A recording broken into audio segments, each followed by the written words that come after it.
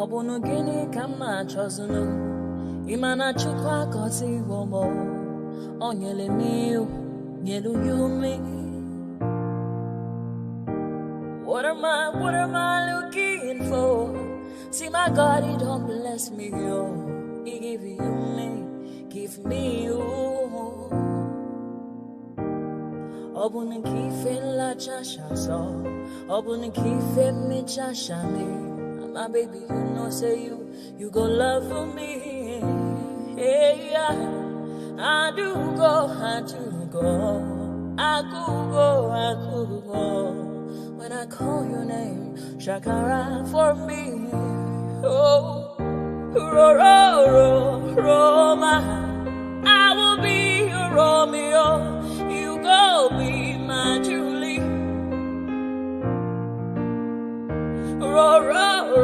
Roma, I will be your Romeo. You will be my Julia. Oh, give me your love and I'll go run away. Show me your love and I'll go use you play. Carry me, go me, I go follow you away. Follow you, they go. Maka Munagi, me and you. Okwa Munagi, my baby and me and you. Me and you, Aqua Monagi, my baby. Obuzi kife la chasha so, Obuni kife la chasha me. My baby, you know, say you go love me. I do go. I could go. When I call your name, Shakara for me. Oh, Roma, I will be your Romeo. You go be my Julie. Yeah, Roma, I will be your Romeo. You will be my Julia. Oh, Roma, I will be your Romeo. You will be my Juliet.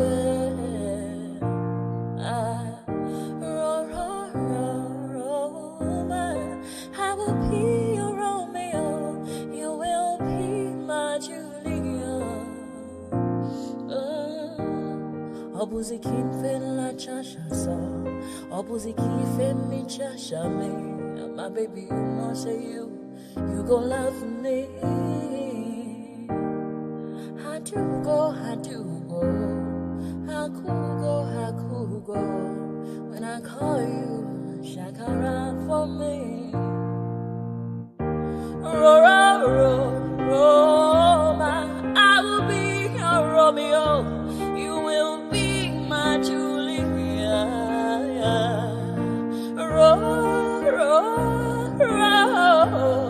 I will be your Romeo. You will be my Julia. Oh, yeah. Ayandaba.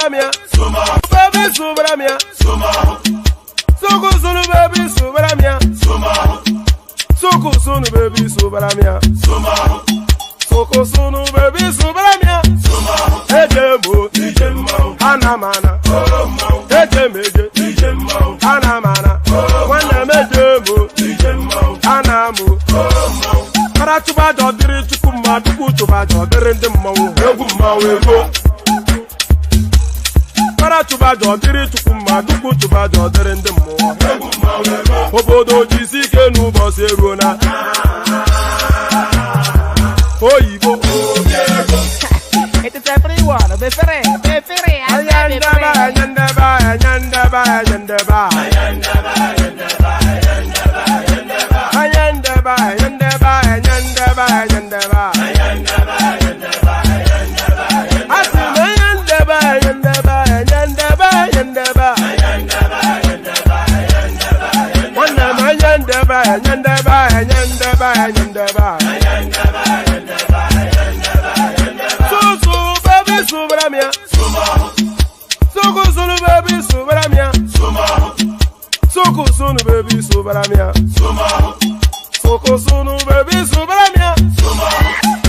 Ladies and gentlemen, sometimes you just have to act like you are drunk, like you are crazy. Confuse your enemies, confuse them. We mo. Yeah, we mo. Oh, that's we mo. No, that's got to mo. Yeah, Okitarakara mi nguru ma mi ga kwuru mu gwo ya baby mo. Abe Maria. Why feeling? Ayandaba.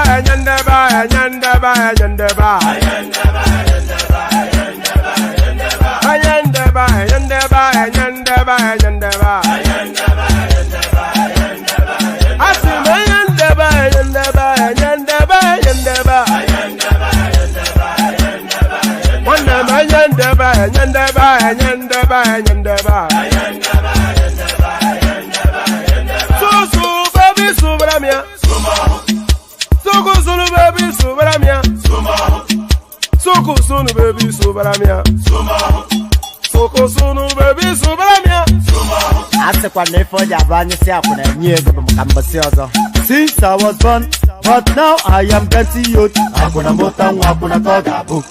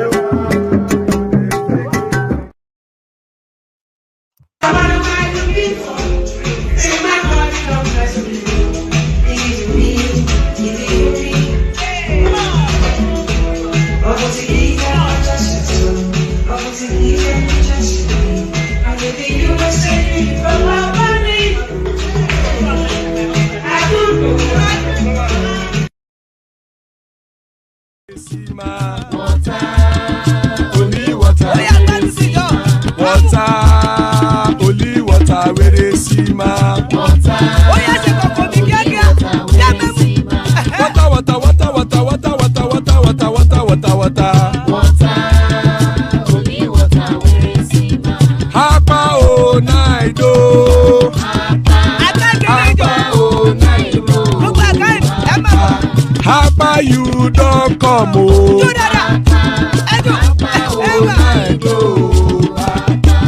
Hapa o naido.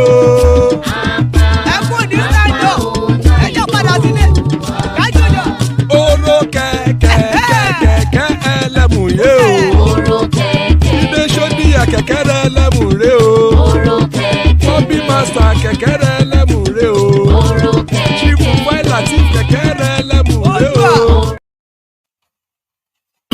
Sorry, that was the wrong music. That comes after the pardon me. That was the wrong music. That comes after the readouts and the presentation. So this was the music that was intended. So watch this. And there it is right there. Oloma Padalenya, may God never depart from you. I already told you what that means. So Oloma Padalenya, may God never depart from you. So how will anybody not say amen to that? So amen to that on behalf of myself and you, my friends. So so amen to that on behalf of myself and you, my friends. So the usual protocol, click on the like button just as soon as you come in. Subscribe if you haven't done that already. And if you want to come and join me on the screen, click on that hyperlink that says StreamYard. So click on that hyperlink that says StreamYard. Let me send it to the comment section again, so it's immediate to hand. So let me send it to the comment section again, so it's immediate to hand. Click on like, click on subscribe, click on the hyperlink that says StreamYard to come and be an active combatant on the One Man Went to More experience. So come be an active combatant on the One Man Went to More experience. The ebb and flow, the thrust and parry, the boost gas, all of that. So all of that are being served up on the menu. So come take your pick. Click on like, click on subscribe, click on that hyperlink that says StreamYard to come into the studio. And then the last click then, the dollar sign at the bottom of the YouTube stream, click on that as well and super chat, super sticker to the stream, just as exemplified by Isaac Ojo, who has been doing that with increasing frequency, and Ola, who does it the most in the history of this platform. So join Ayo and Isaac in the super charts. We have the anticipation of 5 minimum super chats per stream. We've been hitting that often times. Let's hit that again today. So do that. Click on like, click on subscribe, click on the hyperlink that says StreamYard, and then click on the dollar sign to super sticker, whatever it is, to the stream. So do all those. So rather than the readouts, we're going to actually kick off this stream with a series of clips. So we'll kick off the stream with a series of clips, and then we do the readouts, and then we'll cap off that phase with another video. So settle in, get your cocoa, get your coffee, get your glass of wine, get whatever it is that you use to settle in. So which one should I actually start it off with? Let me start it off with yes, actually, let me start it off. Hold on one second. Continue off and on until the military. Oh, all right, that might come in later, but let me start it off with this, because this first clip is a follow-on from conversations ongoing over the last couple of days. You know, all the conversations around the lack of purpose of Dapo Abiodun, the Ogun State governor. So he has now heard all of those criticisms, and here he is now responding. We cannot reconstruct all the roads in 3 years. As a matter of fact, no administration can reconstruct all the roads in Ogun State, not even in 8 years. But we will continue to be inclusive. So today, we reconstructed Olusegun Street, Priority Road. We've reconstructed Priority Road. We have so many other roads that we reconstructed here.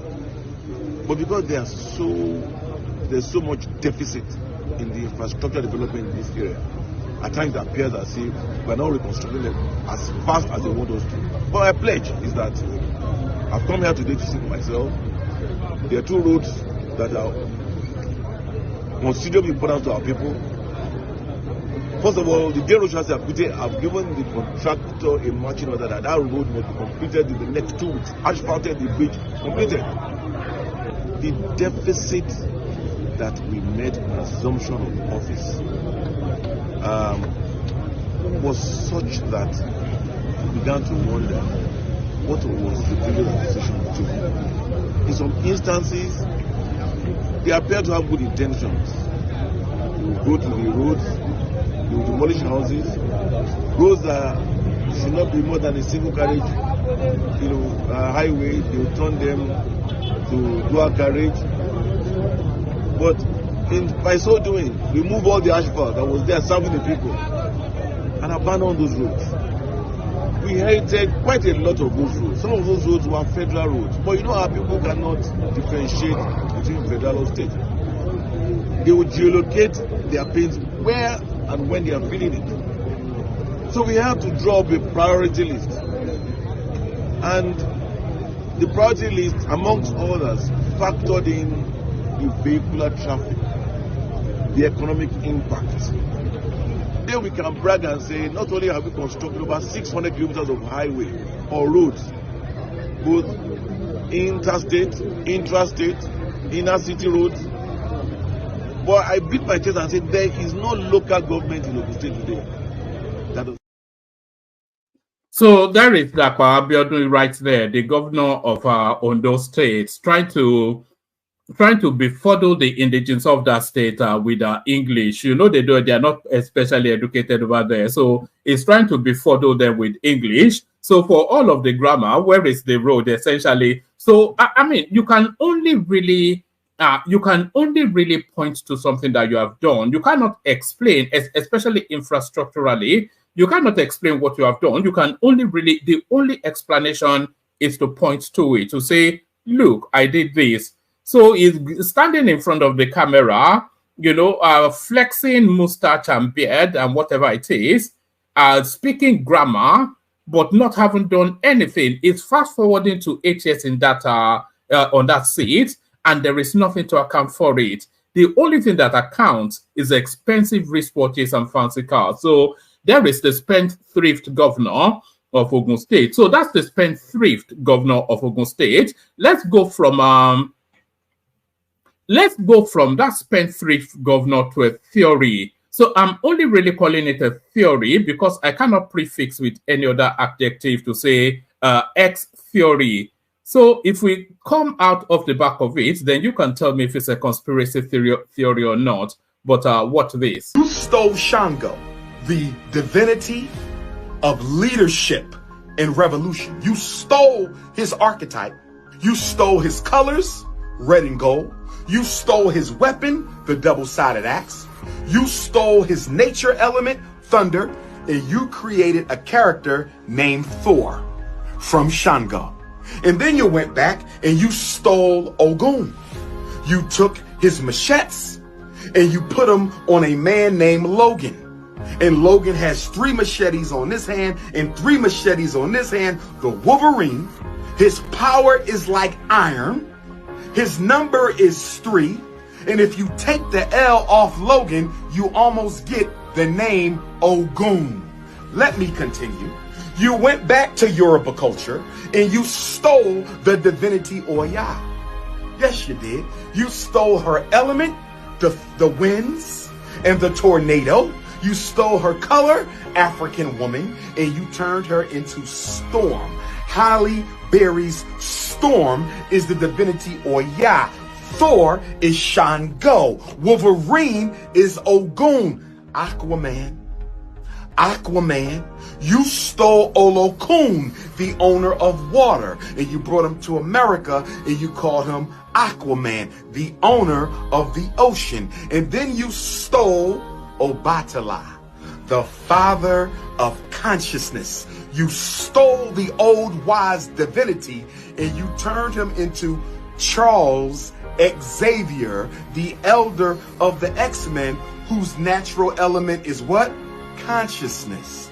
Is it a coincidence that Obatala is the elder who rules consciousness? Charles Xavier in the wheelchair is the element that rules consciousness. So since you didn't have any superheroes in the Bible, and since you didn't have any superheroes in the Quran, and since you didn't have any superheroes in the Torah, you stole our deities and turned them into X-Men in Marvel Comics. All right. So that is conspiracy theory somewhat gone mad. So that's conspiracy theory somewhat gone mad. But what strikes me especially, that guy is a well-known guy, but I can't not remember his name at the moment. Anybody that can recall his name, put it in the comment section. So that's conspiracy theory gone wild. But what struck me is that a Black American has a full, well, not a full understanding, but a decent understanding of the Yoruba, the pantheon of the Yoruba deity structure. So that struck me. So he's able then to marry those deities to action heroes, to then say that those action heroes were called, that's C-U-L-L-E-D, not C-A. So, or is it cool, that however you choose to pronounce it? So they were purloined, they were carved out of Yoruba deity and then rebranded into this comic book action heroes and mythological figures. So that's his theory. It's a conspiracy theory, of course. I'm not quite sure how fully embedded into that I am. But what really struck me, as I said, is that a Black American knows somewhat the pantheon of the Yoruba deity structure. So a Black American who knows what he's saying, but now to a Nigerian who knows nothing. So we kick it off with this guy now, and we get into the serious matters. So the matters kick it off with this. The Afonja backdrop of the Yoruba space, it comes into its full fledgling with this next clip. Watch this. Tinubu, there was the original Tinubu who went by the name MK Abiola. If you know what I mean. Of course, yes. And despite all of his wealth and all of his money was made under very similar circumstances, by the way, because MK was also a criminal. Let's be clear about that. There's no type of illegal activity that man was not involved in. Gun running, coup financing, smuggling of every kind of illegal or illegal commodity, his hand was inside, right? And he made a fantastic fortune. And despite all of his money, that presidency that he wanted, they just made sure they did not. Yeah, but that was different era. IBB, Abacha, right? That was a different era. Abacha wanted to be president. Abacha was the man. Abacha and IBB, and so IBB says to himself. What you are telling me, so what you told me now is that the men then had ambition, but there are no men with ambitions now. No. That's what my point is, that the Nigerian system, the way the Nigerian system has been set up, it doesn't work for the Nigerian common man. People like you and I and millions of Nigerians, it doesn't work for us. The elite has their own way of thinking. Yeah, but and they also, and that's the same in every society, Betty. But the thing is, the elites used to at least have a little understanding of like optics. But in Nigeria, it's never been used. Will you have a man like Abacha loot $3 billion? So more. Again, part of the story, 8 billion. Part of the story that has been forgotten is that yes, IBB looted a shit ton of money to Abacha, but very crucially, it wasn't in the open. It wasn't like you had to be in the know. I agree. But on the surface, they were actually pretending to govern, right? And then people like MKO, characters like MKO, the establishment did not like them. Yeah, Abacha was like, you're coming to mess up things for... The establishment is not like them. And it wasn't necessarily because of any, like, personality clash or something. MKO and IBB were friends. MKO financed IBB school, by the way. They were very good friends, right? MKO was friends with most of these military officers, including Abacha.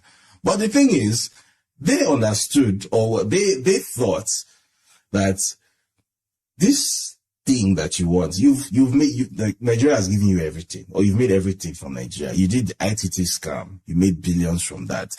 There's nothing illegal that happened in Nigeria between 1978 and 1992 that MK Abiola's hand was not inside to. That man made billions from everything that was wrong. Basically, the reason why we didn't have telephones, like we didn't really have telephone in Nigeria till 2001, was MK Abiola. The ITT thing. That was him. He basically got a huge contract to provide the backbone for telephony in Nigeria. And it turned out to be a contract scam. He just pocketed the money and he didn't fucking do the work. Wow. That's where a large part of his fortune came from. Wow. You know, so in their mind, they were like, we have, and obviously the military was in power when all of this happened. Yeah. So they knew, like, he was their friend. They shared the money together. So they knew that you are a crook, right? We are also crooks, but in addition to being crooks, we are also pretending to be statesmen. There's nothing statesman-like about you. You're just a crook. That's it. That's all you are. You are literally just a criminal. There's nothing else to be said about you. We don't want you here. And that's not necessarily because, oh, they love Nigeria, they respected Nigeria, but it's just that sense of pride that this one, we won't give you. So I genuinely thought that there was still that institutional memory within Nigerian security architecture that they will look at someone like Tinubu and they'll be like, this one, everything else you've eaten Lagos, you put it inside your mouth. Like the largest sub-national economy in Nigeria, you put it in your mouth. Everything there, you take a cut. Everything that happens in Lagos, you take a cut out of it. Every legal or illegal, ideally, you get a cut out of everything. And we've let you have it. But see this Aso Rock, this one, this prize jewel, we are not going to let you have it. I genuinely thought they had that consciousness. And I just realized at the end of the day, it's either of two things. Either the people who had that consciousness have all retired, and the people who are in charge now, who are in power now, are a bunch of kids. I think it's the latter. Or this man just is able to wield so much money and so much international support and influence, specifically from the US government, the State Department. I'm going to come to that next. That basically it doesn't even matter what people want or don't want within, which for me is a much worse possibility, because that would mean essentially that Nigeria is being ruled by an external power. All right. There is so much that is wrong. In fact, the totality of everything that guy said is a whole bunch of baloney, hogwash, balderdash, and piffle. Yes. Yeah, so yeah, let me say that again. I like to do it. It's a whole lot of baloney. It's a balderdash and piffle, just totality of a nonsense. There's these excerpts that are actually totally debunks everything that guy had to say. David Houdin, he calls himself. It says MKO and ITT from the horse's mouth. I was going to read it out, but it's such a long and winding essay because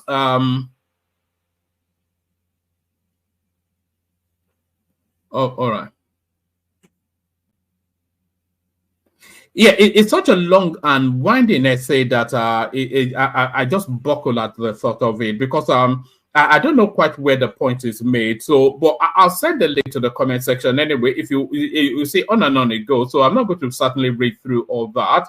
But essentially, what these excerpts from a book, MKO and ITT from the horse's mouth, that totally debunks everything that guy had to say. But then, of course, that guy a verilous liar, as we already know within the Nigerian space. So a verilous liar. So sorry, I was scrolling through something. I didn't even. Yes, this is what I was showing you. So this is what actually debunks what David Hussein says. I'll send the link to the comment section, as I said.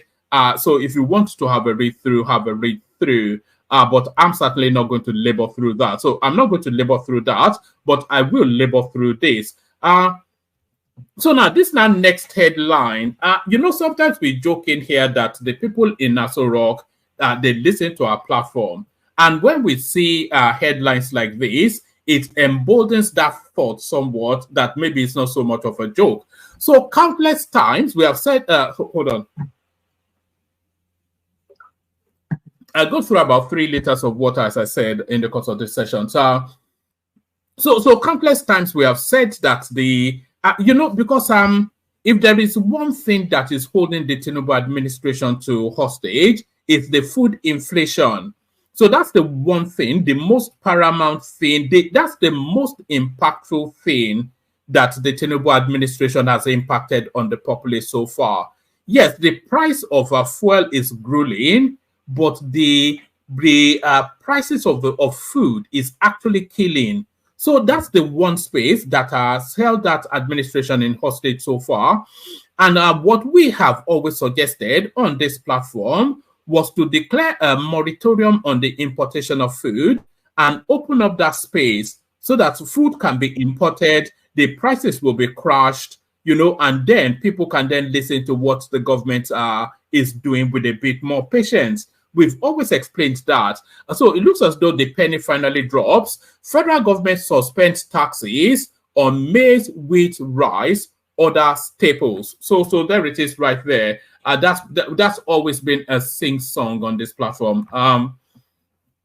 The federal government has announced the suspension. The federal government has announced the suspension of duties, tariffs, and taxes on some essential food items imported through land and sea borders. The Minister of Agriculture and Food Security, so a lot of people have been asking who, so this is who he is, so Kenny, I think you were asking, Abubakar Kyari, his name is.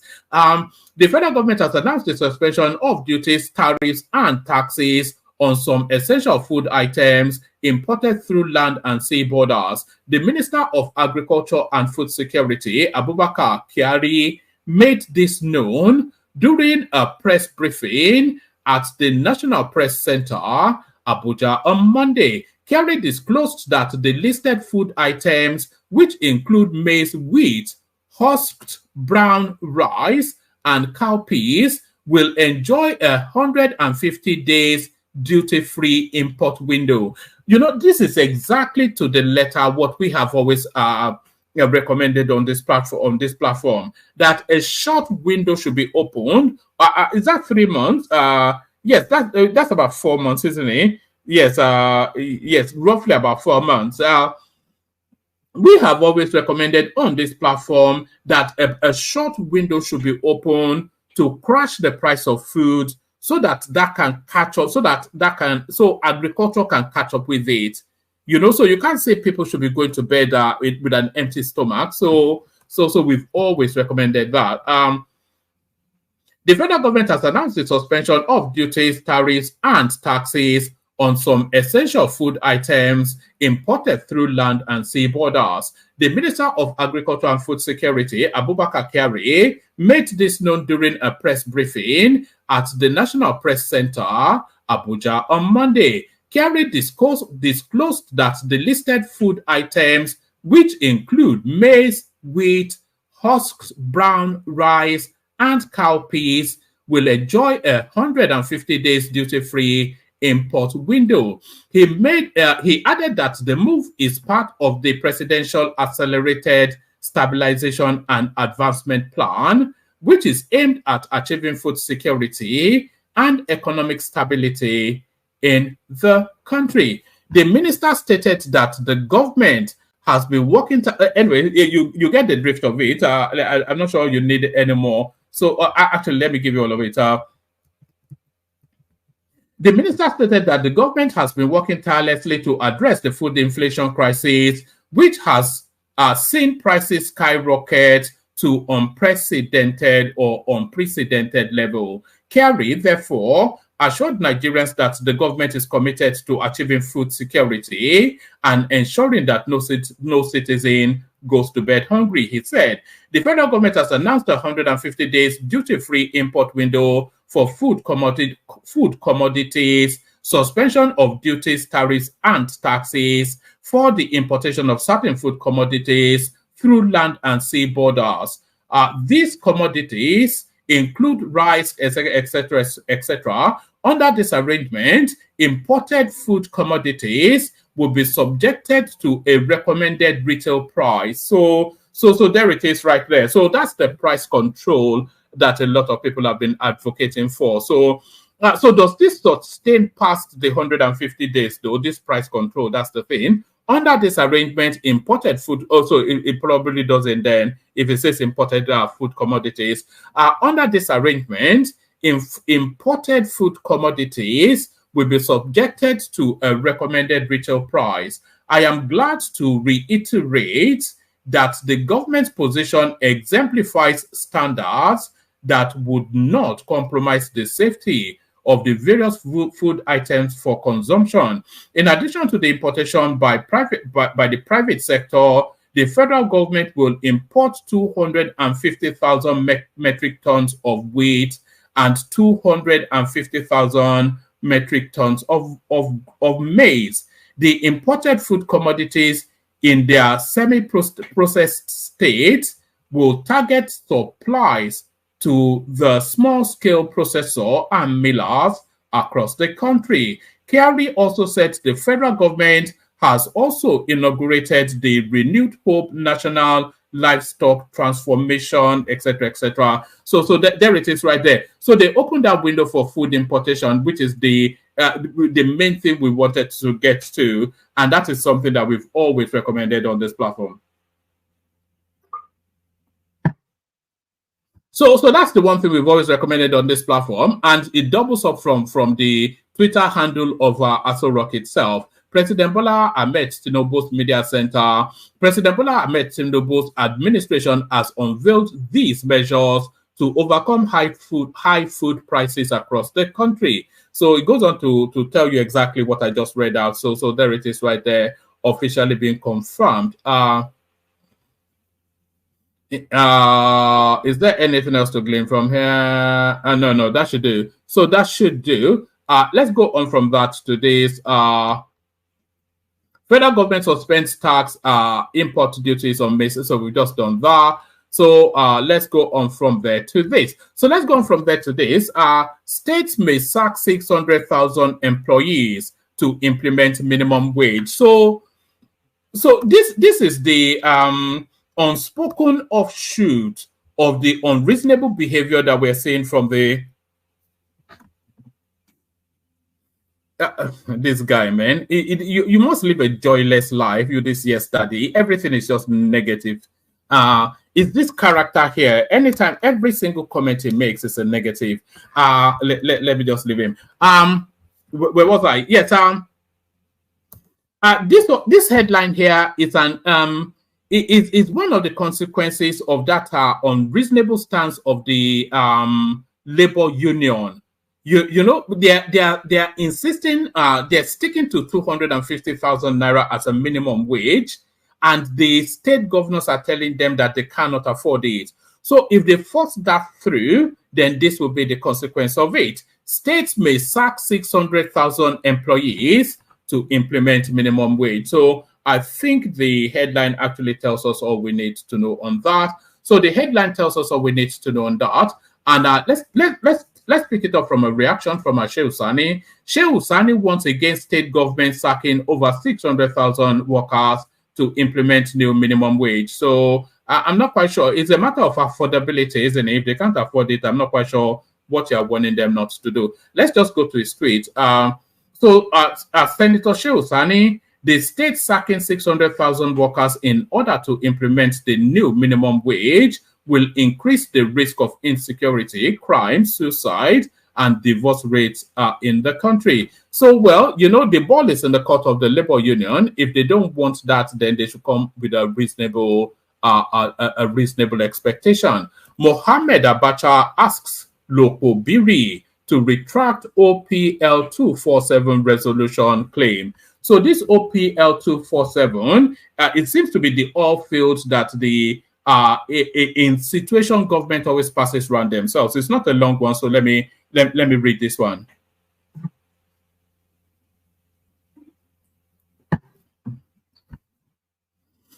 Right, Mohammed Abacha, son of former head of state, says issues regarding OPL 247 are yet to be resolved. In February, Heineken Dokobiri, Minister of State for Petroleum Resources, said let's do that again.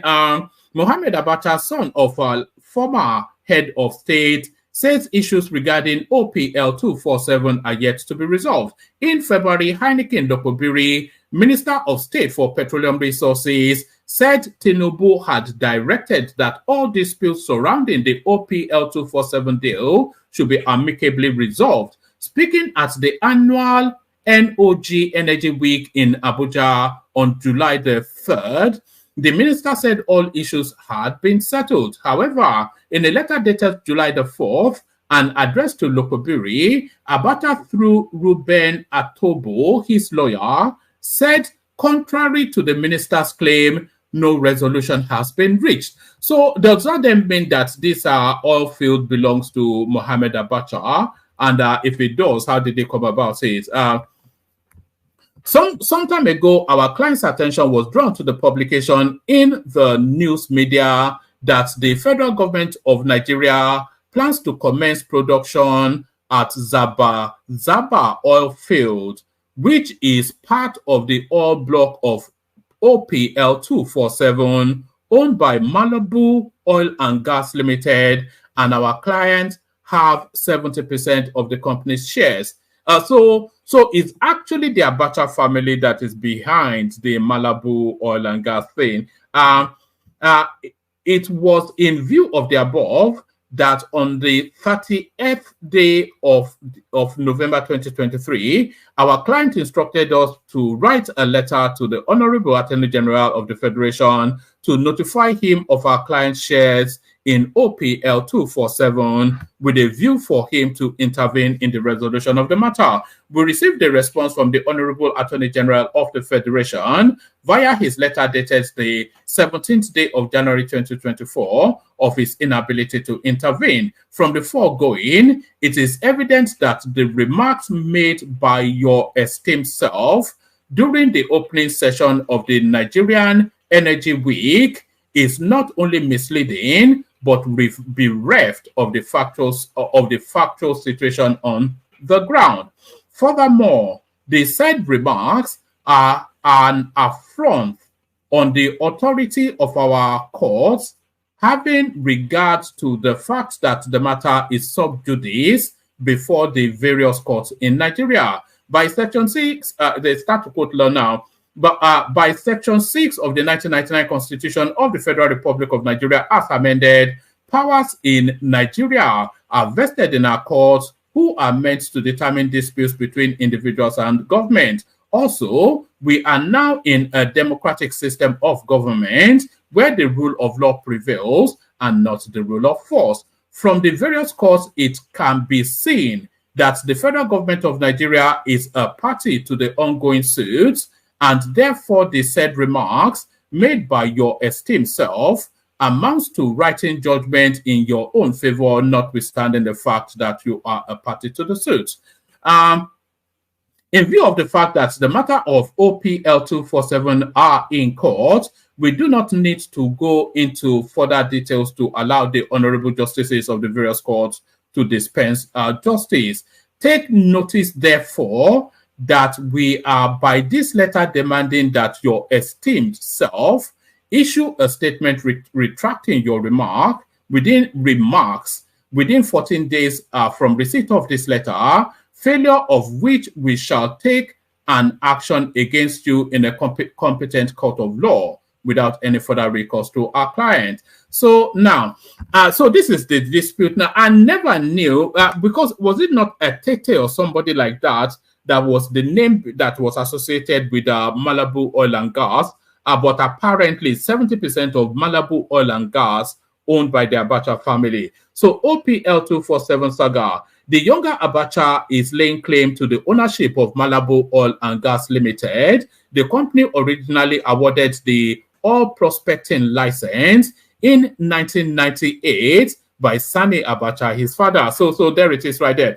So that statement in and of itself goes to the core of everything that is wrong with the country is embedded in that statement. So listen, the younger Abacha, which is Mohamed Abacha, is laying claim to the ownership of Malibu Oil and Gas, and OPL 247, by the way, is the pork belly fat of the Nigerian oil fields. It's probably the richest. Almost a lot of speculation that it is the richest. So it's the pork belly fat of the Nigerian oil fields.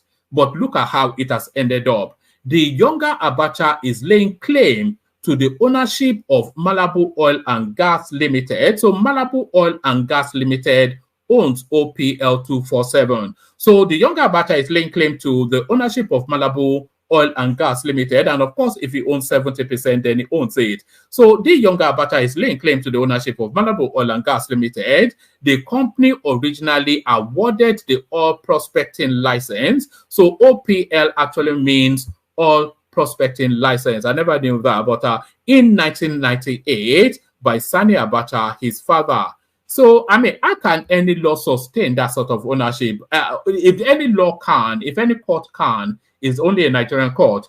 In 2011, Shell and Eni paid $1.1 billion to acquire OPL 247 after Malabu relinquished its entire interest in the oil block. This followed a settlement brokered by the Nigerian government to end a 10-year legal dispute on the acreage, which is considered to be one of the richest in Africa. So, like I said, the pork belly fat of the Nigerian oil field.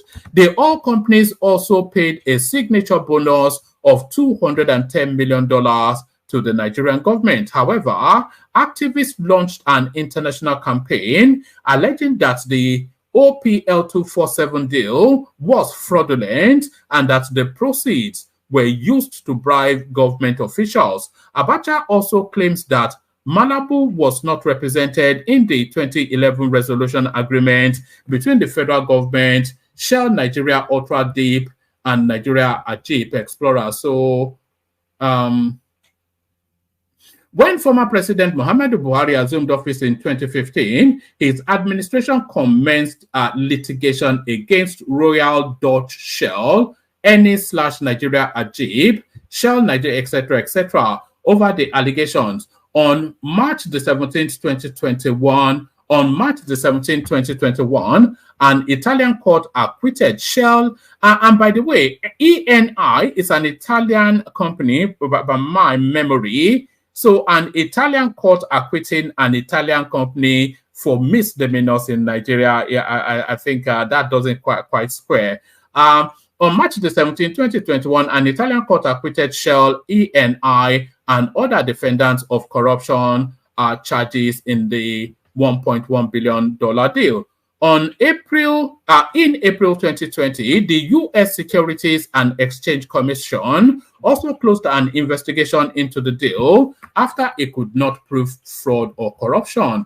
In June 2022, Nigeria lost its $1.7 billion claim against JP Morgan Bank over the transfer of the proceeds from the sale of the oil block to Malabu Malabu directors. So that's the money moving into the Abacha coffers right there. After several lawsuits, the federal government in November 2023 withdrew its $1.1 billion civil suit in Italian courts against ENI and Shell. In March, Mohammed Bello Adeko, Attorney General when OPL 247 resolution agreement was signed in 2011, was discharged by a federal capital territory court over allegations of bribery and corruption in the transaction. So there it is right there. That's corruption wanting to stake claim to the fullness of its entitlement. So all right. I think that's sufficient enough of the readouts. If there's more, we'll bring it in the course of. But the room needs populating, by the way. So let me send the link. Anybody that wants to hop on. We play the Kegite music, kick off the session, see where it lands. Let's go first to... You know I always struggle to... Yeah, let's go first to... You know, I've got so many clips on my thing. Yes, I found it. Let's go first to the care guys. Only water, where they see ma. Water, only water, where they see ma.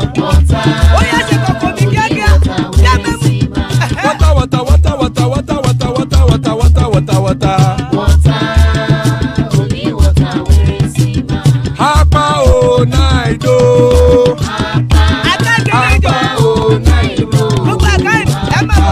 Hapa you don't come o.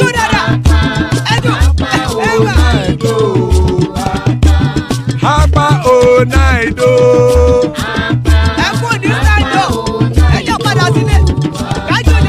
Oro kẹ̀kẹ́ ẹlẹ́mù yé o. Ibe sodi kẹ̀kẹ́ ẹlẹ́mù re o. Bobby master kẹ̀kẹ́ ẹlẹ́mù re o. Chifu Waila ti kẹ̀kẹ́ ẹlẹ́mù re o. eruku lele elemude. Eruku lele elemudode. Eruku lele ẹgbẹ́ ẹlẹ́mudode ó jàre o. Eruku lele elemudode. Eruku lele Ghana ti dé ẹgbẹ́ bọ́dì o. Ọmọ ẹlẹ́yẹ ẹ̀yẹ ẹ̀yẹ o ó dilé o.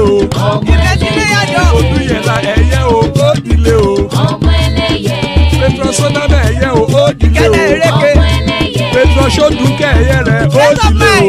Ọmọ ẹlẹ́yẹ Ẹlẹ́kọ̀ ọ̀run mú ìní o. Ìgbàlà tí Àkùkọ ọ̀run mẹ́kọ̀.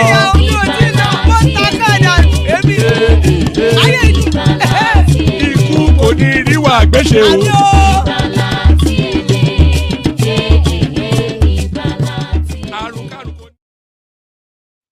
And there it is right there. Ikuku ni rewa Agbesheme, death have nothing to do with us. So amen to that on behalf of myself and you, my friends. The room does need populating, but we have war peace. So good to see you, war peace. Isaac is in the house. Good to see you, Isaac. Solly makes up the trilogy. So good to see you, Solly. Anybody else that wants to hop on.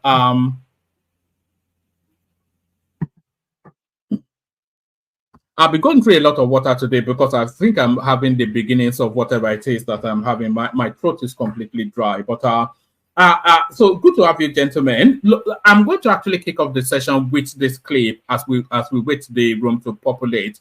So this clip still, it goes back to that space of this media outing that David Udein had. So we saw him accusing Abiola of all manners of corruption, etc. But it didn't stop there. So let's pick it up from here. Since Nigerians have to accept that based on what we saw last year, the person who is going to finally put Nigeria on the right path is somebody that has to be prepared to engage in a specific amount of violence. Because the people who currently have control of Nigeria have no qualms whatsoever about deploying. You saw what they did last year. And when I say violence, I'm not just talking about violence on election day. I'm talking about even what they have been doing since the election. You have been noticing that someone is funding a campaign on social media to create a Rwanda 1994 type of situation between Yoruba and Igbo people. You've noticed that. I've seen it. Someone is funding it. Someone is pouring large amounts of money into a campaign to create hatred that does not exist and that does not have any basis. Exactly. Somebody is investing a fuck ton of money into creating the circumstances for an ethnic war to happen, and the entire point of doing that is for his political goals.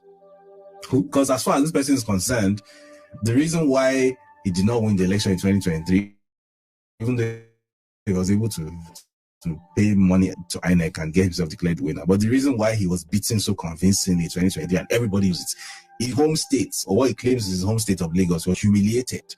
That even the official results, he lost woefully to somebody from Anambra. And he has decided that therefore means that the Igbos are somehow encroaching on his political turf. And they need to be taught a lesson, they need to be beaten back. And the way to do that is to create enmity, create hostility, animosity between both groups. So that for the first, bear in mind that Igbos and Yorubas have literally the distance between Idanre in Ondo State and Onitsha is about 150 kilometers. Can you ever think of any time in history where there has ever been any kind of armed clash between Igbo? This guy is a very dangerous guy, and I would not be averse to him being renditioned in the same manner that Nnamdi Kanu. Did you hear what he just said there? He's a very sick guy. He's a very sick guy, yes, which is fair enough, but it's also a very dangerous guy, which is quite concerning. It started off with saying that the country has to be taken violently from the government. And then he went on to accuse the sitting government of stoking the embers of ethnic discord between but this guy is a very dangerous man. Igbo and any Yoruba group. Has it ever happened? anywhere. Even in modern Nigeria, has it ever happened? I know of? None. Even in modern Nigeria, where there have been pogroms like Hausa kill Igbo, has that ever happened? Igbo. That's not happened. We're not enemies. Yeah. This guy is trying to create that enmity where it doesn't exist because he has no qualms with using violence to achieve his goals. Even if that violence means 200,000 people should die, that's not a problem. He's fine with it. It's an acceptable for him. It's an acceptable price to pay. So those of us who are sometimes, which I tend to violence take it by force. Yes, you have to be prepared to inflict a certain amount of violence on the people who are determined that your life must not get better. Because there are people like that. The one I was watching recently where some guy who says he's Yoruba nationalist, Igbos to leave Lagos. That kind of like stupid nationalist that doesn't understand what the meaning of the word nationalist is. And this man was saying on a YouTube live stream that we will make sure Igbos cannot vote. That democracy is I'm quoting him verbatim. He said democracy is a tyranny of the minority against the majority. That's what democracy is. And we're going to show you. We're going to show you that it doesn't matter whether the... I'm not sure who he's talking about, but that sounds like the language of Adeyinka grandson.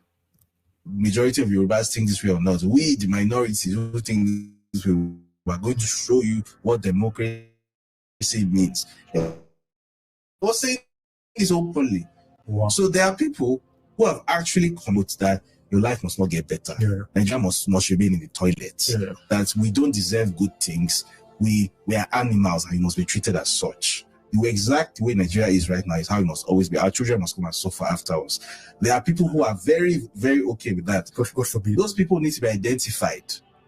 I don't care whether anyone says I'm painting a target on someone's back, I'm calling for violence, because the person who is actually sponsoring violence, nothing happened to him. He's president now.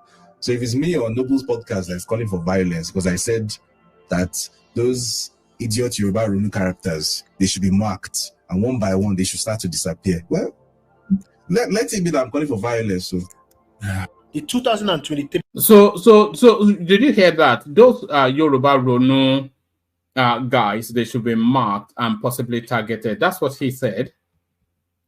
The general election was one that would leave a sour taste on the lips of everybody that experienced it. That was a period where tribal politics was fully activated. When Bola Ahmed Tinubu was contesting to be the president of the Federal Republic of Nigeria, a lot of persons said that one thing Bola Ahmed Tinubu knows how to do very well is to divide the people. If Bola Ahmed Tinubu cannot get you, he will divide you. And he has done that to a lot of persons. You saw what he attempted to do with the Afenifere. The Afenifere endorsed PR0T, and the next thing he did was trying to divide the Afenifere. To that point, the Afenifere, they were having two leaders. You have PR0T that has retired. He has resigned and retired, but they went and activated him to become the president of Afenifere. Whereas Ayo Adebanjo has already endorsed PR0T. Because he endorsed PR0T, they now sidelined him. PR0T that was already resting in his home, and they went and got endorsement from him. That is what Bola Ahmed Tinubu knows how to do. If Bola Ahmed Tinubu cannot get you, if he cannot buy you, he will divide or destroy whatever group that you belongs to. That is the game he knows how to do. That is the master strategist game that people say that Bola Ahmed Tinubu knows how to do. To win the election, tribal politics was fully activated. All the polls shows that Mr. P2B was going to win the election. They knew that P2B would win the election. So what they wanted to do was to divide the people along ethnic line. You saw what happened in Lagos, to the point that INEC in Lagos did not give PVC to people that were bearing Igbo name. They disenfranchised many people that were bearing Igbo name by not giving them PVC. Even those that looks like Igbos, they did not give them PVC. Not that they look like Igbos, they were looking fresh. They did not give them PVC. That was a card that was activated. You saw how MC Olomo came out and threatened that if you're not voting for Bola Ahmed Tinubu, go back to Igbo land. To them, anybody that was not supporting Bola Ahmed Tinubu, you are an Igbo man. Even if you are from Benue, Kogi, any part you are from this part of this country, if you are not voting Bola Ahmed Tinubu,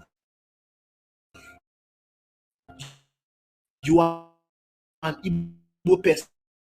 And on the day of the election, they activated people that look fresh. They were not allowed to vote. So many persons were disenfranchised, yet Bola Ahmed Tinubu lost Lagos in a landslide because the winning margin of Mr. P2B was so huge that they could not rig the election. Whatever number they gave to themselves, it was what they stole for P2B and added over to Bola Ahmed Tinubu. P2B trashed Bola Ahmed Tinubu hugely in Lagos, black and blue in Lagos. Haven't seen the presidential election result in Lagos. They were scared about the gubernatorial election in Lagos. Badebo Road-Vivor was gaining momentum because he was in Labour Party. Badebo Road-Vivor is a true Lagosian, a real Lagosian.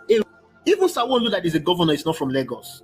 Tinubu is not from Lagos. Many persons that are shouting Yoruba run, they are shouting Lagos belong to Yoruba. They are not from Lagos. But they took the real Yorubaness from a true Lagosian because he's contesting under Labour Party. Because his mother is from Igbo. They called him Chinedu. They said he does not think Yoruba enough. He doesn't speak Yoruba. And this guy has the best idea to rule Lagos. But they refused to vote for him. They activated a tribal card and they went on the streets of Lagos and started shouting that Igbos want to take over Lagos. On the day of the election, they unleashed violence. So many persons were killed. So many persons were injured. Properties were destroyed because they want to retain Lagos for APC. So what David Hundeyo is saying about unleashing violence is true. If you are familiar on the social media space, especially on Twitter, you might have noticed the tribal sentiment, the tribal fight, the tribal rift that have been going on between the Igbos and the Yoruba. And you will notice one thing, the people that are propagating this in mostly are the people that call themselves the Ronu. And according to them, say Ronu is Yoruba Tinku, that is Yoruba first. They are protecting the legacy of the Yoruba land. They are saying that Igbos want to take over Lagos. How does Igbo want to take over Lagos? Igbos want to take over Yoruba land.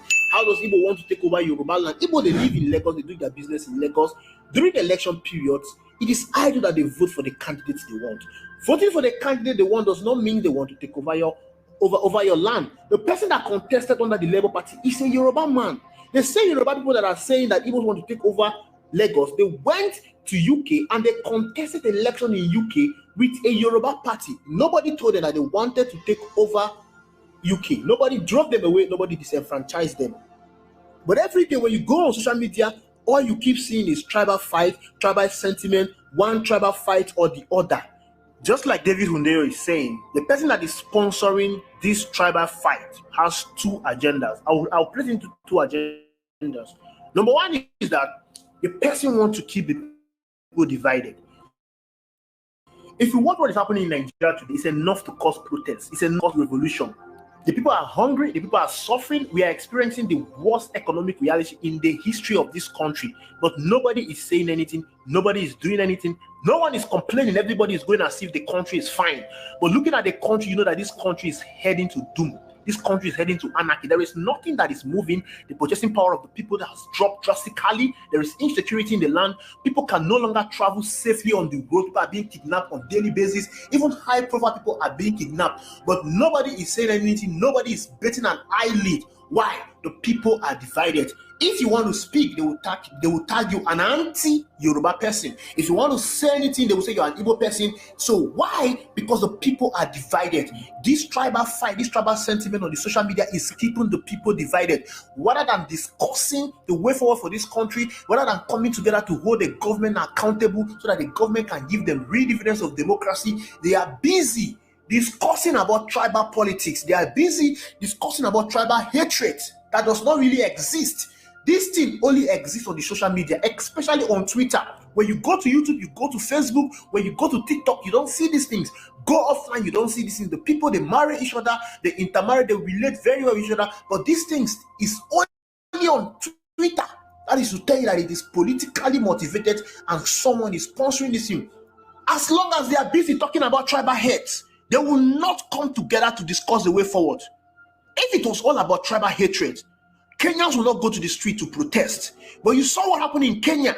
They had one mind. They put away their tribal sentiment aside. They put away their party affiliation aside. They put away their religious sentiment affiliation aside. They came together in one voice and protested. And when you ask a very vital question, is it that these people that are talking about tribal sentiment, that are talking and supporting the government of Bola Tinubu, are they not suffering the same thing that other Nigerians are suffering? Are they buying bread cheaper? Are they buying gari cheaper? Are they buying rice cheaper?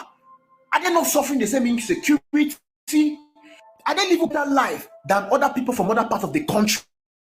They are suffering the same thing, but because of their stupidity, because they think their brother is in power, they have to protect the Yoruba race. Protecting the Yoruba race means, according to them, according to this Ronu, listen, I'm talking to the Ronu, these Yoruba Ronu people. I'm not, because I know that there are so many sensible Yoruba persons out there that are not in support of this government. I'm talking to these Yoruba Ronu people. According to them, protecting the Yoruba race means they need to shield bad government. They need to protect their bad leaders.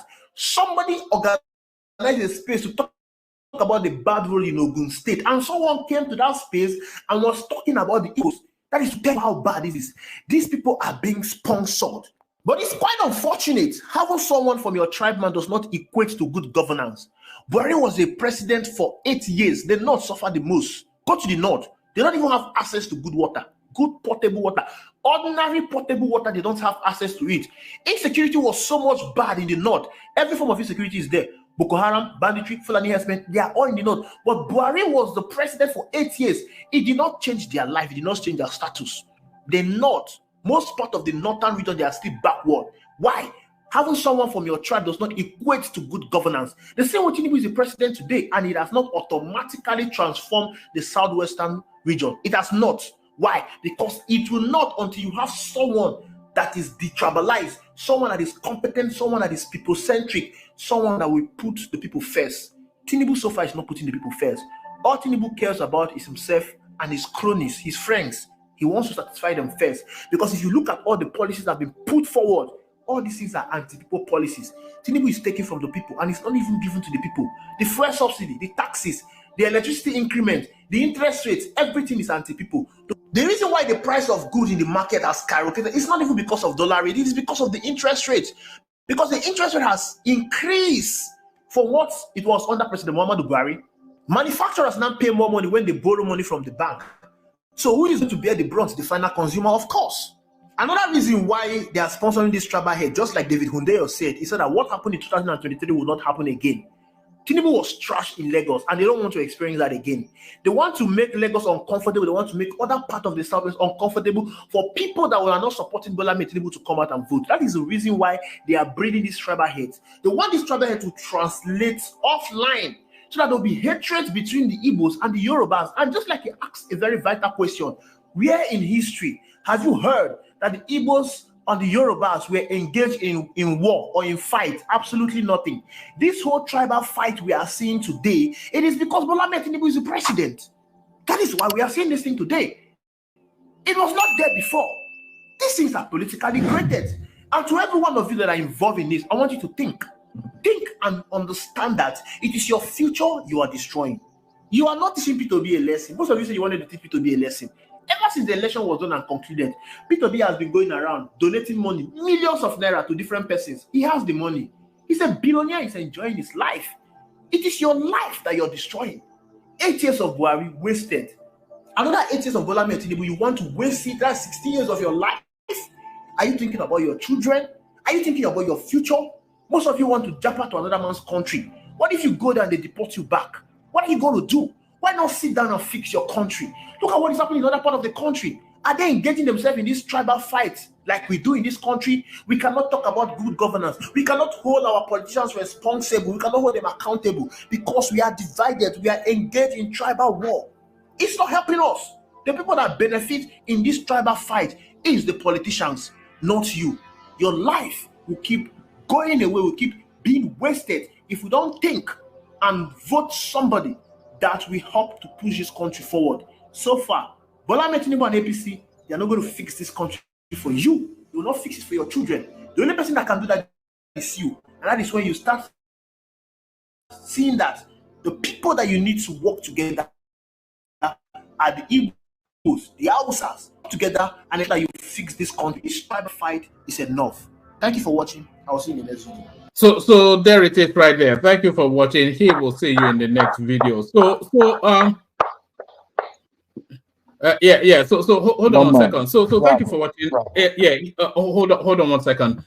So thank you for watching. He will see you in the next video. But there's a lot of what he's saying going on the Twitter space. By the way, all these are heavy back and forth with the Southeasterners are mainly. No, I wouldn't even say the Southeasterners. I'll say sections of the Southeasterners and sections of the Southwesterners. So the back and forth between what they term the obedient and what they term the Ronus, which are political foot soldiers of different candidates of Peter Obi and the government. Let's just put it that way. Why it's the North not innate is has always been my question.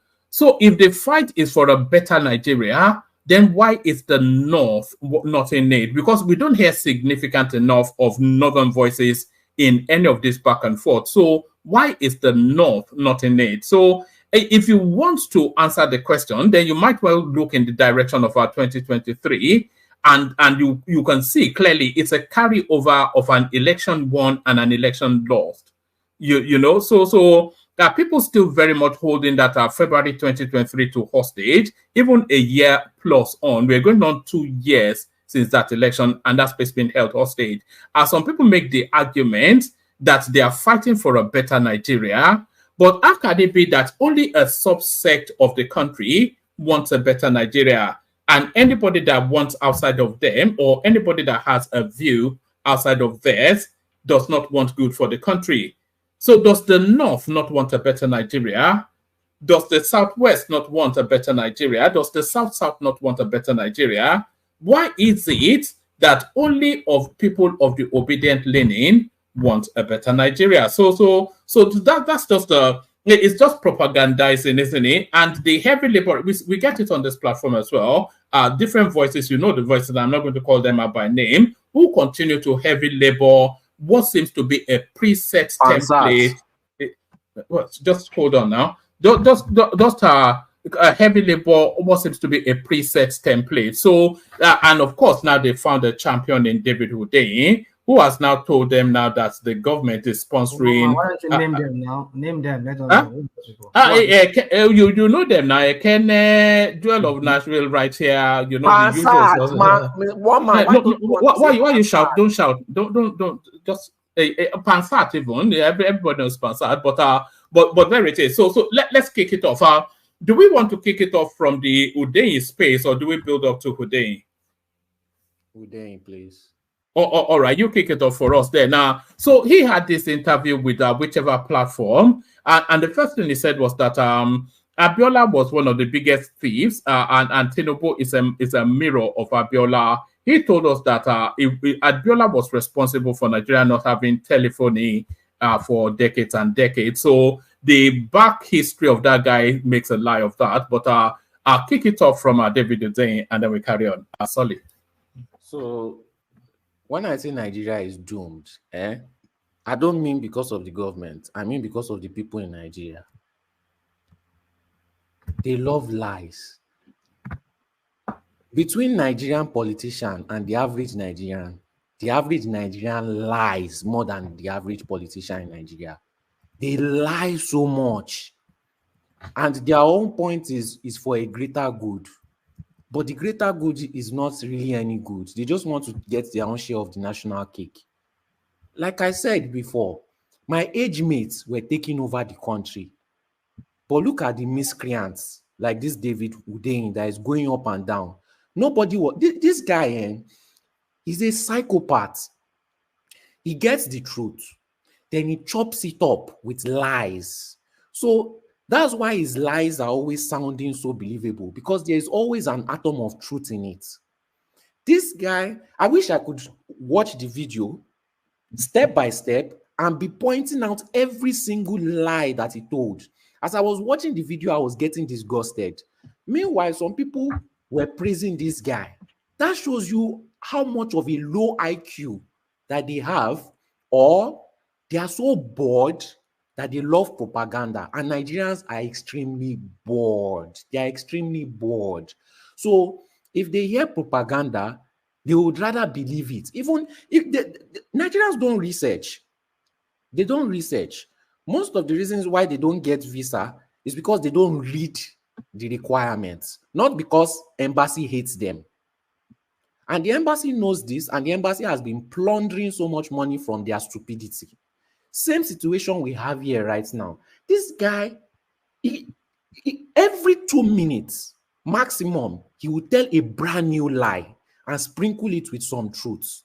A brand new lie and sprinkle it with some truths. Yes, Abiola is corrupt. The last time I came on this platform, I said so many things that were the truth. I criticized the government, but I did not tell one single lie.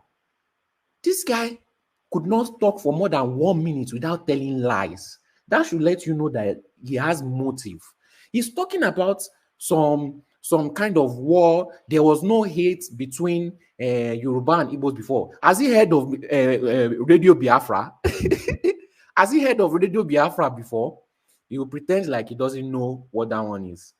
Before there was Abiola Johnson, there was Radio Biafra that had thousands of people. At one point, it had 5,000 people or almost 10,000 people watching this guy continually insulting Yoruba people, telling lies about Yoruba people, just so that he can incite violence in the Southwest. Lies. He even lied about some people in the Southeast, just so that they can get attacked. And this guy is coming like, oh, there was no hatred, there was no this thing. For everything that he mentioned, he removed truth and put in lie, then sprinkled some real truth. You know, just a psychopath, just a very sick person. This is not the kind of person you want to live with. This is not the kind of person. What are you making of his comments that the country should be violently taken over to chase the government out? He needs to be violently put in prison with anybody that is associated with him. Why can't they use their brain? Why can't they just use their brain? Dullards, that they are just dull. What if he's so passionate and he believes that people actually support him? Set up your own political party. Since you know all the evil moves that the government is doing, you are such a genius. Why can't you counter them? Because his narrative is based on lies. He's not trying to help the country grow. He just keeps saying lies. I mean, yeah, come on, dude. Can you give us? Okay. Come on, I'm asking you a question. Can you give us an example of some of the lies he told? Play the video again, and I promise you. We don't need to play the video. I'm not going to play another for 16 minutes of. Somebody's lying. He kept just say you have the truth. So you tell us the truth you have, and then the lies that he told in what he said. Okay, that's what you should do. Can I don't go on this rambling with lies like I see. Can I reply now? No, okay, I've heard you. I've heard of you. You don't need to, because you want to defend a liar and a psychopath. I asked one man, if one man can kindly play the video again, I guarantee, and I can. It's a 16-minute long video now. I'm not quite sure the audience will tolerate it. That's my point. That's my point. This guy can sit down for hours and continually tell lies. He starts off with the truth, then he knows where to add his own lies into it. And if you want to sit down, what are these lies now? I let you finish talking now. Didn't I let you finish talking? If you feel that he never told any lie, put $1,000 now on this live stream. No. It's asking you what the lie. Where your mouth is. Forget the 10,000. Hold on. The prime dot. Click on mute and unmute your device. Okay, there you are. It's asking you what the lies are. So it's not a matter of put $1,000. It's asking you what the lies are. He told so many lies. Yeah, so then you're able to cite an example if he told so many. If I watch it after a while, I just switched off my brain now because it was. Yeah, but you must have picked up 1 or 2 lies now before you switched off. Okay. First of all, he said that there was no enmity between the Yorubas and the Igbos before, and I pointed that out. That when Nnamdi Kanu was inciting hatred, is that not a lie? No, they've never been historically enmity between the Yorubas and the Igbos. There's been rivalry, but not enmity. Yeah. What Nnamdi Kanu was preaching, was it not enmity? Yeah, I think there's an element to Nnamdi Kanu was hate speaking, but Nnamdi Kanu does not speak for the totality of the Southeast. So the 10,000 people that were watching his live stream, they were there for funs and giggles. This is history, is it not? So what is everybody defending? History. What history are you talking about here? I mean, when did this happen? Was it in the future? I just hear you're struggling. Was it in the future? Why is it that me, when I address you, you don't answer me, but when you address me, but you didn't answer him. Now he asked you what lies the guy told. I just did, and you tried to back him up, and I refuted your argument too. No, there's nothing repeated. Just ask me the question you want to ask me. What is the question you want to ask me? Okay, what didn't I refute? You said historically Igbos and Yorubas have been over each other's neck, and you were citing Nnamdi Kanu, who was just a recent development. And one man was putting it to you that how many are these people? This so-called Nnamdi Kanu and his people. Well, how many of them? Even though maybe there was a hate speech, did they go to the extent of whereby everybody had to go after each other's neck? Where you see the Igbos coming to the southwest and wrecking havoc like you see the Fulanis, herdsmen people doing. Is that to that scale? So, dude, when you were talking, just be balanced in what you're saying. Wait. That's the point. During I can see somebody who is just struggling to make a point that there's no point. There's no point in what you're saying. You're not making a point. That's why you keep on interrupting me. Come on. No, it's inviting you to give an example. It's not one man. Every time I try to respond, he just interrupts me. And sorry for that. My apologies for that if I do that. So, no, he's interrogating what you're saying now. You are saying the guy told lies after lies. You let me finish. Hold on. We wanted to hold you to that moment. You said the guy was telling lies after lies after lies, and then he invited you to cite an example, and then you struggled to cite an example. I didn't struggle. I gave an example. Who destroyed those BRT buses in Lagos? Was it because the NSAS protesters? Yes. Was it not based on the command of Nnamdi Kanu? No. How can you say that? You can't say that. Did he not give the command? How did you establish that? One man, did he not give the command? Yes. What command? On his live stream when they were doing the NSAS, and he told them to burn down the buses and burn down Lagos and burn down all the infrastructure. All right. I don't know about that, but can I interject? Yeah, coming uptown. I would really like NSAS and Lekki toll gate happened just in front of my house where I live. That means that I was entirely part of that process from beginning till the very end, the day the military came. And I have personal attachment with that space. I actually have had a discussion with someone earlier, a triggering discussion earlier today on that particular space. Please, I want to beg Solly. He can continue with whatever he's saying. But to use NSAS to back up whatever he's trying to push, whatever agenda he's trying to push, by twisting what happened right before our eyes there on the ground, where we had emotional attachments with what went on there. I don't think, please, this is me pleading. I'm not like imposing on you. Please cite something else, please. One man, if you go to YouTube today and go to the live broadcast by Channels TV on the morning after, NSAS was peaceful till the military guys came to shoot at the toll gate. The morning after that, when the looting started,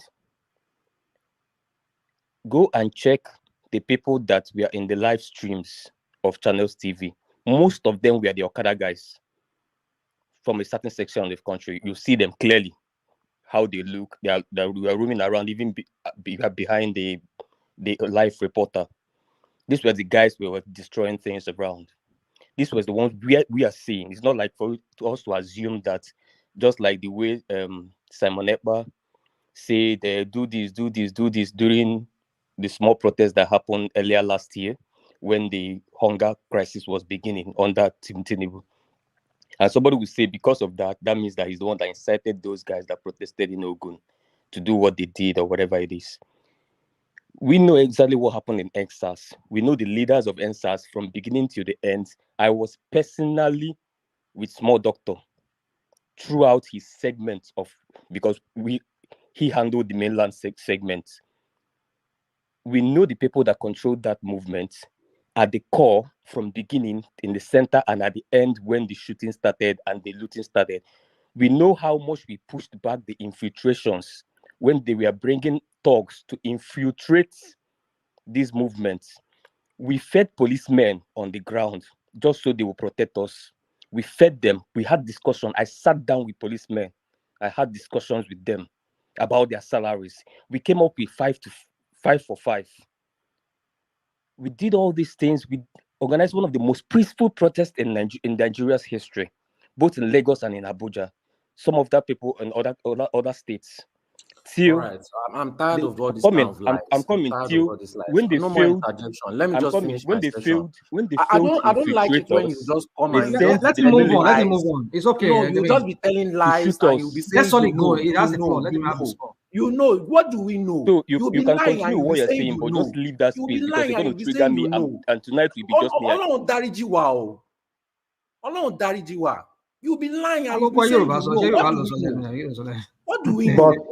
But solely, Nnamdi Kanu did not order that that protest. Come on now.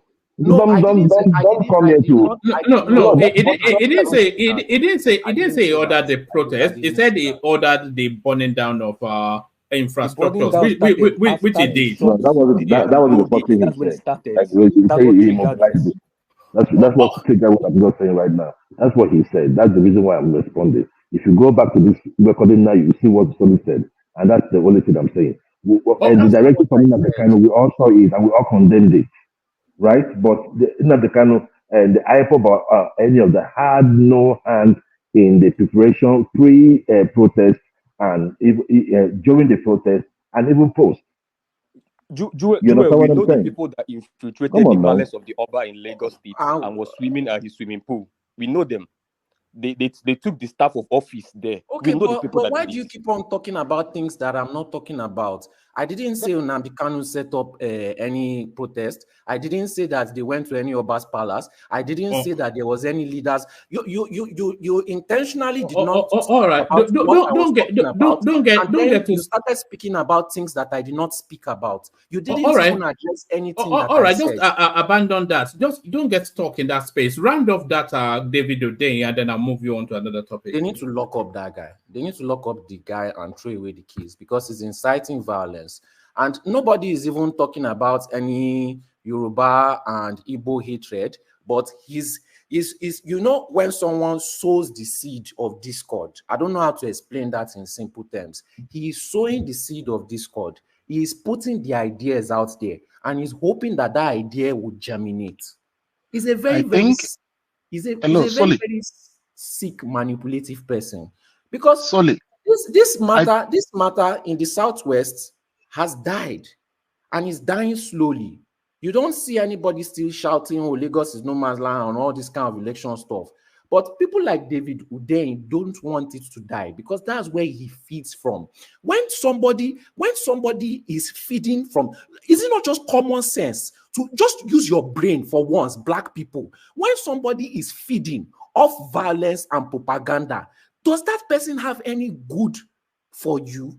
It's just common logic, but you are not going to accept it because deep down, you have your own agenda, but you want to pretend that you don't.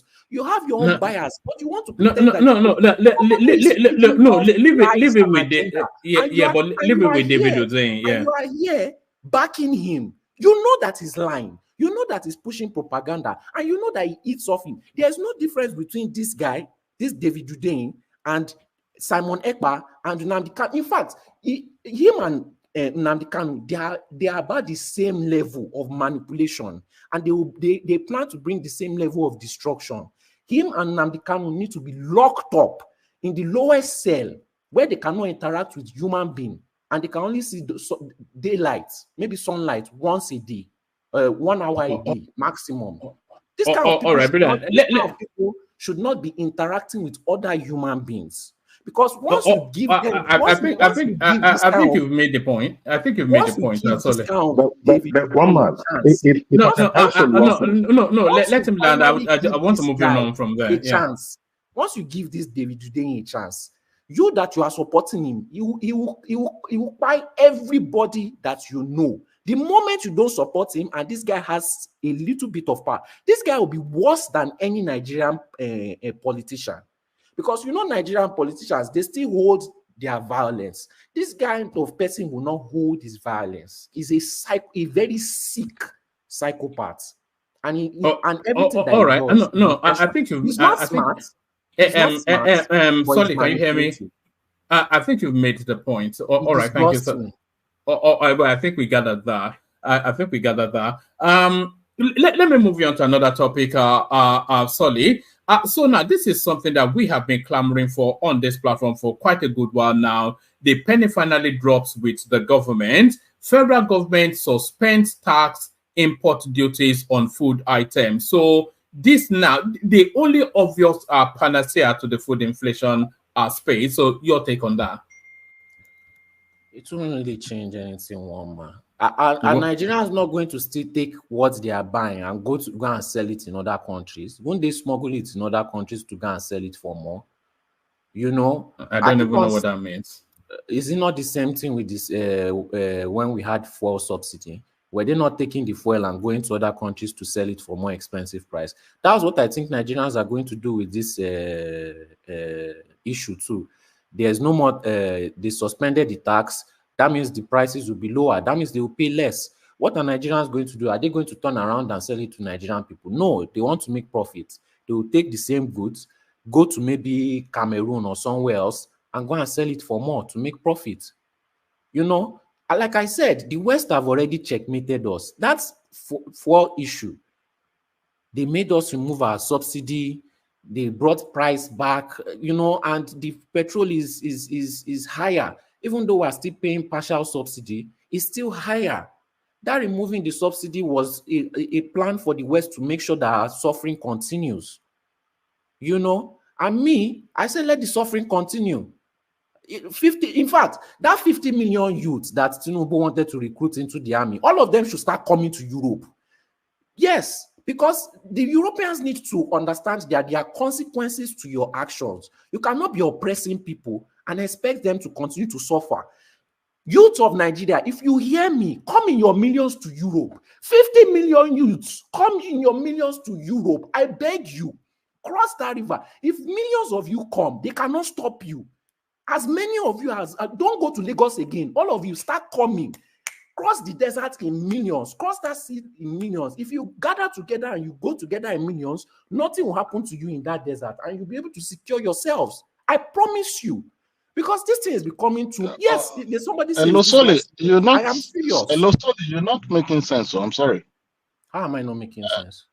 I think whatsoever the Europeans have done in probably giving us wrong economic advice, it was not forced down on our throats. I think we made those final decisions, and trying to encourage millions of youths to migrate to Europe, I don't think that is the best advice. I think it's an emotional advice.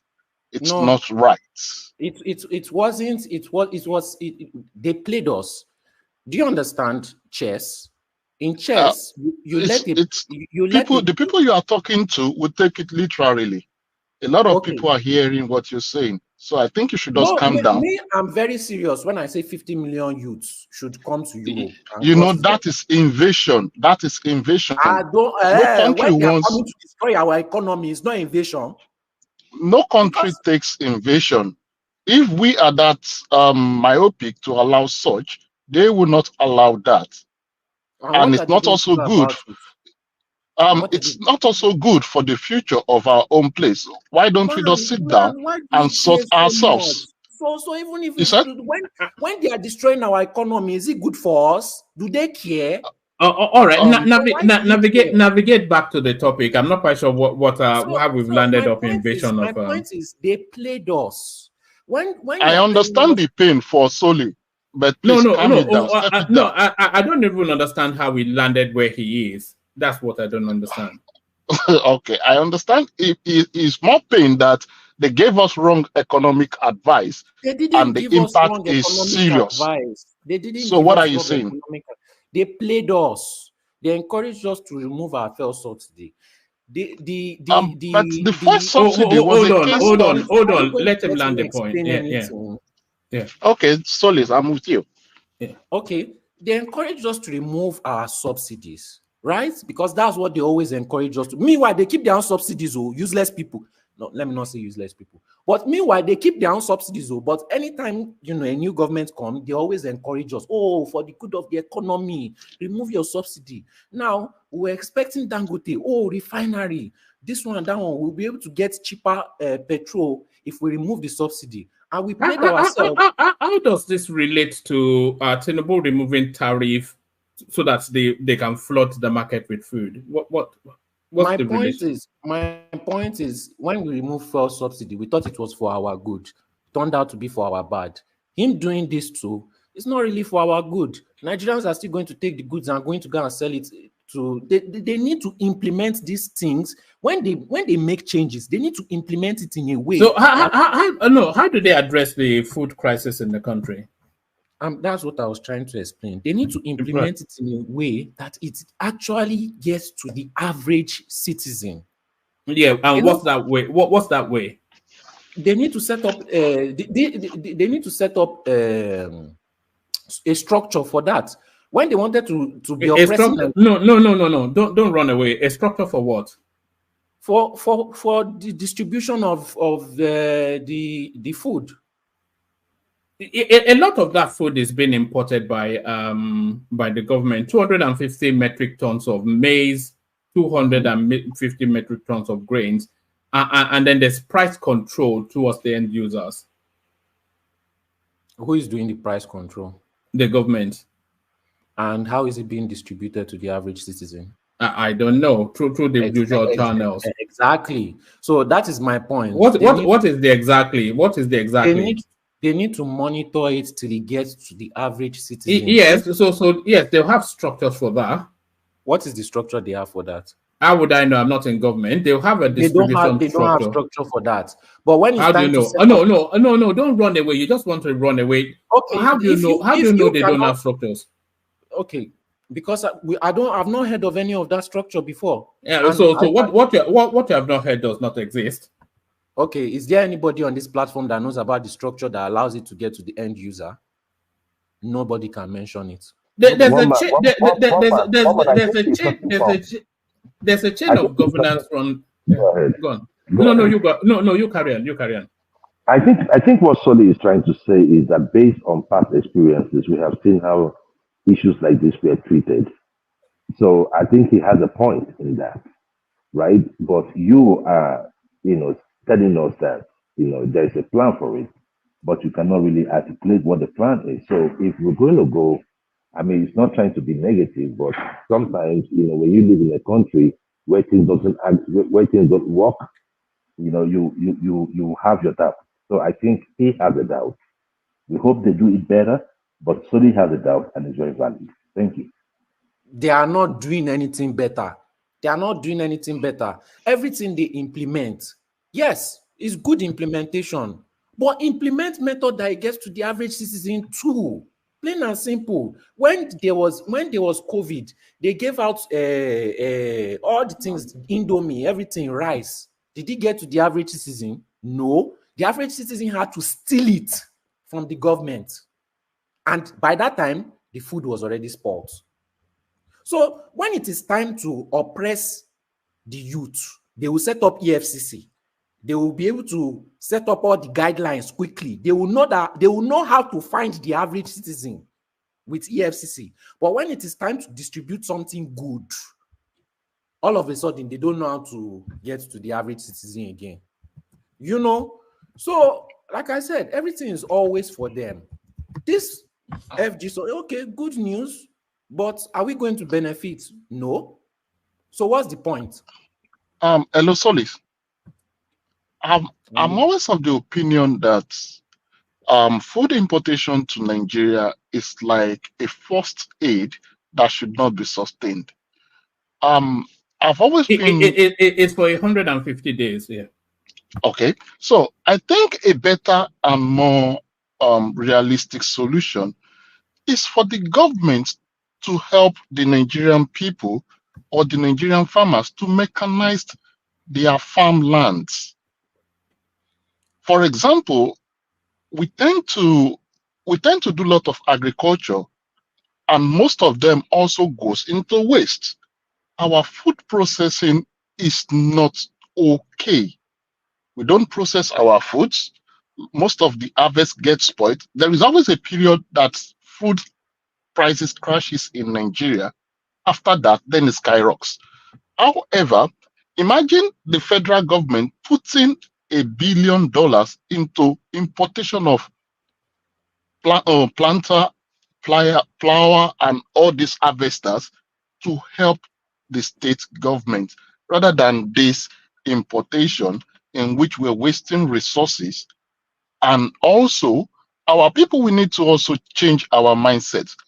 I believe between Lagos and Ibadan, if those spaces of land that have been occupied by the religious institutions is used as state-owned farms, I think it's going to permanently put a kind of reduction or reduce the pressure on food inflation.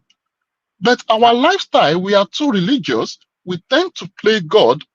We tend to worship more than consider that we need to eat after going to churches. And also, all right. Round up that space. Thank you, the Prime. Round up that space, Solly. I'll take you to one more space, and I'm going to draw back to you, Solly. Yeah, just 1 minute. I want to push back on what you said. What you said, Nigerian government has actually worked on it. They actually invest a lot of money in agriculture. They invest a lot of money in fertilizer. They've imported a lot of machinery. You know, I think it's in Niger State or something. And, you know, they've actually done a lot in terms of agriculture. Now, like I keep on saying, majority of our problem is the Nigerian people, not the government. Oh. The Nigerian people cause so much problem. Now, they are giving you loan. They are giving you all this equipment. They are giving you fertilizer and everything. But Nigerians don't want to farm. They think it's a poor man's work. I see farmers here with Porsche. You know, I've never seen a poor farmer before. You know, but Nigerians don't want to farm. And even when they farm, right? Let's say you want to farm in the Southwest. If it's not Fulani herdsmen that is disturbing you, it's Amotekun that is disturbing you. Amotekun that is supposed to be protecting the Southwest too. They are the ones that will be disturbing you. They will tell you that you have to give them money to protect your farmland. And if you don't give them that money, all of a sudden somebody from somewhere, coincidentally, has destroyed your farm produce. All of a sudden, that you did not pay them that bribe. Somebody came from somewhere and destroyed your farm produce. Now, let's say you actually succeed and you bypass that. Now, you've come into the market with cheap tomatoes, right? Iyaloja will not let you sell those tomatoes. Iyaloja is going to tell all the market women not to buy from you because they don't want free markets. They want to have their own people that they are working with, their paddy, their friends. So then you will not be able to sell your tomatoes, and what will happen is going to rot. Now, out of everything that I've said, government did not do anything bad. Who destroyed this mechanism? The average Nigerian citizen. Like I keep on saying, millions of Nigerians suffer because of very, very few Nigerian citizens. And that's Iyaloja that is destroying that is causing famine in the land. When she goes to party, you will see all the dumb people celebrating and spraying her with money. Not when you come online, you start talking about Yoruba Ronu is not allowing you to become president, that we should put it on a platter of gold and give you presidency just because you are from a certain tribe. You have no solid plan, no, but because of who you are, we should give it to you. What's the difference between that and nepotism? No difference. I'm talking about real issues. I'm speaking the truth. I'm bringing facts. And I'm still getting my point across. You don't need to Hello, lie to Solly. people. You don't need to push A minute, propaganda. please. The Prime, let him round off. I want to move him on. You don't need to blend. You don't need to blend lies and truth together in order to make people push forward. Use your brain. God gave you brain for a reason. God gave you brain. You're using the brain to lie. All right. All right. So, sorry, just a very brief comment. Sorry, the Prime. I just want to move him so that we can get to other voices quicker. Just a very brief commentary on this. States may sack 600,000 employees to implement minimum wage. So this is the consequence then of the position being adopted by the trade union, insisting that 250,000 has to be the minimum wage. All right. Sorry, Foster. Maybe yes. If you're able to come back, I'll come to you just as soon as you come back. Yeah. So this is a consequence of this insistence on 250,000 as the minimum wage, which the states have already told us they cannot afford. So something has to give. It's either the trade union become more reasonable in their demands, or there'll be just job losses in order for the government to be able to afford where they're sticking to. So what are you then making of that headline on the screen? When Nigerians were pushing for higher minimum wage and being manipulated as usual, they love being manipulated. It's one of their greatest desires, to be manipulated. So when they were being manipulated for increase in minimum wage, they didn't think in their head that if minimum wage is 250,000, they have to pay their gatesman 250,000 too. They have to pay their house help 250,000 too. They have to, and the price of goods and everything in the market. Even me, I was supporting it till I saw the economics in it, and I said, "Oh, this is just manipulation."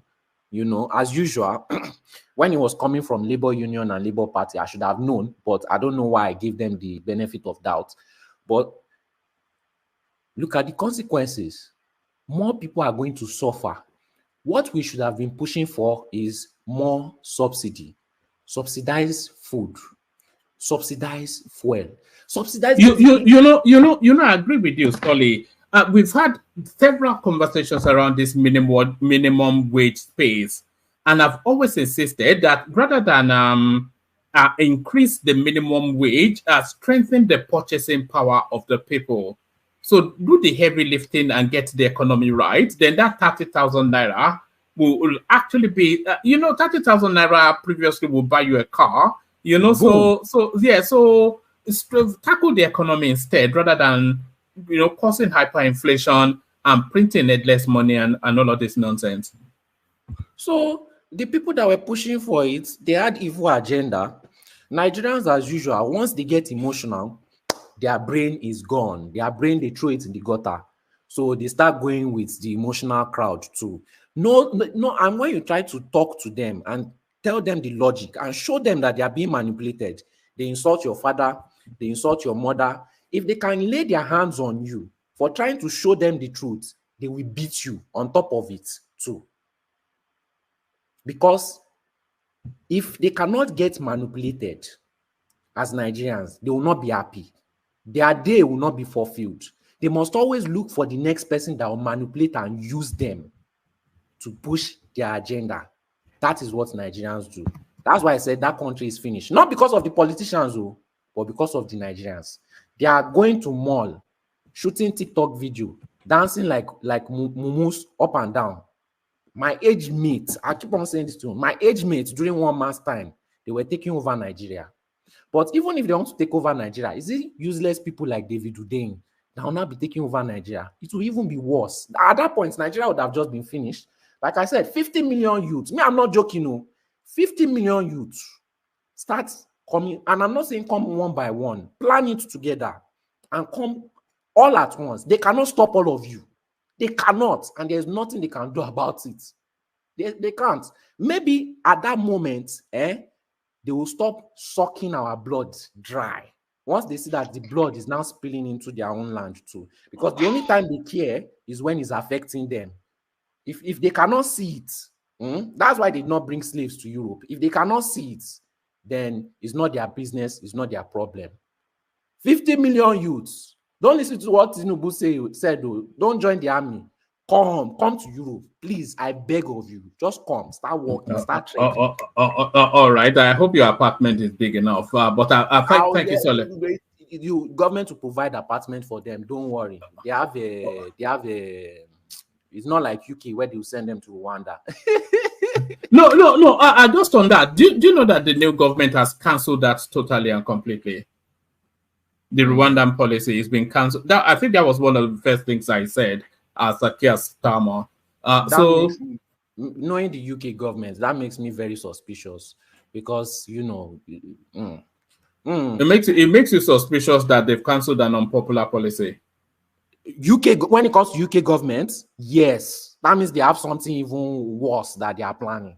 No, the Labour Party is more, it leans more towards the people. I'm not sure that they know it's unpopular and they know why the guy was doing it. So the guy is no longer there, so it doesn't serve the purpose anymore. But let's go to Joel of Nashville. So Joel, you wanted to address this video on the screen. Joel. Oh, all right. If we don't have, you are there. All right.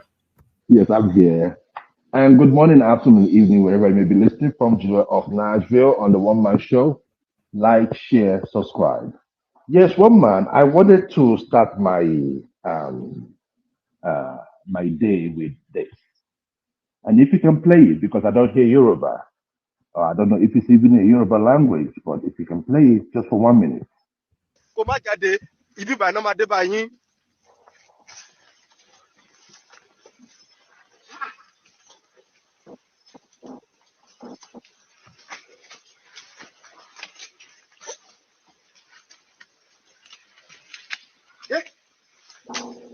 Wálé màlúù ẹ kúrò nínú oko olóko. Mo pariwo fún ẹ o. Owó wù ẹ́ sàbí. Mo pariwo fún ẹ o. Owó wù ẹ́ sàbí. Wálé màlúù ẹ kúrò nínú oko olóko. Tọ̀.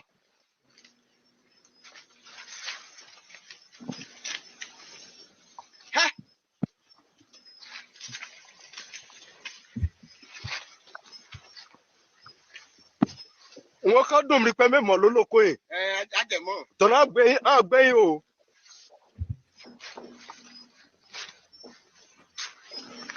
Bòròrò wálé màlúù ẹ kúrò nínú oko olóko. Tọ̀.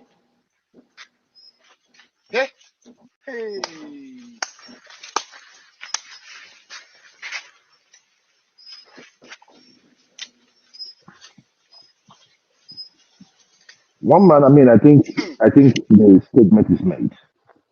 Thank you very much. Yeah. Just for the benefit of, you were saying Bororo, come and chase your cows from somebody else's farm. So who is the Bororo? It's an ethnic. It's one of the ethnic Fulani stocks. Good. Thank you very much. One Man, why did I saw this video this morning and I felt so bad. I felt so bad because my dad, his side also was pig farming. I know what it takes to put up stuff like this, to farm like this, the input, the hard work. And you're going to tell me that there should be freedom of movement when my property is being destroyed. That was the point I was making to the lawyer of the house yesterday, the constitution lawyer, Obeni. And he's trying to make me understand that nobody can do anything about this. You see, One Man, slavery is a choice. If you want to remain enslaved, it's a choice. If you cannot demand for your rights because you feel that somebody that is related to you or is from your tribe is in power. And it brings home everything we've been talking about. Today, Soli has called David Udeni many names. But I think that if you have wisdom, you would understand where David Hundeyin is coming from. And you help him answer the question. When you said that the problems between the Yorubas and the Igbos, that we don't see it today, why are you not seeing it? It's because there is no election around the corner. And that is what David Hundeyin is alluding to. When it's time for election, they will start telling you who is this person is from here, this person is from there. And that played out in the 2023 election. And whether we like it or not, the truth must be said. You might not like the truth, but we all saw it. It was happening before our very eyes. We saw the amount of rigging that took place in that election. May God bless that guy that did that documentary. He said it all. As Nigerians, we should start thinking about Joel, do you think there's a very dangerous thing that seems to be going with the Southeasterners being pitched against the Southwesterners? We're seeing it especially. But hold on, we're seeing it especially playing out on Twitter. So a lot of it, very violent sort of language being used on that space. Do you think that's ongoing? And then what do you think the way out of it is? one man. It is like David said, it is politically motivated. People sponsor these things. How can you just wake up in the morning and all you just want to do is just to speak ill of another tribe? Are you saying it just from one direction? Because I am not saying it from one direction, but you see action and reaction are one and the same. Okay, right. Please, can I interject? Hello, sorry. Can you say Biafra is politically motivated too? No. Biafra agitation. Can I just address there is no how it's going to be only Nnamdi Kanu. There are still going to be some people that are giving him there are still going to be major people that are giving him the balls to do what he's doing. So you mean there are political leaders from the southeast that are pushing that Nnamdi is fronting for? It could be, yes, it could be from the south, it could be foreign, it could be from the north, it depends on interest. Do you think Nnamdi Kanu doesn't support a good opinion of people from southeast on Biafra? No, it's not that he doesn't, but this is my problem with Kanu, right? Like I always said on this show, when he started, he was talking to issues. Even what we're talking about today, with this clip that's on the screen today, he was speaking highly on it. He was speaking against it. Okay. So Joe. it's not that everything that he's, hold on, let me finish, please. It's not that everything that the Kanu said was just like false, but there was some violent angle to it. And when that violent angle came in, he lost many people. And that's the point. Take us back to what is going on, because what David Hundeyin is actually saying, because what is actually saying is post the Nnamdi Kanu space, so it's not really an Nnamdi Kanu thing. But what he's actually saying is that as a consequence of that election, there seems now to be a politically motivated ethnic stoking, and a lot of that coming from the governance. So we're seeing a lot of political stoking on Twitter, but whenever I see it, it's never one directional. So they're very much the obedience are leading the charge towards stoking it. Ethnically, they stoke it, and then you see what they call the Ronils ethnically stoking it too. So to that space. There were many. Okay, go ahead.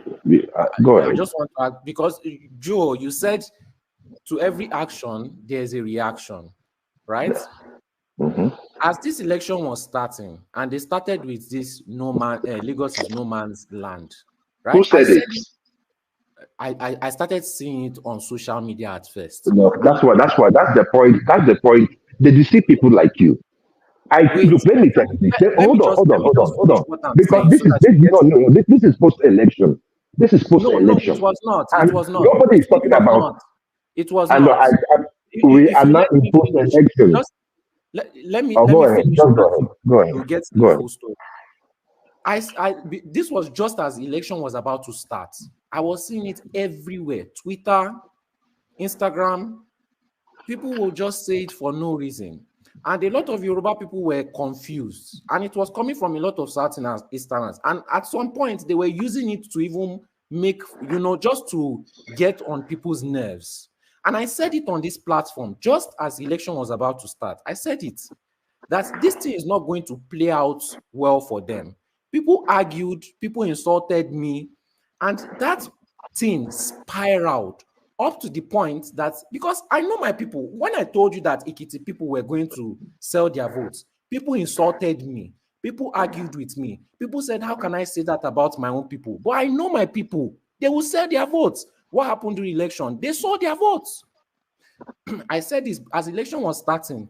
This thing is going to make the people vote against Obi, and it's going to make them not like Southeasterners. As election was starting, that thing lit up like petrol to fire.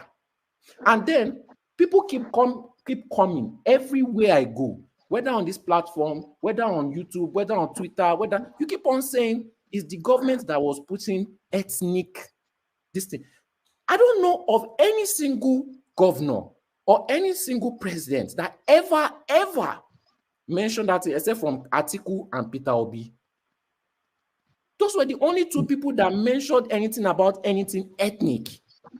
So when you keep on saying the government pushed it, please, can you tell us exactly which government official, since they are the ones pushing it, right? That means there's a lot of them. Mention one, just one other politician that's actually. Okay, sorry. I think you made the point. I can mention one. Bayo Onanuga. Is he in office? Yes, he is in office. Bayo Onanuga is the spokesperson for the government. Okay, another person. Well, he's a very senior man. You know. Can I come in real quick? One man. You know why? One man. Just 1 minute. One man. We all know why he has been like that. Is because they went to his account and they started insulting him. It wasn't just that he woke up one day and he started talking all these things. He never did that. He never did that. Oh my God! That was before the election.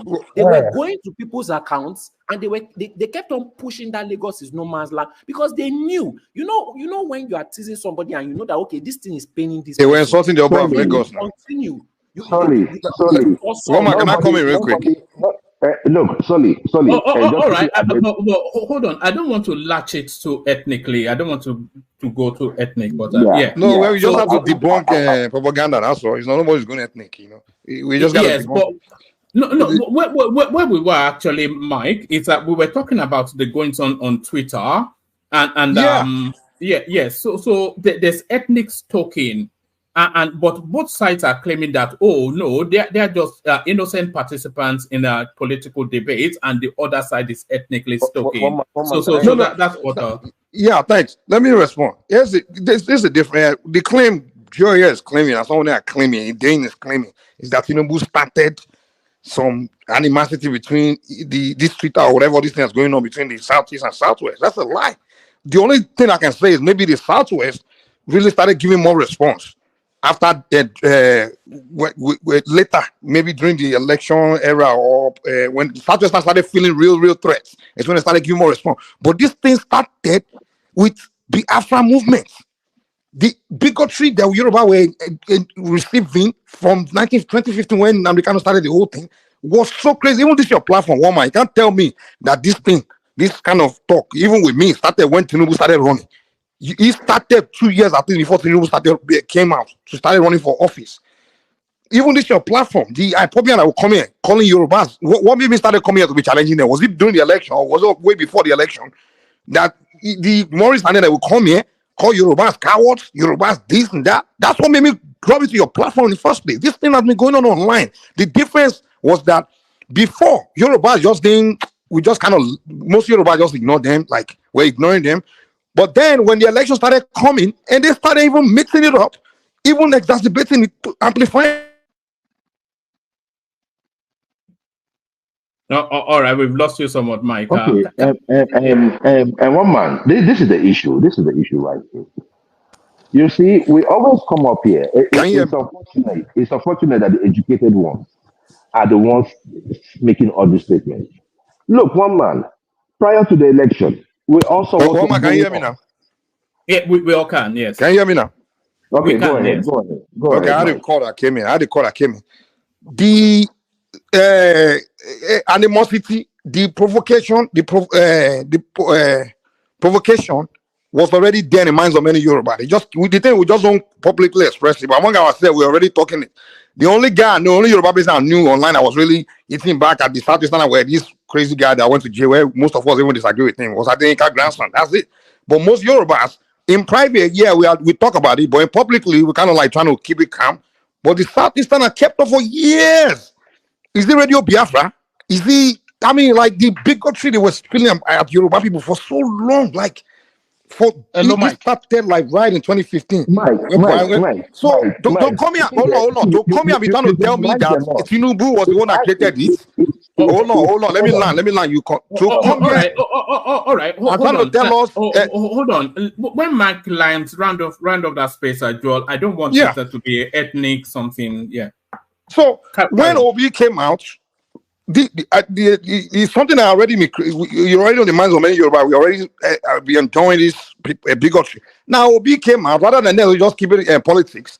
They started making it more evil ethnic. They started turning the obedient, the kind of every Yoruba person. Oh, Agbado, Lagos is no man's land. The people you already been insulting for so long. Now you're really bringing it to their land to that level.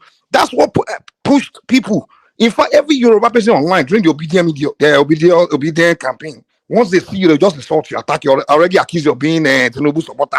So don't come here and say it's Tinubu that created anything.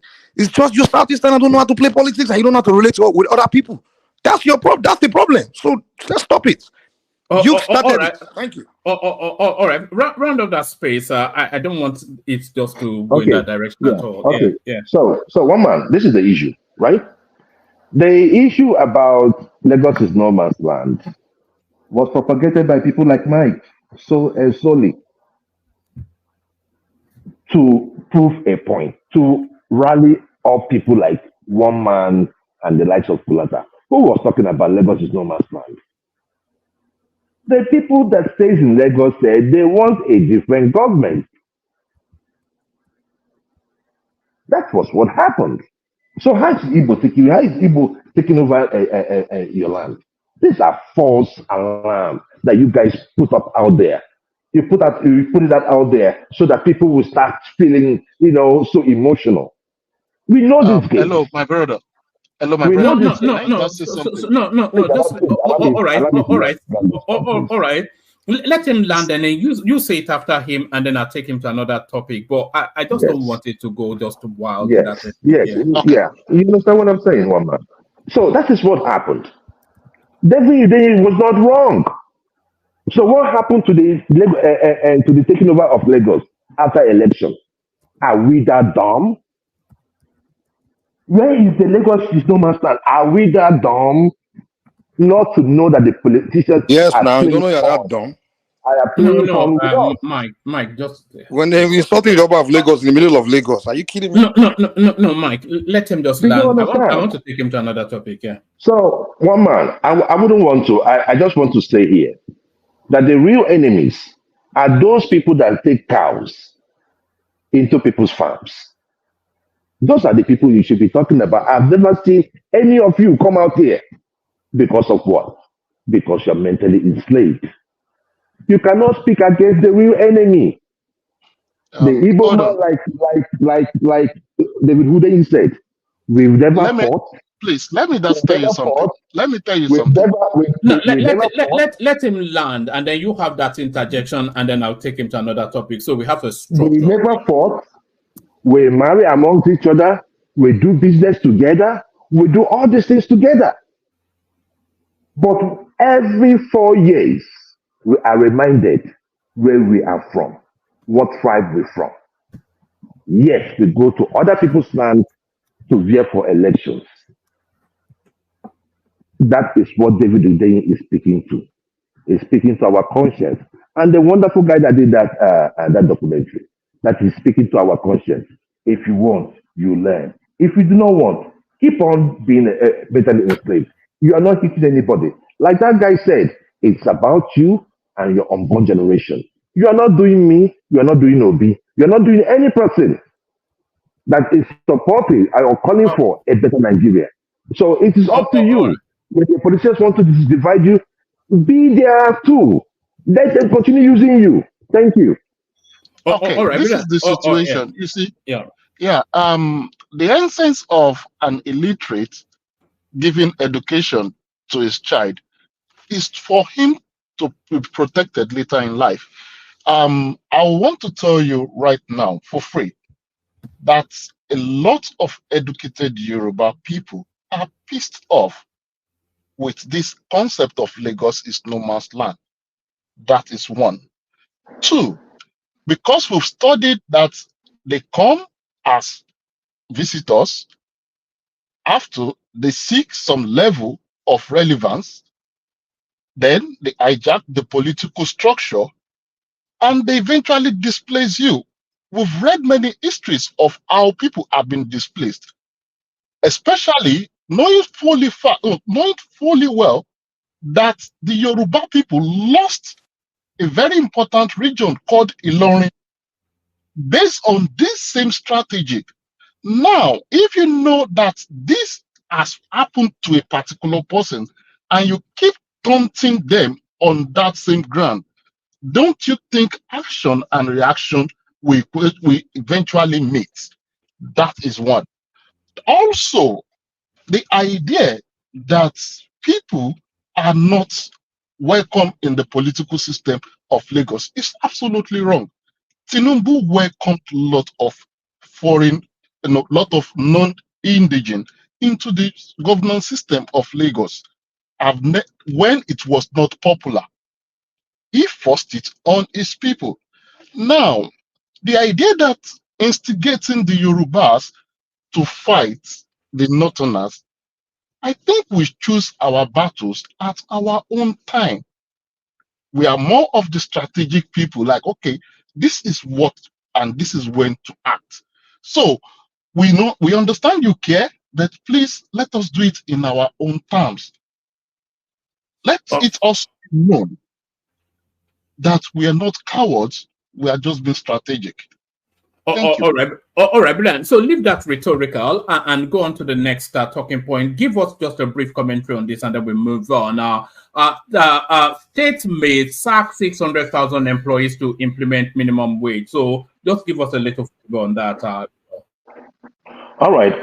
One man, it comes with the terrain. It comes with the terrain. If we're going to increase salaries, and the government is saying, because I mean they don't have money, probably because part of the reason is that they don't have the priorities right. But having said that, the government is saying we don't have this amount of money, and these people are saying pay all this money. When it comes to stuff like that, when it comes to engagements like that, even like we've seen in the West, there will be like some cut down of personnel. It happens. I mean, Apple or Google just did it some years back, I think a year or two ago, closing down certain departments, especially that of the DEI that had no use to the company. So things like that happens. I see it as like an organization trying to cut down costs. But 600,000 is too much. Looking at even the severance package, they will all be paid. But it's not. I think the state government should. They should something has to give. The economy simply cannot afford 250,000. Say, oh, cut your SUV, this, that, and the other. Forget all that. The economy cannot afford 250,000. But then maybe 62,000 is too small as well. But One man, certainly, if the labor union hold to that space, then this will be the consequence. no, one man, they can pay. We can pay that money without sacking anybody. But our priorities are not right, and those priorities, those lack of priorities, led us to where we are today. And where we are today, we cannot afford. That's the truth. If they say 600,000, I mean, these state governors got about 3 times what they were earning before. I mean, even though we can still look at the exchange rate and all that and say, okay, it's not much, but there was an increase in the monthly allocation. What are they doing with it? One man, you can see the building of the construction of roads, fun parks, and all that. These things were happening in the past. Why am I saying this, one man? Our major corruption comes from procurement. If we can deal with procurement in Nigeria, on how we procure, on how these contracts are being given out, and the procurement aspect of our contracts in Nigeria, we must have reduced corruption by at least 60 to 70%. So for these governors, no one is really thinking. It's about build. Whether it is viable or it's not viable, just build it. Why? Because that is where the money is. No one is talking about, investing in the actual citizens. You got 3 times the money, yet you cannot pay 30,000. You say you cannot pay 30,000 before. They increase your money by times 3, and yet you cannot pay 30,000. Who are we deceiving? And when we talk, we say, we're trying to be emotional. It's not being emotional. You could not pay with 2 naira. Then we gave you 10 naira. You say you cannot still pay 30. Oh, come on now. So one man, that is where I am looking at it from. And with this state government, our government are not doing the right things. They are not showing leadership the way it ought to be. I mean, even if Tinubu is not doing so good, if they were doing so good, there was no way the federal is not doing so good and the state government are even doing worse. At least let the Nigerian people have some succor. At least the state government should be doing better. But we don't see that. One more before I leave, I don't know if you saw the clip of the Niger State governor ordering a malam. Yes, it was. It went around a couple of days ago to slap an imam, Abi. To slap an imam. Unbelievable stuff. So probably when we get some people here, they'll tell us it's constitutional. When something is right, it's right. When something is wrong, it's wrong. That's an assault, right? It's an assault. No, he ordered the security detail to slap the imam. Yeah, but you that ordered it, one man. You that ordered it. If it were here, one man. If it were in the West, he would resign it tonight. He won't try it. If it was in the West, it would never happen. It would not happen. Hold on. Was he captured on a camera ordering? Yes, on camera. It went viral. You should have seen it. And that's not the first one. There's another one of him, which we played, I think, a couple of sessions ago, when he ordered the arrest of an indigene for interrupting when he was speaking. You see, woman, Joa, just hold on. I wanted to see. Rational mind. Please take it from there. Take it from there. Thank you guys very much. I just sometimes when I look at issues about Nigeria, it doesn't give me joy. But you can take it up from there. Let me just say this real quick. You see, woman, I've often said it on your platform here.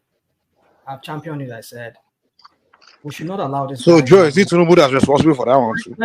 Am I talking to myself or am I talking to? No, it's not a Tinubu thing. It's an abuse of power thing. But yeah. Hold on, what's going on? Yeah, Karen.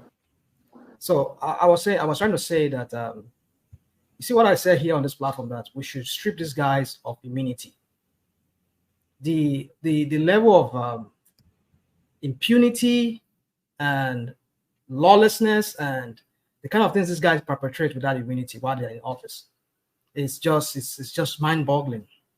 So that's why I've said we should strip these guys of immunity. I don't know anywhere, not even here in the United States, that governors have immunity.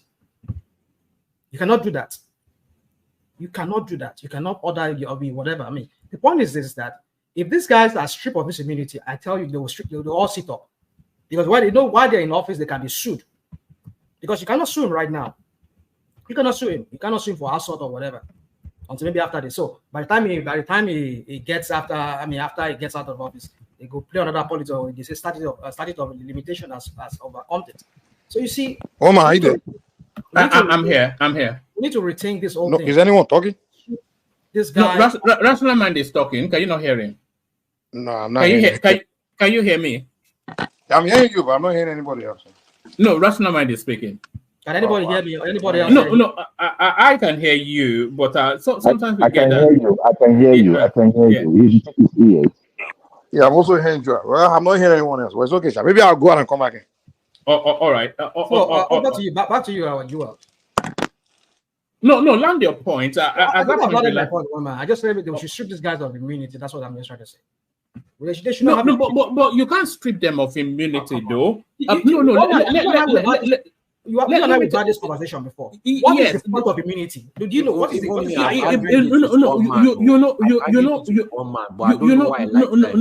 No. The immunity gives them the window to make difficult decisions.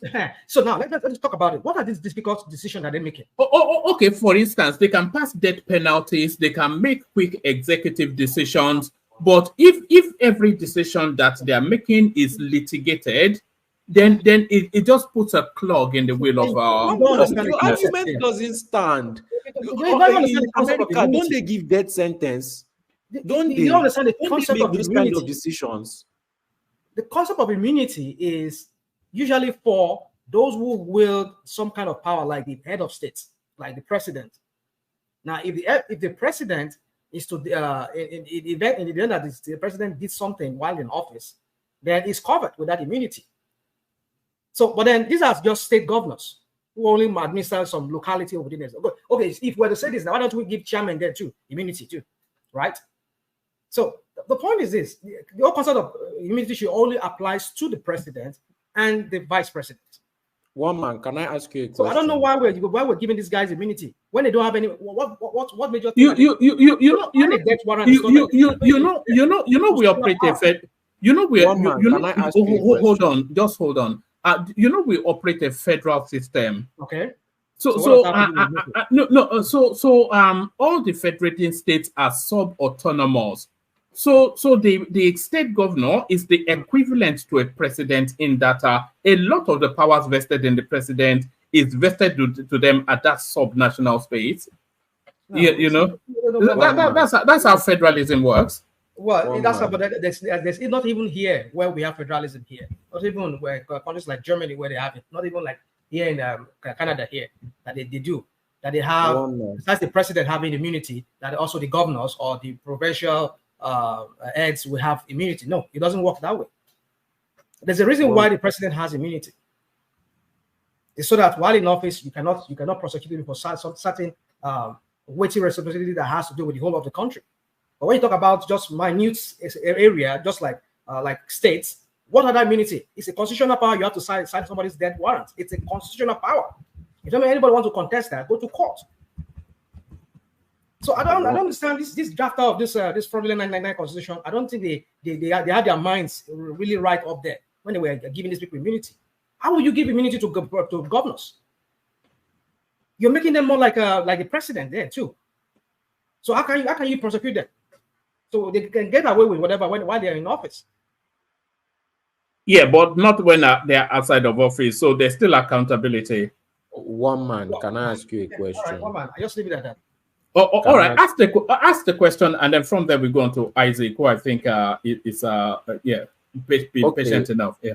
No offense, but if a governor in Nigeria should slap you, do you feel that he should still have his immunity? Do you feel he still deserves his immunity? As you claim, I'm not sure that the immunity. I don't think the immunity covers them to be going around slapping people. But are they not slapping people now? And they still have immunity. So that question. No, that's not immunity. That's not immunity now. That's abuse of power. But he has immunity to abuse of power, though. No. That's a crime. That can be consequenced if the person that is being slapped wants to consequence it. So he doesn't have immunity for that. They don't have blanketed. They don't have immunity to carry out an illegal act. They have immunity to carry out executive acts and decisions. But they use it to carry out illegal acts now. That's where abuse of power comes in. But that immunity we have to look into that. Abuse of power. Sorry, what did you say? I think we have to look into that because I also noticed this. Like when they are caught committing maybe even a crime, a corrupt act, they wait till they get out of office before they go after them. So it's kind of telling me that maybe that immunity is kind of like they can commit crime. They can do anything until they can be charged, until they get out of office. And that they got to look into that. If that's the case, it's really ridiculous. I'm not sure that a governor can commit a violent act, and I'm not sure, but I don't. Yeah, let's go on to Isaac. We start to do 5-minute monologues, 5-7-minute monologues, just not to keep people waiting for too long. Isaac, you're up first. Yes, good. Thank you very much. I slept off. You were muted, so the next action is to speak. Yeah, thank you very much. Can you hear me? Isaac Black. Can you hear me? Yeah, we can now. Good to have you. Yeah. So I said I slept off. It was when I heard the slap, then I woke up. If you had not woken up, you would have felt the next one. Not only will you hear it, you will feel it. How you doing? I'm good. Yeah, sorry. On that, I think the governors, if they commit any offense, I think that immunity should be there for them. But what they should do is they still need to maybe try their case, even sentence some of them, even while they're in office. Then they will know that they already have sentences on each matters. Then once they finish their tenure, they go in for it. They might sentence them maybe twice, thrice in their office, and at the end, once they finish the tenure, they go to serve the term. So Wama, I slept off, so just maybe the 1 or 2 topics that can interest me, if I can just maybe go. All right, we were talking about David Udze's media outing today when he was asking for the people to violently take over the country, and he was stoking the embers of discord against the nation. So we're talking about that. We were also talking about the minimum wage space with the state's position saying that if the labor union insists on an extortionate excess, that they would have to sack workers to insulate that. So we're talking about that. And then we were also talking about something we've always spoken about, but the penny finally dropped with governance. They are opening a portal for food importation. So we're wrapping conversations around those. Yeah. Okay. Let me just on that food importation. I think with the state we are in now in Nigeria, I heard some people said when they open up that space to begin to import food to the country, it will dice down our local production. It will not ginger people to begin to produce locally. But on the situation we are in, I think whatever the government can do, because I was in Rudolph. I wasn't there, but when I got home this evening, I looked at what happened there in Rudolph space. I saw Kulata, though he wasn't on his mask today. I saw a little bit of his face. I saw his glasses and all that. A fine man, you know. So there was this question he was asking, and it was interesting, you know. What was this that I want to say on this? I think he was talking about the short term.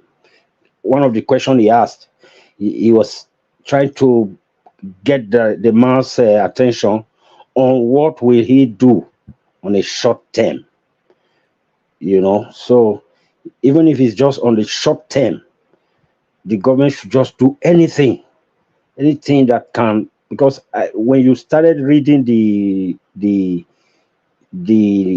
the points on which we are going to discuss today, I think I overheard you when you said that although the government, whatever they are doing right now, the major thing that they are actually failing, or that the people actually expect them to tackle, is that hunger. And that is Well, if the government doesn't tackle the hunger, they cannot have a conversation with the populace. You know, you cannot have a conversation with the hungry people, so they won't pay attention to whatever policy or what. You just have to solve the hunger first, and then everything else follows. Yeah, that's very correct. If they don't solve that problem of hunger, at least those of us that are praying for them, though they are bad people, but we are still praying for them. That's my view. That's my own. Even though they are bad, I still believe they can, you know, they can still do something. That's what I believe. So if they can be able to solve that hunger issue, then that's when people will begin to see some of that things they are doing. That's when people will begin to see that removal of fuel subsidy is good. That's when they'll begin to see that floating the naira is good. That's when they'll begin to see that the student loan is good and other things they are trying to do. But once that hunger is there, people like Ekene is not going to accept anything from them. It's not going to see anything good from them.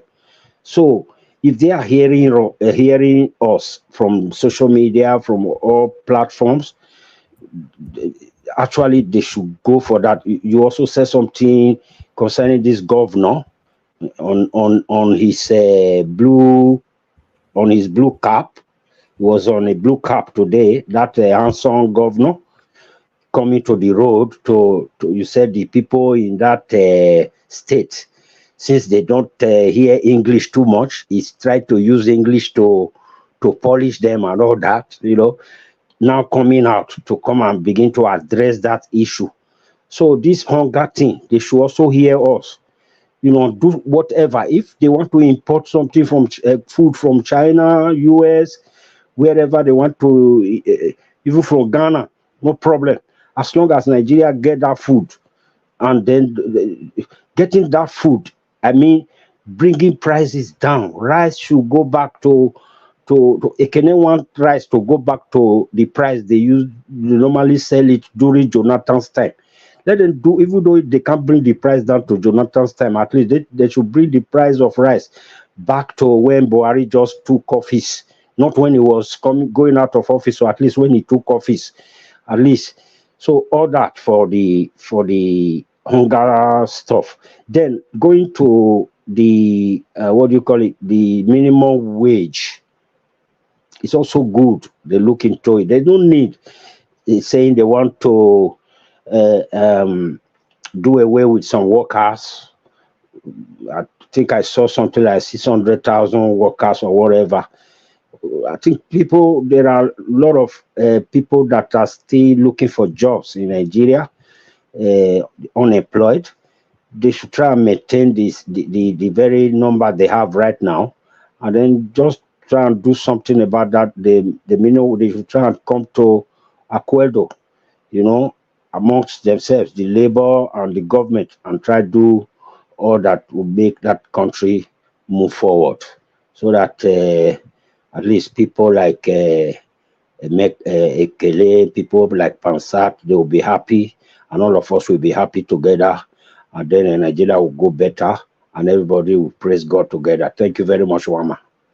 Well, thank you very much. So that's the excellent Isaac. So stay with us, Isaac. So we do it in this order. We go Uptown, Emeka, Rational Mind, to Niger. So Uptown, your monologue starts now.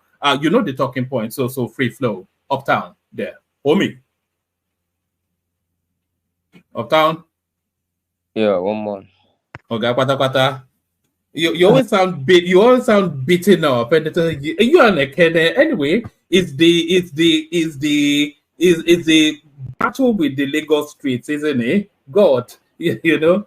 And you know, sometimes I wonder if I can handle Lagos still. If I ever move back to Nigeria, I could never ever live in Lagos. It's just too wild. Have you forgotten what Erufai said about us? Well, what did they say? I must have missed it. Okay, I think he said Lagosians should be exempted from going to hell, something like that. Oh, they are there already, Abby. Yeah, yeah, it's not too far wrong. Oh God, you know the humidity, the heat, the chances on the streets, the crowd, the bad roads. You know, it's a hellish place. Yeah, hellish place. It's I don't know, but let's just leave Lagos from. It's Echo is Echo. Last. All right. So we were talking about David Udain's outing. We were talking about the minimum wage. And then we were talking about one other thing which escapes my mind. But you know, this actually. And I've just closed it. But yeah. So you know, the topic's just. Yes, we were talking about suspension of taxes on food to open up a portal to tackle the food inflation. So let's hear from you. Let me just quickly dismiss the last ones you said. The food issue, we've been saying it here, one man.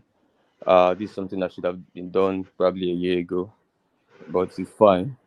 It's coming now. Let's see how they handle that issue. They should also import paddies as well.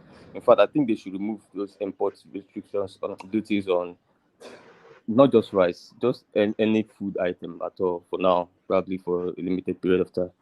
So let's see how that space goes, and we hope the Nigeria factor doesn't come in. The other topic, one more, can you remind me? Are you there? So sorry, I was muted. We were talking about David Udain's outing. Did you see it? Yes, I did. But I'm yet to. Do you want a blast? Okay. Tinubu, there was the original Tinubu who went by the name MK Abiola. Of course, yes. And June 12th. Despite all of his wealth and all of his money was made under very similar circumstances, by the way, because MK was also a criminal. Let's be clear about that. There's no type of illegal activity that man was not involved in. Gun running, coup financing, smuggling of every kind of illegal or illegal commodity, his hand was inside, right? And he made a fantastic fortune. And despite all of his money, that presidency that he wanted, they just made sure they did not. Yeah, but that was different era, IBB. All right. He said that, and then he also said this.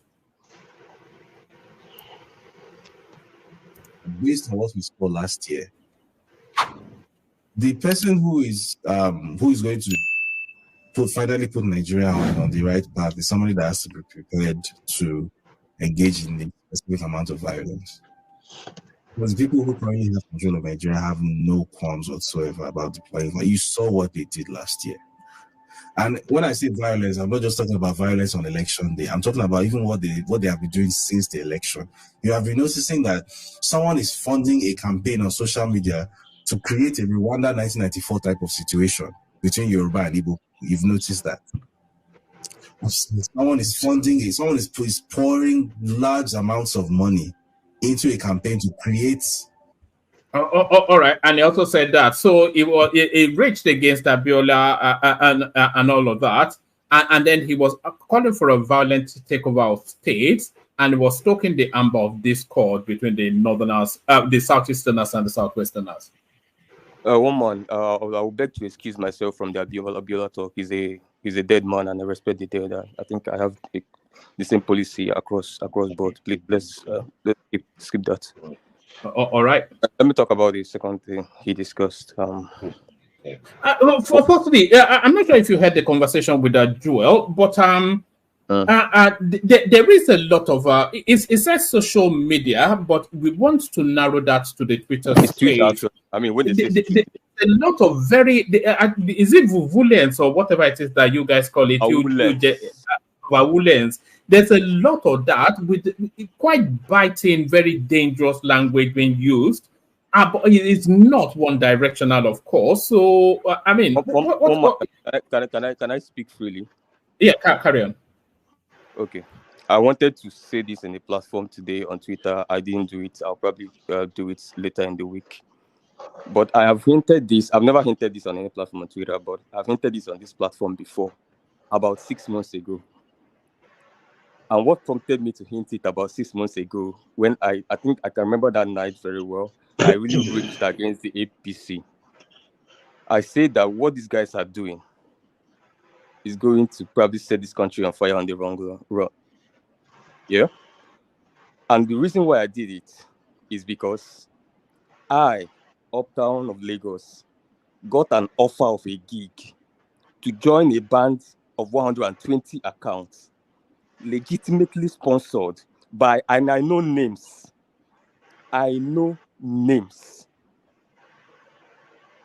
To stoke what is being popularly known as Ronu now. In fact, as I speak today, and it still remains the same 6 months later, 2 of my colleagues from the PR section of our industry, who is doubling, their job is actually PR, who, funny enough, are obedient, both of them, are working and earning with a cover-up account and doing that job. And I know 2 of them. I was asked that I don't need to stop being obedient before I can do that. I can do that as a side hustle. But the point is, David didn't know exactly what he's saying. One man, let me tell you what's going on. Show us proof. Bro, let me flow, please. Sorry. What is going on? You can take this to the bank. What is going on is nothing about Yoruba Nation. No, those are smoke screens. It has also nothing to do with Yoruba. Now, there are people that has fallen for it, they are not into the whole sponsor thing, yeah? Legitimately, APC supporters who truly believe these things, yeah? But the point is that the Ronu thing is a construct, it's a political construct by Tinubu's administration for regime protection. Put this phrase, regime protection. Let me tell you how it works. The idea is, the smoke screen on one side is, this is for Yorubas. Hey, Yoruba, arise. Hey, Yoruba, speak, Ronu and all that, yeah? And on the other side is, anything that is not Yoruba is Igbo. Whether you're from Benue, you're from Edo, you are from wherever it is, once it's not Yoruba, and it's probably not Fulani outside, you are Igbo, yeah? So when they bracket you there, to be fair, Uptown, we don't actually see that much output from we don't see that much output from other regions of the country outside of the Southwest and the Southeast in that Twitter space, outside of the Ronu and the obedience. It's not true. One man, I'm a PR person. One man, you can host a 10-hour section and we dissect this.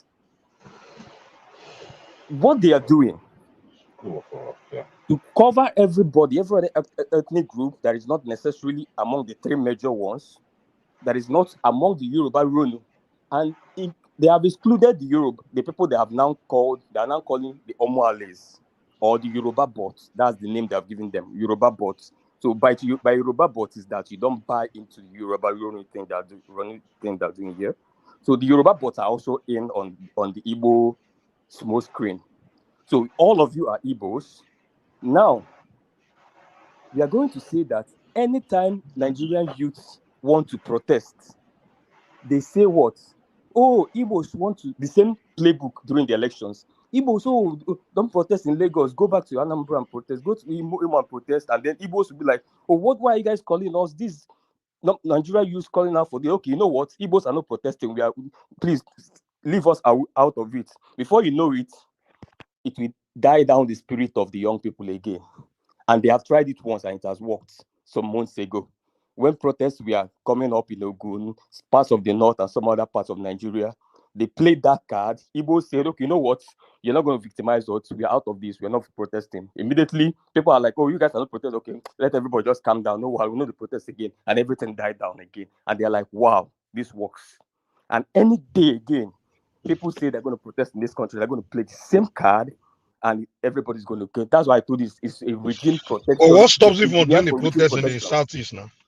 Let him finish his lies now. Let him just finish his lies so that we can move on. Allow me to. So if they don't allow you to protest in Lagos, you won't protest. Why not go to the southeast and do the protest then?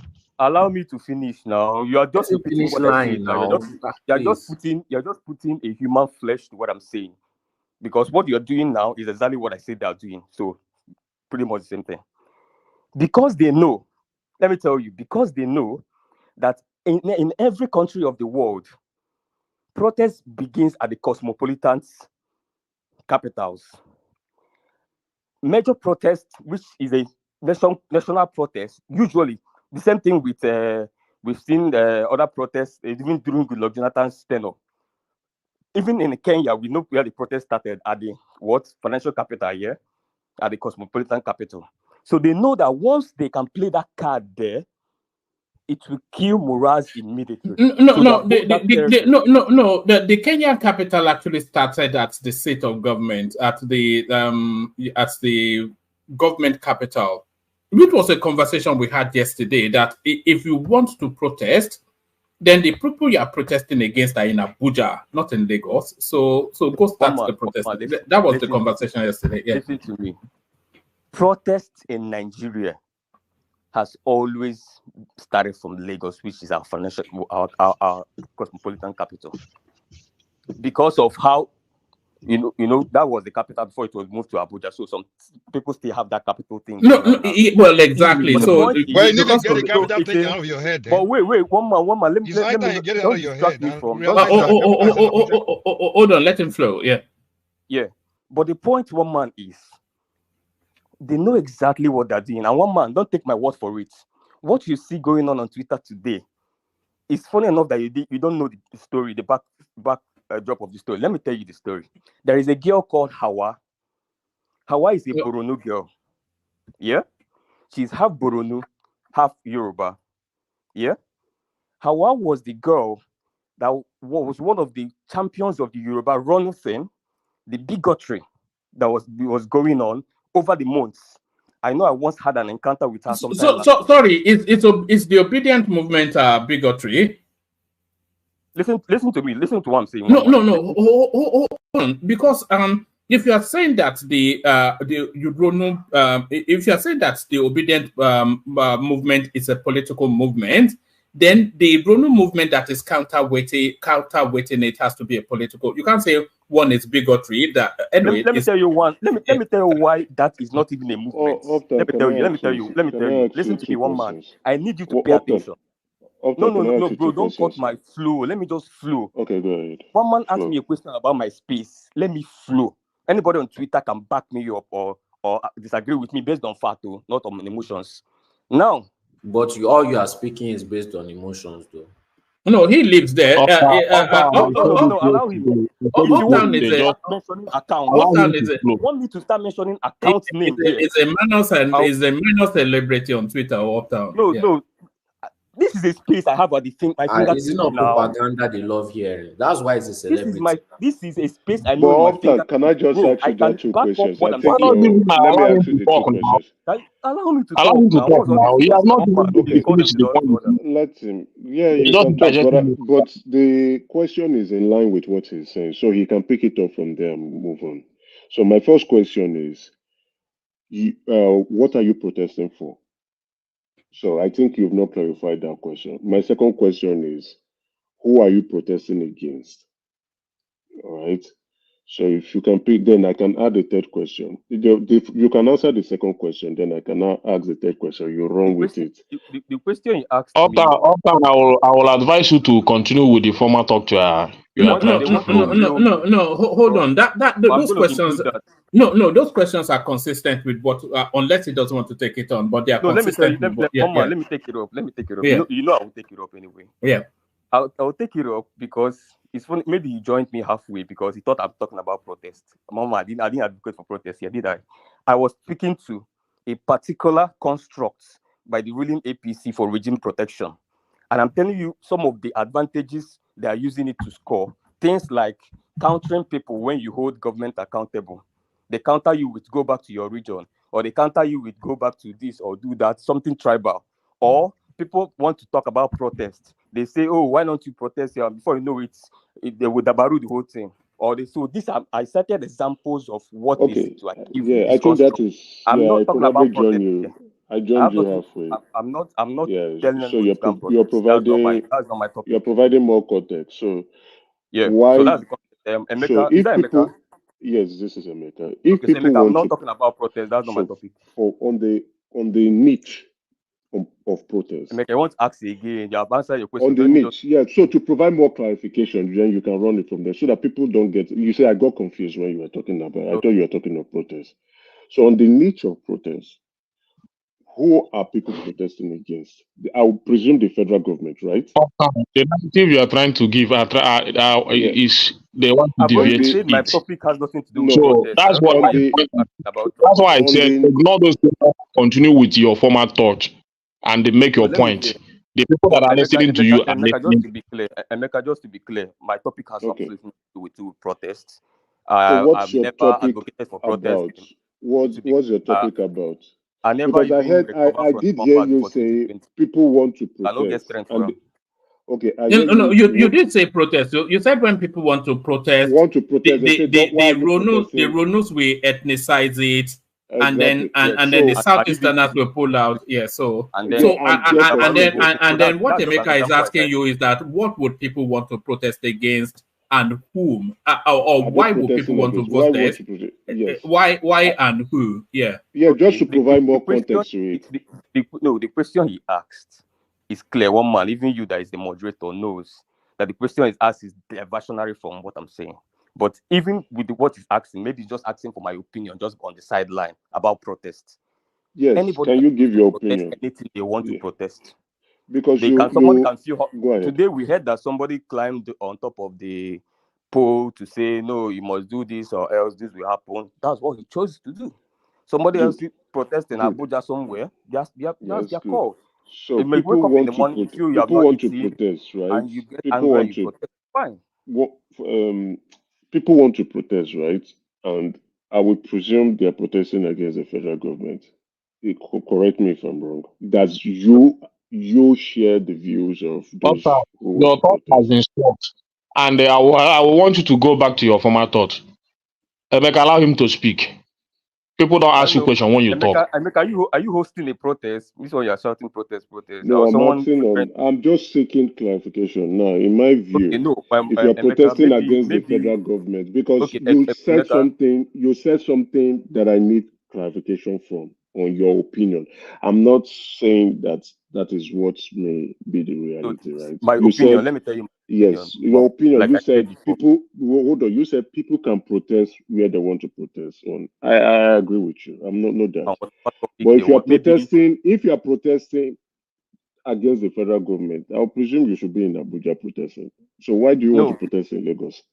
Why are you giving him time? Why are you giving him the space to interject your thoughts? They want to burn down the red line now. The red line that someone just built. They want to burn it down. That's exactly. Why are you giving him space if you want to protest against the state government, if you want to protest against the state government, you can protest in Lagos. If you want to protest against the federal government, why don't you protest in Abuja? That's what the Yorubas are telling you. That why do you want to now roll with that? Pick it up from what I want to say.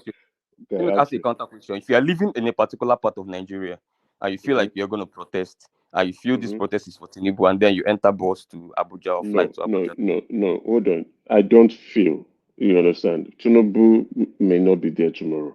So if I want to protest against the federal government, right? The right place for me to protest is where they are, so they can see me. Yes. Hold on. I said this, and then you carry on. Uptown. What Emeka and I think a few people are putting across is that if you are going to protest against the federal government or against the situation of the country, which is a federal government matter, the seat of government is Abuja. So if you are not protesting in Abuja, then it doesn't default to Lagos. It defaults to all of the other 36. So you can protest locally or protest federally, and the only protest federally is at the seat of power, which is in Abuja. But yeah, take it from there and then just carry on so that we can move the conversation around. Yeah. Oh, I think it dropped. Oh, there it is. I think that was what it was pushing. Oh, all right, Emeka, you're up next. You have achieved. You guys have achieved your aim now. Quite unfortunate. That no, he'll be back. He'll be back. I'm sure he'll be back. If he comes back, I'll give him space to wrap up his opinion, right? Because the opinion is valid. He has to provide more context. Because for me, I'll presume if you want to protest, if you are protesting against the federal government, you should be in the capital city. The capital city is not in Lagos. So, except you want to protest against the state government, which is absolutely fine, and you can allow that because you are upset with some of the policies that the state government is doing. If you want to protest against the federal government, go to Abuja, go protest, make your voices heard, make your noises loud, and let the federal government feel your protest. Emeka, please, can you give me 20 seconds or 15? Por favor. Sorry, I like it that Ekene is here. Please, Ekene, what the people just suggested now, that if you want to protest against the federal government, you go to Abuja. If you want to protest against the state government, you protest in the state where that government resides. If it's Edo, you protest for Edo, for Obaseki. Is that okay by you? Okay. Is that okay by you? Yeah. I'm not ready to protest you. Let them continue with their anytime. Just answer the question now. Question, huh? All right. So any day, why let me I go join there. Okay. Emeka, can I take a few minutes of your time? Let me just say something. No, you will not take. I will recover my time. So you are just you are speaking here. Just give some time to me, please. You see, some of us are old enough to remember the Arab Spring. What came out of it? Most of those countries, they ended up with worse dictator than they were protesting. Secondly, the people of Lagos that are reluctant to protest still remembered how they suffered along with the president against the president of that time called OBJ when he suffered the state. So they are still bearing, trying to sensitize and push them into protest. They are not willing to do it. Why are we not respecting people's choice? Like, okay, these people, they've not gotten it to the brim. I think my main topic would be on this protest matter, right? All right. Your main topic will be on the protest, but Uptown is back. So let him bring it. Go ahead. And then we come to Emeka Rational Mind to Niger. Uptown. In about 3-4 more minutes, then bring it home. Which one's 3-4 more minutes? Where they don't even allow me to talk. All right, the floor is yours. The floor is yours. Talk about protest. They bring protest. You guys want me to? I never hear from 2021. Let me take you back to where you were. You were talking about because I invited that. All right. Okay. Exactly where I am. I just say as far as I'm concerned, if you want to protest against the federal government, you can protest it at any part of the territory, Nigeria territory you are. Somebody that's protesting for hunger that have not eaten, where will you see money to enter bus to go to Abuja or enter flight to go to Abuja? That's really nonsensical. That on the side. So what I'm saying is, on the topic you gave me, one man. Don't take my word for it. I was one of the first people that came and raised the alarm that APC has put together and engineered something together for regime protection. And I know exactly how it works. But I was a lone voice. A few people were still talking, but it was not really gaining traction. But one man, let me tell you exactly what you're referring to now as what is going on Twitter. Let me tell you the backdrop of the story. There is a girl called Awa, who is a Boronu girl and a half Yoruba. She was one of those in this political construct they brought out after they lost Lagos, which they called Ronu. And she was pushing bigotry so much with them. Recently, she started calling out Ogun State's Dapa Biodun and posting videos of bad roads in Ogun State. And immediately, her fellow Ronu bigots immediately turned against her. And immediately, they searched the fact that she's not even purely Yoruba. They now saw that, oh, you're even partly Boronu. And they started saying that you come from a terrorist zone, they have killed your people. They started using bigotry to finish that girl just because she Show called out. Show proof. Listen, let me finish what I I'm saying. go to Twitter now. I gotta read it now. It's nothing like showing proof. It's still there on Twitter. Allow me. Yeah. I think Uptown is on a roll. So carry on, Uptown. They started attacking her and attacking the north where she comes from. And that is because also there was already a build-up that the north is trying to conspire against them. So now, what Awa was now doing was the one say, oh, so what you are doing, being a northerner from Boronu, is part of the entire northern agenda. Because why are you from Boronu calling us out in Ogun State? But they are forgetting that this is the same girl that was part of the Ronu thing, bigotry against the Igbos that they have been doing for like over 10 months or 12 months.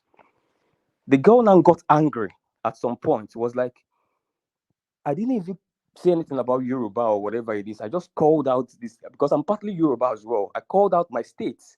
I called my governor. I posted bad videos, and they started attacking her with tribalism instead of them debunking what she was posting, which is speaking to fact, which is something like somebody like Uptown has been saying for over 2 years here. When I come and say, if I say fact, don't tell me to go back to Anambra. Don't tell me Igbo. Don't tell me IPOB.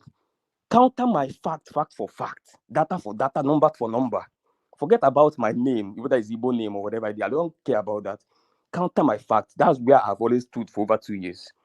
Which is what this hour was now saying, like, hey guys, I just posted videos. If you want to debunk the videos, tell me that I'm lying. Don't tell me I'm from Boronu, Boko Haram, and all of this stuff. And then they kept doing it, and the girl went gaga and now declared war and said he was going to expose all of them. She started posting how they were sponsored by the APC. Most of them, even some of them who are essays to governors, including Governor of Ogun State, Governor of Lagos State, APC governors, most of them being essays. Like I'm telling you, essays where we say the day office, so no be former essay, sitting essays of APC officials with their handles on Twitter. She started calling them out, and they started going back to back. But guess what? As they are attacking Hawa, a Boronu State girl, a northern girl, half Yoruba, some of them were still leaving Hawa to go and attack Igbos, saying Hawa is doing it on behalf of Igbos, so let's attack Igbo again. Igbos didn't even take part in it. 2 months before Hawa came out to tell us what the APC agenda was with the Ronu, which is regime protection, 2 months ago, Dan Malam, I have that screen record. One man, I wanted to send it to you on Instagram when I screen recorded it then, but I was like, I don't really measure on the mind. I would rather talk about production, consumption, which I've been talking about. Everybody hates me about that. Oh, you're talking about Obi all the time. if you have candidates who get capacity, why you go waste time they talk about tribal and all those nonsense? Because there's a lot to talk about in Anambra. There's a lot to talk about in education. So why would I waste my time? Like Jimmy Dusu said, he said, when you are tested, Woman, are you playing a video? Because I'm hearing another video. No, video is playing. No. I'm not playing anything. I think Okay. I think your thing may be crossing over something or the other. Yeah. Maybe she mute. So like Jimmy Dusu said, one man, when people are tested, when people's capacity are tested and is found wanting, they pivot to ethnic covers. So people run for ethnic covers when their capacities are tested and is found wanting. 2 months ago, that Northerner came online. This is somebody that's been spilling bigotry with them over 2 years. Came and started apologizing. He hosted spaces. He said how they were sending him things on WhatsApp to say how they will create accounts with Igbo name and say something very, very bad, and then all of them, they will screenshot it and send it to the WhatsApp group, and all of them will start posting it on Twitter. Opta, can I ask you a short question? Can I ask you a quick question? Listen to me. I have it here. Listen to me. No, can I just ask you a question? This Northerner now came and said that he feels bad about what he has done in the last 1 year. That he feels bad. I don't know if you joined this thing. I don't know people here that joined that.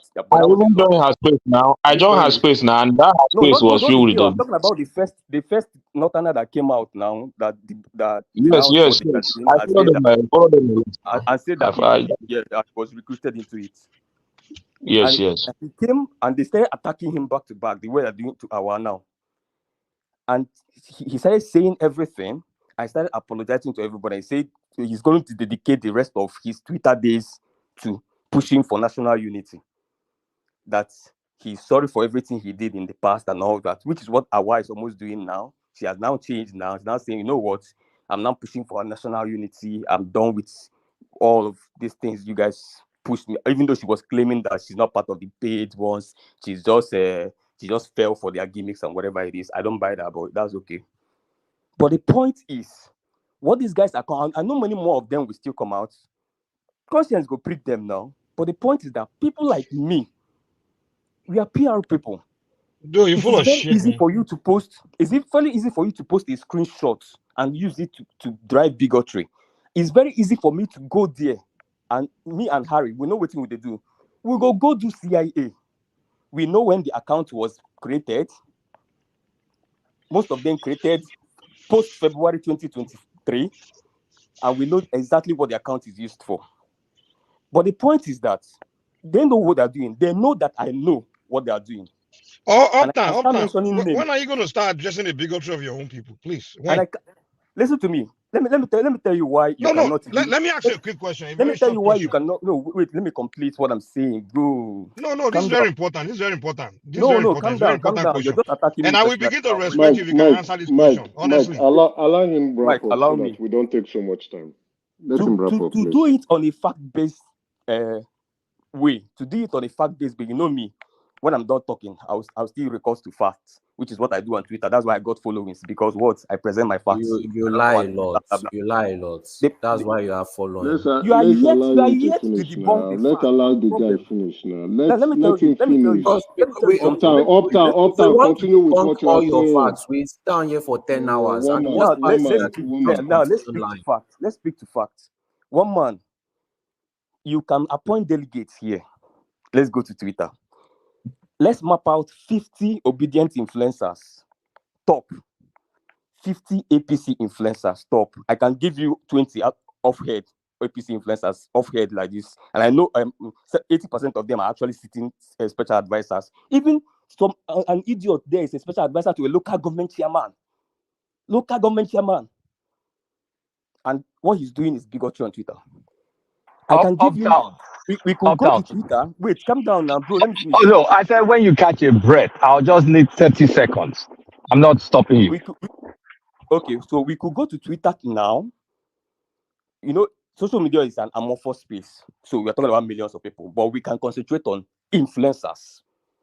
And list 50 top APC influencers, 50 top obedient influencers.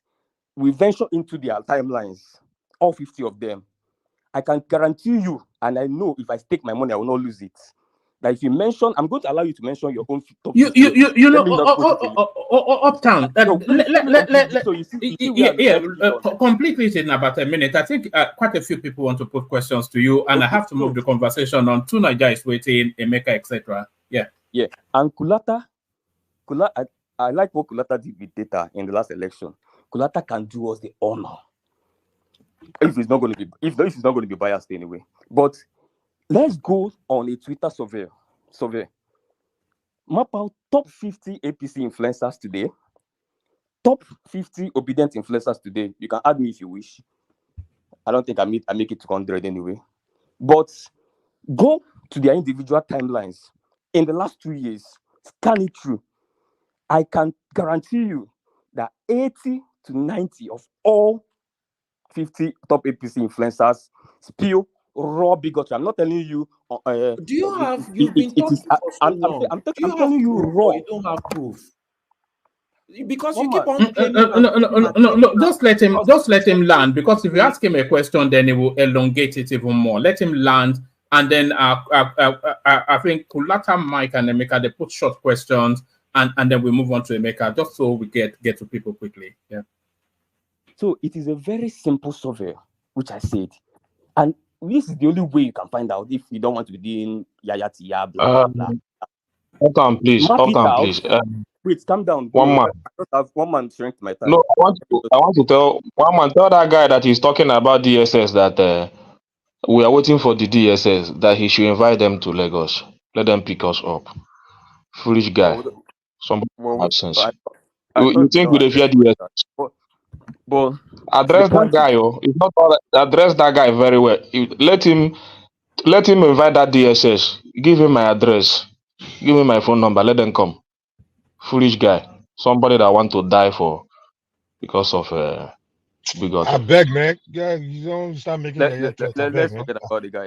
Control yourself. Forgive him. All right, back to your town. Yeah. One man. This is the only way you can know. And I'm beating my chest. If anybody wants to counter money for me, I'm sure I'm going to chop my money and chop the person's money. 50 for 50. Check the timelines, and we'll know who is spilling bigotry. Because you asked me a question, I said, can we maybe take it scientifically so it won't be Uptown's words? Yeah, I know what I'm talking about. It is something I have done with my team. We know exactly. Kulata, please, can you ask Uptown some question? He's repeating himself. Calm down. No. Uptown, just open the window. It's dragging on a bit. Let take questions. Let me open the window myself. She's been at my house. Okay, carry on. Like window. Like Emeka will say she been at my own. Amigo give, right? So that is the fact, one man. And the tweet, I'm ending with this. The tweet I made yesterday was like, can anybody show me any APC influencer online that is promoting national unity or preaching against bigotry? Show me. They couldn't show me 2 accounts. And I'm still challenging them till today. Why is it? I can show you 10 million accounts. Did you put $10,000 behind it like Reno Mockery? Do they need $10,000 to? Don't they have conscience? They can just show it. All right. That was just a joke. I take a question from Kulata, so we move it on. Can you guys hear me? Yeah, we can. Carry on. Is it clear? Okay, because I'm using my car speaker. I don't know if it's clear. So, Uptown, I like you. I did bad with you. You're a very intelligent young man. And what you said is true without the context. You put a story which is true. I've been following that, what she did with Akwa Abiodun, and I mean, you could see some people that were pushing back. A lot of it you will know will be coming from politicians. But what you conveniently did, you did not talk about the bigotry coming from your side. You mentioned one guy. That guy's name is Harry. He's I don't know if he's an illegal immigrant or some guy that crossed Sahara to get to Italy or something. The guy is heavily bigoted. There's also some guy, there are many people from your side which you conveniently ignored. You know, I'm an older guy, so when I want to entertain myself, I read all this stuff you guys do back and forth. You guys are all complicit. So don't paint a picture because you pick truths, you pick different truths and spin spin a yarn. But you're not giving a complete picture because you're not talking about the culpability of the bigotry being spewed by your side. And when you look at it this way, no, hold on, allow me. When you look at it this way, there's so many instances where it is triggered from your side, and then you see the so-called Ronus, because I hate the way they're kind of like spoiling this Ronus. Ronu was something Ogunde spoke about during the Akintola politics in the 60s. It's some sort of ideology. It's not what they've turned it to be.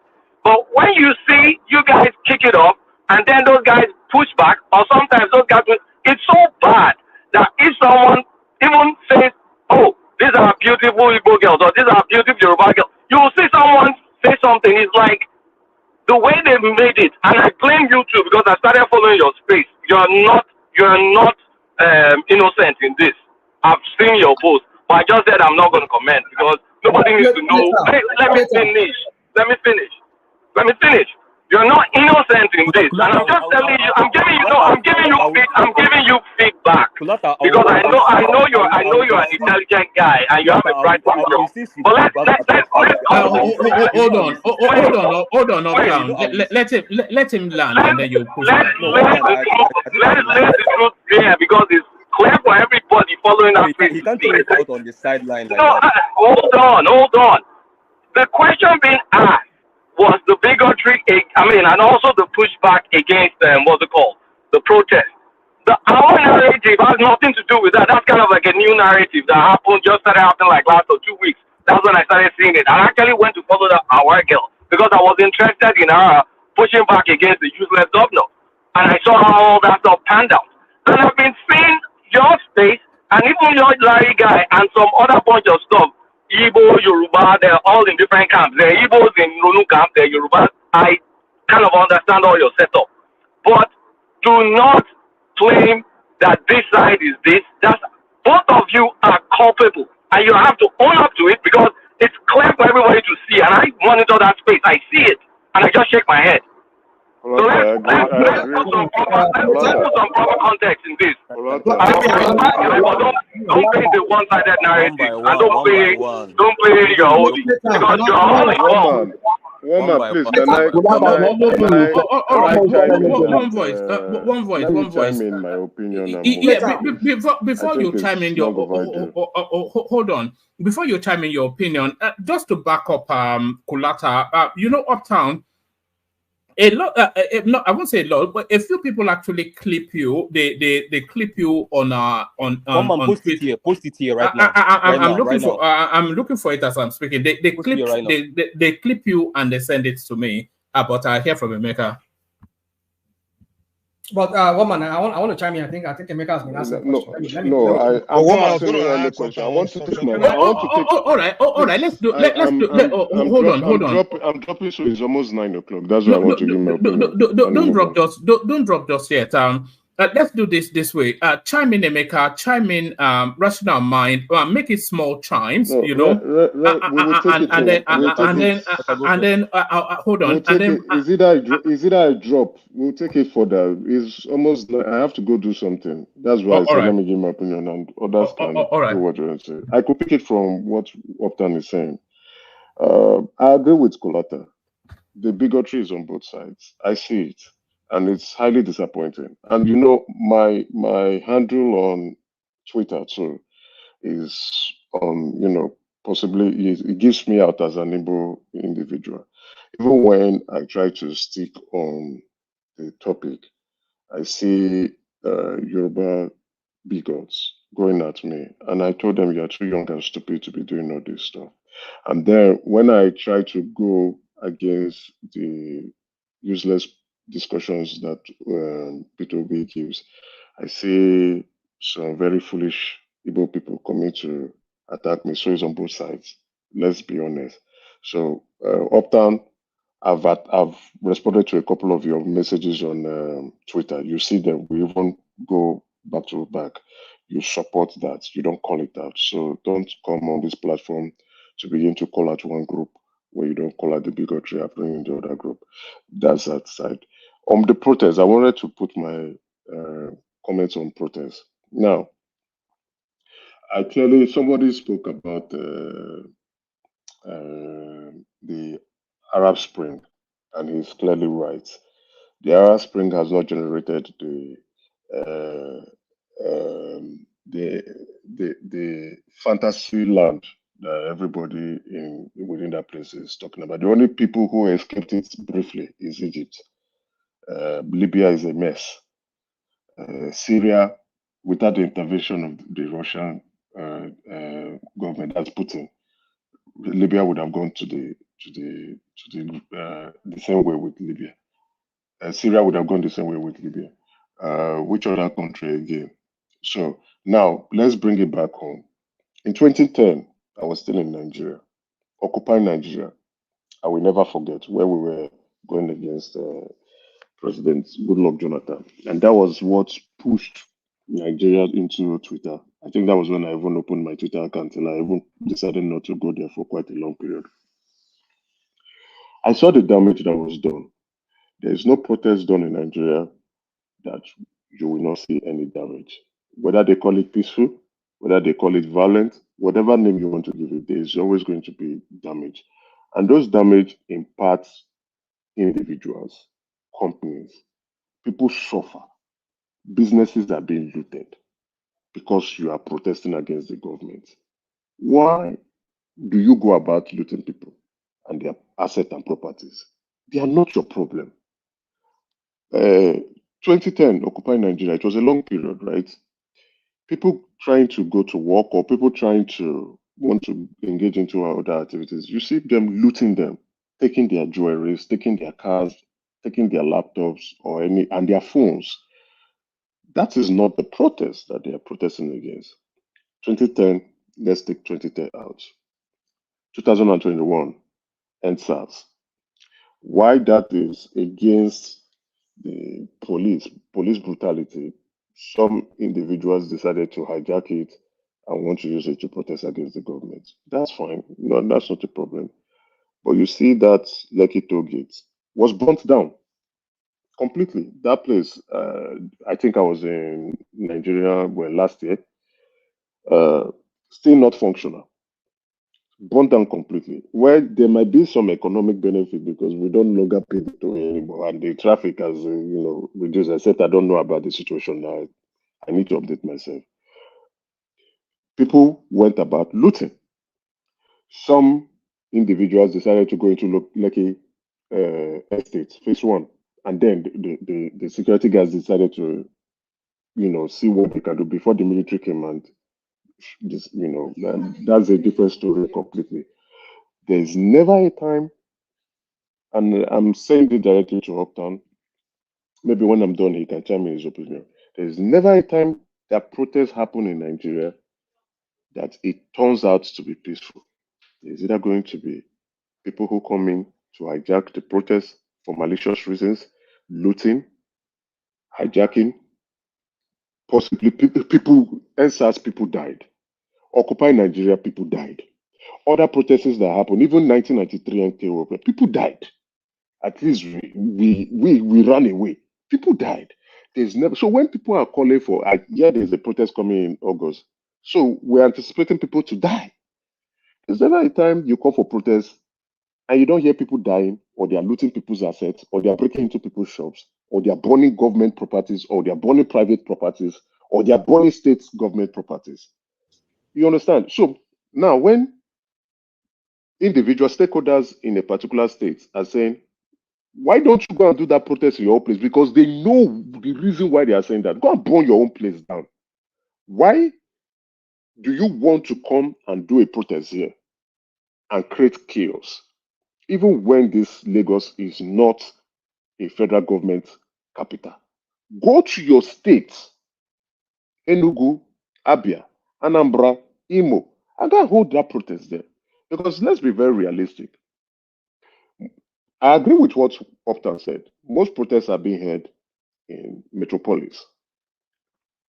Lagos, that is in Nigeria. Lagos, Abuja, mostly Port Harcourt, right? Mostly in the south. And sometimes if the north thinks they want to include themselves, they tried it in Occupy Nigeria in 2010. Kanu decided. Kaduna wanted that in Kano and Kaduna, they flogged all of them back home. So, but that's why I agree. Opta made some sense, but he didn't provide more context. That's why I wanted him to flesh it out. If you are protesting against the state government, that's completely understandable. But if you're protesting against the federal government, I think the federal capital is a better place to do that. When these protests happen in wide scale, it results to chaos. And why do we want to tolerate chaos in the country? Look at Kenya. They burnt places down. They looted private businesses. They burnt private properties down.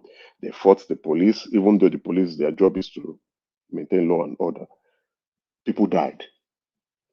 So protests, we've been calling for it. People were pushing Obi to call for it. Protests usually is not the answer. Some people will say, oh, because the president of Kenya has removed the finance bill, that they've won. He came to Twitter space. No, Kenya's never won. The government is going to borrow. Why did they do that finance bill? It's so that they can raise revenue to fund the budget, right? To tax Kenyans to fund the budget. But Kenyans kicked against it, which is fine. Now they will go add into their debt level to fund the government. So the president is trying to make some makeshift. Okay, I'm removing some first lady, second lady. I didn't know the president had more than one wife. Is this an intervention or is this what are we doing here? It's my time now. It's my time. This man, it's my time now. Please, can you just stay quiet? Let me finish. Then you can come in. The truth used to pain rational mind. Rational mind, it's my turn. I told one man it's my turn. I'm here. I'm here. So yes. Rational mind.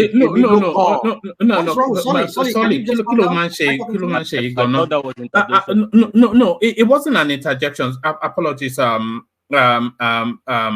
Uptown, but Emeka is about to leave, so he just wanted wanted a slice of your just to give a little contribution, and then you round off, and then we go to rational mind. So that's what's going on. Okay. So it's my turn. I'm not interjecting him. I'm giving my own time, and I'm borrowing a leaf from Uptown, right? And I want my topic to be on protest, please. Rational mind, I beg you, hold your peace. Let me be done. Then you can, when it's your own turn, you can say what you want to say. All right. So now he's trying to discuss buying some leverage, and some Kenyans are saying Nigerians, we are not like Nigerians, blah blah blah. But they are going to pay. They're going to pay for it. Those buildings that they burnt down, they will fix it. Once they fix it, they'll fix it with borrowed funds. Kenyans are going to pay. So protest is not the answer. Now, may I use this opportunity to say an alternative solution that can probably work? I know a lot of young Nigerians still do not understand power dynamics and politics properly. The best way to solve this, create a pressure group, enter into a political party. The one you did with Labour Party is not effective enough. Enter into the major mainstream party and then begin to press your demands. That can work. You press your demands, the chieftains in those parties will want to listen to you. That's a good alternative. We can't have peaceful protests, except the ones sponsored by politicians. Peaceful protests will destroy certain assets in the country. And then we'll now fix that asset with either borrowed funds or internal generated revenue. Now, for those those who would leave their own states to begin to go and look at another state that they don't have any stake in, I think is when others say focus on your state. They are not wrong. For me now, I live in Lagos. I have a stake in Lagos. I'm also from Abia State. I have a stake in Abia State. I can speak on that. But for me to now go and be talking about Borno State, where is my stake in Borno State? Except I see a concern that is spreading from that area, or I empathize with their situation. But I don't have a stake in Borno. I don't have a stake in Plateau. I don't have a stake in Nasarawa. I neither don't have a stake in Sokoto. So if it does not impact me, why should I be taking up a fight that does not bother me or impact me where I have no stake? So if they call me out, they are right. to call me out, to focus on where I should be speaking on. But again, on what you say, I like where not rational man, Uptown brought this topic. Very nice topic to discuss certain things. He called it regime. Uptown, what did you call it? What term did you give it? Regime preservation. Regime protection. Start to bring it home. Yeah, I'm bringing it down. Yeah, I'm bringing it home. Thank you. Yeah. I like the term regime protection, but I was wondering again, what are they going to protect? Or do you think the APC supporters would not want to protect what is theirs? Would they want? You see, this is power we're talking about. Do you expect them not to want to protect their situation and allow you come take it? Nobody gives you power for free. You must devise your strategy to come. So whatever they're doing, and our politics is ethnic driven. A lot of people don't understand this. Our politics is ethnic driven, religious driven sentiment. We fight on both fronts, and then with other ideologies, which we lack anyway. So we are fighting using ethnicism to divide and conquer. That is a game. So when people are busy saying, oh, this, you see, that's why when you stroke your own fire, the others will stroke theirs, because it's a game that we're all playing. It's a dangerous game, but it's still a game. So I don't expect, like, I will speak directly to Upton. I don't like doing it, but I will just say it. Upton, politics is a game. So you might be thinking, oh, we need fairness. No, politics is not fair. Politics is dirty. I hear you saying special assistants buying people. Yes, they do that. It's a game. They need to retain power. Whatever it takes, all gloves off. They need to retain that power. So whatever they do, they will sponsor people. Get even what's his name? This Kogi guy. Yeah, Bello. No, yeah, Bello. Yeah, Bello.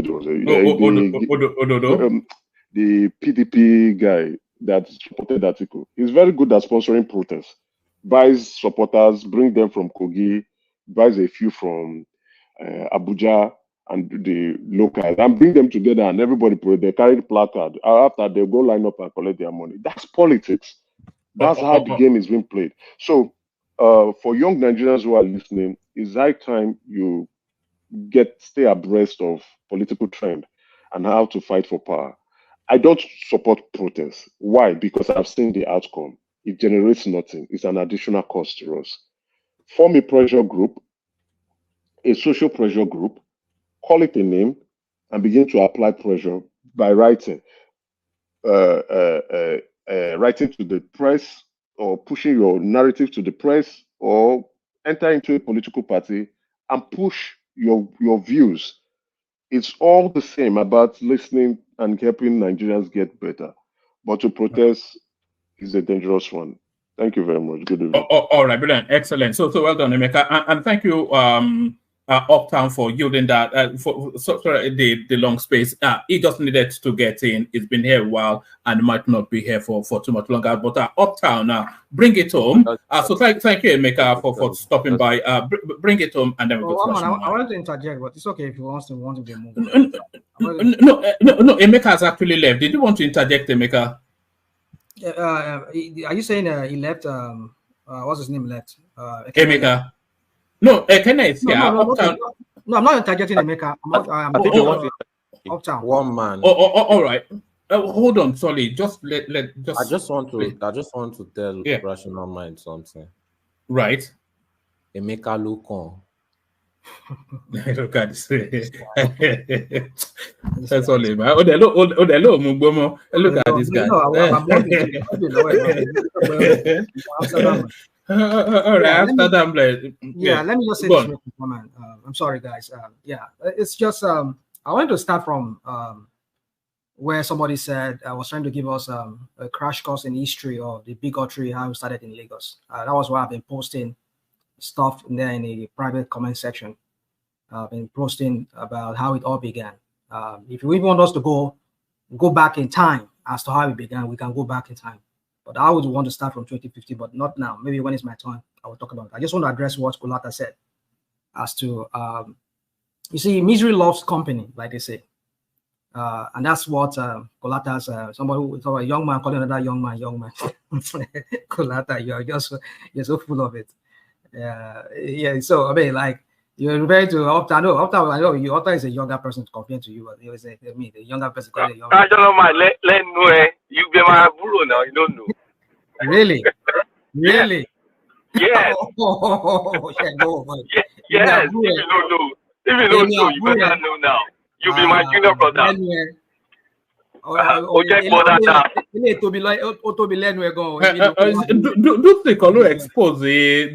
expose that a while ago? Do you not remember? We did some calculations to land you as a Kolata Saburo. So I mean, you my kid brother, rational mind, but I'll allow you. You guys do that behind me. Is that what it is? You guys. Nobody talks behind you now. Why would anybody? I don't do that. I talk where people are. Yeah, how can you just assume my age? You're right from. Because you're a young king, rational mind. You're a young king. You still have those springs in your step. You're a young king. Well, I appreciate you calling me. Be proud that you're still a young king. Come on, dude. Come on. What are we doing? I mean, like, you know me that way to be telling me. I'm telling you that you're a young king and you have to take it for what it is. I'm a young king. What are you saying? Yes, a young king, a spring chicken. Oh, thank you very much. I appreciate that you called me a spring chicken. You need me to give more adjectives. I can give more. Okay, then continue. It means okay, mo ti rí ẹ na, mo ti rí face ẹ, so I can tell. Mo tọ́jú ara mi ni na, mo nice diet. Ṣé gàrí ni wọ́n máa ń mu lójoojúmọ́ ni? I know mo na ọmọ bẹ́ẹ̀ na. Okay, so say what you know. Mo ti gbọ́ ọ̀rẹ́ yẹ kí sọ̀rọ̀. So anyway, you see, misery loves company. You see these APC wing of the Yoruba Tinubu people. There's nothing we never hear from their mouths. You see this story about this girl from Borno State who happens to be from Ogun State too. From what we're hearing, the dad is a Yoruba man. The mom, as I say, that's what was said online, is from Borno State, maybe a Kanuri woman. Suddenly, I think she went back to. Maybe some of us know the story, but maybe for some of us who don't know the story, she went back home on a trip back to Ogun State, where her father is from, and he found out that the roads were just it's insane. And maybe after she went back, or maybe before she went back, she posted on YouTube, or I say YouTube or whatever social media handle. I say, talks about was lashing at Ogun State and the governor. And then, as usual, some of us know the story how it all went. So my point is this: that right there, you know what happened next. They came for her, started labeling her. Without looking at her previous, right? I mean, I can tell you. I don't even need to tell you. I don't need to cite her examples as. Actually, rational mind. Let Uptown round off in just 2 minutes, and then you can take the floor because I thought you were interjecting, but let him wrap up so we're structured. Uptown. Okay. I appreciate Emeka for the short submission, and again, I always prefer him sound the way he sounds this night than the other alter ego that is usually all over the place. But yeah, I appreciate you, my brother. Just like my brother Rational Mind just said, he made he used a phrase which I think is really very is almost summarizes everything I say. Or rather, it summarizes Kolata's pushback, which is misery loves company. So the same strategy they use when you are promoting OB and they say corruption, say, we know we are corrupt, we know Tinubu is corrupt, but OB is also corrupt. So they don't even try to push their own candidate. They just want to tell you that your own candidate is also as bad as their own as well, which is the same thing they're doing here. We know we are bigots, but you are also a bigot, which is misery loves company, which is what my brother just said now. And that's what Kolata came to demonstrate. But Kolata, that is being smart by half. And I'm going to use a very short seconds of analogy. Uptown. You are quoting a recent incident that everybody agrees on without talking about the bigotry that you guys do on your side. You use a passive aggressive style. That your other friend, the Larry guy, that's just full out outside bigotry. But you can't take it. Wait. You can't take a true. So hold on. You can't take a true recent story and use it to depict the entire narrative. That is disingenuous. That's what I'm telling you. Two stories. I don't know because I know that our story and I acknowledge that our story. But you guys want to now put everything on that our story without your own. Do you know about thinking? Do you know about the I know. Like I said, like I told you that you were saying the truth, but you were just cherry picking and choosing what you wanted to pick to depict the narrative. Because the bigotry is on both sides. You guys play that shit on Twitter like it's about to expire. So don't tell me because one story is true. You will now talk about all the other things you guys have been doing. You are repeating what you said before. Allow me. No, I'm done. I'm leaving you. Continue. Allow me. Yeah, thank you. Let me tell. All right, but you have to wrap it up. Yeah, carry on. No, I was nicely wrapping it off in a nice wrapper, and he came in again. Yeah, carry on. Sorry. They won't let me, but Kolata, let me tell you why I said you are being clever by half. You are a data guy, at least you call yourself a data guy. I am a mathematician, yeah, by at least school, yeah? And I know exactly what I'm talking about. When I said what I said, I did not say, and funny enough, I even wanted to chip in Harry's name when I said maybe you might find one or two. I wanted to mention Harry, but I didn't want to do that because it was a public platform and he is an entity of himself. I don't want to use him for my analysis. But I wanted to mention his name. I think it's very clear. And his case was a case of, hey, you guys want to do bigotry. I can also show you that I can do bigotry. That's okay. Me, I've called him out like several times in his comment section. We've had a few problems with that. I do that sometimes. And then maybe we'll reconcile later when we're doing Tinubu school series as well. But the larger point that you're trying to gaslight is, I'm going to use this analogy to tell you the larger point I'm saying. For the APC Rono, which is what they call, I didn't give them that name, they gave it to themselves. For them, they have adopted bigotry. Please don't make it longer, just for other people. Okay, no, I don't want to be interrupted. Let me just make my point. That APC Rono, that construct, APC as a party has adopted bigotry as a party policy. That is the point I'm making. That's over 80%. Now, pay attention to the numbers I'm using, the percentage I'm using, which I can back up. In fact, when the other guy was talking, I was listing names here. So if anybody wants to add silly now, let's start calling account names. Over 80% to 90% of APC influencers who call themselves Rono have adopted officially and openly and proudly bigotry, raw bigotry, as a party policy to defend anything Tinubu. Whereas in the obedient movement, you are saying, you cannot tell me the obedient movement adopted bigotry as a strategy. No. And the analysis is very simple. What I'm saying, two families. One family is a money heist family. And this family has adopted grand theft and money heist as a way of making family fortune.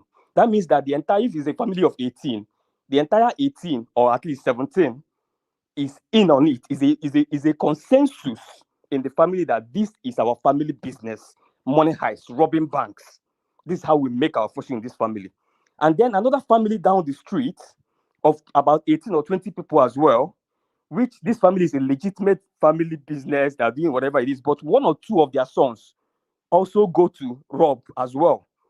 It is two different things. Party A is a theft family, is a money heist family, and it's a family thing, it's an agreement that this is our source of income. Everybody's in on it. The family two is that there can never be 100%. So this is a normal family, yeah? but one or two people can still get into anger and do one or two things. That is two different things. So that is the analogy I'm using to make my point very, very clear.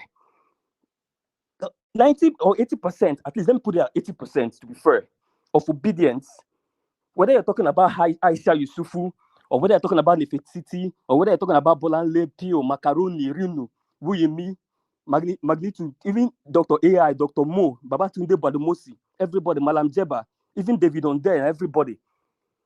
If you go to their timelines and scrutinize, they spend 80 to 90% of their energy, if not some hundreds, on promoting Obi, the candidate. Whereas if you go to the other family, they spend 80 to 90%, the same percentage of their energy on bigotry. That is a clear distance. So you cannot come and say, oh, when you come to your family too, you go and cherry pick Harry. And then maybe cherry pick, what's this guy? His name cannot quickly come to my head. Then two of them and say, oh, yeah, they're doing bigotry too. Oh, we're all the same. We are all bigots. That is nonsense. That's nonsensical. And we know it. So let nobody come and gaslight us. And anything I'm saying here, I'm going to say it in front of anybody, including those guys. I know some of them personally. You get so Kulata should not come and tell us, oh, Harry did this, therefore this and that. How many times now round this up because I need to quickly interject because cool story, bro. Just quickly round up. Please, can I just say something short? No. I want to round off. I don't even want to go back and forth again. Please, I'm tired. How many because I have more names. I've been observing you guys, both sides. Calm down. You guys are terrible. On Twitter, that Twitter space is that Twitter area is insane. I hope Nigeria never turns to what those guys write back and forth between each other. And I insist, both sides. You can cherry pick Aisha Yusufu and whoever you guys want to pick. But I'm saying both of you guys, even you do a passive-aggressive approach, and I've actually screenshotted some of what you wrote. So don't come and play some, oh no, that. No, don't do that. Don't do that. Don't insult our intelligence here. Really, don't insult our intelligence here because it's starting to piss me off because there are many, both sides. I don't want to agree with you have to acknowledge it because you were the one that mentioned that Harry guy's name. I didn't put that word, I didn't even put that in your mouth, and I remember that guy was incessantly banned many times for bigotry. And you were the one that mentioned the name first. What I'm saying, that's the point. I'm backing it up too. And I'm telling you, I'm driving. If I get home, I can start bringing both sides to show it. What the hell are you talking about? Can you back it up? The bigotry is on both sides, and you have to acknowledge it. Otherwise, back it up now? Yes or no? Can you back it up? Can you? Of course, I can back it up. I can. I have the time to do it. Can I just say something? That is the very painful thing about these guys. These guys that are both the bigot ones and the ones that are sympathetic to bigotry. Man, the thing is, I made my point very, very clear, and I said that today, anybody can go and challenge me. I can go and list top 50 influencers for obedient movement, top 50 influencers for APC movement, and let's just go and check their timeline. That is raw statistics. This is not about top 50 to play smart Alex. This is not about top 50 influencers. We're talking about two sides where all sorts of shady anonymous people say bad tribal things about each other. No side is absolved. See, Kulata, I can only excuse you I can probably make an excuse for you and say, oh no, you're not really a Twitter person, you're not really in that generation. Maybe I can. I don't post on it, but when I started following it, I actually saw your post and I was like, oh no, this is not down. And I've been noticing also, Twitter, once you do one person and then you see a story, then you start replaying repeatedly. Both of you guys bash each other. Let's not lie here. You have synced your Twitter into a bigotry algorithm. I can prove it to you. I can see both sides. All sides. You don't know. One side will say, what's it called? You don't know how it works. One side will post one thing. The next side will act like that what you post, I'm the exact opposite of it. Why do you guys do all that nonsense? Kulata, let me listen. Let me tell you this. Anybody that is a Twitter person nobody that is in politics Nigeria, and politics Twitter is an algorithm itself. Anybody I regret for stumbling on that politics Nigeria Twitter. Listen to me now. Listen to me. Anybody that is on politics Twitter will tell you that these names, Nefertiti, Aisha Yusuf, Pio, Bolanle, Macaroni, Rino, stop cherry picking people. Stop cherry picking. You guys don't like facts now. You guys like shalaye. You guys always want to Okay, even that Nefertiti girl you just mentioned, I actually saw a post from that person. The guy is a guy. Bring it out. No, that Nefertiti or whatever you mentioned, that is the guy. Because the guy is using a catfish account, or apparently. Bring it out. Let me get to my. You can hear my engine, right? He's saying a post. These are names, people I follow. You need to own it. I'm just tired of you guys saying, no, it's this side, no, it's that side. Did you hear me ever defend Harry? Well, let me tell you, the analysis, Kulata, do you know why do you know why yours is kind of different? If I'm talking to the normal Euronews on this now, I assume that some of them are not educated. Kulata, you're educated, you know exactly what I'm saying. You are just being deceptive. Don't patronize me uptown. Don't patronize me. I know what I see. And I'm telling you what I see. I have nothing to lose. Either you don't understand how that works. You guys, both sides attack each other. Being deceptive. You guys attack each other. You can play passive aggressive. Other people may go front aggressive. Leave him. Just round up playtime. I'm going to leave you to him. You know me. I don't like.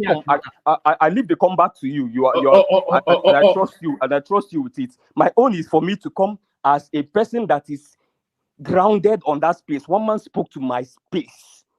That's why I can beat my chest and tell anybody, give us 10 hours back to back. Me and Gumi versus Kulata. Bring your facts. Let me bring my facts. My space. I know how to follow algorithms. All I'm going to say, if you guys don't dial it down, from both sides, it's going to lead Nigeria to destruction. Let me say this. Let me add this. Do you know how many times I personally have debunked an account that the Ronu used for propaganda, which belongs to somebody that is a Ronu, because I know that it's the same email that connects the two accounts. You see how this guy is talking. No. I'm just waiting for him. I'm just waiting for him to stop because we need to move to other voices. One man, allow me. So you need to understand this. I can tell you. I understand. Email. I can tell you what email is controlling. Kulata. That's another strategy. One man. You see why I'm this? I observe what they let me just say this. Allow me, Kulata. Hold on 1 microsecond, Uptown. You know, enigmatic clips Uptown to me and sent. I said, this is what Uptown is saying. Organic clips Uptown to me and say, look what. And several other names I'm not going to mention. They clip Uptown and send it to me and say, look what Uptown is up on Twitter. So I know. I'm sure that somebody has to tell them and say, oh no, it's wrong. No, it's right. Most of you do it. And you need to own up to it. And you guys one man. You guys have been on this for the past 6 months. One man. If you guys do not back your guys up, I'll stop coming to this platform. You can't use subterfuge to black. Stop making empty threats. You can't use Stop it. That's you guys should stop it. It's very annoying. You can't use subterfuge. What's annoying? What's the subterfuge you are using? Oh, this person clips. So people will start building in their mind. Oh, you must have said something terrible. Oh my God, that you're doing something. They have not actually said they are saying something. No, you are going to pass the ball now. But hold on. I'm still speaking. So let me expand on. I was just looking for it, but because there's so many messages exchanged, I'm scrolling up, but I'm still not hitting on now. It's not usually. It's just the non-committalness of some of your language. But certainly, I'm not talking about social media language. We know that Twitter is violence for violence. I'm talking about bigotry here now. We're in a specific topic. No. Nobody has accused you. No. Hold on. Nobody has accused you. nobody has accused you of saying anything bigoted. So one man, that's one man. Anybody that listens to you now, we imagine that what you certainly not. Nobody that knows you for once. You didn't clarify it like this because you wanted them to feel that this guy is probably doing. No. Me, I believe you are a bigot. I'm going to have to let you go if you don't stop this nonsense, Solly. What's all this now? You know, I don't find Solly offensive. I already know him. It's just I'm just waiting for you so I can go to Rational Mind, to Nigeria and everybody else. But let me just clarify for the benefit of nobody is accusing you of bigotry. One, but what I was saying is that you are at the heartbeat of those back and forth, and because you have the power of oratory and language. There's a subtlety to your presentation, but there's an undercurrent to it as well. But the undercurrent is not bigoted; it's more of a political bias. So that is okay. I mean, we'll be supporter now. Why we using it to try to use it to gaslight me from saying what I'm saying about bigotry? I'm an OB supporter. Will I go and say I'm a Tinubu supporter on Twitter? That's a different space altogether. Please, let's not stop playing smart with ourselves. My point I make is a point I can back up on Earth, on Pluto, on Mars, and any part of the universe you take me to, because it's my space, and I know exactly the fact that these guys use one email to create 3 accounts: one Yoruba account, one Igbo account, one Hausa account. They use this one to attack this one. They clip it, screenshot it, and send it on a WhatsApp group, and all of them, and I can mention their name. Be honest with yourself. Is it only one side that impersonates one side? Both of you impersonate each other. Premeditated bigotry. No, Uptown. Are you being intellectually honest by saying only one side impersonates one side? Come to my WhatsApp group. What we discuss is. I mean, come on, man. I don't like this. I don't like this. Is almost bordering on. I will invite you to my WhatsApp both of you do this game, and you're just making it a single narrative. All I'm trying to say is you guys need to stop it. You're not mentioning otherwise, you're going to destroy that country. You see the funny thing you are doing. What you're doing? Okay, I think I will leave you to Rational Mind. He already has a better phrase for you. You already said it. I'm sure he's going to take care of you. But the point is, apart from you, who is already biased, I'm sure the normal listeners who is the bias in saying both sides are doing bad things? Do you know the meaning of bias? Anybody on Twitter I'm saying both sides are bad. So you're saying bias. Do you know what bias means? I'm saying the Rolu side and your side both do the same thing. You are accusing each other of. So what is bias? What's the meaning of bias? By acknowledging that you guys are both bad. Kulata, I challenge you. What are you trying to say? Kulata, I true and wait, what's the meaning of bias? What's the meaning? What's the bias? In kind of like making the equivocation that it deserves. You are sympathetic to the bigots. Kulata, you want me to say it clearly to you? You are sympathetic to the bigots. Because you're sympathetic to bigots by saying both sides are bigoted. You know that all right. I don't want to say. I don't want to do it. Are you listening to yourself? Are you speaking English? All right. By saying both sides are bigoted, you're saying no. Well, you're picking one side. What does that mean? Prove mine. You can't prove. All right, Kulata, let him round off so that we can move on. So I think it's a conversation that we still expand. After we've, I would like you to expand. You know what I'm saying? No, we will still expand it. I'm not sure if you have the time hang around Uptown, but if you don't, then we'll open it up. Uptown, wait for me till I get home. Wait for me till I get home. All right. And the other thing we're going to do as well, anyway, I'll speak to you offline.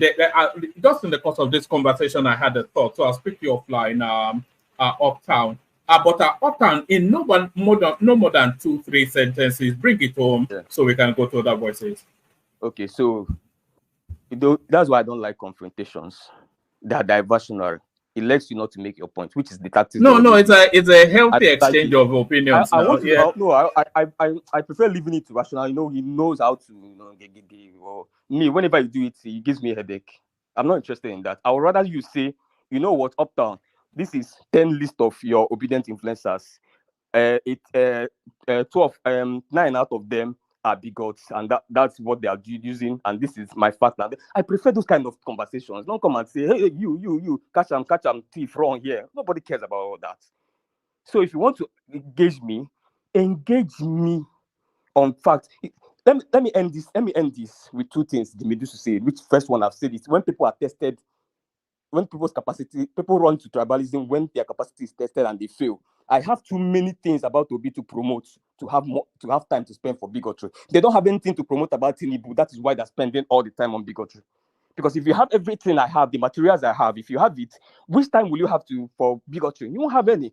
I have many things I've not posted about education. I have many things I've not posted about his industrialization. I have many things I will still post next year. I have enough to post for 10 years. But they don't have the material. That's why they're closing up that gap with bigotry. So don't let anybody come and confuse me here. We have been on this Twitter. I've signed out. I came back in 2022. I know how the algorithm works. I know when an orchestrated tactics is being done. It's a PR move. Now, not be something we would do for record label. We know the moves. Now, if you do it, we know exactly what you're doing. So let know people that came on Twitter last month. I don't know how social media work. Come and say that. Let me tell you. Under my comment section, if I have 100 people pushing back at me, 98 is from a certain tribe, but I've never ever clipped their comment and used it to push bigotry against that tribe. Why? Because I'm not a bigot. But a bigot will always find, if you want to be a bigot today, if you go online, you always find something to back your bigotry up. That is different between somebody that is a bigot or not. Once you want to be a bigot today, nah. Just go online. If you want to be bigot against Igbo, you will always find something. If you can go to the IPOP space, you can always click something and then lash on it and be a bigot. Also, a bigot will always find reason to be bigot. If I want to be bigot today, I can go to Yanko and fetch materials that I'll use and say, oh, Yorubas, this, oh, you see, they're attacking me, oh, they're telling me to go back to Anambra, oh, they're calling me uptown of Anambra, uptown of Abia. Nobody cares about all that. If you call me uptown of Abia when I'm talking about Obi's education model, I'm going to come under your comment section and tell you, do you have facts to counter my figures on education? I'm not going to care about your uptown of Abia. Nobody cares about that. That's diversionary. But that's what they do. They don't have content. So nobody come and tell me anything about. Nobody promoted Asuwaju. No content. Nobody discussed their manifestos. How many times did I come to this platform to discuss manifesto? Even in this platform, let's take a survey. Who are the biggest in this platform? No BAPC supporters. One man, I thought you took the call for a couple of seconds. So other people need to talk. Uptown is enough. Let me sign out. I beg. Well, one man, that is the context of the question you asked about what is going on online, and you can go and ask anybody online. That's exactly what's going on Twitter. Thank you. All right, brilliant, excellent. Rational Mind, you're up next. Uptown, if you're around in the next 10 minutes, I might play you a clip. Rational Mind, you're up next. Well, man, maybe you should set a ring for both of them. Him and yes, the ring. Yes. The last time we had the ring, it was it went out of. No. One man. You know what? You know why I'm annoyed? Why I'm annoyed is it's easy to kind of like cherry pick because you're not seeing both sides exchange. There, you'll see a Yoruba name, you know that person is not Yoruba. You'll see an Igbo name, you know that person is Yoruba. And both of them will be attacking each other. But you say no. Excuse me. Can you excuse me?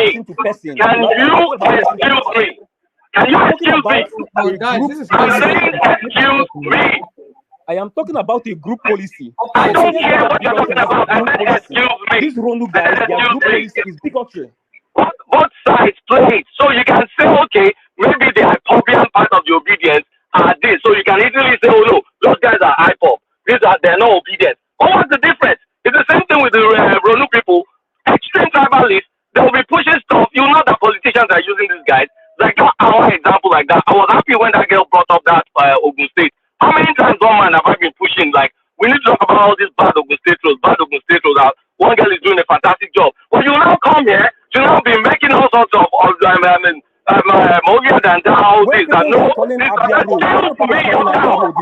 Excuse me. When you see the so-called Ronu and the Ipopians going at each other, you now say, oh no, you can listen to oh, those Ipopians, the Ipopians are not obedient. Look at the shit. Both of them are attacking each other. And that's what we see. Am I Simon? Am I speaking for Ipopians? You are trying to. Are you the only person that's an obedient? Why are you taking the cross of obedience on your head? Who is speaking about IPOB here? Are you the only person that's an obedient? I don't even think you understand what I said. What I said is, there's the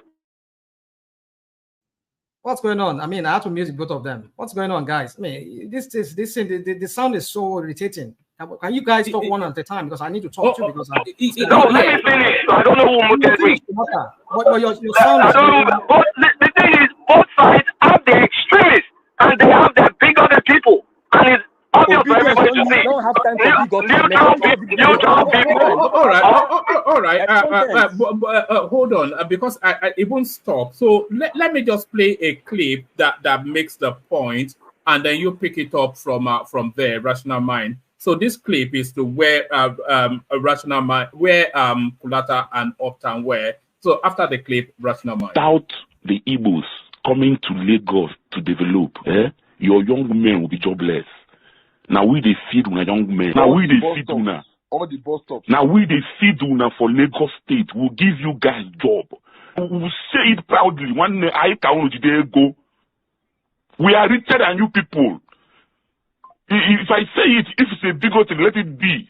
We are richer than you people. If I am we are proud to say it. We developed Lagos and we feed your youths up to today. So I think that's the point that was being made, that there's bigotry on both sides. Huh? Let me read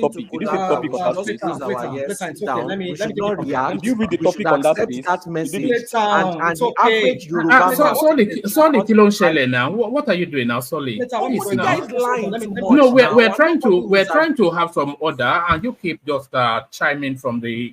Let me take it from here. Yeah, take it from there. Rational Mind, yeah.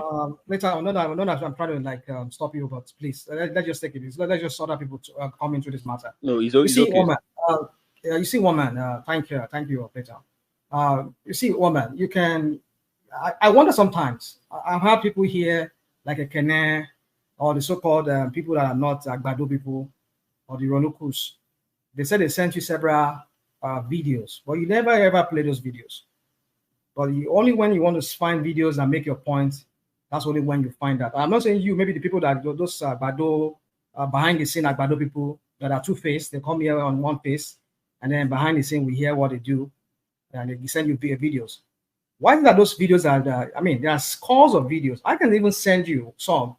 I know I've told you many times that in the past that I am a member of some APC group. I sneak in there, I'll just go hearing that useless conversation. I can bring in scores of them, but if I do that, what's my gain? That's the point. Because I'm trying to make a point like, oh, they are bigots. We know they are bigots, except we don't want to admit that fact, which is fine. We don't want to admit it. They will continue in this trajectory of this bigotry and backwardness of as a country that they call that country. So my point is this, woman, you don't play those videos, you don't play those clips, but when these people want to make a point of some headless, as let me use one, somebody's a lady once called them headless mob, some headless mob. Don't get me wrong, I'm not saying they're not bigots on both sides, but you see, what baffles me is that people like Kulata, the anger, this righteous indignation that is displaying here, like he suddenly realized that the obedient are bigots. Have you also condemned? Both sides are bigots, in case you weren't listening. Both sides, not obedient are bigots. Both the APC side and the obedient side. Both sides expose bigotry. So stop this nonsense that's saying, oh, it's one side narrative. Are you deaf? Can't you hear that I'm saying both sides? I think I've heard you, Lata. I think I understand what you're saying. So stop saying nonsense narrative. I call both sides out equally. And then you're trying to make it like it's this. When I said clearly, what you've been doing. Your ear training you. Go and fix this year. I know you're driving. Go and fix this year. Maybe you're. And then don't stop saying shit.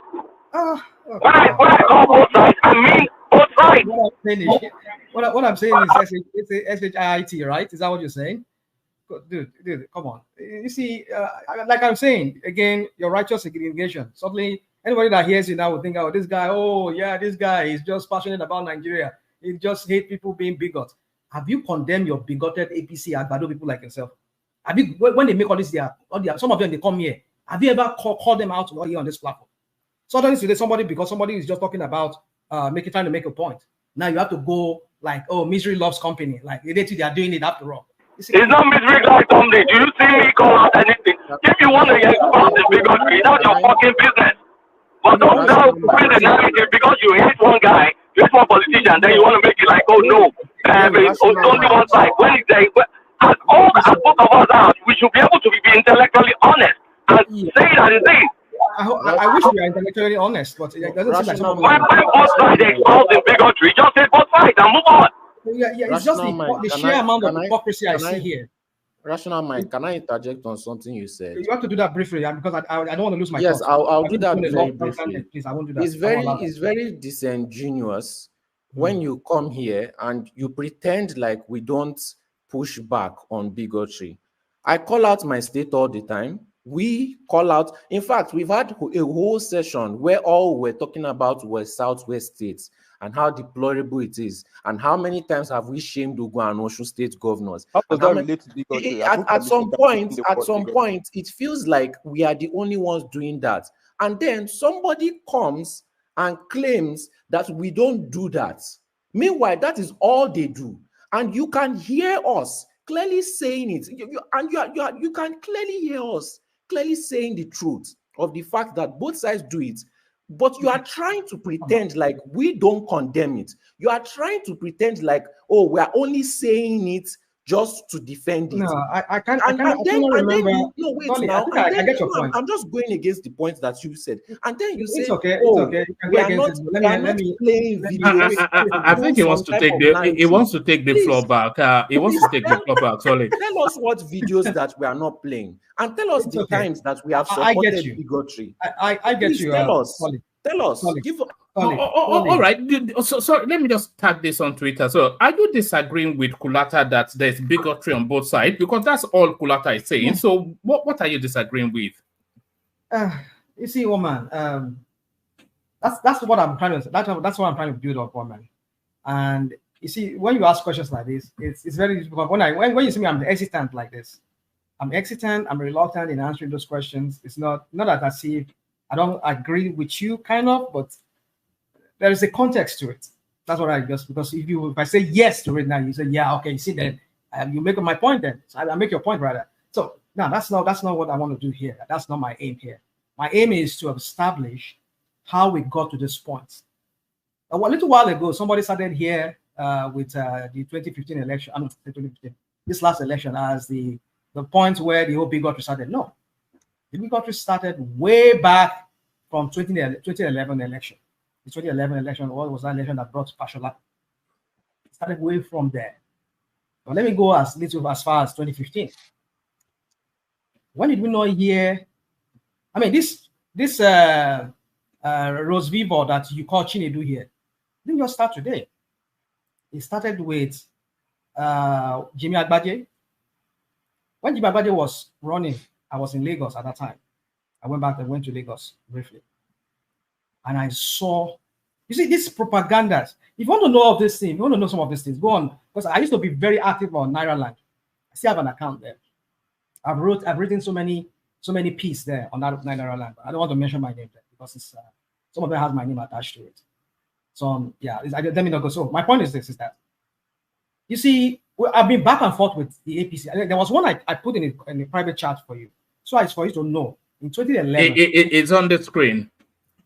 Okay. Well, I mean, Naira Land. There was one I think I missed the end, the first end there because I didn't copy it properly. So there was one there. You look at those chats of Naira Land.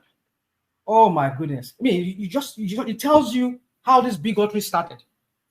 APC or ACN or the Tinubu wing of the Yoruba people, they get triggered when you just attack Tinubu or you just mention something about the shenanigans or the corruption of the ACN or AD that time. They get triggered. They will never talk about issues. Your papa, your mama na be Lagos now, and your this. Wait, that's what you get from them. What was the question the person threw to them? Tinubu Jack Lagos to himself. People talk about points that they see. that they can. I mean, perception is mostly many things. Most of us is perception. At least you can tell. 9/10 of reality. You say what? I said 9/10 of reality. I think that's what you. This is not that. Sorry. Let people. What are you doing? When I say perception here, I'm just saying perception. I'm just saying what we see around us, what we read. It all contributes to our perception. It forms our perception. So that's why I use the word perception. It doesn't mean it's not reality.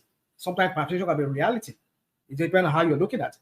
But my point is this, woman, is that when you hear people on Naira Land, I need some of you to go back to Naira Land as far as the 2009. Go and look at the discussion between PDP and APC. AD then. Go and see the discussion. You understand how bigoted some Yorubas were back then. And what was the question? Maybe they just say like, you hear people talk about Obasanjo's lineage. Omo Igbo ni, Baba disease. That is how the bigotry started. And what was it that was even said? Rational mind. Larry, please let me just say this. Please let me just say this with due respect. Don't let us, I know you want to make a point, and I think it's a little bit insulting. When you say some things like how bigotry the Yorubas are, it's a little bit insulting. No, not Yoruba. When I mean Yoruba, yeah, that's why I'm trying to push back. Right? You can make a point, right? And it's also insulting to a lot of us that are actually from that tribe. That actually understand. Let me rephrase it. Maybe it was personally. I don't care where you belong to. I don't care. Probably you are APC, you are PDP, you're this, you're that. Right? You can make your point. Okay. Right? The politicians don't. Nigeria does not belong to anybody. It doesn't belong to you. It doesn't belong to me. We all form what is called Nigeria. So when, I know a lot of you want to, you have your conversation, you want to push back, but I think it's a little bit insulting, right? So yeah, Larry, let me just really say this. I hope you will listen to me when I said it, but that's one thing. Sometimes I say things in isolation. Sometimes I can't really point to what context when I said Yoruba people. But if you understand, I usually like to use the word the Yoruba wing. If somebody was even quoting me in the conversation, Yoruba wing of the Tinubu people. So when I said Yoruba wing, it means that there are some other wing that are not part of the Tinubu section. I've said Tinubu's Yoruba bigoted people, and does not mean that those ones are Yorubas, but are not bigoted. Ronu, they have already given themselves a name, Ronu. So that's so that's what I'm saying here, Larry. And if I said Yoruba, maybe it was. If I say Yoruba, I'm not talking about the generality of the Yoruba. I don't belong to the Ronukus of the Yoruba Tinubu Yorubas. I'm my own kind of Yoruba. I'm on Ronu. Get back to your flow. I think Larry gets where you are. So please, I just want us to clarify that matter. So having said that, you see, my point is this, woman, is that we need to trace this antecedent. Somebody here was, I don't know, some of us, how young some people were to even understand politics, how it all began.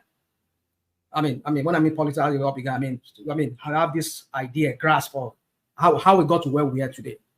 It is the same Oba of Lagos. When Jimmy Agbaje was campaigning, he saw that there was this demography in Lagos that seems to have a huge voting bloc that it could appeal to them to vote for him, which are the Igbos. And what did they call him? They started calling him Chukudi. Go and see all kinds of just Google online. I don't know if I can. I've been trying to find it online ever since you guys have been talking here. I've been searching for those banners and everything that were being displayed across Lagos then. I mean, I even copied one that Tinubu, when he was doing one of his stomp rally somewhere in Rilegom, where he was saying that Jimmy Agbaje came to beg him to be governor. We know all of this. We know what they do. We know all these things that they do. What the Tinubu and his APC bigoted Yorubas. I mean, when I mean those Yorubas that are aligned with him, that are bigoted like him. We know what they do. A Yoruba, full-fledged Yoruba man, a real born Lagosian, Jimmy Agbaje, they call him a Chukudi. And you know that very year, that election that brought this guy that only had one term. So rational mind. Just hold on. Is it a one-sided narrative? Hold on to that. It's a very quick question. It's a very quick question. Is it a one-sided narrative, or is that the only part you've been paying Hold on to that. I'm not listening to you. I'm not hearing you. Even though why you continue if you don't? I'm not hearing you. Just hold on to that. Kulata, Rational might don't mute or not mute. Yes, the mute button. Mute. Okay. All right. Mute me. Don't mute me. I'm just asking a very simple question. Okay. Is it a one? I kept quiet so you could answer. Is it a one-sided narrative? Because we know your political leanings, right? But for us that are not too really don't give a damn, we can see both sides. And I'm telling you, if you want to be intellectually honest, you have to acknowledge both sides. Because you are talking coming from your own political perspective. I don't want to lose my thoughts. I mean, I could not tell us what Jimmy Agbaje did. No, we know your thoughts. You are talking against your perpetual enemy, of which we understand. Can I land? So, of course you can land. I think Kulata is cautioning you against being some sort of insidiousness because you're going to take us on this journey now, and you won't tell a lie, but you will paint a picture that is that only speaks to half of the story, because somebody else can paint that same picture from the opposite side. So what he's saying is that well, we'll put it in fair and balance is all I'm asking for. No. How can it be fair and balanced? When has it ever been? But I carry on a rational mind. I like that. I like that way you painted me that I'm not balanced. Okay, no problem. Let me just say it. I mean, you go and fact check me. It's there. But rational. Sorry, 1 second. No. Let me land this point. No, let me land this point. 1 second. Yeah, please, I beg you, please. Please, I think this guy went targeting like this. He's my nemesis. We both are each other's nemesis. No, hold on. Let me just land this point. Hold on. Let me just chip in something for you. So okay. Let him chip it in, and then after that chip in, please, everybody, let rational mind just flow. Otherwise, you chop off his thought process. So chip that in and chip that in, and then let him have a flow, so that we at least get the broad strokes of what he's saying. All right. Please, rational mind. I wanted you to ask Kulata because. If you're asking, if somebody's pushing don't ask Kulata. Just make it a rhetorical question. Okay. Yeah. So the rhetorical question is: he asked you, "Is it one-sided?" When you said they were calling this guy Chukudi, Jimmy Agbaje, ask him. He said, "Is it one-sided?" Ask him, what did Jimmy Agbaje do on his own that is also bigotry for them to call him Chukudi? What did you do to them? That's what I'm going. That's what I'm getting at. That was the place I was going before Kulata interjected me. See, the point is this: is that when you go against Tinubu is seen as, by some Yorubas. Is Jimmy Agbaje not a Yoruba man? Is Jimmy Agbaje an Igbo man uptown? No, he said it's not one-sided. Jimmy did something too now. So let's know what Jimmy did. He said it's not one-sided. That's what I'm pushing back on. When you go to Okorocha, do we go to your side and start putting our mouth and start calling you bigots? Your people, no, do. I don't really. But you know I have the floor. You are breaking up, Mike. Anyway, I have the floor. You are breaking up anyway, Mike. So the fact of the matter is, if Yoruba people are going against other Yoruba people, what is your fucking business, man? Young people that are going on. No, not that language, man. Okay, sorry for no effort. Your own people directly attack your own people directly attack other ethnic groups, and you never talk about that at all. I spoke to politics. I didn't speak to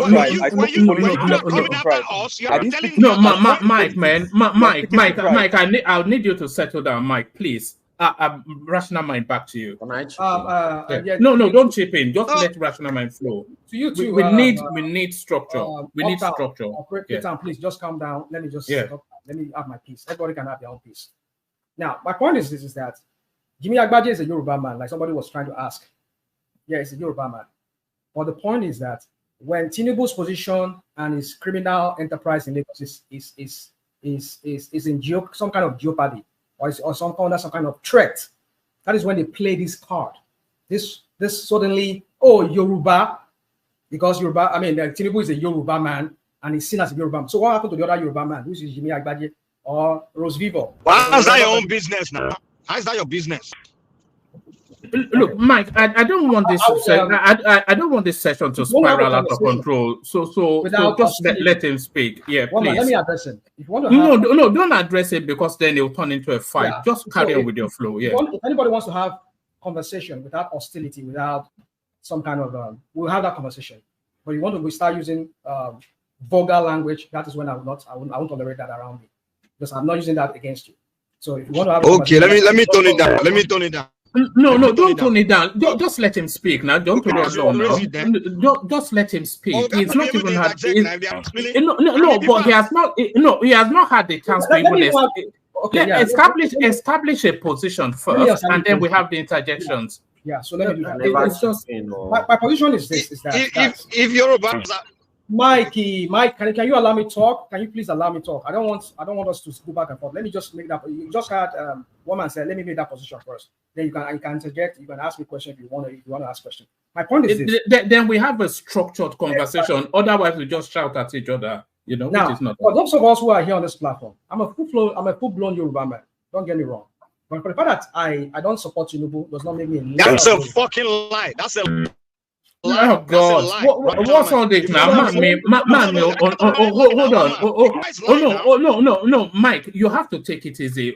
I'm moderating, so let me moderate, please. You see what we're saying when I hand over to you, then you can run it your way. Let me run it my way.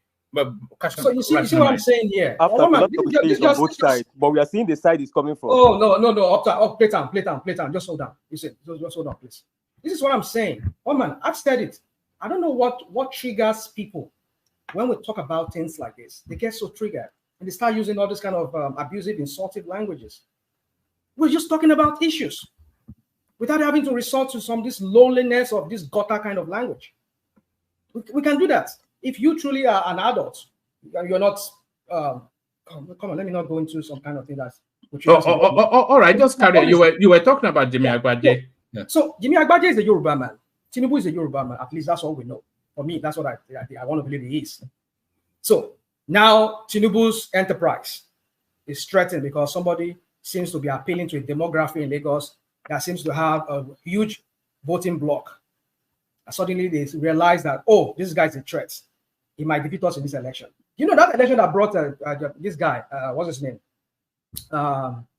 Ambody. There were so many PDP people that won within Lagos State at that time. I think about 2 or 3 of them, or maybe a little bit more than that won around that time. They were part of the legislators in I think during our Ambody or maybe one of those times. But my point is that they saw that as a threat, and they had to call this guy name, Chikudi, and you had an Oba of Lagos saying a certain tribe will be thrown into the lagoon if they don't vote their own candidate. And what has these people done? All because they are aligning with one person, who is a Lagosian, who is a Yoruba man, in the person of Jimmy Agbaje. He said, okay, we're going to vote for you. Or similarly, a large portion of this ethnic group seems to like aligning with Jimmy Agbaje. And they see that as a threat. Mind you, Jimmy Agbaje is a Yoruba man, no. So what is the threat there? But now, what did they do? They went calling him name, throw out their propaganda machines out, and they start saying, up to the point that even the Oba of Lagos had to come into the matter and had to say these people will drown if they don't vote. ACN. Then, what level of bigotry do you want? What antecedent? What historical background context do you want? Do we have to this? If not that, so what are we doing here? I'm not saying that some Igbos are not bigoted too, like some of Yorubas are bigoted. But it is when they trigger them. That's why I want to go now to this other lady now. This Yoruba girl, who is partly Kanuri, father and Oguman. I want to believe the full-blown Yoruba man. His daughter went back. Rational mind. Wait, just calm down.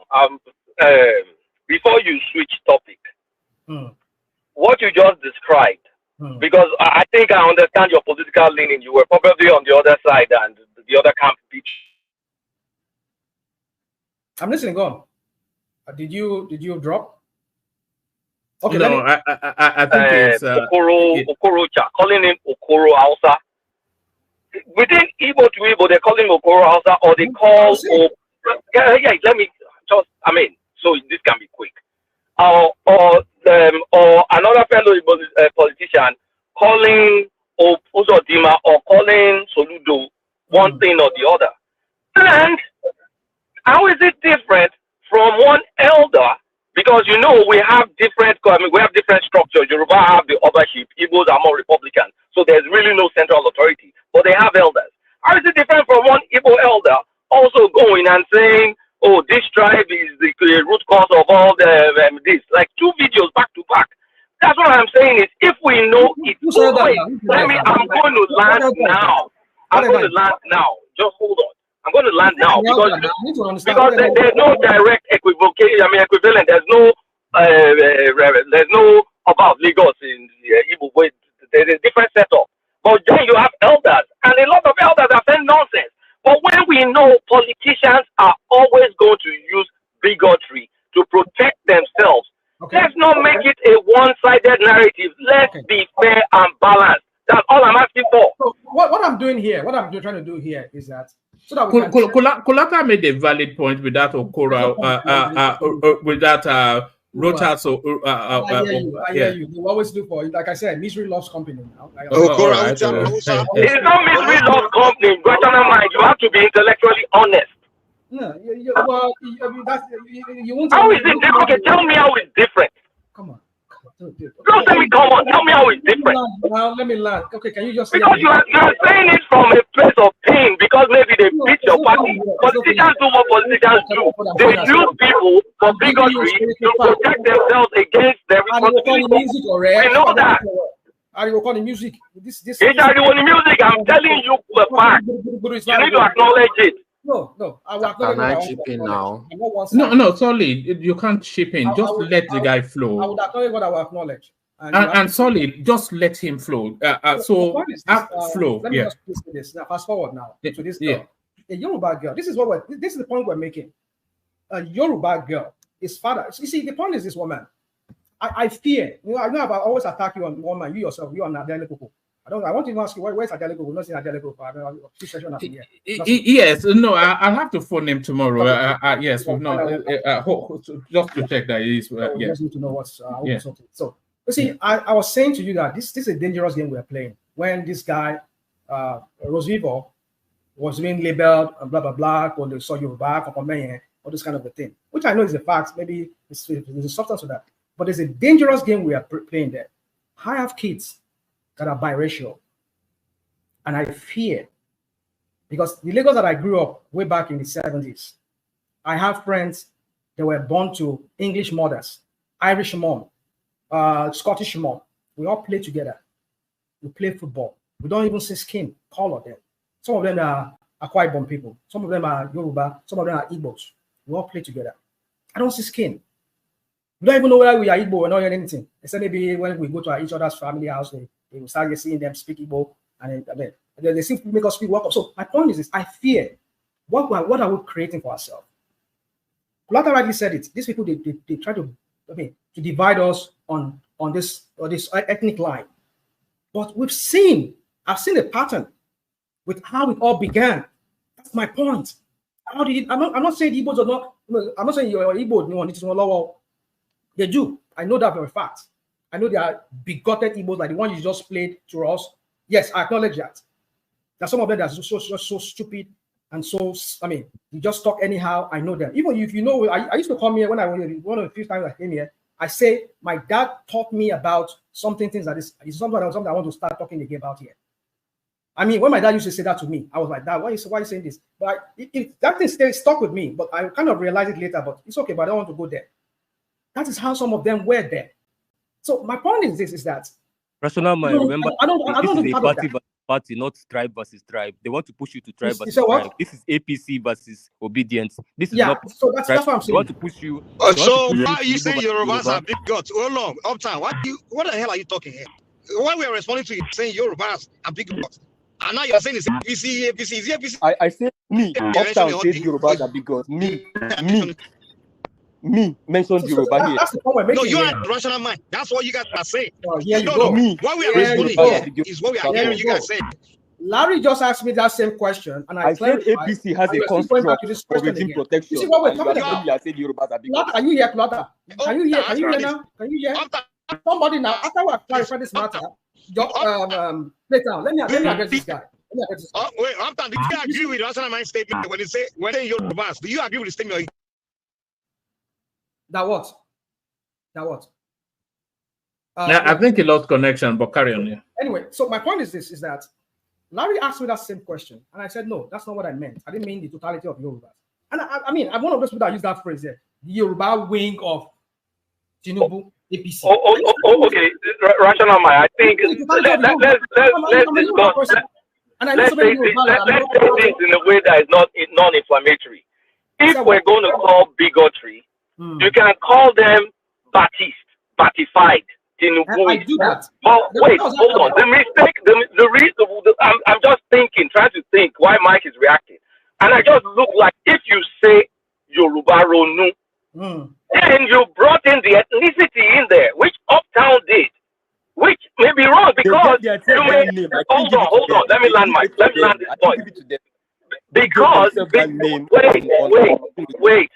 Uptown, the mistake you are making, there's a genuine Ronu, Yoruba Ronu, which started I'm talking about APC. I'm not about your whatever. That's what I want to correct you going forward, so you just don't say Yoruba Ronu. You can say the Batified Ronu guys, but don't put the Yoruba because it's a normal thing that every election. I said it even before that election will come. The election will come. People will now start doing Yoruba Ronu. It's okay. So that's what I'm saying is going forward, call out the politics and attach them to their politics. Batified Ronu. No. Because Uptown, you will not know. You will not understand how if it's a normal person, conservative person, or non-conservative person, just someone that's been familiar with that terminology or phraseology, and then he hears this, then he's going to say, okay, you're generalizing me amongst what I'm not. But when you look at, okay, the Dakwabodo boys, which I could see because I was pissed off that they were trying to shut that girl down when she was getting results. But if you call it, okay, the Dakwabodo boys, the Baptist, the this, but don't say Yoruba Ronu, don't bring the ethnicity. Nobody is saying, oh, if you see, people can say IPOP because we know not every.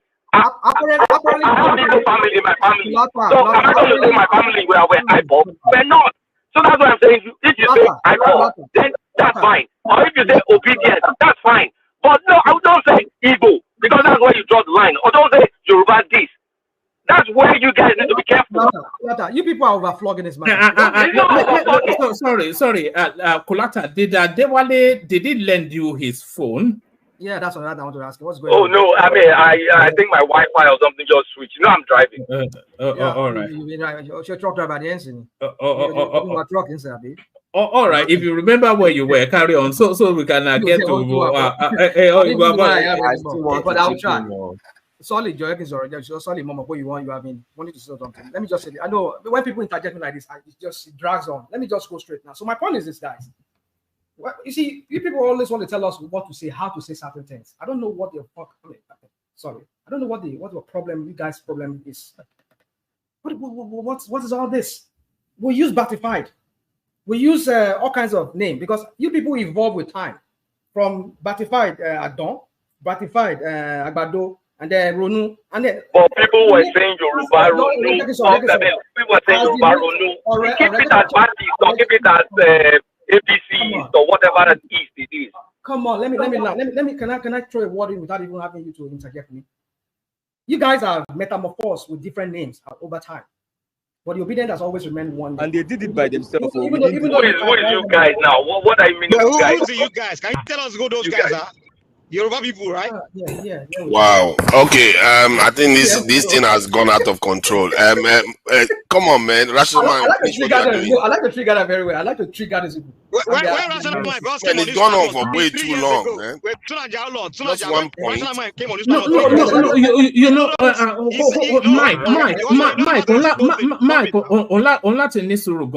because I don't want. I'm just making a statement now. Yeah, but no, why you trying to cut me off? No, just hold on. Okay, make that point, and then after that point, I have to insist that Rational Mind gets to speak, so that when he speaks, then I go on to. But I don't want him chop, because then even tonight they're starting to complain. Larry Spencer is a new voice, so make that point, and then let's just let the guy go. Yeah. Rational Man can use Ogun to swear right now. Even you, one man, you know, when Rational Man first came on this platform 3 years ago, he told us he was an Igbo man, and he even spoke Igbo. So all of a sudden, about within a year and a half ago, he started telling everybody, because most of the people here just started coming here like maybe a year ago or something. He's been telling everybody that he's a full-blooded Yoruba man. Are you kidding me?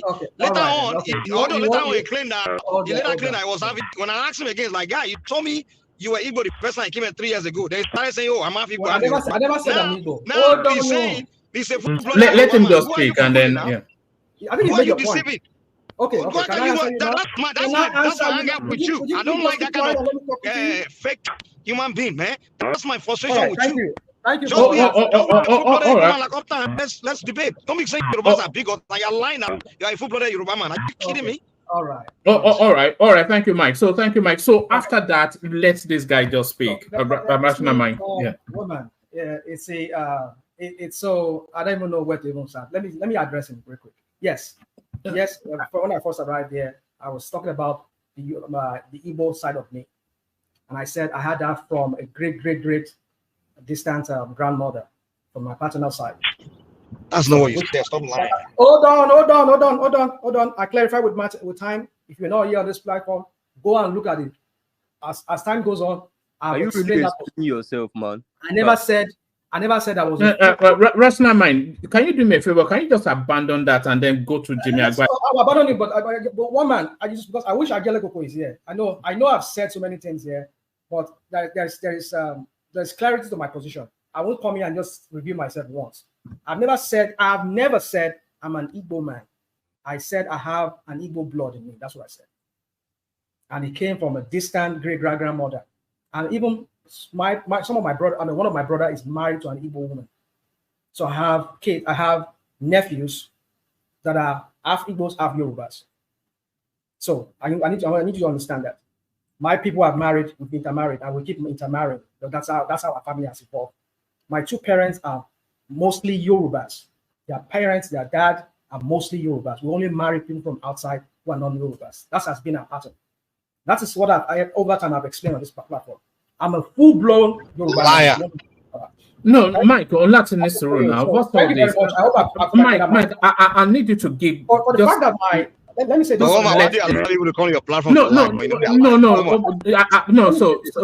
So sorry, hold on, Rational Mind.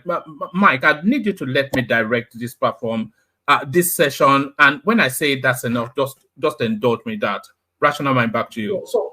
And if my mixed race kids have to go back to Nigeria, I will be appalled. I will be so disappointed if people were to refer to my child as not Yorubas because they look a little bit white. I'll be very, very disappointed in my people for rejecting them because their dad is a Yoruba man. Because they look differently, should not make them. So see, this is the danger of what I'm talking about. That I was challenging Agale Koko on the other time when I was vehemently opposed to him at the beginning when you people were talking about this Rose River issue. We are starting even the so-called Tinubu you people are fighting against is his wife, Remy. I didn't dispute that. Is his wife Remy? Even is he a full-blooded? Is he a full Yoruba? Let me not say that. I don't want to use that. Remy is from Ogun State. Our mom is from Delta. Ishekiri. Yeah, fine, Ishekiri. So now, should we now say we're disputing it because his mom is not a full Yoruba man, a full Yoruba woman, but the dad is a Yoruba man? Should we say that? No, I will never say that. What's his name? Tinubu. Look, Rational Mind. Nobody's going to call. Hold on. I'm going to make a quick point. Nobody's going to call my own kids. My own kids are half and half, and nobody's going to deny them. Nobody's going to deny them their ethnicity too. So we are talking about someone that's also in a mixed marriage. So don't say this. Nobody's hearing you. You just. You are not the one hearing me. People are hearing me. You need to cut out the generalization of a tribe. The tribe is not Tinubu. Tinubu is not the tribe. You that claim to be Yoruba, you did not support him. So why will you now generalize the entire ethnicity and say, okay, Yoruba Ronu is batified? You need to specify the politics from the people. What you're doing is disingenuous. It's not disingenuous. I'm correcting it. It needs to stop. If you're going to call politicians jobbers, call politicians jobbers. You're not correcting it crap. You're not correcting anything. Don't stop. Don't come here and gaslight this your Yoruba crap that you're doing. But rational mind didn't generalize. No. Rational mind was going there. Hold on. Uptown. Let's the conversation. Larry just asked me that same question, and I clarified that I'm not talking to the generality of Yorubas. I know many Yorubas that are not. I mean, Pade Banjo is one of them. There are so many Afenifere people that are not on Tinubu side on this matter. What are we talking about? Does that make them? I mean, we've had stories now. People calling Pade Banjo Igbo man and me. But did they not refer to Obasanjo as an Igbo man? What are we doing here, dude? Guys, I'm telling you the antecedent of this politicians on Tinubu side. They are very divisive. That's not to minimize what the Igbos, some of these Igbos do. But my point is this: is that usually what I've seen online on Twitter is that they trigger most often when the obedient are to respond. Like this issue of that girl from Ogun State. At some point, they said this girl was an obedient. And this guy had to come out and explain to them, no, I'm not an obedient. In fact, I'm a Tinubu person. You say I voted Tinubu. Hold on. No, just hold on, Rational. Uptown. Carry on, Rational. But suddenly, because now I'm criticizing Dapo Abiodun, who happens to be an APC, a Tinubu person. Now suddenly now I'm no longer a Tinubu person. I'm no longer, okay. For that reason now, I'm no longer a Tinubu anymore. And for them, what did they do? They went for her. And when the obedience saw that these guys aligned with them, and they joined with her. And now they have to make it like obedient now versus Yoruba Ronu idiots. And that is how it all played out. But you fail to understand how it all developed, how the whole thing, how it all evolved, how it all began. A Yoruba girl started something, and then before you know it, it became something, it backfired. And before you know it, and then they started saying it's now Yoruba versus. That is how it began. But what I've seen is this.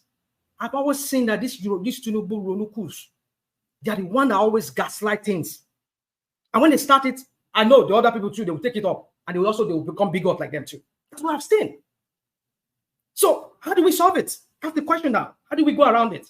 Can we just focus on issues? Let us criticize either Obi, you want to call him, or say they speak like woman and gay, whatever you want to call him. No problem. Tinubu, that one when they fall like something when they get a certificate, we don't even know that druggy. Fine. Let us leave our tribe out of it. But when somebody like me, who's a Yoruba person now say, I'm not for Tinubu, you say, oh, like that girl now. Oh, you see her now. He's not a Yoruba person now. Because who is Tinubu? Tinubu, I mean, Yoruba anthem says, even though I'm a slave, it's the same way Tinubu was born. The same I was born. Does not make Tinubu superior to me. And that is what some of you Yoruba Yorunukus, you pedestalize this guy, you make me like a godlike person. This is exactly what I'm talking about. This is exactly what I'm talking about. You just said it again. Yoruba, stop bringing the tribe. You can call it Tinubu. This is exactly what I'm talking about. I'm not talking about. I don't even know what woman is doing. I'm not talking about the totality of the Yorubas. I'm talking about the line with Tinubu. That's what I'm saying. And then when you get triggered. Rational man, why do you enjoy this so much? You just relishes dwelling in this. Just move on. You've already made your point. Allow Rational man to talk now. Why do you guys not allow him to talk? No, but he's been talking for the last 30 minutes now. He's wasting a lot of people's time here. Allow him to talk now. Let him talk now. Rational mind. Okay, in conclusion, you have to consider other people's time, man. Rational mind. You tell that to those people that interjecting me so that I make my point. And I still want to interject you. Okay, Larry, please. We don't, the kind of words you use, I respect you so much. But what are these words now? I mean, Larry. But are you afraid to be Tinubu's? Is it are you part of the Tinubu's? No. Can I just hold on? Too many voices. And some of us will kick back. That's just it. No, come on. Please stop this thing. He's already made the point. What is the point wallowing in it? No, okay. We don't like it. No, Rational Man is an Igbo bastard. He's a bastard. If you go down, you can talk of APC, you can talk of Labour Card. I don't care. But the moment you start saying Yoruba Ronuku, will kick back. Stop it, please. I'm not. Come on, dude. I mean, Larry, I said it. I think I keep repeating myself. You take me out of context. Rational man, you know what you are doing. I'm going to tell you that you know exactly what you're doing. I don't know what you're talking about. Then you should have no business talking. All I'm doing is to gaslight the whole tribe. Yoruba Ronuku. No. That's not what I did. That's not what I did. No. Don't tell me to stop it. Yeah, you don't understand what I said, and I've explained to you. You are basically when I said Yoruba Ronukus, I'm not talking about. What is the meaning of Yoruba Ronukus? Okay, let me explain to you. Why should I just call them APC Ronu? Let them rest. It's going to take another 10 minutes to explain to us. Man, shut this guy down, man. He's just going on and on and on. Stop it. What is I don't know what point he's trying to make. I don't know what point you're trying to make. The guy's a bastard now. He's a bastard son of the Igbos. He's an old. No. Hold on. No. None of that, Mike. No. What's the meaning of that now? See what I'm saying? What's the meaning of that? Don't do that now. Read the one here now. National man is talking. He's resulting Igbos. How Igbos take it that is thing now? All right. No. You can't interject, guy. Don't just keep saying, can I interject? Just let's settle down. Rational man, bring it on 3 more minutes, then we go on to Nigeria. What's all this? Larry, I don't want to go this route. It's just why I'm going this route. No, can you not do that? What's all this now? The reason why I'm going this route is just so I will clarify it, that there are some Yorubas that are not for Tinubus. They are also Ronu in the sense that we Ronu in a balanced way. We welcome people to come to Southwest and live with us. In my grandfather's Abba, where there's an Abba my grandpa has, my maternal grandfather, he has a huge settlement of his own. We have Robos, we have Igbos that settles there. My grandfather rented those places because he has a huge cocoa farm. That's how I was raised, how I knew my people. So my point is this: Yoruba Ronu means we need to understand where we're going, where we're coming from, where we're going to. But you not turn the Ronu of the true Yoruba Ronus to the bigoted APC Ronus. That's what I'm saying. So when I said Yoruba Ronukus, I'm not talking about the totality of the Yorubas. I'm only referring to. I'm just gonna get out, man. Fuck this. All right. Thank you, Mike. That part of Yorubas that are for Tinubu. Woman, I leave it at that. All right. Okay. You say thank you, Larry. So to Nigeria, you are up next, and to Nigeria, with you being up next, with your permission, I'll hand over to you. So the floor is yours. Sorry, one man, before you hand over to Nigeria, because me too, I'm going to bounce. Let me say this and say it pretty clear. Everybody, most people, they have a motive. And for your platform, if we're going to get out of this bullshit ethnic nonsense, because I'm not even married to my own tribe.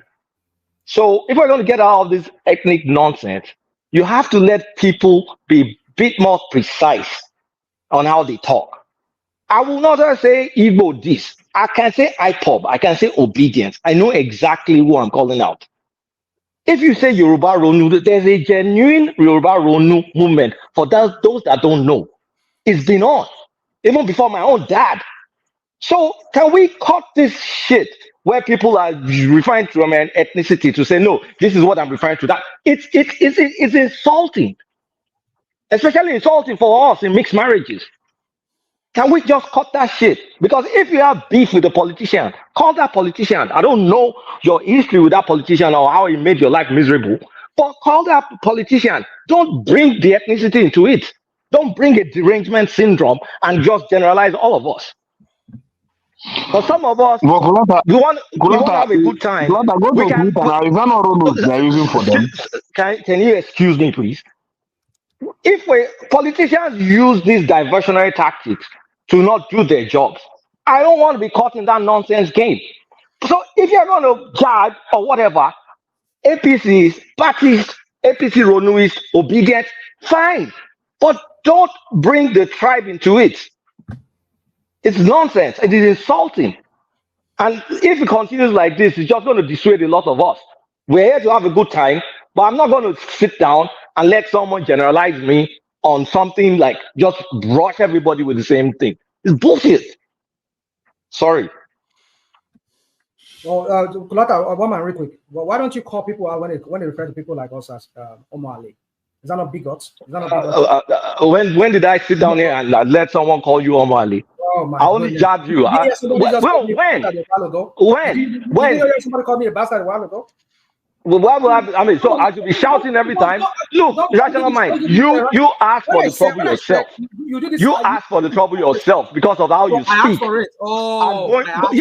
I'm going forward. If you're going to extend your Tinubu, look, everybody here knows you have a batified derangement syndrome. Keep it to that. Yeah, Thank you. Okay, thank you. Thank you. And then you're acting like you're a champion of. Let me just carry on. Come on. Continue your thought. Has been going on for hours. All right, brilliant. All right, so tonight you're up next. Bail out and you take the floor. Ayo, the super chatter. So Ayo, still the super chatter. There's Isaac Ojo right there. That's Efosa Isaac. Can you read that last name, Tunaja? Efosa Isaac Ohoeze. Ohoeze. So that's Efosa right there, and still Efosa Isaac Ohoeze. And then that's Tima Jack. So that's Tima Jack right there. That's Isaac Ojo, who's on screen as well. That's Kulata before he decided to come on. That's Isaac still having conversations there. Kulata still chimes in with something. That's Isaac running commentary still right there. Isaac carries on still, and that's RB flogging at a rational mind. So keep the conversation going. Keep the super chat streaming. Thank you, everyone. See you tomorrow. I know you only came in as a panelist, but you know I always bully you into it. Tonight. Yeah, I don't know. You show my head earlier than you expect to do, but no, it doesn't. It doesn't matter. I just when you get bored with it, shut it down. Yeah. All right. Thank you. I'll have my say now because before I start becoming a moderator, see from what I can tell in Nigeria, the Yorubas are the most benign of the three major ethnic groups when it comes to using tribalism and stuff like that. That one, from my experience, that's what I've seen. And when it comes to the politics of the last year that we've seen, you have the obedience didn't come at it from the point of view of tribalism. That is, from my observation, is more about Peter Obi. And if you're not on his side, they come at you. And but I noticed that on the APC side, they used tribalism in a very nasty way that resulted in actual physical harm being done. So these are facts on the ground. And thank you for that point. Pardon? These are facts on the ground. So it's not like thank you for that very, very honest point. Yeah. So these are facts on the ground, and this is why I was a little bit frustrated hearing this conversation earlier on, because it's a very simple thing. If you observe what is happening, you can easily see that yes, nobody will accuse Yoruba people of being the most tribal group in the country. All my experience with them has not indicated that they do things in such tribal manner. I think somebody mentioned something about they lost Ilorin because of this, and that is something we have to be careful about. And that kind of statement, I listened to the video, the audio that was played about the Southeasterner making some statement. Such statements is not new to me. I've been on a panel where they've made some of them anyway. I don't know why they do that. I really don't know why people do that kind of stuff. It's very rarely you hear Yoruba people make that kind of statement, or Hausa person made that kind of statement. But you will see a Southeasterner come somewhere and just say such things, incendiary things that is not even good for their own people. It's like, I don't know whether that person that is making that statement is a Southeasterner, because how can a Southeasterner say such things that bring such negative energy towards their own people? It doesn't make sense. But you see them, these elements, they go about saying this. It's not only, they don't do it only in the Southwest, they do it in the South. God knows why they don't. I don't know about the North. It happens in the South too. And they make this statement. For the life of me, I don't know why they do these things. Because it doesn't bring good energy. All it brings is people just start attacking you and hating you, feeling like you're just talking down to them and stuff like that. This is a fact of life that any Southeasterner should pay attention to. And if they see their fellow Southeasterner doing, they should shut them down. Because those people are not helping. My brother, sorry, let's also add that when that audio dropped, there was a counter audio dropped by Obedience from that same space, showing that majority of people on that platform called that particular guy out.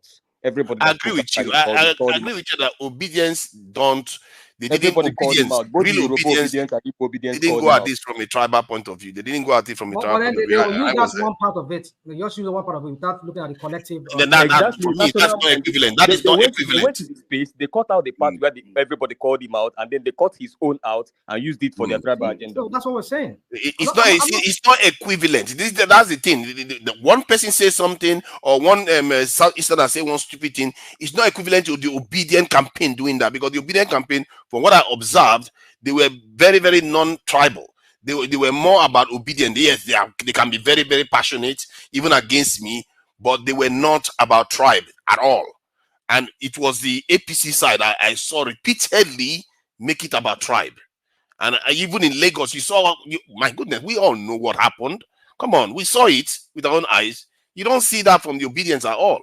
Their body counts to this case. That's the thrust of the argument that I think Rationama was trying to make. That it's not the same thing when it comes to the political angle. The Obedience were not approaching it from a tribal point of view, but while the APC made it tribal, especially in the Southwest, they made it tribal. Kulata was coming to gaslight us now with English language, as if we are not on Twitter. Now, you see, the thing is, when people say those sort of things, you say, okay, show us the evidence now. Look at the body counts on the that's what I asked you. side. Show me the body count on the APC side. So it's very obvious what was going on. We all know that. So I will leave it at that anyway. I hope. You asked for body count. You are part of the people. You are among the Rolus tribe that are talking about. You are part of the people using that language. Go back to Agolo and protest. Just keep quiet. You're not coherent. So what are we hiding? You are part of it. You are not being coherent. If the angry directional mind is calling you out, just be angry about it. Just change it. And I said it here that the educated people we have in Nigeria is one of the people. You are one of the people dividing this country. The educated ones like you. You are one of the people dividing this country. And claim that you're intelligent. We're here. Let me put it this way. To Niger, the violence during the elections, if you are paying attention to, the first person that died in Lagos died in a solo. It was an APC thug that went there to try and disrupt the Malot bot, and he got killed.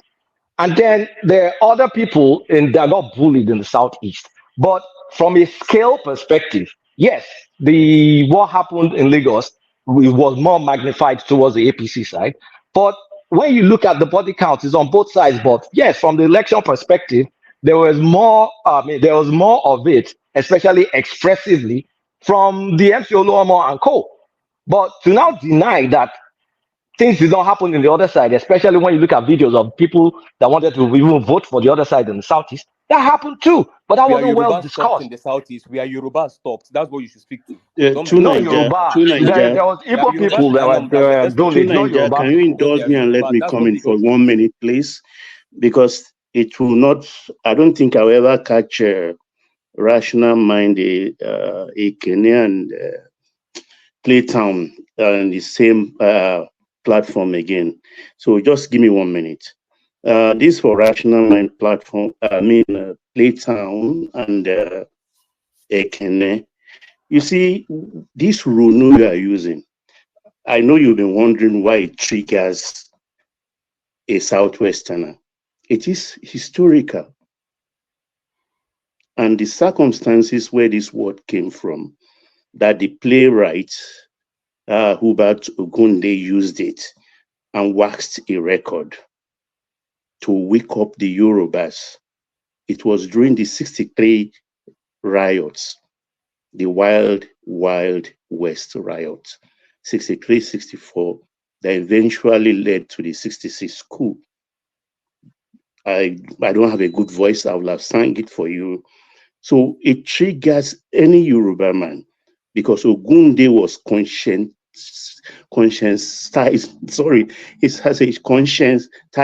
the Yorubas that why are we killing ourselves?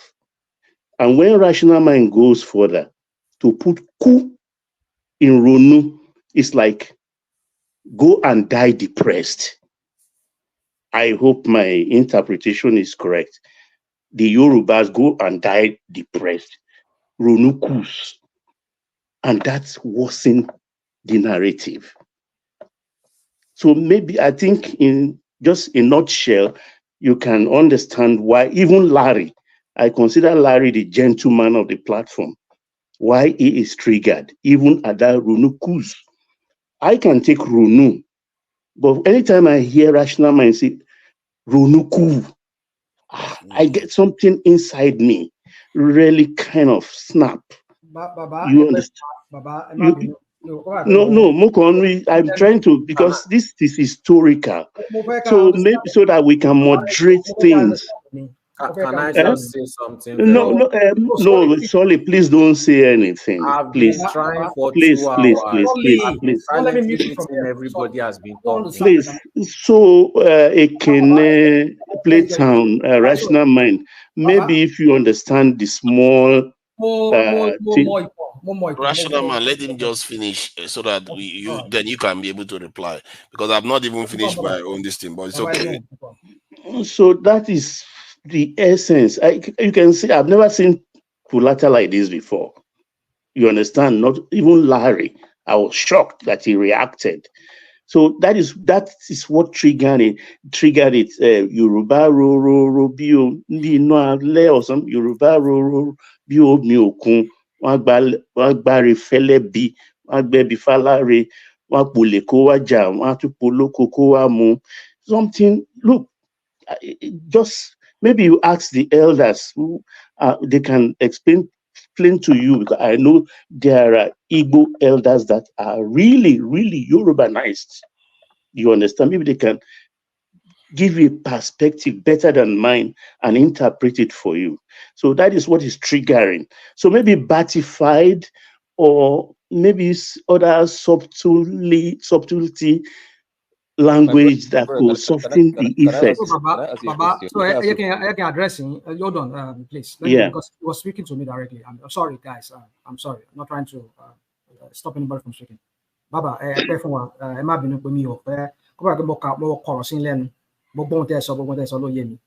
but the thing is this: I'm being quoted out of context, and I hate it when people quote me out of context. And I don't know how many. That was what Tunanja was alluding to. Why do you have to repeat yourself? Why are you always going back? And yeah, I have to go back because this is what they do here on this platform. I'm not saying you, Baba, because maybe you heard it, because what you heard was maybe by what people were hammering on that. Why do I keep saying Ronukus, Ronukus? When I use the word Ronukus, I'm not referring to the generality of the Yorubas. Well, yeah, I get it. You said maybe I could just say the APC, the Agbado, the Batified. I could say that.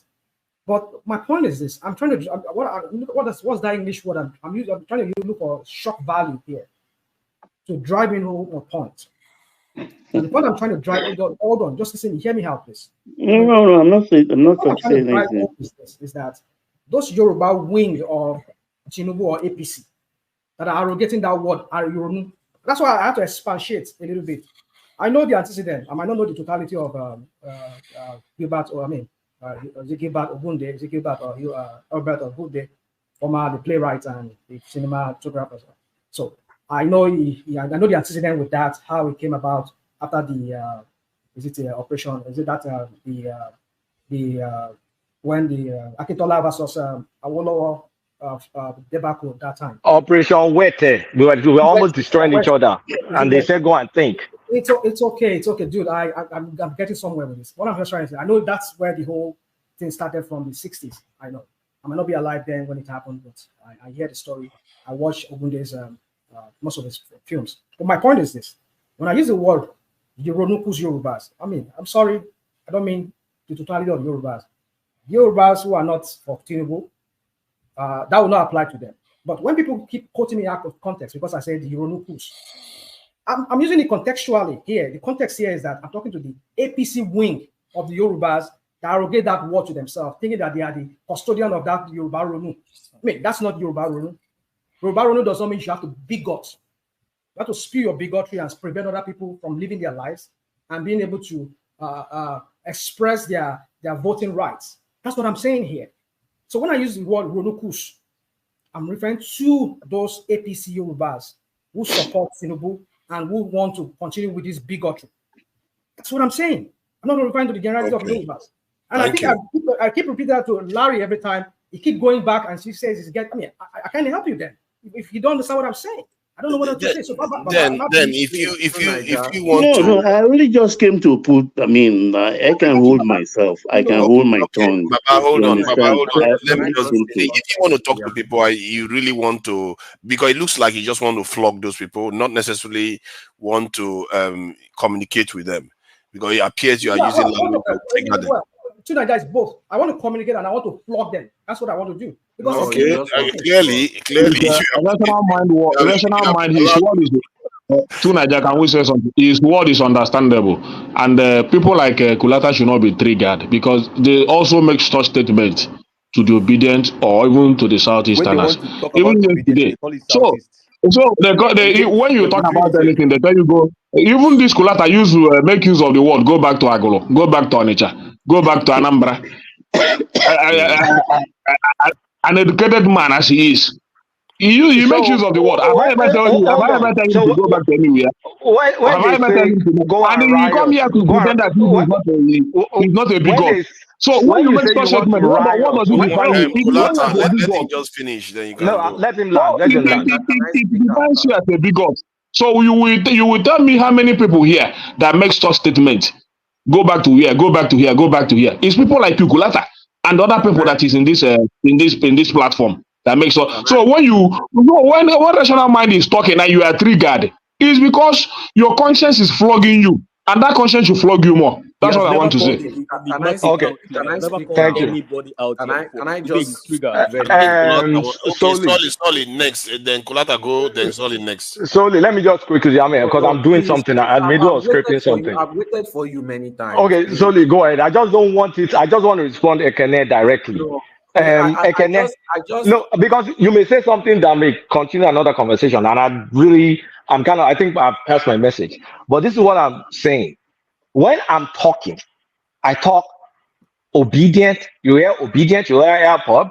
And when we're talking and we're joshing, saying, "Oh, I want to do riot in Lagos," and I said, "Go and do riot in Agulu," where Peter Obi comes from. Agulu is where it comes from. I'm referring to the politician.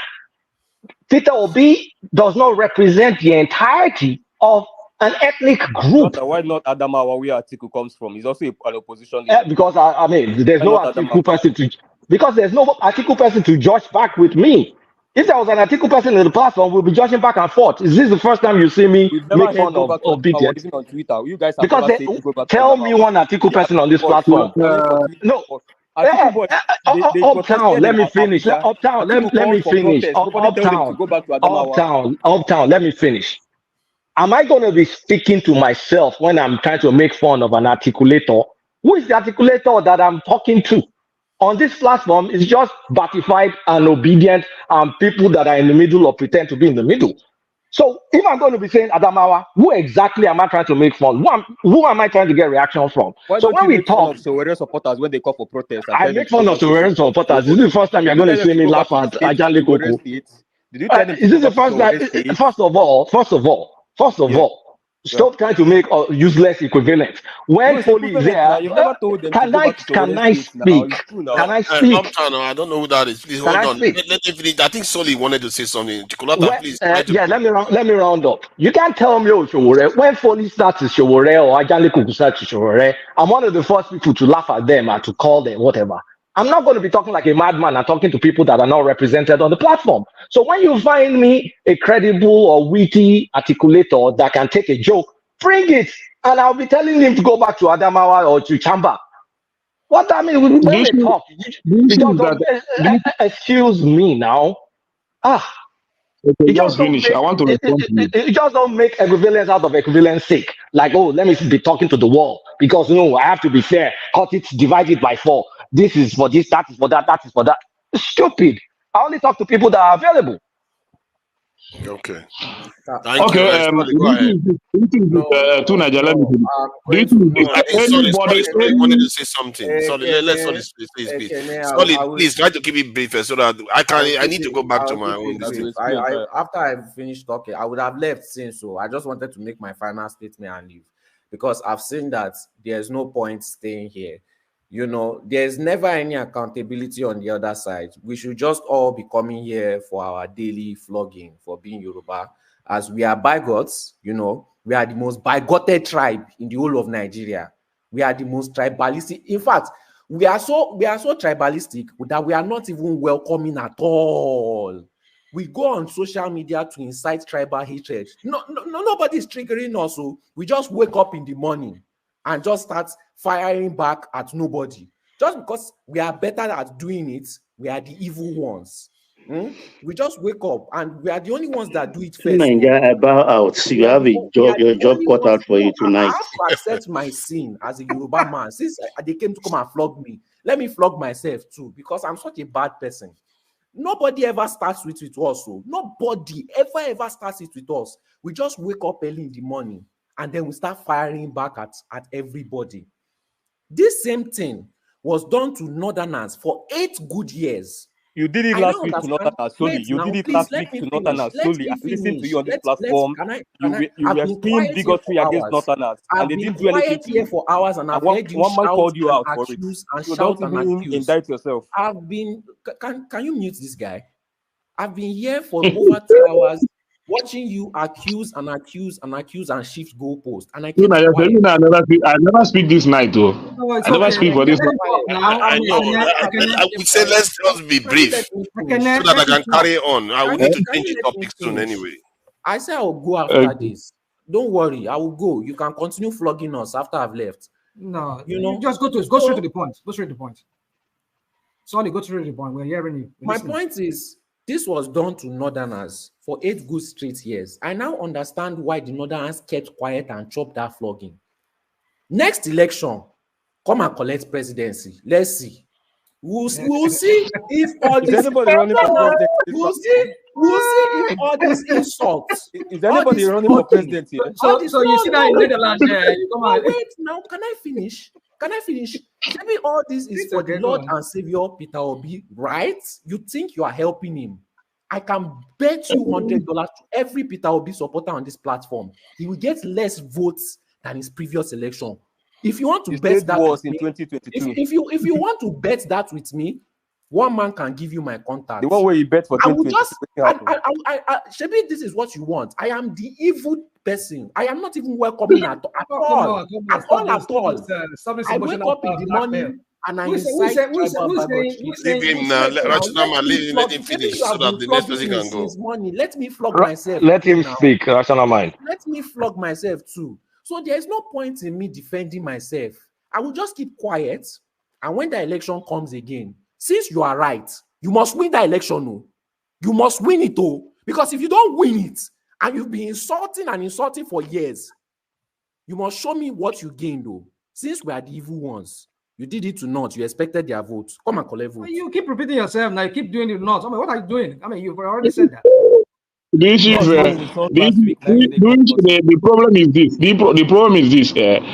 When they talk, you just notice it from there. You know, most of the time, if they say go back to your state, I will just laugh. They think you think you are talking to me. I will just laugh. You see the reason why I say that.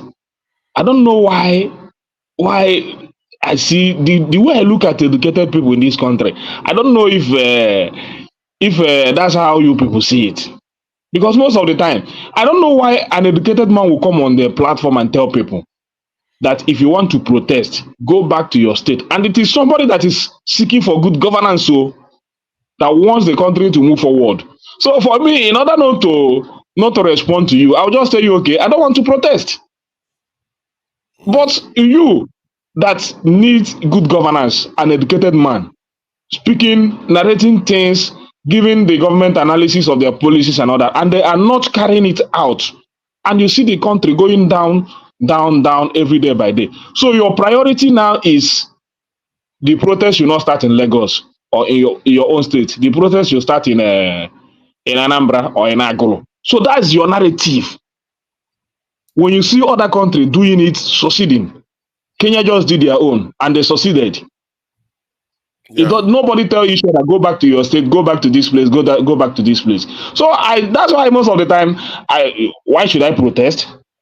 When you are telling me to go to leave Lagos State where I stay and go back to Aglo and protest. And it's coming the statement is coming out from an educated man that claims that he's educated. I come here because of you. Please, I have a quick question. Try to defend it. You understand? So keep your Lagos, keep your Ronu space. Nobody will destroy it. Nobody will kill it. So the best thing you can do is to keep it. Let me ask you one question. Nobody will touch it. And we're not going to protest. Do your government.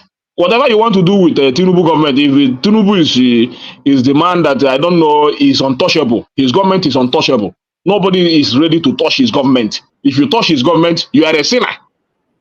Then you can keep the government, continue to enjoy it. To be fair, you understand? That's why I made a statement today. You see, to be fair, I do criticize the current government on this platform heavily, and they come at me, but you notice that they don't come at me based on tribe. So I think there is a way you talk to people that is not necessarily tribal, and you are not Igbo, that's why. No, the other thing is that I've never seen myself come to Kulata, try to type him and say, Kulata, you are this, or go back to here. Do you see me in your dreams? Because if I see him do that, I just laugh. Is this what he's going to teach me? Somebody that I want to learn from, I will just laugh at you. My guy. When I change you. Hold on. Let's talk about, there's one topic that I've always wanted to talk about. Nigerians are fascinated with revolution, tearing stuff down and all that stuff. I want us to look at things like Arab Springs. Look at, okay, they've done it. What happened after? Are they better off? Kenya now, they've done it. Like destruction, there's still financial mess. We need to talk about it. Not just like from an emotional perspective. I think you are right. We can talk about it. I think you are right. That's where I'm going to next.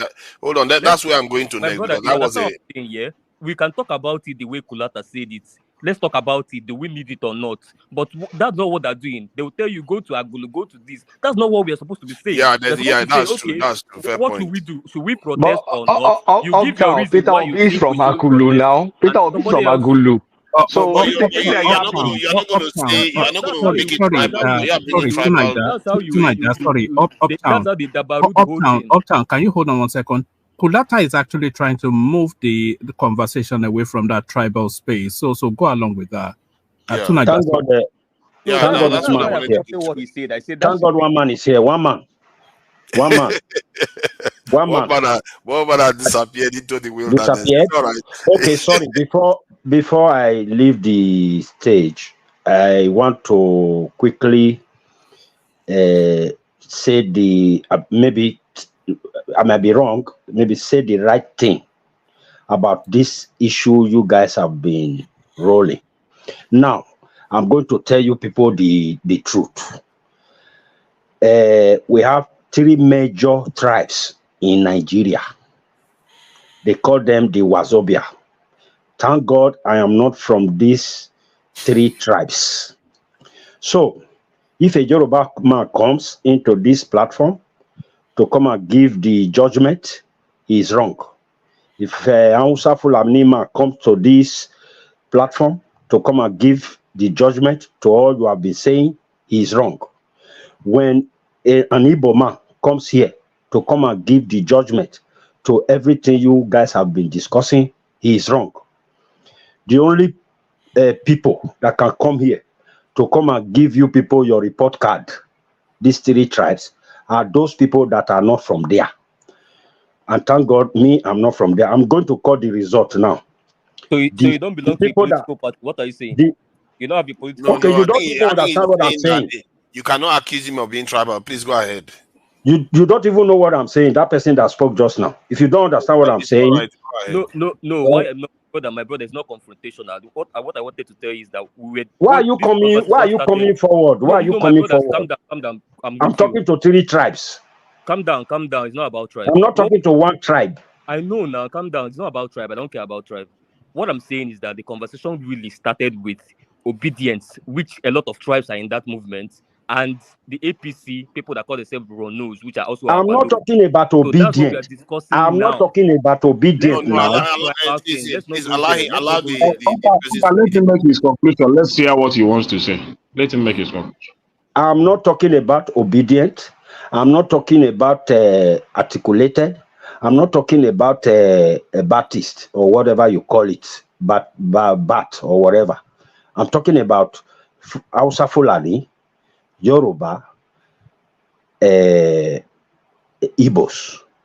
And I said, I repeat myself, if an Igbo man comes here to come and say he want to call the report card, any report card he will give here is wrong.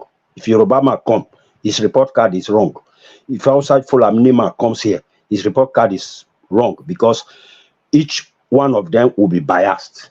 So I now said, the only people that is looking at you people from far will be the best people to give you your report card. And I said, I want to give you people your report card. So I'm not talking about obedient or B or article or all that. I'm not even talking about politics issue now. I'm talking about tribes. Now, I want to give you your report card. The first people that came first, the first on my report card is the Fulani Hausas. They took first. Then the people that took second, the Yorubas. Then the people that took third, which I will call the people that took last, is the Igbos. Why did I say this? The Fulanis, they don't mostly do these things that the Yorubas and the Igbos do, coming to condemn each other and all that. The only thing I hate about the Fulanis and the Hausas is that whenever they want to do their own, they use violence. That I don't like about them. They don't talk. No. When you talk to them, that's why somebody was saying on this platform that time that they can't try this thing in the north. A Yoruba man was referring to the Igbo man, that the Igbo man cannot try it in the north. It's only our side. You will come and try it, all that stuff. So you can see the way I define them now, those people. So I gave Yoruba as the second report card from the way I'm also seeing them. They are, what I see about them is they always want to fight back. Even the Hausas, they don't fight back. They don't like throw mouth to me, I throw mouth to you. If you throw mouth to them, they don't throw mouth to you. They result in violence.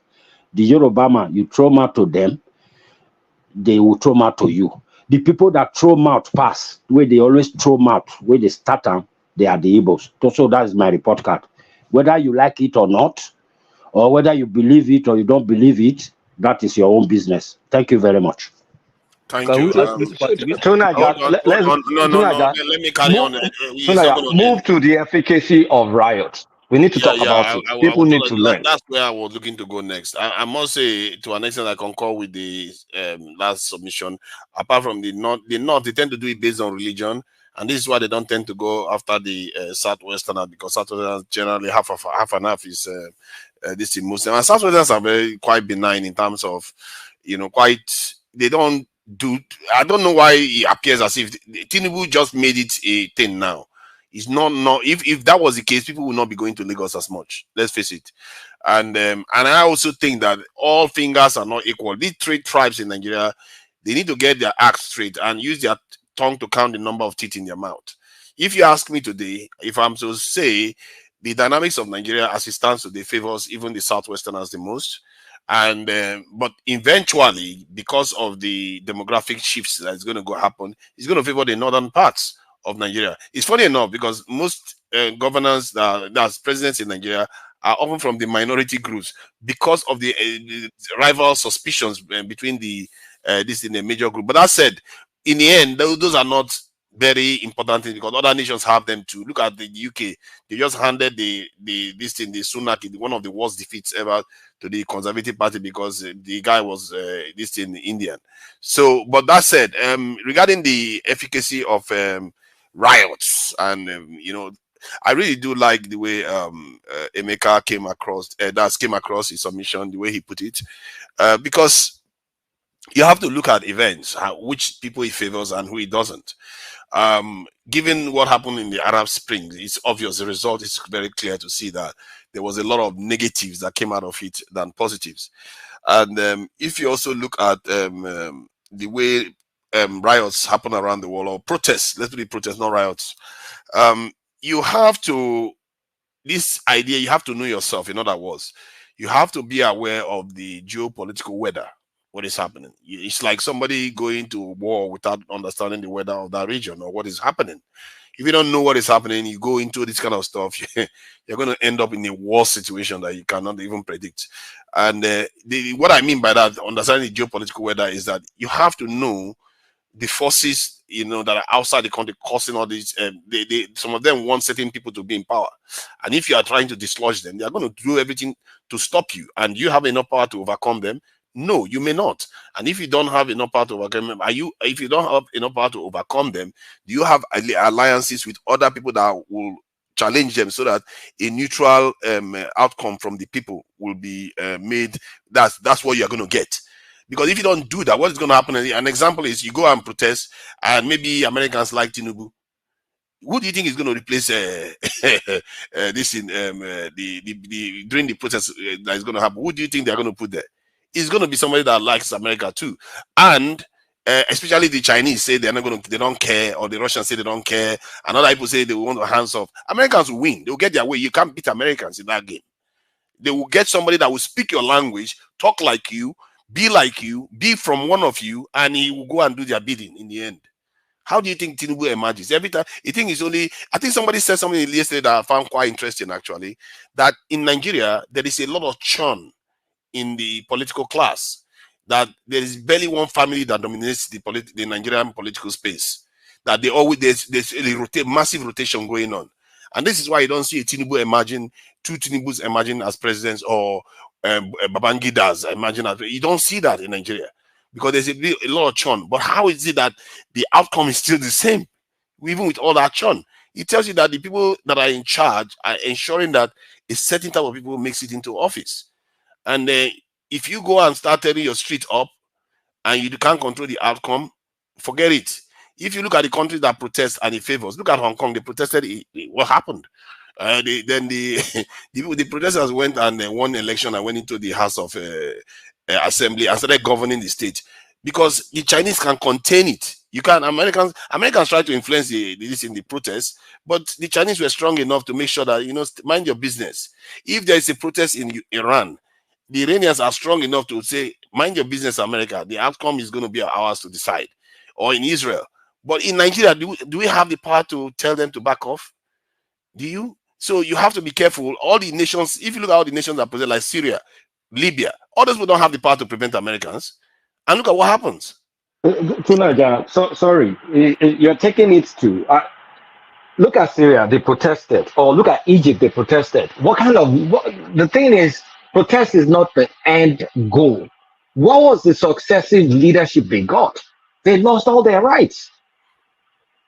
The protest can lead to positive outcome. Like if you look at from the case of the French Revolution. That's a modern protest. Let's bring it back to modern world. South Korea is on a modern state. It was from protest, then they emerged the way that they emerged. Now it wasn't a massive. Okay, let's talk about South Korea. What did South Korea end up doing? They picked a bunch of corrupt guys. What's it called? Is it the Chabot? I forget. Those companies, and then they empower them. But the company is better off, yes. But in Nigeria, we'll call it corruption. They picked the Samsungs, the LGs, the this, the that. They picked them, empowered them, and that's it. Not to be fair to them, they were also patriotic, even from the late 50s and 60s, because they put import substitution. There was a lot of protectionist measures that they put in place to put the people first. In the Nigerian situation, people go to this. Let me just say this. Let me just quickly say this, Prince Daddy. In the Nigerian situation, where we're not galvanized, we're not aligned. You can clearly see that this night. There's a massive protest. You tear shit down. The successive leadership. What do you think? What do you think is going to come from? What's the plan for the succession after the protest? Nobody has an idea. Everybody wants to run to the street and destroy and just vent your spleen. But then what? That is why you can't predict the outcome. The outcome is, look at what happened in Egypt. They put this in Islamic. Nigeria, I was going to speak to that point real quickly.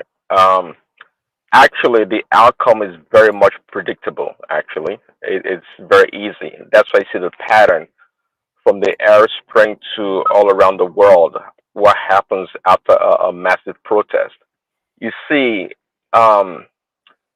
Though they say organized protest, at the end of the day, when they create a vacuum, the people that are already organized have the resources and have the leadership usually fill the vacuum, and it's usually the opposition that's just like the one that was pushed out, okay, having the same kind of agenda that comes in and rule. We saw what happened in Egypt when Mubarak left.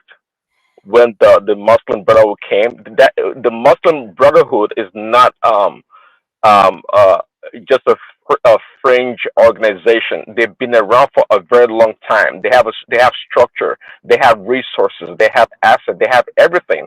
So they were well positioned to come in and fill the vacuum, and that's why this protests, they don't tend to lead anywhere, because the way there's a term called TANO. If you know the meaning of the acronym, then you know what I'm talking about.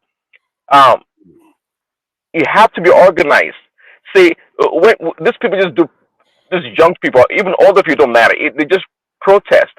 When they protest, they leave. They don't have a plan for succession. They don't have a plan, that will bring about the ideas or what they're trying to push forth. That's why it never works. It never. Arab Spring was just so the Arab Spring was just bunch of And by the way, it's okay. Part of the acronym of the term I'm telling you is the one that's is taking advantage of a natural occurring event. See, some people, some organizations or individuals or institutions, they just sit by the sideline. They don't have a clue what is going on. But guess what? When there's a protest, it's a great opportunity to come in because they're already well organized and well funded to take over. That's what usually happens. That makes sense. That makes sense. What did you call it? Channel.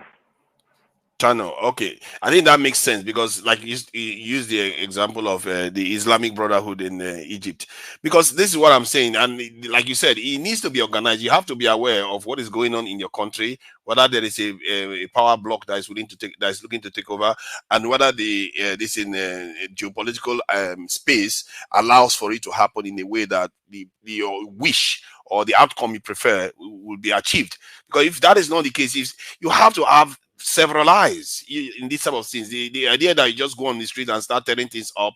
If Tinubu resigns, what comes next? Is it Shetima, or you want to remove the entire government? How is the election going to happen? The chaos that is going to occur, you wonder why Nigerians are not ending up on the street, because nobody has come to spell whatever is going to come out. Can I say something to Nigerian? Go ahead. Or to Nigeria, anyway, so you see, for me, this issue of protests, what happened in Kenya, I don't see it really happening in Nigeria. I don't think it will ever happen. And the reason is this. I think somebody earlier said that all the protests that we ever seen, even the ones that were done back in the 90s, 80s, usually has some politicians behind it. But because the one of Kenya, at least as far as we all know, even though we know there are some because I think for up to now they're still trying to find out who are the source, who are the financier of that. Of course, definitely they must have financiers, and probably no doubt this has also politicians. What I'm trying to say is that these ones, that of Kenya is quite different. It's just some youths just came together and said they're tired of this status quo and all of that.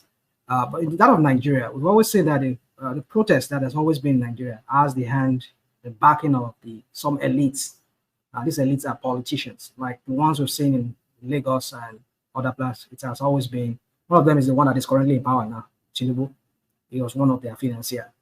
So having said that, now how do you expect to stage a protest against him when he used to be the godfather of the protest himself, who was the backer of the protest?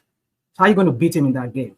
So I see it as probably not a way of trying to make your whatever grievance you have with the current government. No, I think the best way would be to vote them out of office. But then, hold on. But I think you can protest. You can protest. I think the mistake the protesters make is that when they make a demand, they forget when the demand has been acquiesced to. In other words, when the demand has been given to them, they carry on doing it again. See, the Nigerian state. I think so. Hold on. I think if you want to protest, you have to have specific demand. Make it. Once you get it, retreat. Because if you don't retreat, then you're going to get other forces that will come in and cause chaos. Yeah, but it's other forces that comes in. It's because the Nigerian state has never given protesters what they want. Not even June 12. With all the June 12, I mean, it was just because of this guy died in office. That was how we were able to see. We were able to see what we're seeing today in Nigeria, which is the new thieves that are all there, the old criminals that are out there now. But at least at one time, we were protesting during the Babangida time. Maybe Babangida walking during the Babangida. That was military guy now. Military guys are not the same now. Yeah, that's what I'm saying. There's a context to everything. So now we're talking about civilian now. So it's very difficult because for me, I just believe the only way to just take the people out of office is if we can just vote them out of office. Because trying to protest, because the NSAS, the last NSAS, they only just changed the name of SARS. Not as if they really changed the brutality. The brutality still continues. We've been seeing images, videos of EFCC people raiding hotels and being assaulting people. So what has changed? Nothing has changed. See, so I don't believe what you're saying, telling me that they get what they want. They don't get what they want. They only give them an illusion that okay, we're good at that last protest, the NSAS protest. Davido was invited. Other people said they go and speak to the IG of police there, and just create a kind of an optical illusion to the kids and telling them, okay, we listen to you. But then what happened after that? No, that's not accurate. Now you know they disbanded NSAS, they compensated families and all the rest of it. You know that. Okay, rational mind. Look at this Kenya example, right? Those kids or those people went out, they destroyed stuff. What concerned they did not sign the law, but did the problem disappear? The money they owe, their financial situation, it did not disappear. But they've now destroyed stuff.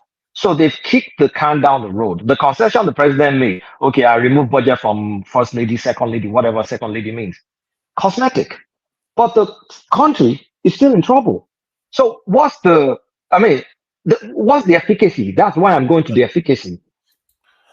To be fair, because the best form of protest is to vote people out. Vote them out. I don't think so. That means you have 4 years of terrible I think in the context of Nigeria and for example, even the one of stay on the Kenya. Stay on the Kenya. Like what did they get? The mistake the Kenyan president made was that they passed too many bills and too many taxes at the same time.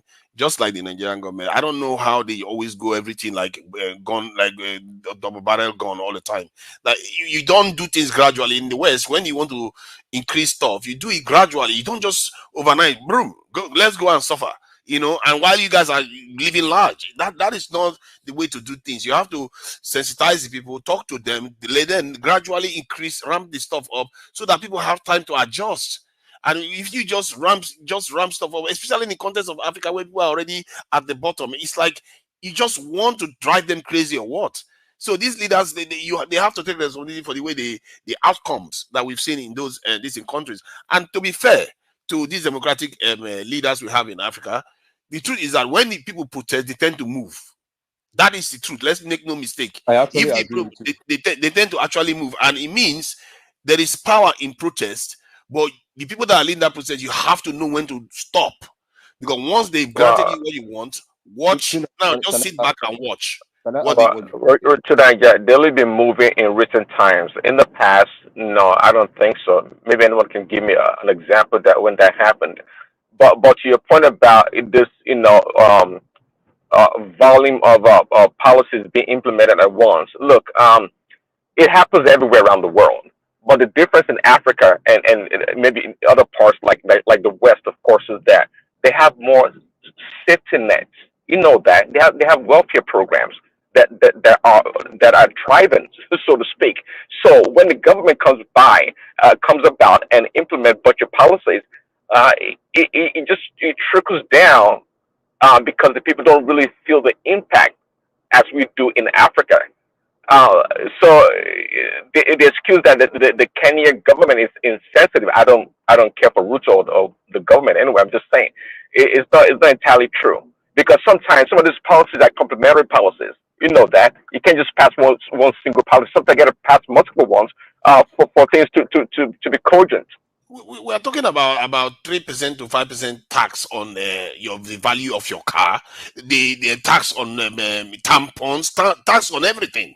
Overnight, you can't do that in Nigeria. When we brought just payment tax, cyber this thing tax the other day, you saw how Nigerians went. Now the government pulled back.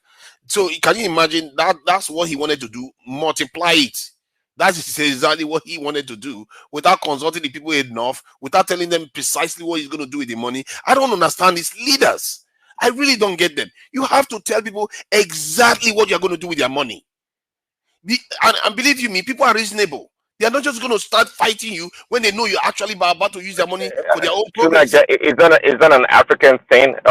Give me an example if you can. Oh, like in the UK now, if they want to tax you, like when this election now, they will give you the figures, exactly what they are going to do with the tax that they're going to get from you, whether they're going to increase your tax and by how much they're going to increase, a specific percentage. They will give you specific percentage of what you're going to do with your money. Not say, oh, we just tax you and we'll do whatever I like with your money. That is not how it works. That's not entirely true. I guarantee that if they tell the people we're going to tax you and go give the money to Ukraine to fight war, people will protest. I don't think so. They may tell them what sounds good, and it's not always the case, by the way, that they tell them exactly what they're going to use that tax revenue for. I don't think so. It sounds good on paper, but it's not true. Guys, let's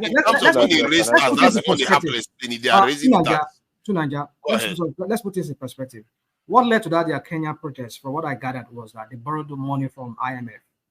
And IMF gave them the condition that, okay, fine, like the condition they were giving to Tinubu, that if we're going to give you money, you have to increase your tax nets, like he has always talked even during his campaign. So, and that was what Ruto did. So now they borrowed money from IMF, and now they're going to tax the people to be able to get more revenue so that they can pay off those that type of. But then the question is, why do you even need that money in the first place that you're paying from IMF? Exactly. So because most of the money they borrow, like our own in Nigeria, when Tinubu got there, all the money has been borrowing is for building that for the vice president, buying a SUV for. So basically, they're just taking care of themselves. Things they don't need. So hold on. So, just as even the Kenyans too were doing, the lawmakers were all doing. They were just. I mean, Ruto increased their money. He gave them a lot of, But the question is, are you there to serve yourself first or to serve the people? That's the problem. So you are borrowing money, and then you're using that money to take care of your own self for the large part of it. And you're giving them crumb. So all government do that. See, somehow, some way, when we talk, like no government borrows money or try to look for alternative ways to fund the government. I just read somebody just posted on Twitter, like I think it was today, yesterday. In United States of America, we spend about $900 billion this fiscal year to service debt interest rate. Go figure it out. Rational mind. Let me carry on with my submission, Jerry. So I will move on to one man is telling us to move on with some other people. Yeah. We can carry on with other this thing, because after all, Is it was Patoski, are you there? David Hudeni that made this point. So for me, I just feel like if you want to protest, you better know what you are doing. And I think there is merit in protest if you organize and say this is specifically what you want. And if most of the country supports it, chances are that you are going to get it. And our mistake is that we don't seem to know how to protest. Maybe that's a skill that has been lost in time, where we think that when we protest, it's equivalent to this thing, what they call it, a revolution. You can protest and get what you want, then stand back. Then the next time you come out again, get what you want, and you stand back. That's how you do it.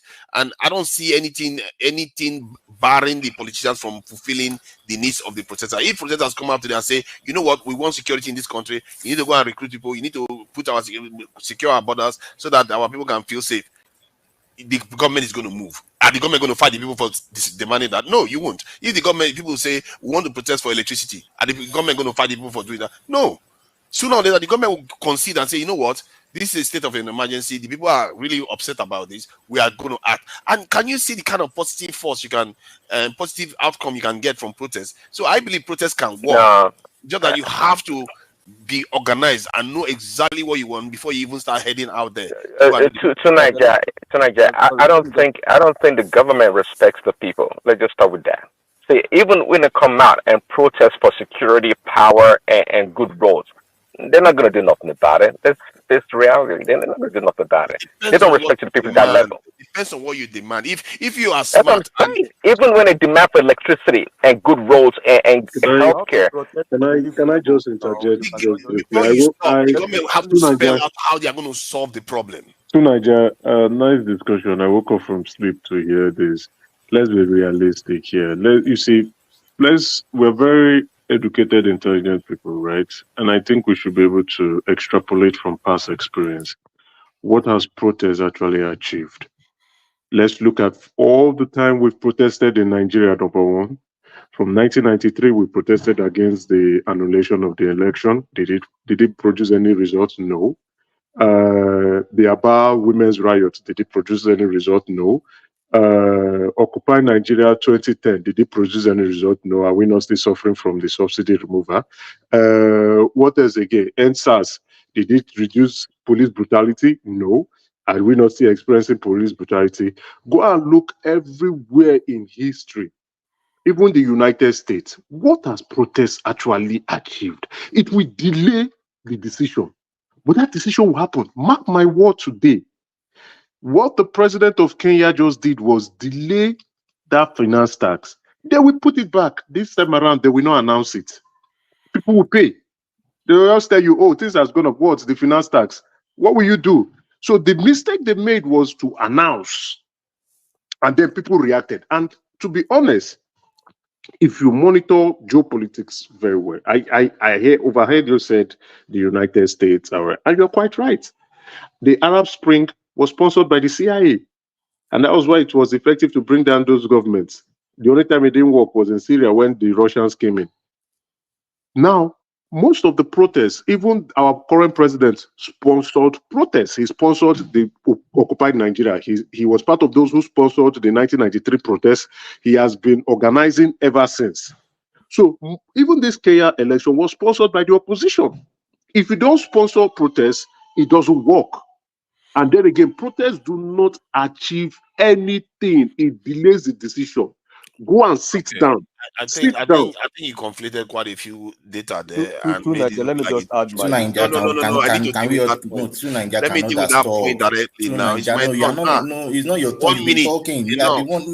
It's my space to talk. If I decide not to grant space. It's my turn now. You are the moderator. The host now. No, you can interject. No. It was my not. It's not at the host. It's as my turn. This guy, this righteous mind. What is his name?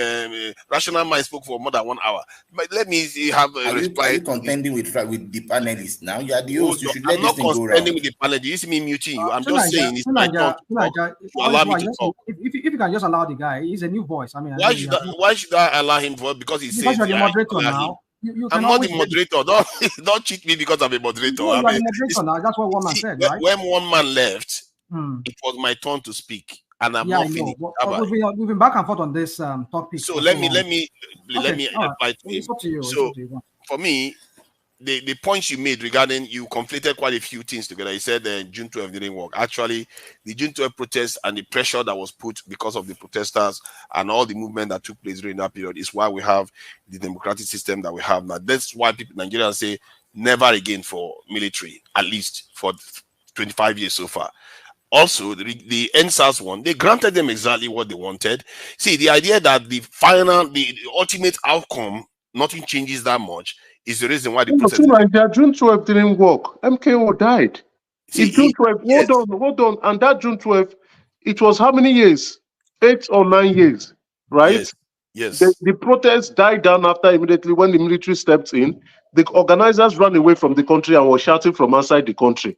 June 12 never worked. So it worked. It never worked.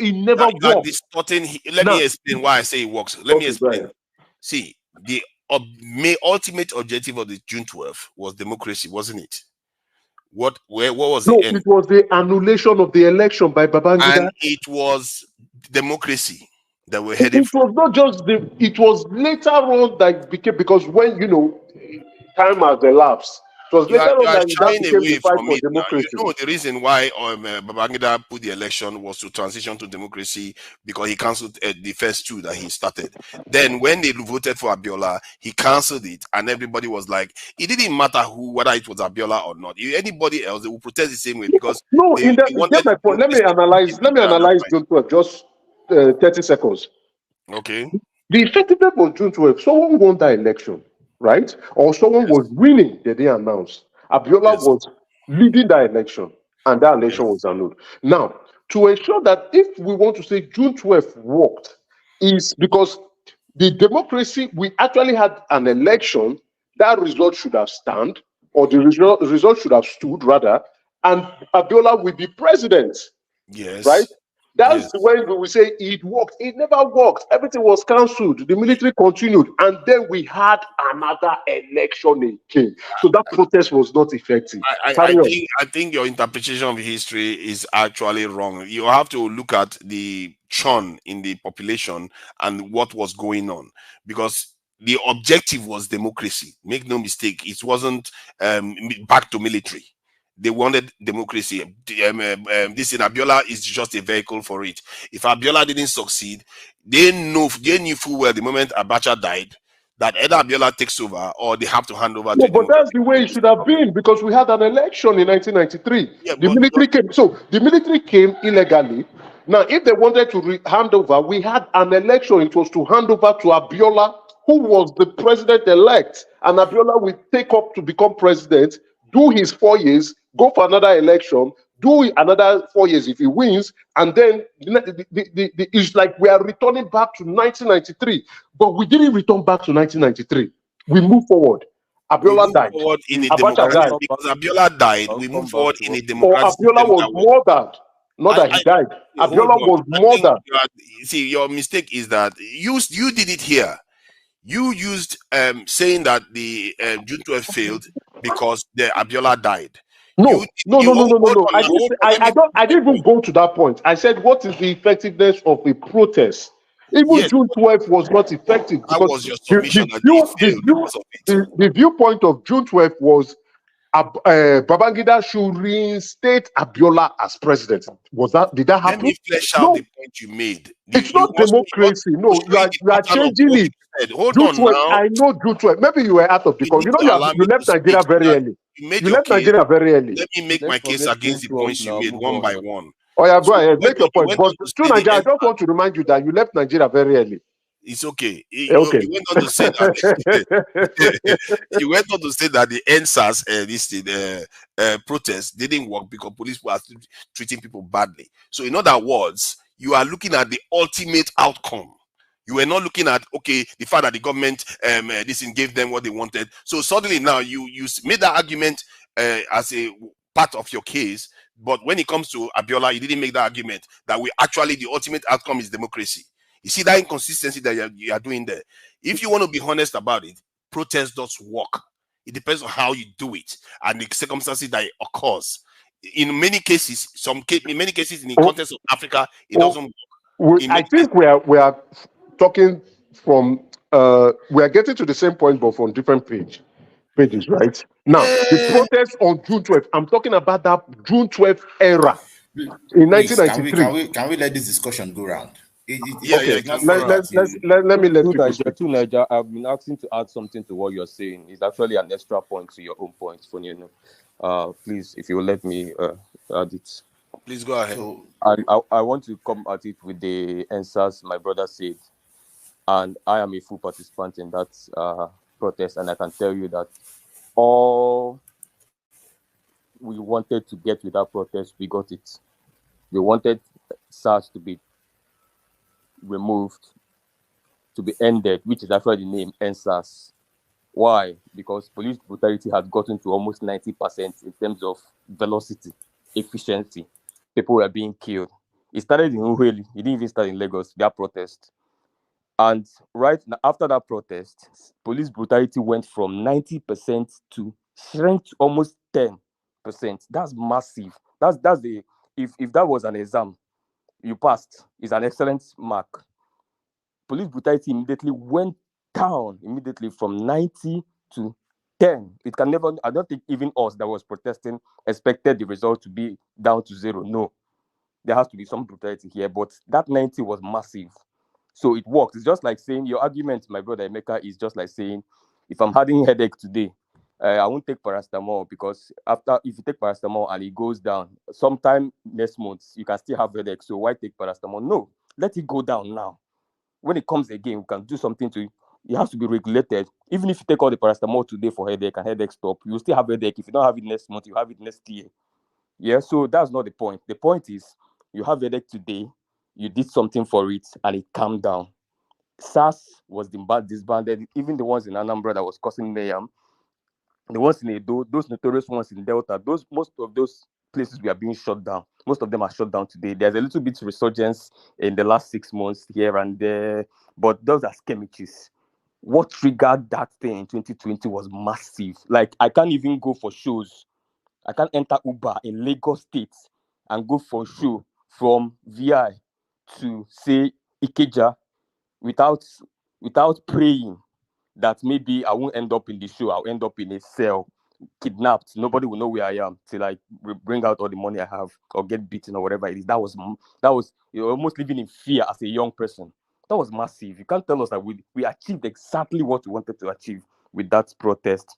And the second one was that, remember, is that protest that led now to the youth being politically aware. Now, a lot of youths that before then, they don't care. They're just watching Big Brother, watching African Man. Okay. Now, youths are talking about politics.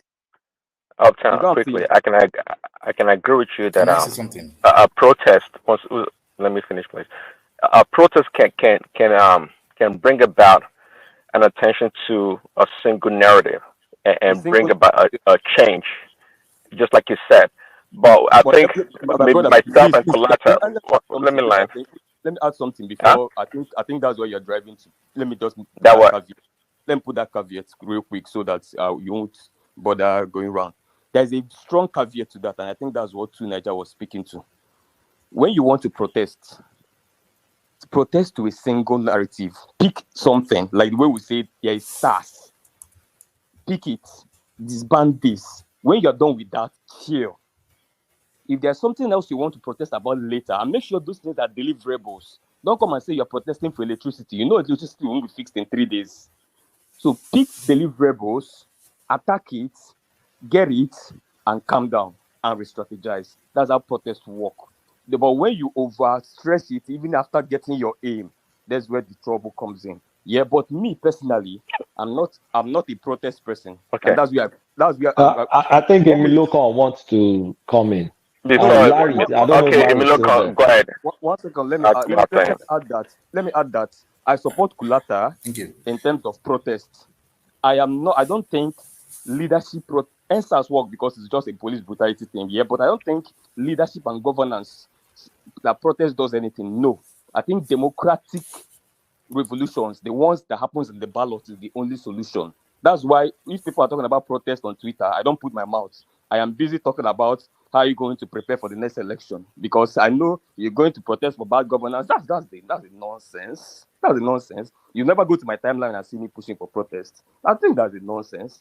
The only protest you can do legitimately in terms of leadership and governance. But you never say anything about it. You see, hold on, when Upton, right? You guys don't start. Let him look on someone talk, please. I'm not part of it.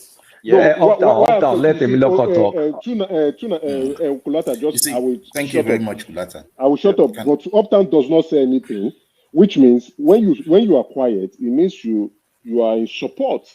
But if you express an opinion, I didn't say I'm going to attack the people doing it. No, you can legitimately do it. But I'm saying for me, you either stand for something or you stand for nothing.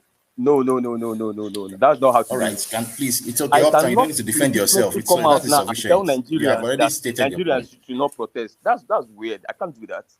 No, but the thing is that now observation of what I feel about protest in terms of governance and leadership.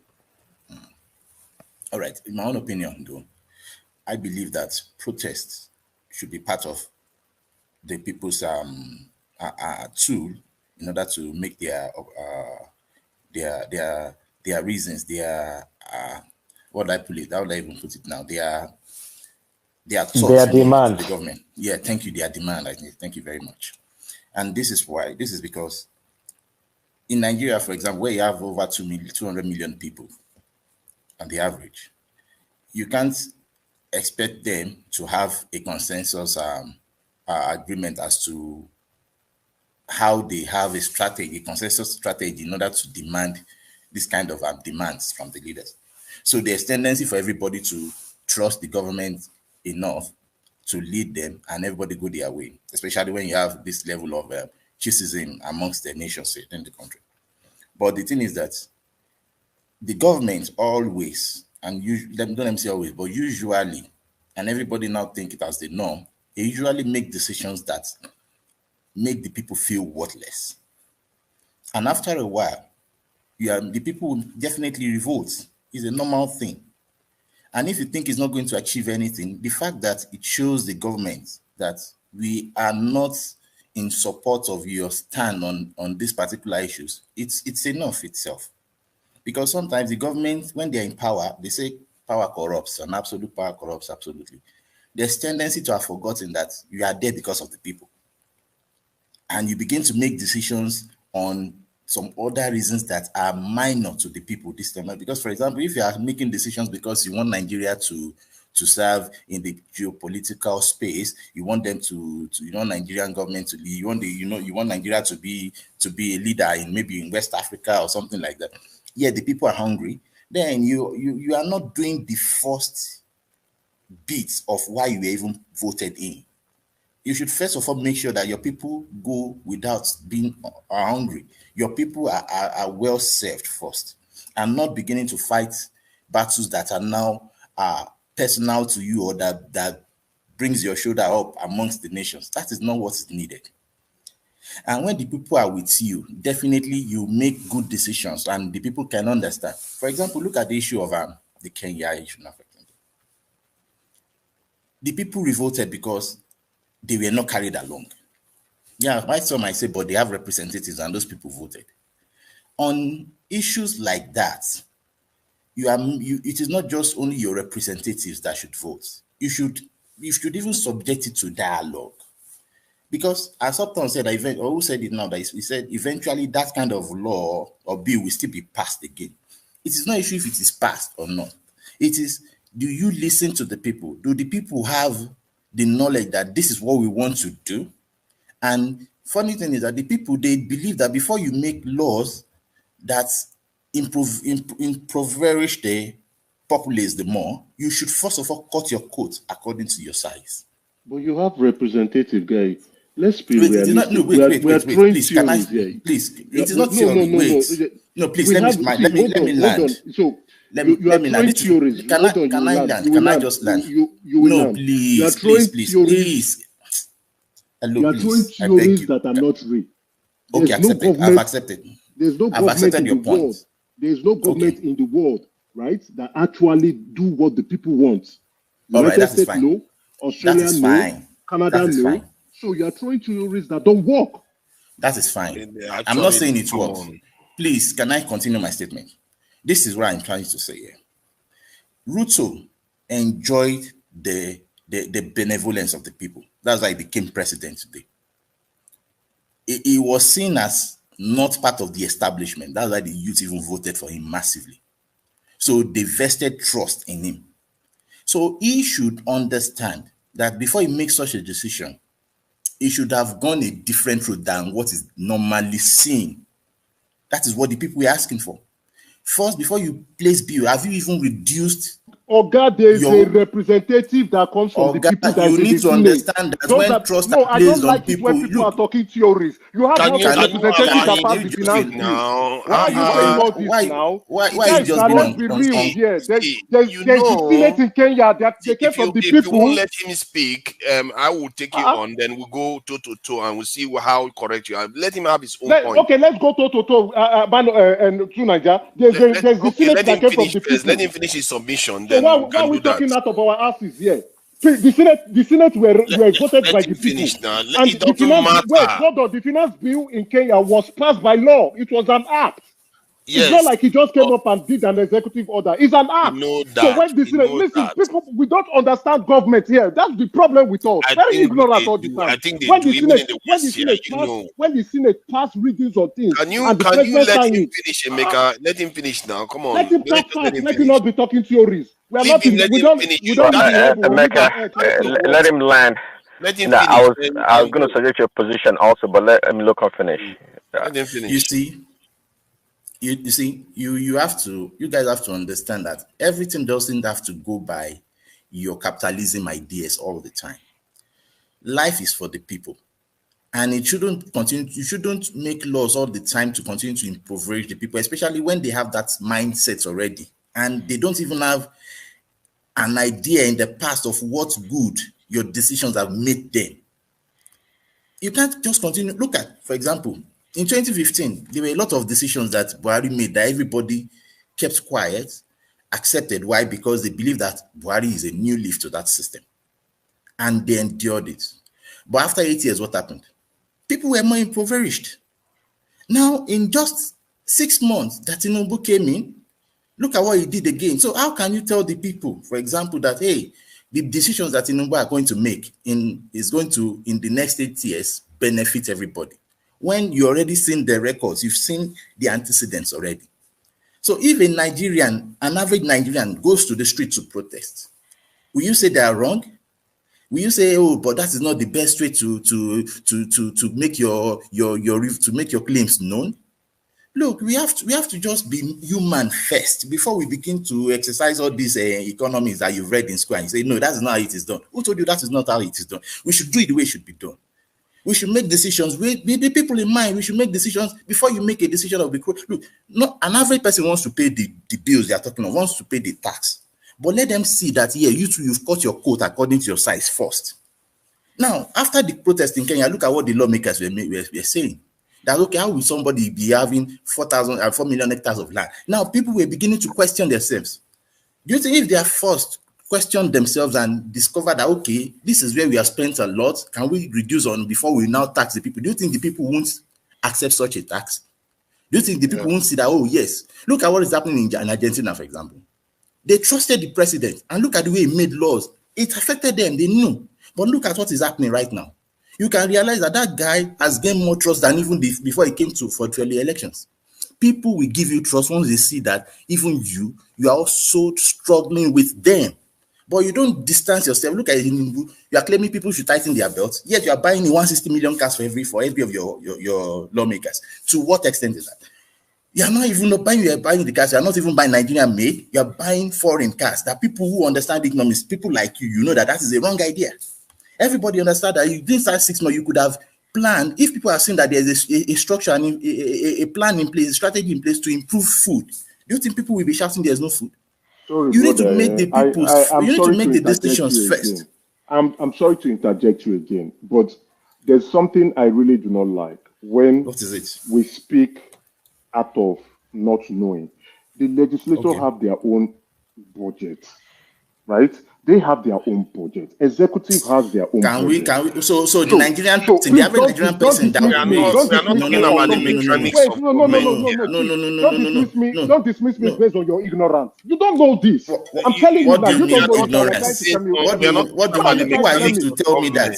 Don't tell me. Don't do that. Don't do that. No, don't do that based on your ignorance. That you enjoy the system doesn't mean everybody does. About the mechanics of government now. He's just talking about what they are supposed to have done. That you enjoy the fruits of this present government doesn't mean everybody does. And you shouldn't just come and bamboozle everybody. Let me back what you said. The conservatives in the UK, they ran an election. They went for an election and told the people that their lives were going to get worse. They are going to cut. They are going to raise taxes. They're going to do. They talked about everything they were going to do before they got into office. So when they started doing it, the people were not surprised to see it. When you just come in, you can't just. Not tell people what you want to do. I don't enjoy it when people just begin to criticize and they don't understand how government. It is my opinion. Hello. You don't have that right. Don't hello me. Bosu Tijani did it. Now he is minister. What is he doing? Nothing. What do you mean? What is he doing? Instead of him to focus on his ministry as Minister of Communication and deliver on his portfolio, is one of the shining lights in this government. And people enjoy him. What the hell? What dirty shining light is this shining? What dirty shining light is this shining? What has he done? What has he done? He's busy talking about agriculture minister. What dirty shining light is this shining? Where is the training? This is how many months now? Where are the training plans? Okay, Meka, what was it? Hold on now. Meka, what was the objective of Tijani that he hasn't met? Tijani has not. See, it is easy to criticize. That's what I'm trying to say. No, if you are not part of government, it's easy to criticize. Now you are part of government. Come and deliver. Bosu Tijani is a clear example of what I'm saying now. Yeah, but okay, Meka, I just asked you what were the objectives that Tijani was supposed to meet that he hasn't met, that you're criticizing him for. He has not even met. See, he's Minister of Communication and Innovation, or what nonsense portfolio he has. He said he wants to train 3 million Nigerians. He has not even trained 100. Okay, he has not even trained 100.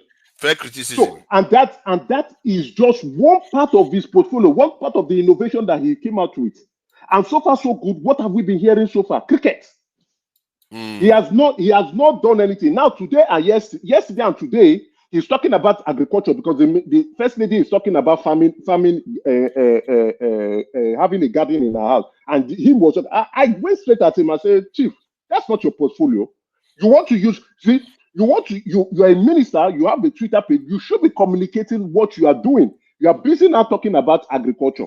Are you the Minister of Agriculture? You see how when we were talking about ministers not knowing their job, it is easy to always criticize, just like what we do here. Is it not where protest is good? Because if we go to Tijani's office and say, hey, you promised us 300,000 or whatever, you haven't even said, then he will remember, okay, I have to step up because I promised. You don't even need to protest. You need to call him out like I did.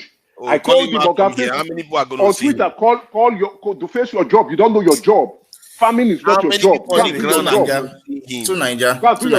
Now, let me conclude my point. That was talking. So you see, now you have House of Representatives, right? Okay, you have House of Representatives. You will not hear now. You're not going to learn now. You're going to make ignorant statements. Are you okay? He's not making ignorant. You are the one that is not okay. That is making ignorant statements. Are you mad? You are the one that is not okay. You are making ignorant statements. You are telling me I'm mad. You are the mad person. So when you are going around, come on, this is not. When you are going around talking idiotic things, and somebody is trying to correct you now, you are because your ego is on the line. You don't know this thing, and somebody who knows it is trying to tell you. But there is no ego there now. Why is the idiot trying to throw insult on things he does not know? Why are you calling him?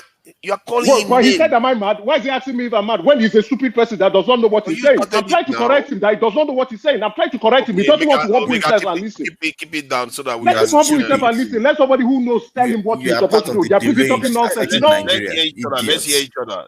Okay, see now it's getting bad. So he does not know that the financial secretary is actually a law. He doesn't know. Stupid fellow. Meka, what's your name? You're a stupid fellow. Idiot. You are the mad idiot. All right. Where's the other guy? Yeah, is that Eme? Amy, you are very calm before. How are you replying to a maker like this?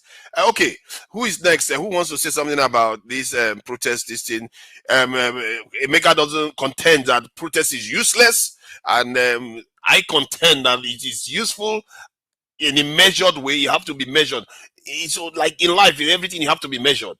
While some people believe that one way or the other protest is good, it doesn't matter how you do it. Protest is good. So, who wants to go next? Is anyone there that wants to go next? I think we Let need to go. Shore supporters. We know they are the revolutionary guys. Let's hear their Is Kenneth there? Hey, Kenneth? Oh, Larry. No, Kenneth now. I don't know. Please, can I just submit my name. statement finally, please? I'm sorry. Okay, I am please sorry go ahead. for the audience. I'm sorry to the audience for such a rash. Amy, I know that's not your style. I think yes. but you see, so this is also what is affecting us in the nation. Some persons just like to they want to gaslight you, like to make you feel like you are nothing, to make you feel like you are ignorant. I might not understand all the economics, yes, but that doesn't mean I'm not human. I'm trying to tell you that you are insulting me. If I correct you now, you are insulting me, but you are. I think you are ignorant. Is a scientist, He's not totally ignorant. He doesn't know, at least to an extent, what he's talking about. Please go ahead, Amy. Thank you very much. So, I apologize to you, Emeka, but please, you should let everybody have their own right to their decisions. I'm sorry. So, but tonight, go on with your speech. I'm sorry too for shouting at you. It's just I don't like when people are saying things that don't. Sorry, no. Please, thank you. That you don't accept it doesn't mean that you correct me. I will take it. So let us just leave it that way. So, but my point is this to Nigeria: the word patriotism itself has riots in it, and there's a reason for that. If you want a patriotic nation, all of us in the next 100 years, we won't be here, but our story will be here. Our history will continue. So in order to continue to build a better future, we need patriotic people. We need a patriotic history. And sometimes riot might be one of the tools to achieve that sense of patriotism. That riot is not good, fine, it may not achieve all its purpose, no problem. But the thing is that let the people use it whenever they feel like. And most of the time, since the people know that their voices are not always heard, they always come back to that in order to make their own change. Emiloko, riot or civil disobedience? Because I want to try and clarify between the two. The thing is that if you look at it, one is like a subset of the other. Civil disobedience, yes. Riot has a negative, it has a violent connotation to it. Yeah, I appreciate what you said, connotation, but sometimes it may not necessarily be. Protests. So, but the thing is that either you say civil disobedience, I accept, but one way or the other, when you have 100 million people, for example, having a civil disobedience, there's no way you won't have skirmishes of riots in them. You understand my point? So there's no way you can avoid it, because in order to say I revolt, some persons, because we are in different frame of mind, some persons will break some things, they will break some government property, and that's what you call riots. So you know that what you are saying, you start off with civil disobedience, and riot is a manifestation sometimes of civil disobedience.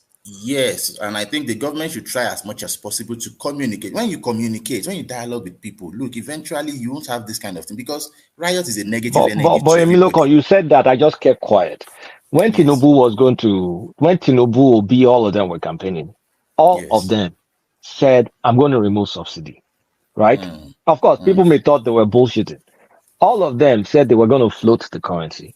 Not with, maybe it's only Showore. Okay, Showore was not the major candidate. So let's just say all the major candidates, the three candidates, they were aligned on policies. So did people think they were BSing like in the past? In fact, I mean, there are problems with how they implemented it. Don't get me wrong. The implementation was awful. Kulata, they didn't understand the impact. And Kulata, that is the thing itself. It is implementation that people are talking about. But we need to agree that they were transparent about what they're going to do. Yeah, so it's not just the implementation. Yes, it was implemented untimely. It was implemented untimely, but I think Nigerians didn't realize how the impact would come. Emeka, there's no way Nigerians won't realize. There's no way Nigerians won't realize. There's no way you say you want to remove subsidy. There's no way you want to remove subsidy. Emiloko, let me say something. A classmate of mine, even though secondary school, it's not like we went to the same university, so I don't know whether he ended up in a polytechnic or whatever. I don't know. But he thought that, oh, they're going to float Naira. Actually, he thought it was going to reduce. He thought the Naira was going to gain value. Yeah, that's I'm the truth. serious. Some Nigerians didn't know how the impact was going to look like. You know, when they were spinning it as campaign rhetorics, some were thinking it's a good thing, right? Yes, it could be a good thing, but they didn't know that there will be short-term pains. And when the short-term pains came, people started shouting. Nigerians to say they don't I know. thought when they used the term convergence, I thought when they used the term convergence, they were talking about. Before election. Sorry, I thought, see, the trick for me, the one that what fooled me was the fact that when they use the term convergence, I took it that they are talking about the current price at that time, which was the black market price, and the CBN price was going to converge and meet somewhere in the middle or somewhere in between themselves, but not that both of them will go north. If they told people that the currency, the Nigerian currency, will lose value altogether, like go up to 1,000, people will not sign up to it. Even the CBN governor, I doubt. Even the CBN governor, right? Let's be realistic. The CBN governor did not, and all the economists in the country did not know how severe that impact was going to be. It was after the implementation, and we began to see the sensitivity of the Naira to the dollar, that we now knew that things were truly, truly wrong. So if they knew how that impact was going to look like, that the Naira would balloon itself to this rate, I don't think they will want to do it. They will do it gradually. Man, how can you say that? At least sometimes some of the things you say is a little bit alarming. Yet on Sunday, there was this this doctor that came on. He made a very devastating case against the government that they should have put a lot of measures in place before they floated it. That they should know. They didn't control demand. I engaged that guy tonight, yeah. A lot of what he did was Monday morning. No, he was. No, come on, he was very correct. Let me explain. Let me just explain briefly. 30 seconds. First, did the government bungle it? Yes, they bungled it. But there were many unknowns that would have taken time to unravel. Wait, let me just land my point. Let me land my point first. Let me land my point. There are many unknowns. First of all, nobody knew the status of our reserves.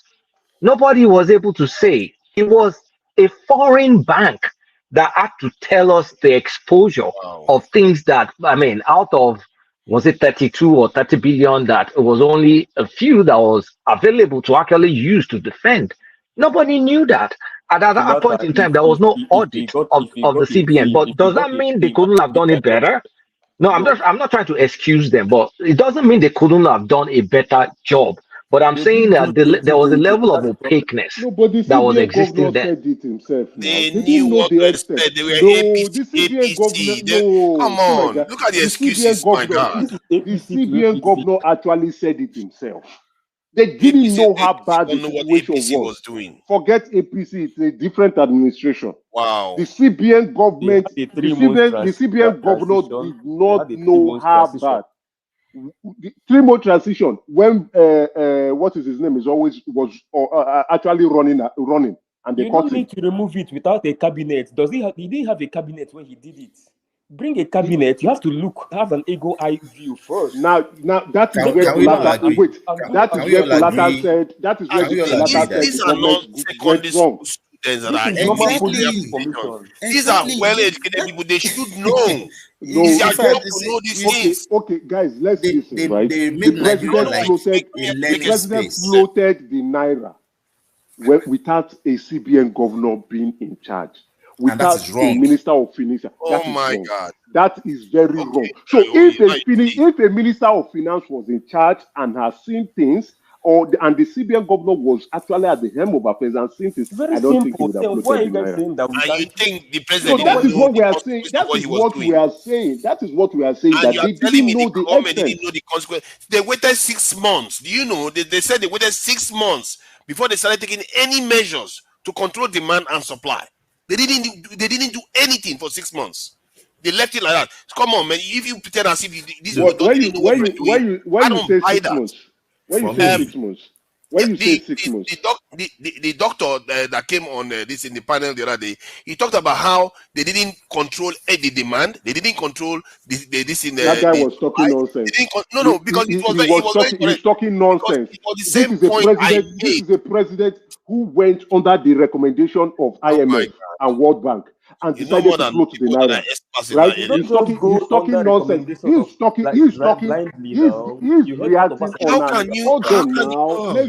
Let's put timeline into perspective. He's reacting based on what has happened.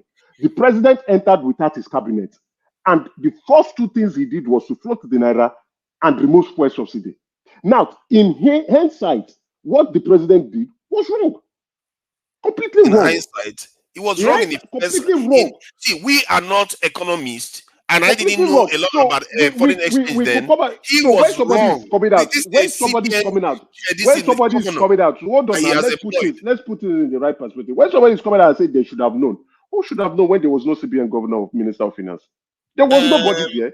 Okay, so he decided as a president, he know decided to now. float the currency without the Based, CBN governor. based on IMF and World Bank recommendation. That was what he followed. So that is not sabotage to the Nigerian economy. You Clearly, listen to so, a but foreigner. we can Hold see. on. You are telling me our own president listened to a foreigner to tell him to float our currency before he chose a CBN governor to advise him on the proper thing to do. But Wow. Tunaja, hold on. Very funny. And then they Tunaja, come hold on. and Tunaja, hold on. they I don't, are- you know, Tunaja, it's been very long you left Nigeria. Always remember that. We've always been devaluing our naira. We have always no. Why I'm reminding you is because you know you are in short, you are British in my eyes. We have always been devaluing our naira. Emefiele devalued our naira 3 times or twice. Based on the that's recommendation of managed IMF. evaluation. That is the way to do I it. agreed. Manage devaluation. I agreed completely. That's the way it would have been done if a CBN governor was in place. The mistake the president. So I'm not excusing the president. He made a mistake. He shouldn't have entered into that kind of discussion or we are paying implement that for it that right fact. now. That is yes, we are paying for it. Completely paying for it. Completely.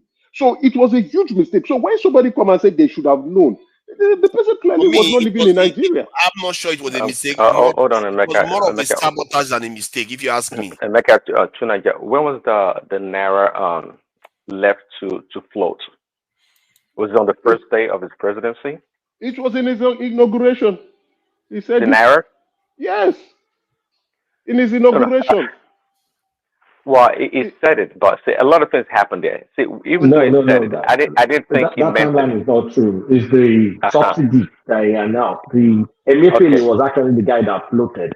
The problem is it was during a transition. It Emefiele floated. Shortly after that, I mean, it even took a couple of months before he fired Emefiele. But a CBN is not just them. That's true. There are multiple deputy governors in the CBN, so it's not just one person making the decision. When they do MPC, there are multitudes of the executives in the CBN that meet. So one person is alone. But those CBN governors there now, they were all corrupt. That's even worse then. If they on had all the people issue, there one making second, on the decisions, that's issue even of worse. the subsidy removal. I just checked. He floated the currency under when he made the mechanical engineer acting CBN governor, and Deji was calling him out for that. That's when he floated the currency. Imagine that. Yeah, that's Yoruba guy. There was a Yoruba guy he made acting governor. But he started with Emefiele, then that Yoruba guy kept at it, and yeah. Unlike the subsidy removal, was not meant to happen the first day. The insiders, just like inside traders, they engineered and circumvented the whole thing. It was true because we all know Buhari said there was no provision for subsidy in the budget anymore. We know that. So him saying subsidy is gone is essentially telling Nigerians that he's not going to provide or make provision for the subsidy anymore going forward. But the people that are in the know, panic the whole nation and it became an arbitrage in a lot of ways. And even me knows that the market will react to that. Even me knows the market will react to that. If talk of a president does not know that what he says. No, the market only reacted because of the way the insiders operated. Let's be honest, the president made a mistake with that announcement. It was not the announcement. See, let me tell you. See, it was true. Come on, if you know about market perception and reaction. The fact that the news was even percolating and it was not the president yet, and they knew he was going to do it, I think the market would have tumbled even before he announced it on the first day. So don't go with that. That's not how the market works. If he announced, if it comes to pass 3 months or whatever, how long before he actually took that power, if the market knew, everything would have gone haywire. But the fact that he announced it on that day and all this brouhaha happened shows that it was orchestrated. That's my position, and it was quite clear. Market don't just behave based on a single day pronouncement. It takes a while. Okay, how come the market doesn't react? Where the announcement is coming from, or is it coming from the most powerful person in the country? But this is the timeline. When it was running, the market was not sure. Hold on. When it was running, the market was not sure. When it won, in Nigeria, when that guy announced that, the market reacted immediately. Instantly. No, Prince Daddy, that was an ad lib. I think someone admitted afterward that was an ad lib. It wasn't supposed to say that. It wasn't. Hold on, Kolata. Do you see my point here? My point here is that when Obi, Atiku, and Tinubu were running, fine, and they all said they're going to remove the subsidy, but the market was not sure. So when we finally had the winner when the INEC announced Tinubu to be the winner, I think at that point in time, from that point on, that's when the market should have started reacting, not on the first day that it became the president and said it. It doesn't make any sense. My point is that let me defend the market a little bit. No president has had the balls to pull subsidy. So that's what the market probably thought all of them were bullshit. That was campaign promise. I agree with Kolata on this. Yes, that's true. Because all presidents, even Obasanjo, tried it. It didn't work. They were only doing it in phases. So for him to come out to announce it completely, that was, the market reacted. I agree with Kolata on this one. Well, no, okay. I also submit to Kolata's point of position. But again, when he announced on that first day, that was not a sufficient time for the market to react. It just dawned on those people, the people in charge. It just dawned on them. So, this guy's not BSing. He's actually going to do it. Okay, that's why they reacted, and all those things happened. And even though if he had announced it on that first day, which he did, there was still time for the announcement itself to percolate the system to make any real impact. Okay, I think that to what maybe Fatai had been alluding to a while ago about the true transactional nature of the crude oil or the gas industry, how they react. But anyway, I know you guys don't believe that things just happen by happenstance. There's always a reason why things happen, and nothing happens by chance. Nothing really happens by chance, especially in the economy. Some people are engineering stuff. That's my point here. But anyway, next person. I think that's true. I think there are a lot of speculators out there taking advantage and harvesting wealth from Nigeria. Yeah, but you guys know transactions happen in microseconds now. When a window opens, you take advantage of it. Because if something was not part of the prepared speech, but most Nigerians are not equipped for it. Most of the people that gain from this are foreign speculators. Yeah, but let me speculate here. I'm going to speculate. I think Tinubu was over enthusiastic to please our slave runners, which is the international community, Western, whatever. I think it was over enthusiastic to show that I'm the market-driven president. This is I'll do bold. I'm going to do bold actions. This is like a brain-dead recommendation that everybody wanted to do. I'm doing it. But could he have waited? He could have waited till the July when it was supposed to expire. But he decided to jump the gun, and nobody kind of prompted him to do it. He did it all by himself. And then, of course, the market will do what the market does. Yeah. That's my speculation. I'm not saying it's a fact. It's my speculation. You can argue that he wanted to please them, but that is, for me, that's even worse, because he means that he's not even aware that he has to put the people first. You know, that's even worse. It's not awareness. He doesn't care. This is exactly why we are arguing that it is wrong to make policies because you think you are there and the people are not important. And this is also why you have riots. Because now, how do you want me, for example, to trust a leadership that you believe should have done their due work before making pronouncements that can damage the lives of people, that they didn't do that? How do you not trust this kind of leadership to make the right decisions henceforth?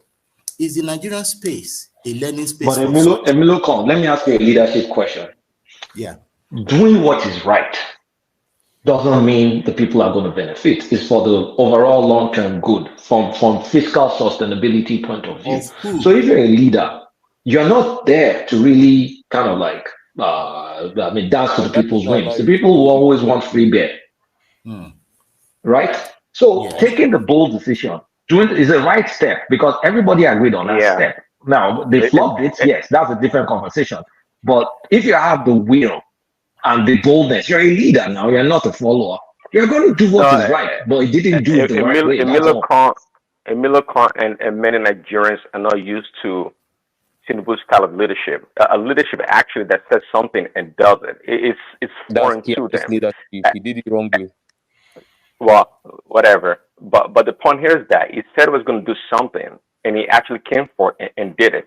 Of course, I'm not here to debate you uptown about its execution or the way you went about it. Execution is as important as the thing itself. Look, let's not pretend. Okay, yeah. This is the point. This is how I look at leadership, right? I look at leadership based on the ability to make corrections when they make mistakes. So let's not pretend that where you guys live or wherever you are, that when they say they're going to do something, everything turns out perfectly. Not at all. Just like Collector said, because a leadership makes a pronouncement to plan to do something, doesn't mean that's going to benefit in the short term. It can be very painful, and usually tough decisions are painful in the short term. But you know, the people are not afraid of pain. You know that. But the thing is, when they just have the pain for nothing after 8 years, then how do you expect them to endure more? That is it. That is what we are talking about. You see, the economics is fine.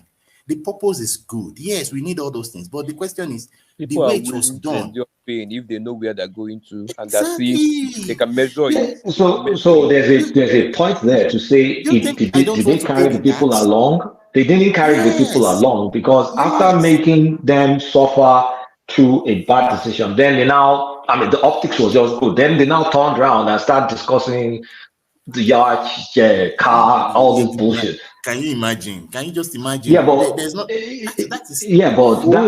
That's where they did wrong. This carrying people along is what gets me a bit. I need to understand. Did you see? We have House of Representatives and Senators that we elected to go and represent us. They don't need to carry us along. And when have they been carrying us along? They need. No, I agree with that. They don't. We have a representative government. We have representative in government. Yes. Okay, so our House of Representatives. And when the people born, who has the time and the resources to be informed? To be informing Nigerians every damn second. Look, you guys should stop defending this thing. This is what gives these people this thing. No, guys, let's be fair. This is how government works. Even in the United States, but Emeka, you agree that they need to be able to fake some empathy, like fake it at least. Fake it. Look, you see, people are not afraid to pay taxes. People are not afraid to pay taxes. They want to. Let's be fair in our criticism, right? And do a bit of comparison. In the United States, when they make policies, who do they carry? Do they carry the people along? They don't. They just make the policies. Yeah, people might not like it. They might raise their voice. They say, "Oh, people don't like it. Oh, my constituents are reaching out to me. Let's see what we can do." Do they come around every time to come and be telling? How many people do you want to go and tell about? Yeah, but Emeka, the United States is driven by ideology. So if a government gets in power and they make a decision, it's mostly driven by ideology. So you automatically 50% of the population are with you. Exactly. Okay, yeah, I agree with that. I agree. Yes, you are fair Nigeria point. is millions of Fair hungry point. people, frustrated hungry people. Fair point. Our democracy has not developed to that level. The United States at some point, their democracy No. didn't get to that point. Mecca, don't let collateral run away with that. Give an example of that. Tax cuts. Most Republicans and me, independent and some right-leaning independents, love tax cuts. So when they pass this, we were happy. Hold on now. Now, tax cut. If you're Republican, or if you're Republican and if you're Democrat, what does it matter? At the end of the day, it's like some people don't want it. Excuse me. Not everybody will. Not everybody supports tax cuts. I'm yet to see you and your fellow Democrat return the money I'm that not you a saved from Democrat. tax I've cuts. told you many times. I'm an independent leaning person. But do I like tax cuts? Yeah, sure. It's more money for me.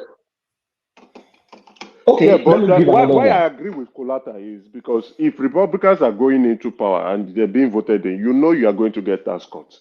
If Democrats are getting into power, you know you are not going to get tax cuts because they need more taxes for social benefits and welfare. So typically, it's driven by ideology. So when that happens, a lot of people will just say, okay, I will wait for another 4 years to see if I can get out this useless government, get them out. So I agree, it's driven by ideologies. We have not gotten to that point yet. No. But they do Guys, not I need exist. another example. Give me an example. Tell me, Americans, they're like, okay, we want a higher fuel prices at the pump. We want to go to war and pay more taxes. Give me such examples. That people want more taxes. Yeah, the Democrats want more taxes because they're going to tax the rich. So if government comes in, Joe Biden comes in and say, I'm going to tax the rich. The rich, yes, Democrats want the rich to be taxed more because so that what rich have been taxed? No, the rich don't get taxed. They but just pay their own. That's the narrative. Nah, It's you and I that are going to pay the taxes because any serious rich person in America knows how to get their money. You're giving another argument. We're talking about ideology. Exactly. You're saying you're fighting a different argument. The implementation is not what we are talking about, but the talking point, Biden will say it, I will tax the rich, and everybody will be happy. And people will support him. 50% will support him. Yeah, they will support him. They say, hey, I will tax the rich. Hey, but does he actually tax the rich? No. Even the rich, they know the shortcuts they play. They don't get taxed. So it's talking about so that's the difference between Nigeria and the United States. So I just wanted to make that clarification. I agree with that. I agree completely. Okay, so everybody's in agreement that government don't have to carry the people along and all that. Personally, I think you can have it both ways. Ideally, you should carry the people along because for me, I think somebody said that the process, the way you implement stuff matters. But the problem with this one that I'm seeing in Nigeria is that the outcomes too is terrible because this fuel subsidy that was removed, the purpose was we don't want to pay for fuel subsidy anymore. But now we are paying it again. The other one is foreign currency was supposed to help our economy. No, it just made things worse. And the only thing that can rescue it is the refineries that they seem to want to kill too. Did you see that speech that Oshomole made? Man, Oshomole is supposed to be one of the guys that are robbing the country, but the guy was like livid with the way some sections of the Nigerian elite are trying to prevent our refineries from coming on stream and also want to strangulate the Dangote refinery. In other words, we'll stagnate like this till the next 2027. Oshomole is the only senator in that red chambers, as far as I'm concerned. It's unbelievable. Like, what is going on in Nigeria? What I see going on is sabotage. It's like there are actors in that nation hell-bent on sabotaging our progress. I said it before when Tinubu was coming to office that Tinubu could be the greatest president in Nigeria. They are also their internal and external actors. So the external actors are using the internal actors to sabotage our country. It's really horrible because Tinubu had it in his gift to be the greatest president because you have almost 4 different refineries coming on stream in your term and you want to remove fuel subsidies, which gives you a little bit of money in your pocket. But what did you do? Yeah, let me ask you to do me a little favor. Just read about European refineries.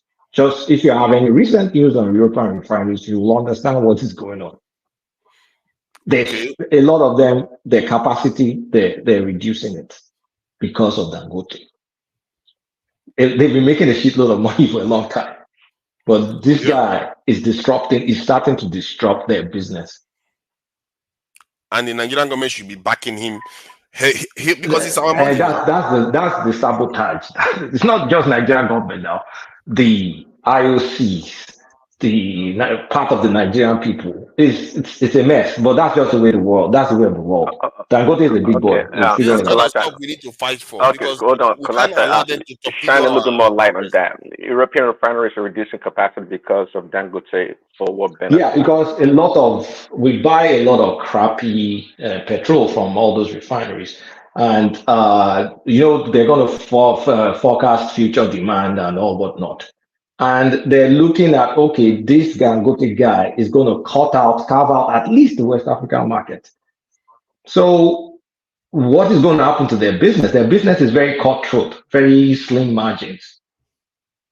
In all these are Western countries, this tiny amounts in volumes make a boatload of difference. I was reading it. I sent it to one man. That was like 3 or 4 months ago. That look at what's going on in Europe.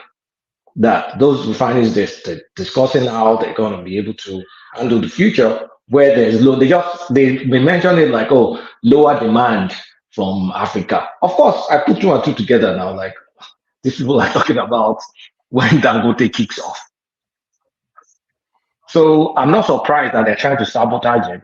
But also, Dangote too may be trying to get additional concessions from the government that he doesn't deserve. Kolata, didn't you hear that he complained? He made a speech about it. That he complained. I saw it, but I still need to. While he's complaining, I still don't trust Dangote fully because he may be trying to get at this some cause. It may be, I don't know the deal he's trying to get from the government. I don't know. But for sure, billionaires now they always have their own interest. I don't trust him because he's coming to lament. Don't pity the guy.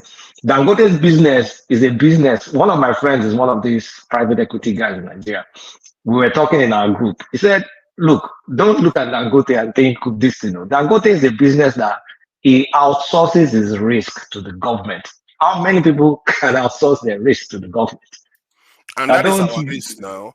So we want it because his success is our success. Okay, again, sorry, shed a bit more light on that. So we know that big business, they externalize risk. We know that, and waste. In terms of Dangote, give us more insight. Like what? Getting free money from the central bank? Sorry. No, that's not what Kulata is trying to say. Sorry to interject. I think apart from the international oil operators being jittery about that refinery, because I quite remember when I made a submission about that about 2 years ago, those people that I make submission to, they probably pass that kind of information to them. Whatever that is going on now is that Kolata is right. The European and the American, they are going to lose a chunk of market to refined product to Dangote. So Dangote, being a very smart businessman, is also negotiating for a better deal from Nigeria. Because at least he will tell Nigerian people, you also have a stake in this refinery. So the more we make more money for the country, and the more he also makes his own profit, because he also have to satisfy some of his creditors. So it's going to be a win-win situation for him in the long run.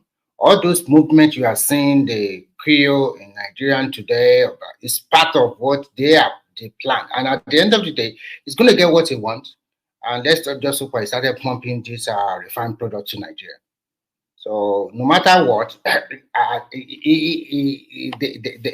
probably the price will come to about 700 naira per liter instead of 600 per liter at the end of the day. If you start deciding. Remy, I even have this question to ask you people, please, on this Dangote. These creditors, are they not even Europeans? Are they not the same persons that it's just like they are fighting the same war within themselves just to make it look like it is? No, it's not like that, because it's a good news for them and a big chunk of profit for them if Africa, especially Nigeria, still continue to import PMS from them. But now you are cutting. You are not even cutting enough to like 50%. You are cutting the 100% away totally. So, and you see, they have a lot of refinery that they also refine, then especially from, I think, from the Netherlands. And my question is, I don't know, Kulata, do you have a list of investors in that particular business? I don't know, because you know why I'm asking this question. Investors were. How can you have a list of investors? No. I know it might sound, but there's a look at, for example, look at the Vanguard, the BlackRock. We know that virtually good businesses all around the world. You think they are just standalone businesses, but they are owned by just a set of people. And they you're right. wars. They find wars within themselves, and you think they are totally different. But eventually, when you look through the funnel properly, you see that all the money is still going to the same set of people. And that is my point as well. Like, yeah, BlackRock is, when you look at all those businesses, BlackRock is there. And when you look at who is behind BlackRock, Warren Buffett is, anyway, it's a messed up world. I mean, it's beyond my and that is exactly my point. Like, even though I think it is Dangote, that's why I was asking if you know the investors as well, because that might also give us an idea of who are those behind what we are talking about, what we are looking about now. Because it might still be like it's the same war, but they just want it to look like what to us. You understand? But if eventually the money is still going to the same place. Yeah, but you know, all this stuff, like each country have a way of doing it. America will use their corporations to fight their wars. I mean, fight the economic battles, and to a large extent, Europe too. Well, France, they're more direct. China will do it with, I mean, they loan you money, they bring their own people, they build it for you, they inherit whatever they build for you. Kolata, I happen to know a guy that worked for China Petrol. And when I asked him that, why are you not lifting crude oil directly from Nigeria? They said they don't have the authority. So they have to go through Shell and Chevron and other big ones from America. Yeah, Shell, well, there's Shell, there's Ajip. I mean, there's a couple of them. They come in, they come out. But the ones still what I'm just trying to say is that America controls that. America and Europe. Oh yeah. How long is our deal with this Shell and all these other companies? How long is it? Is it forever? The deal is forever because they are injecting about $500 million into our gas again, and they are also heavily involved in the Trans-Saharan pipeline from Africa to all the way. We can't get rid of those guys. The point is that, like you talked about the Chinese coming in to do crude oil, this is drilling. I'm not talking about, I'm talking about, I asked them because I happen to know some people that time that I'm also interested, probably I can work for them. So I had the question that Nigeria is a big exporter of crude oil. Why are they not lifting that oil from Nigeria directly? Wait, the Chinese company, is it not Sinopec? Is it not Sinopec or something like that? Apart from Sinopec, they have other ones, okay? So those ones is they call them China Petrol. You might not know them because they are not very visible in terms. They're not very big. Yeah, so my concern is that that's what I'm interested in is how long is Shell and the others going to control it? How about the Chinese companies? Can they? Because this is an international commodity. So at the end of the day, you don't expect them to put out to say, "Oh, we are no more involved." They are going to be involved till the old world perish. Okay. But if we say, don't we have the ability to? My point, what I'm trying to find out is that did we sign a contract that says they have to be here for 200 years, or we can? We have no, I don't think it's like that to Niger. But you know, we have bid rounds, right? They have all these oil blocks, and then they sell it. Okay. So they may give you, for example, but one way or the other, you will have to call one of those big guys and say, okay, I have like that rich woman, that rich Yoruba woman. They've given her that oil block for a long time. They didn't allow her to develop it. She didn't want money until she spoke with one of these IOC. So the way they do it, you will have to involve those people. It's like you don't have a choice. And the IOCs, can they be like from China? That's the point I'm trying to. And so that's the part I don't understand. That why don't you allow the Sinopec, all these people bid? The problem is or you partner with them. Why don't you ask the same question? Why is China controlling the train technology all over the world? Why are they the one constructing your road and bridge? So everybody holds on tight to where they are. Everyone power holds on to their. I guess that's a fair point. It's just that for Nigeria, we want flexibility. We can't say because China controls trains and the West controls oil, we say let's leave it like that. You can choose. Do you know how long it takes China to break into that African market and compete with European America and kick them out of our root construction and train technology. It takes a while. They were not even constructing. That's the problem. They were not constructing. But it depends. Let me give you an example. Let me give you an example. When I graduated and I was working, that was when, I mean, we were setting up all this MTN and all those things. Back then, Ericsson had the monopoly. Ericsson, there was Nokia then, Siemens was there before it became Nokia Siemens. I mean, bottom line is they were controlling the stuff. It didn't take less than 10 years. These guys have been replaced by a company called Huawei. And almost everywhere, everything is struggling in Nigeria right now. Huawei took over. So it's not impossible. So, Kulata, do you know what the American industry do to Huawei? They stop them from this. I know in America, but you know what Huawei does? Huawei will tell the telcos that, hey, I will give you this, I will also give you the loan, and I will install it for you. Yes. So like, okay, so why do I need Ericsson? I mean, by the way, what are you guys giving me? You know, ZTE technology. They deal with I know that. I know it. And the rest. So these people are very. I remember because when Economic came on board, I went for a training there in Nigeria. So they are the ones supplying all those technology. Equipment. I'm not talking about equipment. They are the ones supplying. But why can't Nigerians go like to China and learn how they build? Because if the Chinese, those guys can build quick and build fast. Why can't we just go and learn? Nigeria, the perception of average Nigerian about Asia, especially China, is that China is there to cheat you. China is there to molest you. China is there to control your economy. So the seed, the Western world already planted is there. And the perception of an average Nigeria about Chinese is that inferior quality. They are not going to do. They are going to just do. You know, so many things. But I am a firm believer of one thing. If you want something, whether you get it through loan or through borrowing, get it done first. There's always a way for you to renegotiate after. But when you disrupt it, or you have, because by this time we're supposed to forget about that standard gauge ran to Abuja already. But because of our legislator, they are fighting, the contract is not good, and blah blah blah blah like this. At the end of the day, it was stopped. So when you say to Nigeria, go and learn what? Because the Chinese have no qualms training you on how to use their product, right? They will train you that. But how to create the product, they will not teach you.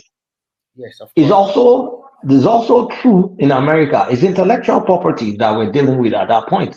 But do you think Nigerians don't go for training? They all go for training. But what do? They collect extra code, stay in hotel, and they go and shop. Yeah, I think let me just add to the training aspect. I think Nigerians probably have the training. Like we have construction companies in Nigeria. Maybe Nigerian this thing can say, you know what, just to make sure you do your job well, we incentivize you to go study the equipment that they use there. And if you want to buy some of them, buy them, bring them to Nigeria. And one of the biggest drawbacks we have is that we don't manufacture steel. We do. Okay, I want to say something. Allows to manufacture those equipment. I want to say something. But we don't have the intellectual property to build those stuff. The Chinese model. You build your own. You don't have to build their own. Exact. The model they introduced is totally different from America and the Western world. What they did was simple, because they have the money. They float all these corporations. We call them corporation. All these CECCC. All these ZTE, they are state-owned before they started divesting interest from them. So they support them with this. If any Chinese company get a big contract in any African country, they will go to the China Exim Bank, that is China Export or whatever Import Bank, to source loan from there. And the government will support that company because they have a big interest. Majority of them are from the state. But they give them a leeway to have a director. But the way they operate their own business, it's not like Nigeria, all this wahala that it's not from my state, this tribal. Whatever their leader said, that is fine. Everybody follow. Yeah, but let me add to one thing China did. China, while what you are saying, they did that. But what they also did was took money to Western universities to fund research. Yes. So you had Western professors doing research on behalf of China. So those findings, the intellectual property from that, of course, You're had to be right. repatriated back to China. That's one strategy. The other And strategy is outright stealing of intellectual property. I quite remember that there was a big plant from Ford, from all these big Western automobile companies. They built a very big plant, and after about 5 years, they forced them to have a joint venture with Chinese own automobile like FAW and the rest. And before you know it, they started churning out their own local product. It was a total 100% copy of all these American brands. But one thing that after about 4 or 5 years, all these their local brand can compete favorably with foreign brand, even more better. Because you develop competence. Yes. You first need to know how to copy. Just share this quickly, man. Because for me, when I look at this, it's just a marvel. It's like I don't know why Nigerian government is even bothering with Western companies to build stuff. They should just go to China. The Chinese are ahead of everybody. It's not easy like that. So when you say go to China, is it to go to China to buy? Is it to buy? For example, watching a train go trough an apartment isn't something you'd expect, but in this city, it's completely normal. This is Chongqing you are showing. You find the gas stations on the rooftop of buildings. Yeah, it's true. It is not enough. This city has one of the deepest subways in the world. It goes 94 meters deep, which is equivalent to 31-story building. This city has got to be one of the most complicated. It's a marvel. This is just crazy.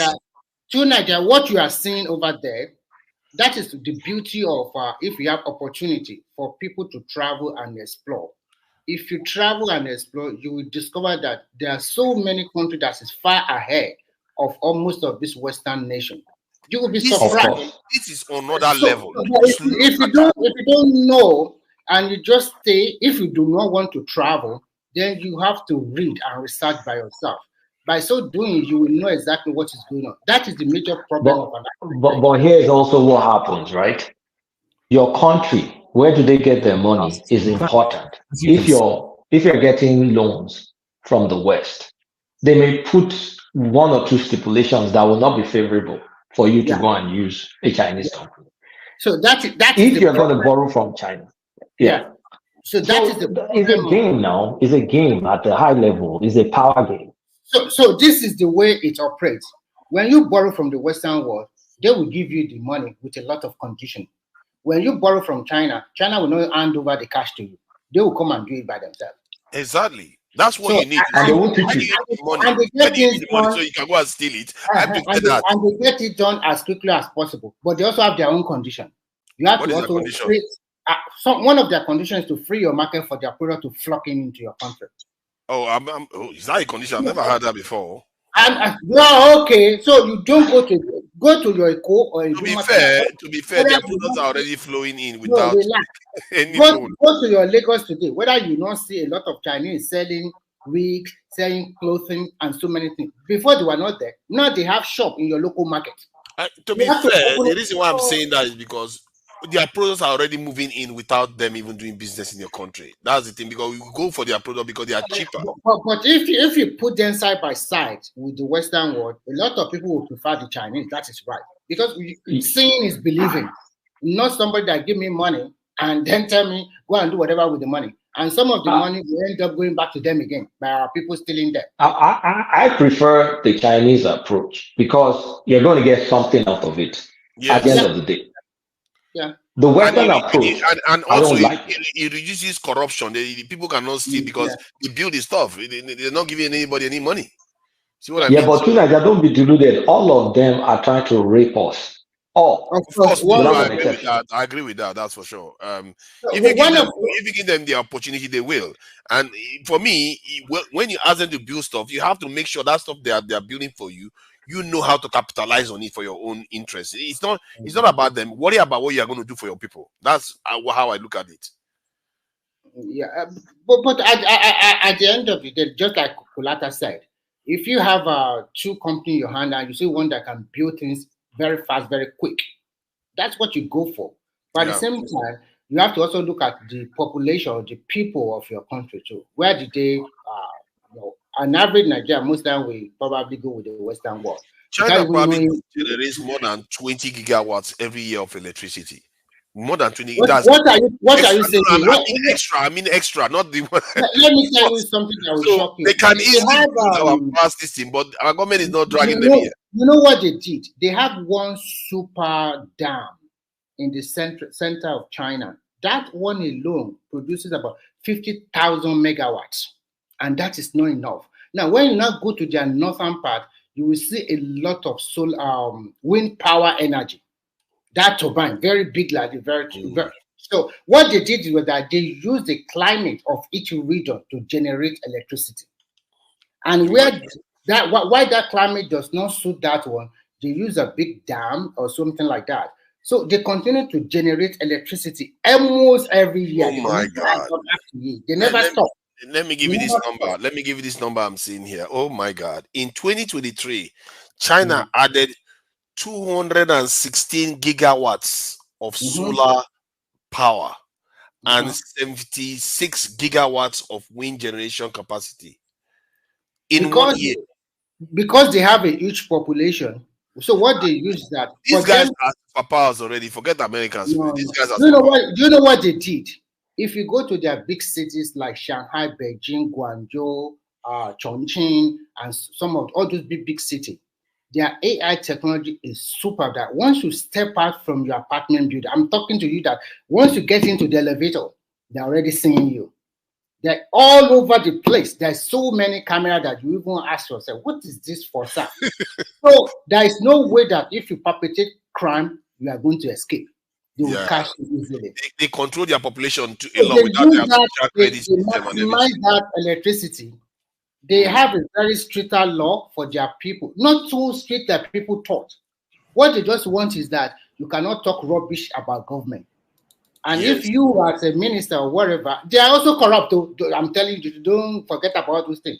They are corrupt, but at the same time, if you are in the book, good book of the leader, you can still escape it. But if you are not, the moment you are no more in that good book, you are gone. Right. You gave us some figures just now concerning the solar. China solar, whatever, in 1 year. Yeah. And then the response from Remy was that it's because they have large population. I wasn't expecting that. What do you mean response large population? I don't understand. That was what I heard from you. Maybe that's the only word that you had. Maybe you didn't hear the other one. You did not hear when I was telling you that they have. No, immediately he said that. Wait now, immediately he said that the very first response I heard from you was that, it's because they have large population. And I was expecting you to ask him how and why Nigeria can't do such.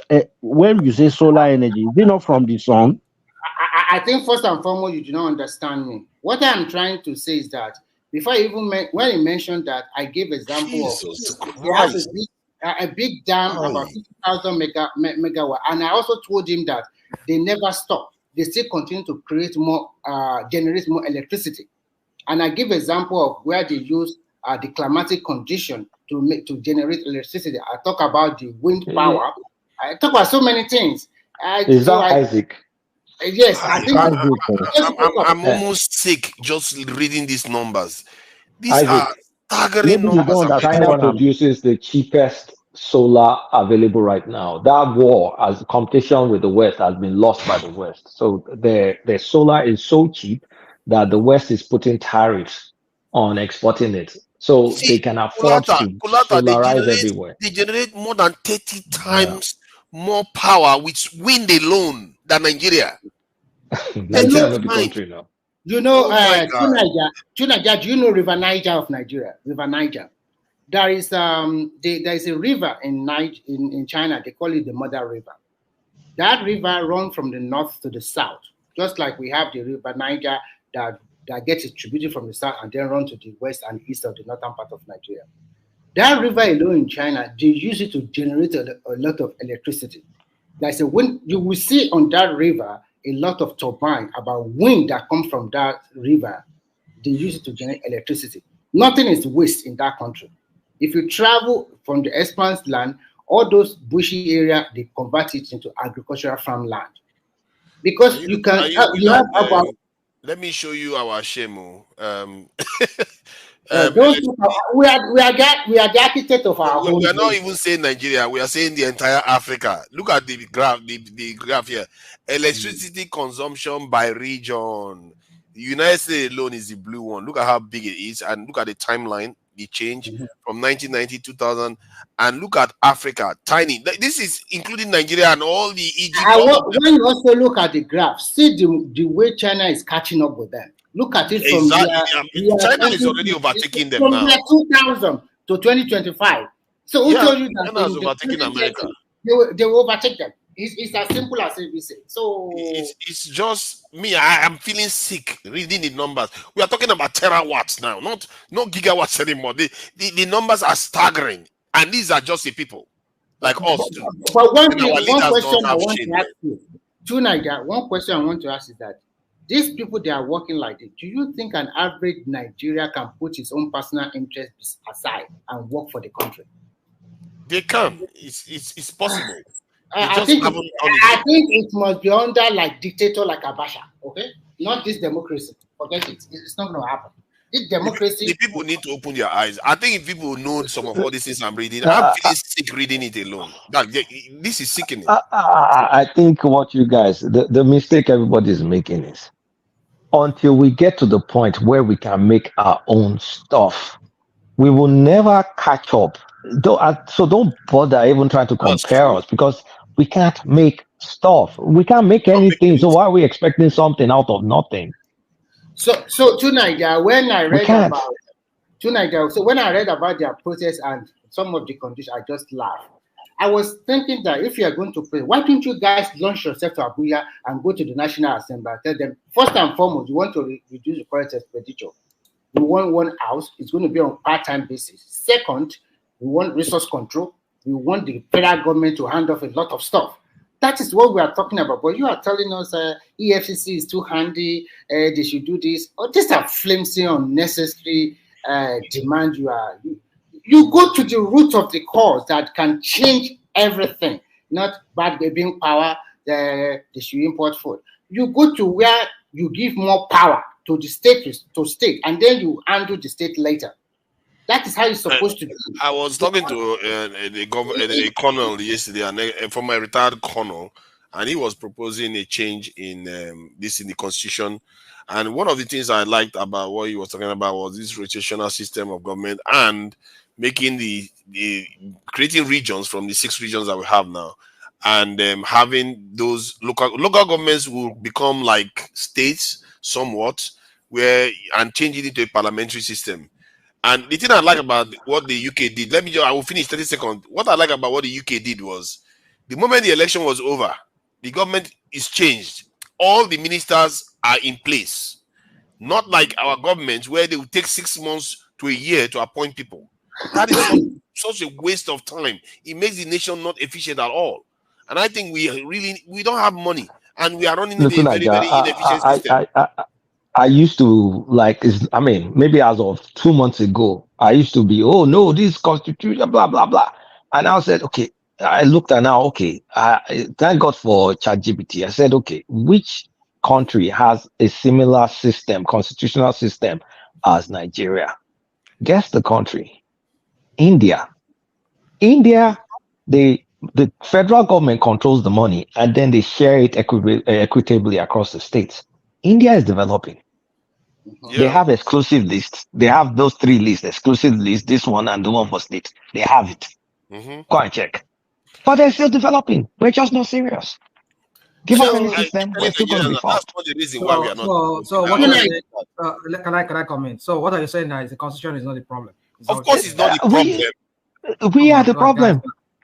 The UK doesn't have a constitution. They have a country that hated each other, and they went on to rule the world. What makes you think that the constitution is the problem? The UK, today, they are just making it up as they go. If you guys think I'm lying, please check India. Check India. Okay, let's put it in context. What you just said now about. Let me respond to rational method. Because India has a bicameral legislation. Or it's not unicameral. I don't know. I don't know. Honestly, I don't know. Rational mind. But they have exclusive list. They have all those 3 lists that they have. You see, you people come here, you like to do this thing. And the federal government shares the federal government takes all the money and shares it to the states, just like Nigeria. You said India is working. Why is it working? It's working.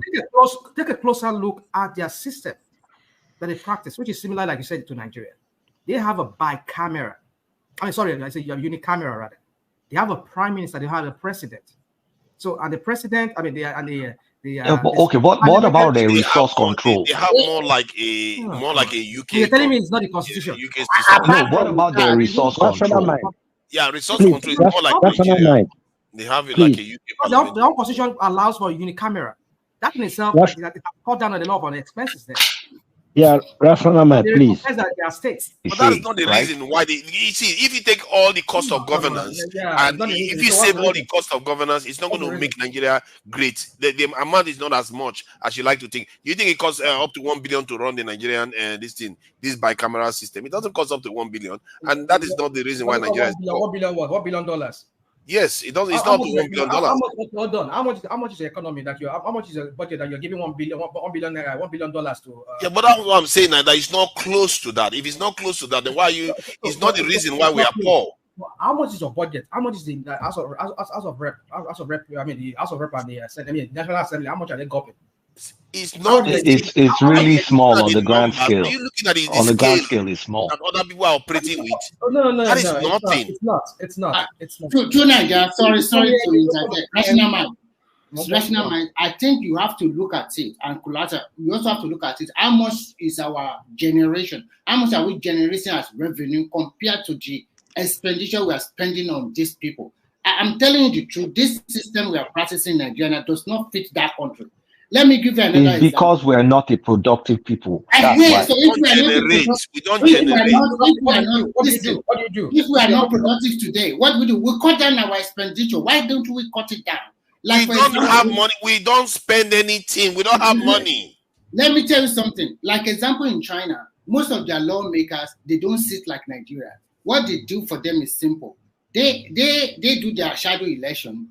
But every year, they will not pick them from their locality to spend 2 weeks in China. The government set the plan. The government will not put them in check. They deliberate on whatever they want to do under 2 weeks. They give you support material before you come in. But it's not like in Nigeria, you have a state assembly that you are sitting down there. No, they don't have that kind of wastage of resources to keep you, give you a house, give you a car, give you this. No, they don't do like that. But for them, it's different because it's more or less like an authoritarian society, which you guys, you don't want. You want freedom, but you want good things. But anything that is too free, that good thing, you are not going to have it because people should be controlled to some extent.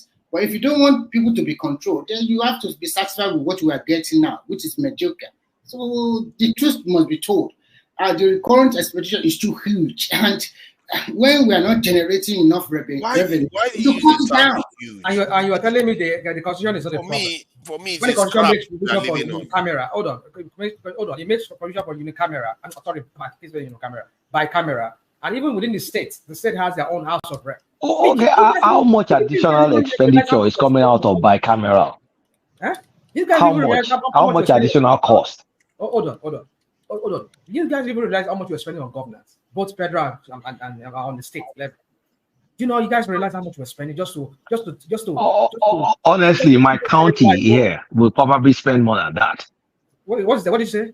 Say that again. My county, the county I live in, they probably spend more than the difference in the unicameral and bicameral. You keep comparing apple to pineapple.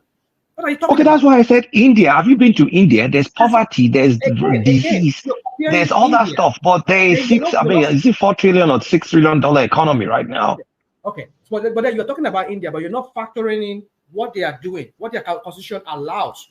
For the fact that their constitution, they practice federalist system. Okay, rational mind. The constitution allows for sharing of resources from the federal government to the states. Replica. They don't have resource control like we always want. Don't come here and give false information. You're giving misleading information. It's not false information. Go and check it yourself. It's distributed from the center.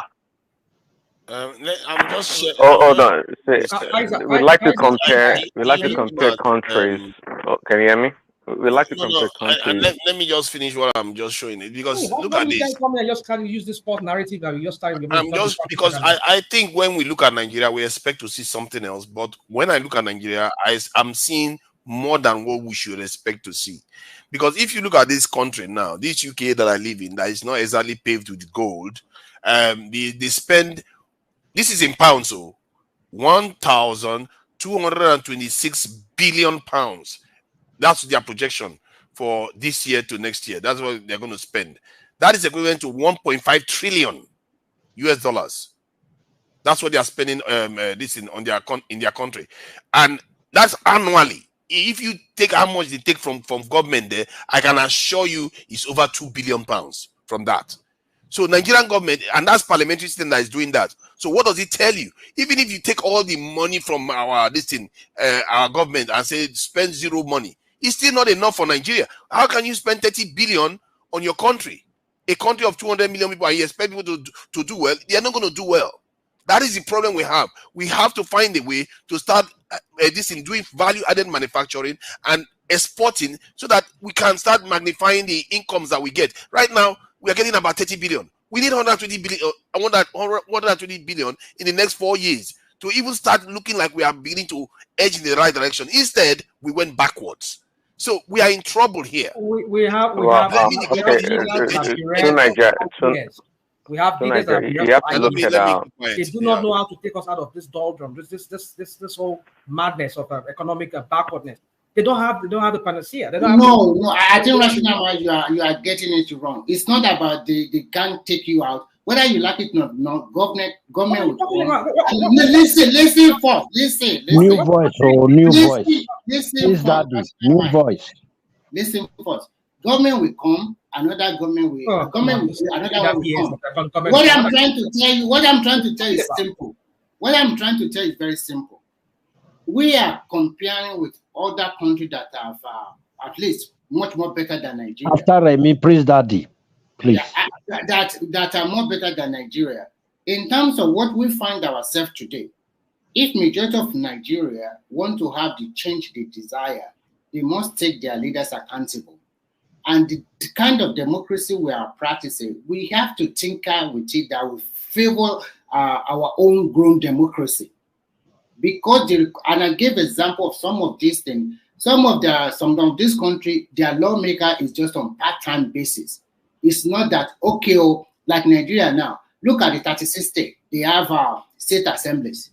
All their state assembly members have cars, have money they are giving to them. Then we go to that. The current expenditure is huge.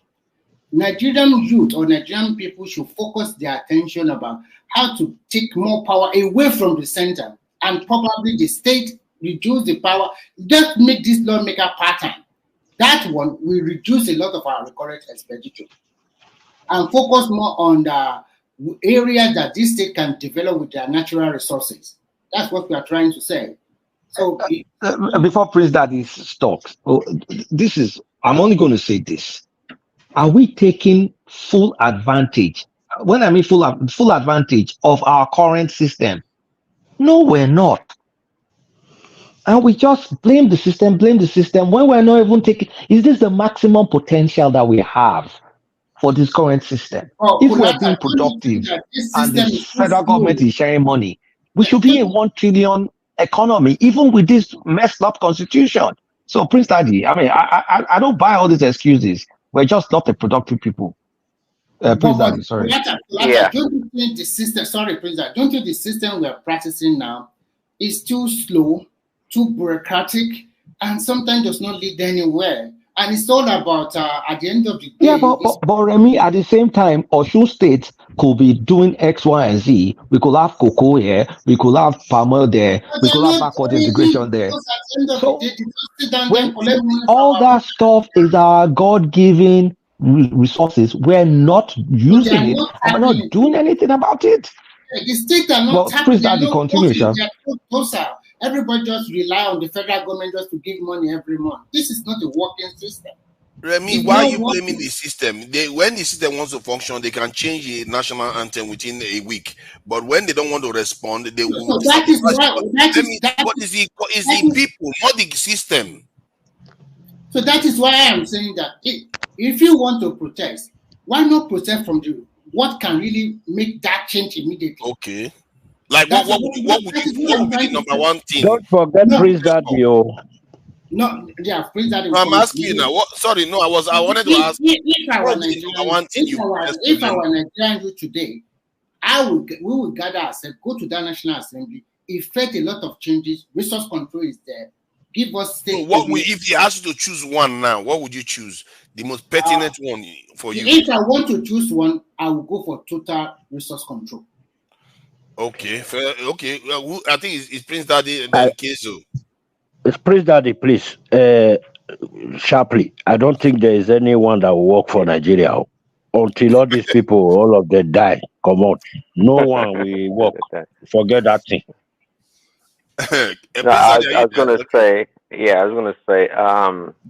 so India has about 8 to 10 times the population of Nigeria, right? And they are as complex and complicated and diverse than Nigeria by the factor of 10, actually. So I think it's about 7 times, 7 times more. Okay, yeah, roughly. So, well, because you assume that Nigerian population is 200 million, perhaps, but that's irrelevant. The point here is that, if you look for poverty, corruption, all the malice of this you can find in any country economy. India has it. India has it for sure. So let's not be moved by what we see on the statistics that we see or things splash on the headlines about India. And at the same time, they've done a lot of great things. The nuclear power they've done a lot of great things. So I have a question, a general question for everyone. Why does countries like India works with all the complexities, okay, doing great things, and Nigeria cannot seem to get it together? Of course, when we had regional government, I think we're doing very well as a regional entities. We were doing very well, actually. But now, nothing works. We can't. The entire system is sabotage from A to Z, and there's corruption in India. I think Remy was saying earlier also. In China, there's heavy corruption. If you guys want to look at corruption in the billions and billions of dollars, where you're going to find it is in China. They execute them sometimes, and it's corrupt. The CCP and the PPC, they're all corrupt. They're super corrupt. So how can the government be super corrupt as China is and still find a way to do great things? I mean, from agriculture to infrastructure to a lot of things they do. What is going on? What is our problem? So can I quickly give you an answer to that? It's an authoritarian society. You have one leader, whatever he says. What about India? Everybody fall in line. I'm talking about China. In India perspective, they have a brutal police force. They even cane you on the streets. They don't give it. You cannot just be writing nonsense or doing anyhow in those countries. They'll pick That's you not up. the reason, though. That's not the reason at all. Does that help the economy? Police flogging people on the street? No. I am trying to say what I'm trying to say is that they have an organized way of doing their stuff, and everybody fall in line. But when you just oppose it with Nigerian situation, most things are always looking into it from ethnic or tribal background most time. That you are giving those, hey, what about me? What about this? Everything is concentrated in this seat. What about this? What about that? But No, Remy, sorry, I just asked you that question, because Nigerian police, they also wait no, now, wait. Somebody will want to say something, you wait more. Okay, I just asked you the question, even though what I want to say is just something a bit fun, but at least maybe they make fun small now. I just asked you that question because even Nigeria police, they listen to us, to many of these programs. Maybe they don't come go, they carry cane, they beat people for street. No. Because Prince Daddy was asking, with all their corruption or whatever, why are they being successful that way? And I'm trying to tell them this is the way they do their stuff sometimes. Because when you have an authoritarian society, people fall in line easily. Because if you don't fall in line, you know what will become of you. But if you compare authoritarian society like Russia to Western Europe is doing better than Russia. So that cannot be a reason why economy is doing well. That's not the reason. There are other factors. I think Many this other is the factors. thing now. I think we are coming down to this thing, Yeah. because Can I comment? it depends. Okay, yeah, go ahead. Yeah, I want to say that. Update on Kenya. Yeah, I want to say that this India love doesn't make sense. India is what I call a shithole country. I mean, the GDP per capita is lower than Kenya or Botswana or most African countries. The only advantage India has, which that's why I don't even like comparing to Nigeria, is India is a single administrative region with 1.5 billion people. That's it. So the government can collect enough revenue and set up special economic zones. Like if you look at Calcutta, Bangalore, Mumbai, some of these cities are actually having good, Pune as well, and Chennai, right? These cities have high, and also Delhi, right? These cities have high GDP per capita, around $5,000, maybe $7,000, because they're specialized cities. But the rest of India is actually even poorer than Africans. So I think what the best thing India did was be able to collect tax revenue, set up these special cities, and of course they could exploit their large population, because you're going to have a lot of geniuses there. And they are allowing, free market capitalism with its regions. That's why you had prominence of, families like, Tata Steel and all that kind of industries. They've been buying up European car manufacturing, etc. So I would say basically, India, it just happened to have done a few good things because they're simply able to get tax revenues. If Nigeria had 1.5 billion people, they would have done the same. What if India was doing what China is doing with an average of $10,000 per person? Then I would say that India is actually up there, but it's not. I mean, if you compare Africa's GDP and compare it to India, we have a similar population. We have a slightly less, actually, 1.3 or billion people. We actually have a higher GDP than India. And if you compare all the African countries, we are more developed than India. Right? If you look at Africa as a continent, we are more developed than India, right? But the issue is we're not a single administrative region, so we don't have the ability to leverage tax. That's not the reason, because India is not even a economic superhouse. If you compare Kaiser, we can hardly hear you. That's not me. Can you hear us? That's Olga Cyrus. That's not me. No, that's not. Okay, that's you. The other guy speaking. Yeah, you're breaking. It's Olga Cyrus. Kaiser, I think they still have. I think they still have a higher GDP per capita than Africa as a whole, and higher than Kenya. No, they don't. You can't think. Go find the data, Tanaja. That's why I'm saying. You should know me by now. It's 2000. Show me the data. Okay, let me show it to you. Since you want to see, that is that of India is 1,400, and then this is that of Africa, and that of Kenya is, as you can see, and they have been to the moon, and they have nuclear power. They generate far more power than the entire African continent.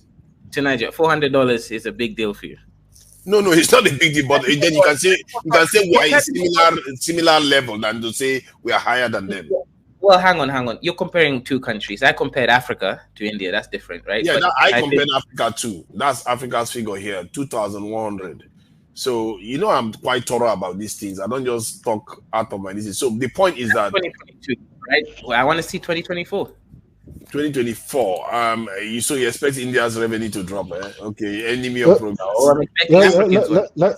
You see how like our people are hoping that. Let me chime in. It's going up actually. So as you can see, the graph is showing that it's going up. Two of those regions, Africa and India, is not. I mean, their PPE is some of the lowest in the world. So that's not the standard of we're doing good in terms of economic development. The thing with China and India, and I even throw in Russia, the reason why they're doing a little bit better is that these countries, compared to Nigeria, is that they all focus on one specific thing, one or two specific things, and they don't joke with it. So in China, is their manufacturing, that's their main lifeblood. In India is their technology, and mostly their technology, their IT services, which they showcase throughout the world. And in Russia, this is the oil and gas. But in Nigeria, the oil and gas, which is supposed to be the main thing, we make a joke out of it. I mean, look at Saudi, all these Middle Eastern countries which are doing well. They have just as much oil as us, but they take that control of that resource extremely serious, and they were able to push their economy to where you have all these athletes from all over the world willing to reside in their country. If somebody was going to tell you 10 years ago that all the top footballers will be residing in Saudi Arabia, no one would believe it. But they use that one thing that they have, they took it seriously. But we do not take our resources seriously in Nigeria. I mean, even the refinery reports they have, we still don't properly have it yet. I don't think we properly have it yet. So we're just not serious in the country, and the citizens take it like that. League now. Africans are playing minor league. I think one other thing that I saw today that almost made me sick was the power generation that the rest of the world is consuming versus Africa. Not only Nigeria, Africa is like we are dwarfed in everything. And this is why I keep telling people, why are you fighting over the little pennies here and there? Fight about changing your leaders' mindset so that we actually start competing for resources in this world. We can't generate power in Nigeria. I think it's about 10 to 12 gigawatts when China just added altogether more than 500 gigawatts last year. It's sickening. Even you're even going. That's too far. That will even fly over a lot of African heads. To South Africa, I think it was some kind of power issue they had earlier this year. The whole country took that thing seriously until they fixed it. But even in the capital, even in Lagos or Abuja, you have power outages as seen as a normal thing. There's no power in many of the places there. So we're not even compare it to a country like South Africa, which is far more developed than Nigeria. Talk less of Egypt and other countries such as that. So it seems that we don't know if we're going forward or backward. We're just doing whatever inside of the country. This is scary number. For me, this is scary. This is Africa. This is 1.something billion people. This is us here. And if anything, our power generation seems to have come down versus the rest of the world. Look at that. We're thicker in 1990. And this is the trend that I tend to watch. This macro level trend is what is more consequential than all the arguments we keep having. Look at that. We are coming down versus everybody else. Yeah, some people say that is some people say that is how God. Hello. Some people say that is how God designed it. So that's why Africa cannot do otherwise. Let those people go and will say something like that. Let them go and sit down. If people somebody that don't want to who's saying that? Say it's God.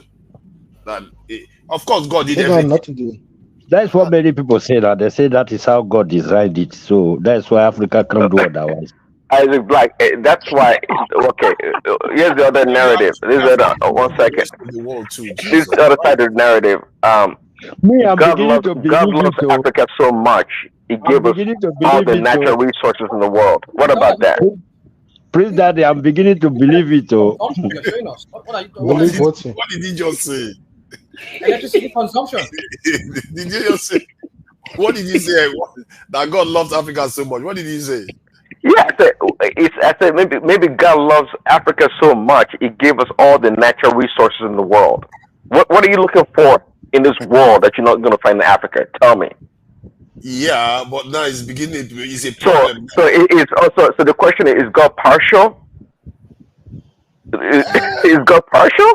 Who knows these things? But look at the rest of the world. The rest of the world used to have a proportionally higher energy, but now it's like these OECD nations, China, this thing, they're just eating everything. America and the OECD nations, and this is exactly the breakdown you get during COVID-19 too. They ate everything while the rest of the world, Africa, was just exactly the same way too. This one is South America, Brazil, and all the rest of them. At least they are showing it a little bit of respect. No, but Niger, I mean, this is not that surprising. These countries, these are the countries that are productive. Or you're showing us electricity?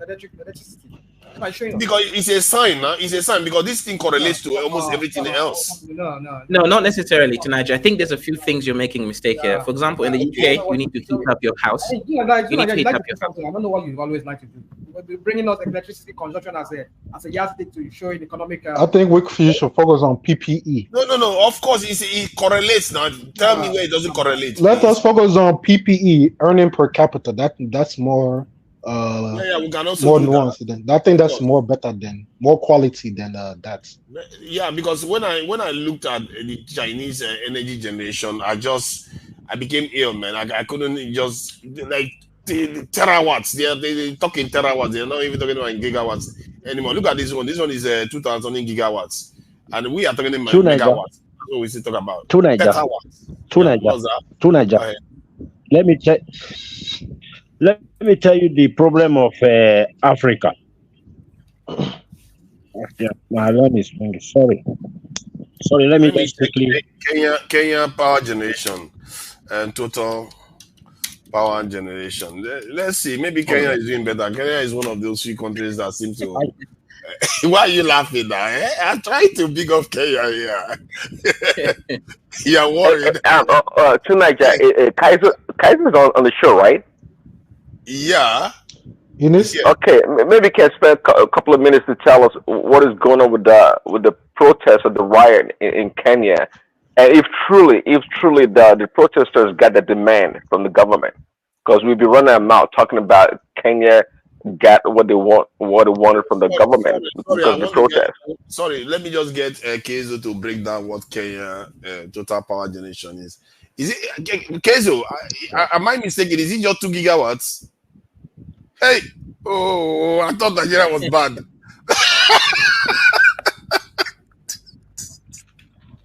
I don't know, man. I can't help it, man. I'm sorry. I just had to laugh about that. I thought Nigeria was bad. Man, Africa, we have a long way to go. No. It's not. You say 2 gigawatts to Nigeria. What are you? 2 gigawatts. That's what I'm saying. No, 2 gigawatts. And that's why I'm asking you to break it down for me now. You're not breaking it down. Let me bring it up again. It's 12,000 gigawatts hours generated yearly. Where is it? 2 gigawatts. Okay, where is it?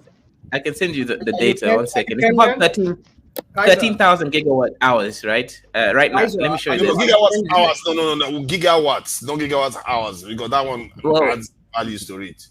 Oh, no. Hours. The hours part doesn't mean 5 gigawatt. So look at what they wrote here. It says current effective installed grid electric capacity is this thing 2.651 megawatts. No. You're talking about different things. We're talking how much energy Kenya generates a year is 13,000 gigawatts of energy. But what is it? Well, I've sent you a link right now. You can check in the back chat. So Niger, you're on the wrong website. Kaiser, give us update. Give us the full update of what's going on. Okay. What updates? Give us the update. The daily updates. Hold on, we are going to get that one now. I just want to clarify this one. Man, that power thing is boring, man. We don't know boring. None of us have light in that continent. So tonight it's 12,000 to 13,000 gigawatt per year, right? Where do you? Okay, is it the back? Yeah, it's the back. I sent you 2 links in the back chat. There's no need for you to think it's there. So everybody can see now. I want to see what Kenya can do because I don't know whether this link was doing it for us. So because it's good to know what other African countries are doing. Because Kenya is about 40 million. 13,000. Right. It's at 50 million actually. Yeah, 13,000 gigawatts. This is 2022. This one here.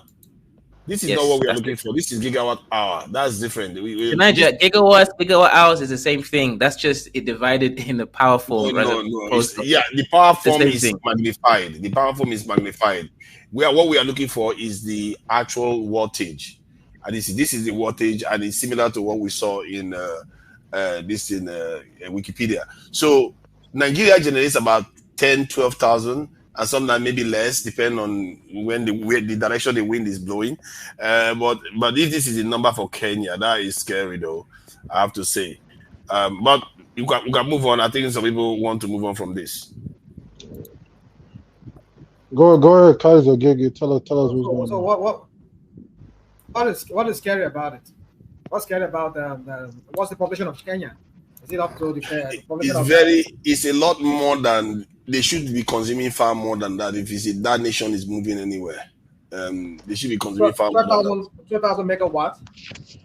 No, that's 2,000 gigawatts. Yeah, that's nothing by international standards. 2012. No, 2,000 gigawatts.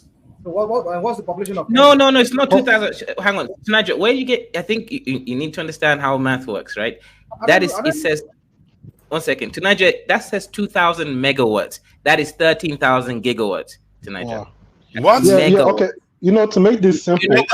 Mega is a higher number than giga to Niger. It's 1,000 times higher. Mega is higher than giga. Oh my God. Right. You need to do this thing. Go and do your... Hold on to Niger. Kaiser, tell us in Kenya now, and how many hours of electricity do you guys average per day? Okay, sorry. Can you ask the question? Like in a day now, how many hours after 24 hours per day?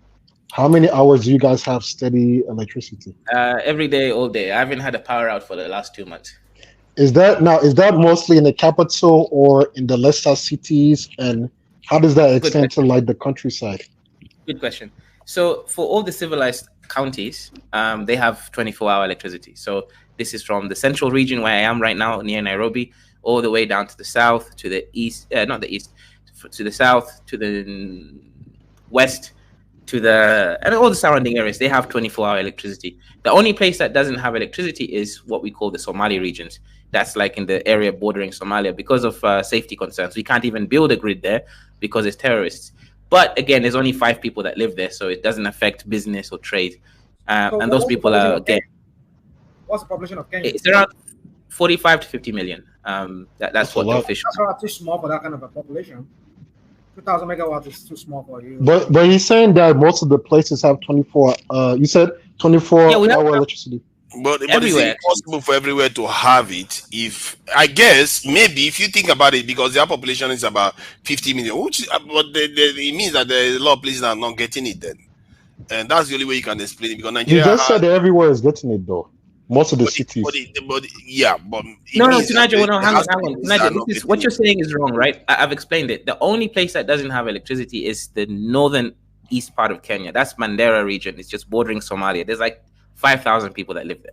Hold on. What about like the farm side, the countryside, the village side? How much electricity do they have?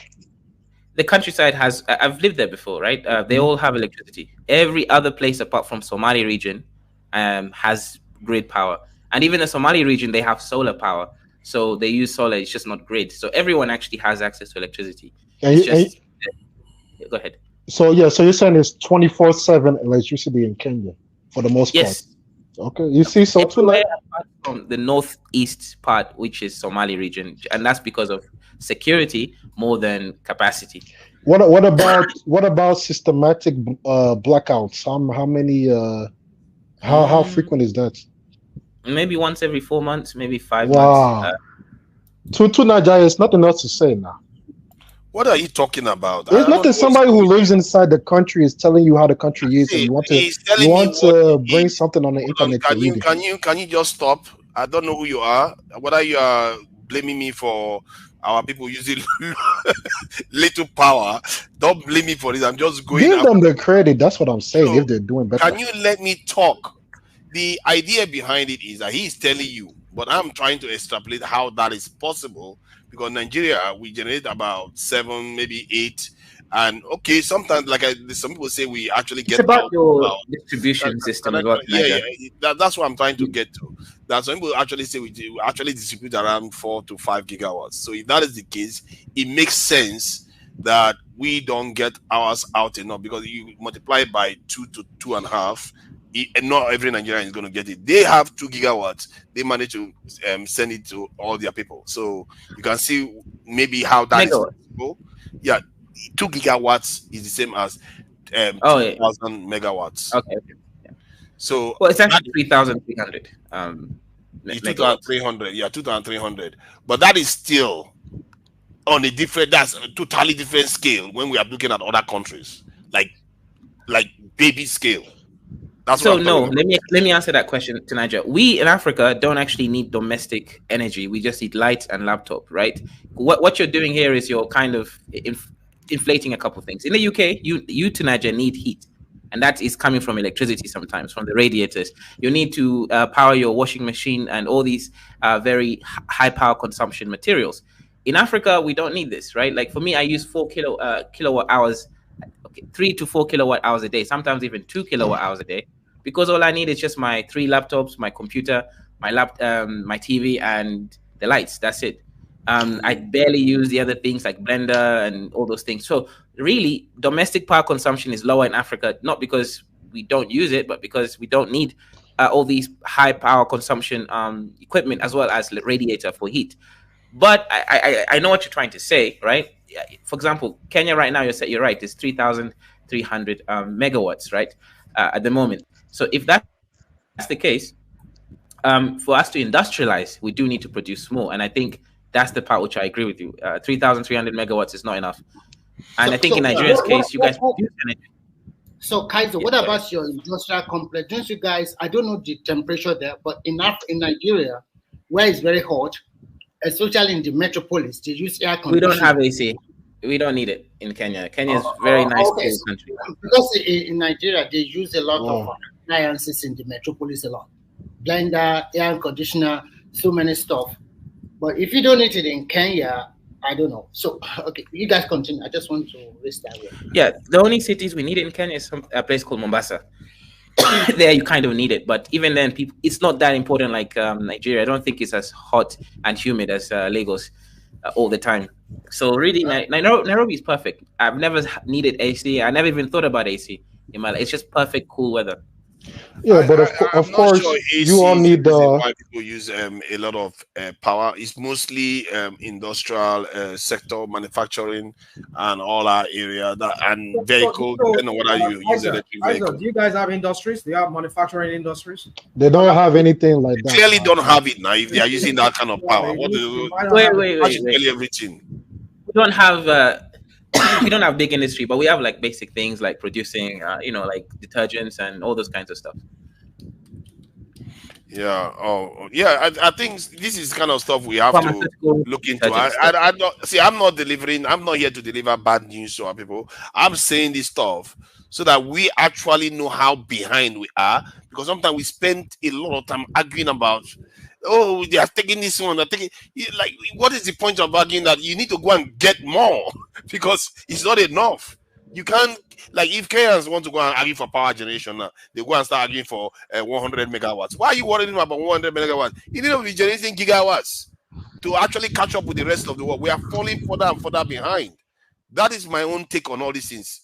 But let me just check. I want to see the uses of this power that is being generated, because all this is matter. One of the reasons why it matters is like when Neil deGrasse Tyson talked about it in terms of research that is being done around the world. He said the areas that don't do research and they are not going to own the future. Let me ask you a question, right? Can you let Kaiso answer the question, please, that they asked him about after the uprising and something? What is the situation? Please, thank you. Yeah. So the youth over here decided to go and rebel against the government for different reasons. Some of the reason was the finance bill, because they felt that this new finance taxes were too punitive, and they were just coming for even poor people. Things like bread tax, 16%, cooking oil tax, and again, cooking oil is already very expensive in Kenya. Car levy tax, an extra 2% just by owning a car. there's so many things that the youth were thinking this doesn't make sense.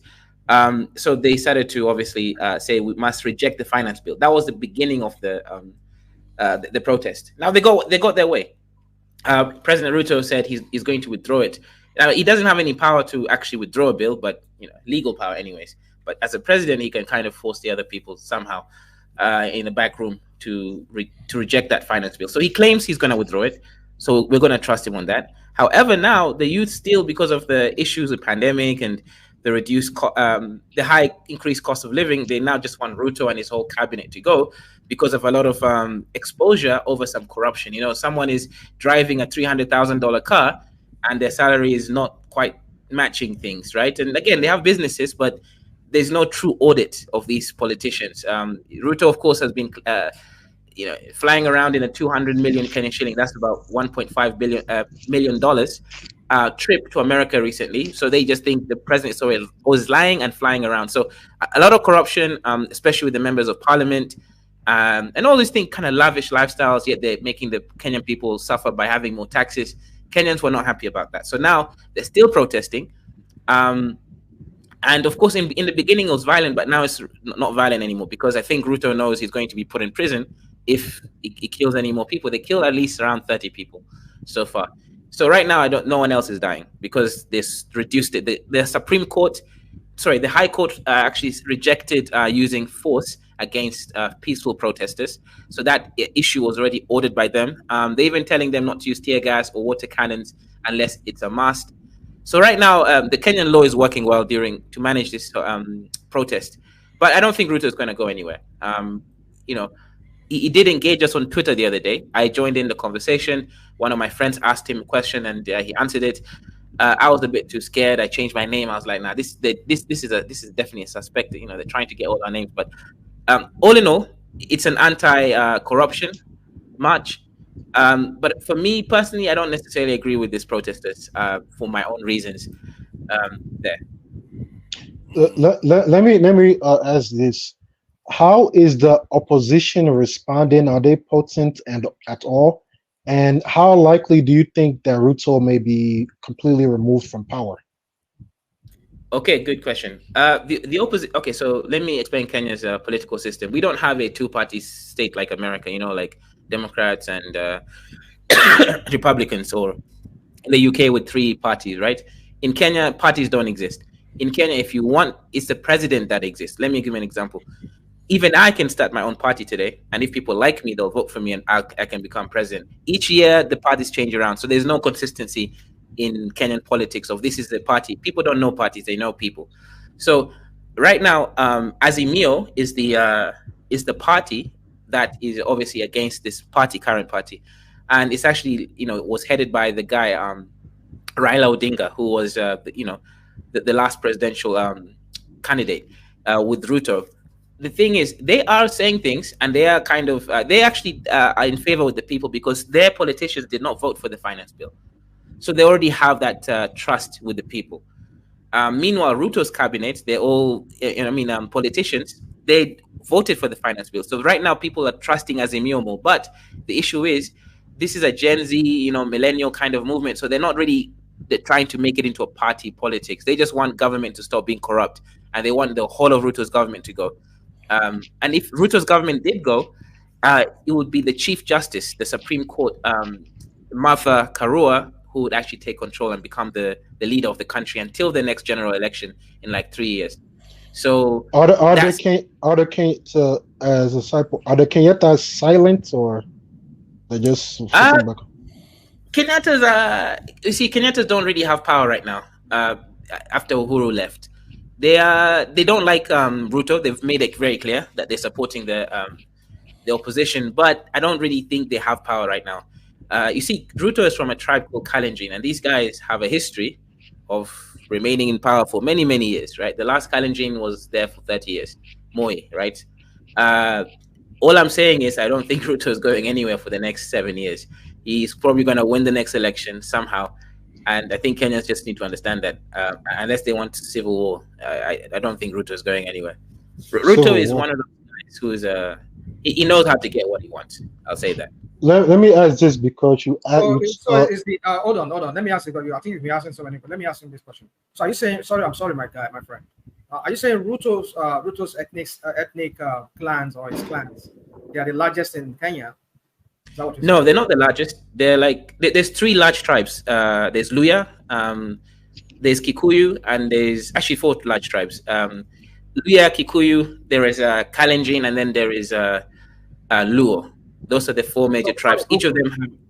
Ruto's Kalenjin is one of those 4 major tribes, and each tribe has at least 50. They have the numbers to make him president again. Is that what you're saying? No, it's not I just said Ruto will win no matter how. I'm not going to comment. Yes. How? Because if people like Raila Odinga is still there, who almost came close. I mean, who was it? I think it was his second runner-up in the last election. Yeah, he almost won actually. I'll tell you why. You said he won, actually? Is that what you said? He almost won, yeah. He almost won. He almost won, okay. I thought you said he won. Yeah. So people claim those corruption. I mean, looking at the whole political upheaval in Kenya right now, and are you telling me that Raila Odinga, if he contests again, and with all this crap that's around, what's his name? This President Ruto, are you saying he's going to still win somehow? Possibly. And the reason I say that is different reasons. Winning doesn't mean you have the most votes. Winning can mean you find a way to win. But Kenya still is very tribalist, right? I'll give you an example. The Kikuyus, that's the Huru's, the Kenyatta family, they're Kikuyu. They're the largest tribe, about 20% of the country. They were supporting the Kalenjin this time around because, let me give you an example. The deputy president is a Kikuyu. His name is Gachagua, right? So what happened is Uhuru tried to tell the Kikuyus to vote with Raila, but Kikuyus and Luos don't really like each other. In fact, in 2008, there was a temporary ethnic clash between those 2 tribes, right? So they don't like each other at all. So when Uhuru tried to tell the Kikuyus to vote for Raila, they didn't. Instead, what Ruto, the current president, did at that time when he was a president candidate, he got a deputy president who is Kikuyu, Gachagua, so that he can get the Kikuyu votes. Because what they basically thought is, if Ruto runs for president, becomes president, the next time the Kikuyus will run under Gachagua as the new president. So it was a deal between the Kikuyus and the Kalenjin, and this is how it's been since the beginning of Kenyan politics. If you have Kikuyu votes, you're most likely going to win. Especially now, if you have Kikuyu and another big tribe, you'll definitely win. So right now, hopefully, the Kikuyus know that they can't trust the Kalenjins anymore, and they can actually vote with another.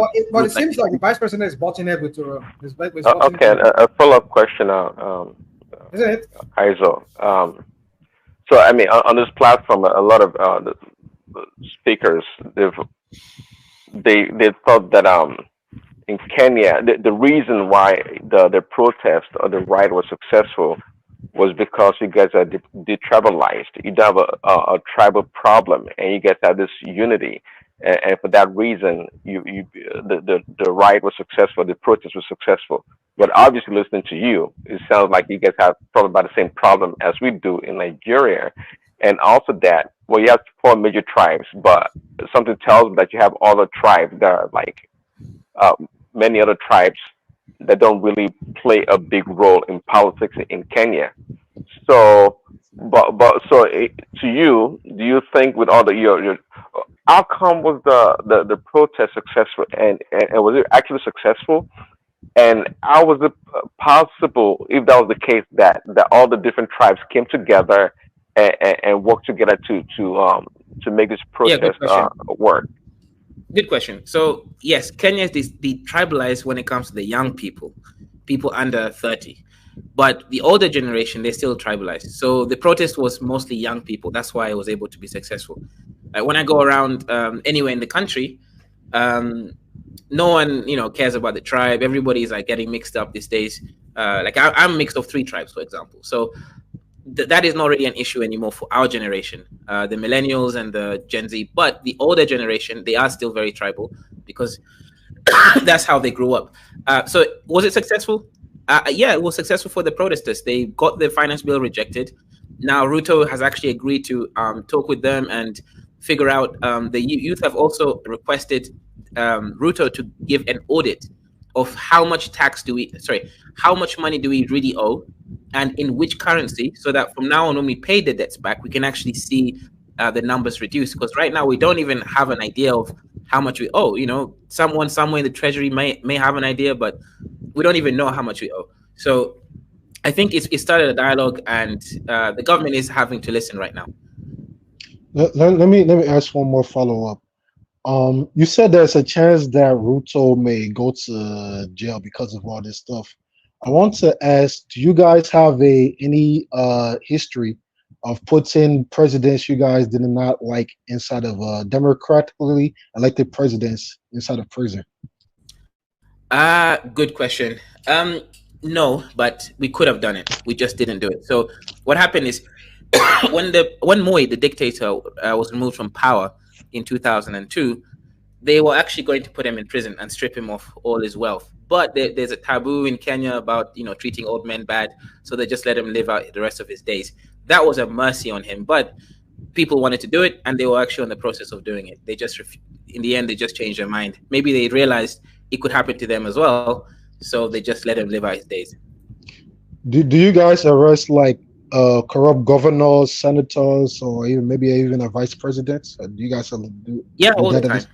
All the time. Yeah, all the time. Oh, wow. These people get arrested all the time. Even Raila spent 9 years in prison. Kaiser, so what's the the vice president? Ruto's vice president. Oh, it's Ekagwa. Yeah. Yeah. So, are you sure that that's not going? If he has to run again, are you sure he's going to run with this guy again? Because it's like the guy is against the Ruto somehow. So, Kaiser, I also want you to take this question along. Since he stepped down the finance bill, with Kenya, are you going to borrow money to finance most of your project, or how are you going to generate the necessary revenue to implement their proposed budget later? Yeah, so Kenya will borrow 1 trillion shillings. I don't know how much that is, but I'm guessing it's like $850 million or something to actually, from World Bank or IMF. IMF, yeah, we're going to borrow $850 million dollars to supplement so in a nutshell, that means an average Kenya is also more indebted in the future. Yes. I mean, look, here's the thing. The Kenyans don't like paying tax. So this is we keep getting in debt. And if we don't, because here's the thing, right? If you take debt, you're supposed to produce more than you took. If I take $1 billion, I'll make it worth $1.5 billion. I pay my my interest rates of 200 million, and then I also have a profit of 300 million. Then I can grow a business also. You know, I can employ people and I can grow the GDP. That's how money is supposed to be taken. But in Africa, all countries in Africa actually, we take debts to just pay government workers. That's and maintain roads, right? It's not a good system of practice at all. So, sorry to interject. You just mentioned that Kenya do not like paying taxes, right? Yeah, Kenyans don't want to pay taxes. You know, they will claim, the protesters will claim that we don't mind paying taxes. We just want to know where the money is going. No, they don't want to pay the taxes. They're lying to us. These protesters are lying. They just don't want to pay taxes. So to me, if I look at it from that angle, you don't want paying taxes, and then the government go on borrowing again to finance the proposed budget. And then they'll I don't see any. I don't think the protest is justified at the end of the day. It's so back to the same square one way or the other. So for me, I agree with you. Personally, if you don't pay tax, then you can't pay. Look, let me give you an example, right, of how things run in Kenya. And Kenya, remember, is still one of the better African countries. I've been trying to, sort out my passport and all these kind of stuff, right? You go to one. First of all, we have too many different ministries, right?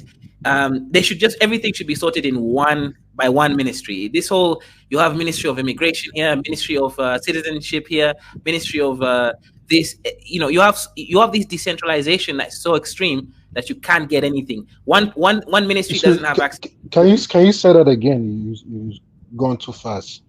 You say you have Ministry of Citizenship, Immigration, or something. You said. We have too many ministries in Kenya, for example, and I'm sure this is the same for most African countries. We have, for example, immigration. Then we have citizenship ministries.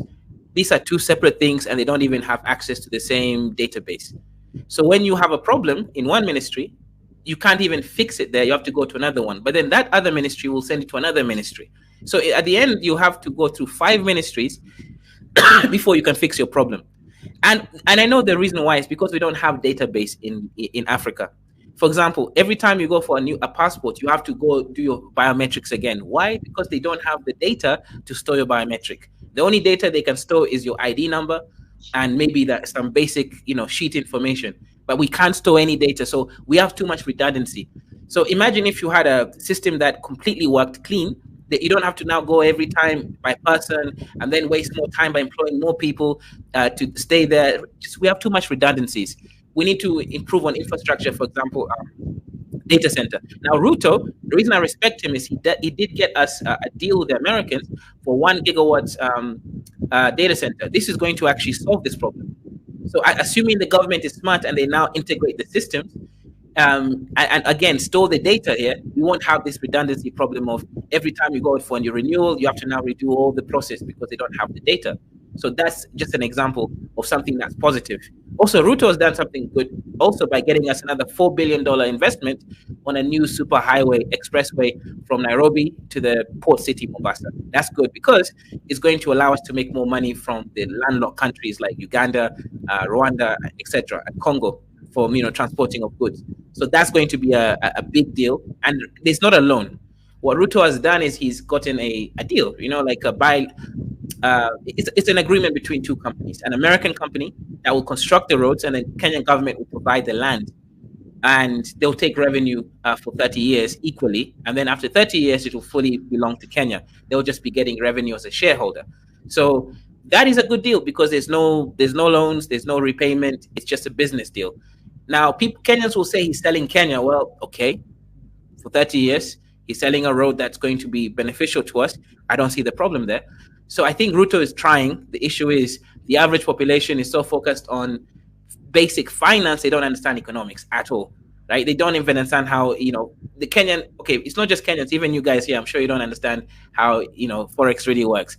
And that's just how the issue is. Kenyans think they can pay back the debt using the shillings. You can't, right? The taxes even Ruto is collecting is not to pay the debt back. The tax is there to actually simply make sure government has enough money to run without having to borrow more money. To pay the debt back, you have to pay in dollars. And to make dollars, you have to export, you have to reduce the import. So even these taxes on sanitary products and diapers, it's not even a bad thing because these are imported goods, right? I don't mind putting more tax on imported goods that can be produced locally, right? If it can be produced locally, don't add tax. But if it can, then that's fine. So for me, Kenyans don't seem to understand we are on a deficit of import versus export. So we can't even make dollars net positive. Our dollars really come from the diaspora. I think about $4 billion come from remittance. Tourism, also another $2 billion. So those are the areas where we're getting net positive dollars. And if we don't, so if the government really wants to pay the debt, they should be focusing on tourism and also getting more Kenyans outside of the country so they earn dollars and then send the money back. That, to me, right now is the best thing. Or industry, but that's going to take time. Do you guys have a sea road like access to ocean? Yeah, we have a port city. We have access to ocean. Hey, Kaiser, so in a world where the rest of the world are embracing the Belt and Road Initiative by the Chinese, how come you guys are dealing with the Americans to build your roads, especially a major one? Good question. Because the Americans are not making us pay a loan. Chinese, you have to pay a loan, you have to pay back the money. America, it's free money. No loans. And well, that's good. Never mind. No loans. I wanted to ask about your education system, the quality of it, and your universities. Yeah, our universities are good. I think actually Nairobi University is ranked one of the best in Africa. Let me even see ranking university. But it's Nairobi is good. The education system is not bad. It's not bad, but there's just some small issues there. They've changed a lot from the British system, but I don't think it's bad. It's better than like Uganda, Tanzania, these countries. You guys don't have out of school children issues? In the northern areas, as I mentioned, near the Somali border, those children really, they're a little bit forgotten. I will give them that. The northern parts. The rest of the country, education is free. Primary education is free. Then secondary, you have to pay something. Well, do the graduates find work after it's impossible, or is it's a bit hard, or is just a little bit easier? Good question. I think they can if they look for it, but I think a lot of graduates tend to give up because of the waiting time. Like I had a friend who was an engineer and studied engineering, and so if you look at this list here, Kenya University is actually top 7 in Africa, with the only countries higher than it is like South Africa and Egypt. So like the University of Nairobi scores top 7. So it's a good education system, at least in terms of the university here. It's the best in East Africa. It's the best in Black Africa, really, because the only one here higher is South Africa. That doesn't count. South Africa. And one Egypt. The rest of it is just, after that it's just Kenya. And Ghana is also high there, somewhere number 10. Yeah, so it's not bad. But like I said, I think where is this chart from? Okay, I'll send you the link. Yeah, I like Tonight already hates Kenya, He doesn't like No, I don't want. I like to verify this. Some of our people, they just like to consume information without checking. They don't. Where did this information come from? Oh yeah, it's true. You have to verify some of all these things. Nigeria, it's because Nigeria is not here. That's why. Yeah, that's the reason. Look at that. Okay, let me just have a look. Number 55, right. you see. Yeah, top university. This is Unirank. Is it a Ghanaian? Is it a Kenya website? Really? This is Kenya. I'm just asking now, just in case, because I think there's a little bit of a contradiction with some of the results I got from other sites. Can you give me an example of the contradiction? Like the ones I can see here from this website is not showing Kenya. The one from let me see another one. Top universities of Africa. Let's see that one. No Kenyan on any of them too. The one you no, I'm not a hater. I'm just trying to be factual. You see, because this one too doesn't have Kenyan in there. So I can show them. So I don't want to, but you know when I'm saying stuff it's often solid now. I don't mouth off like that. Because if it's Kenyan, why would I want to hide it anyway? It's not like it's a fact. Now. Because you're a hater, Niger. No, I'm not a hater. I think I just like you selling stuff, overselling Kenya. Well, like this one, I'm looking at another one that Nigeria popped up even. Nigeria is not there. What is he? This guy? This guy said the truth. This type of enemies of progress. Nigeria is going to get anywhere. Like YouTube, hold on, Nigeria man. I mean, to Nigeria. Like you to go and look for ChatGPT and you give us the crap of information you're giving us. No. I'm not checking only one. You see, so that it doesn't look like I'm kind of spiking it. I try to check multiple at the same time. Like if you look at this list here now, 2024 global best in Africa. This site is not my top, but it's a US based site, US news site. And if you look at it, if it's US, that's what matters.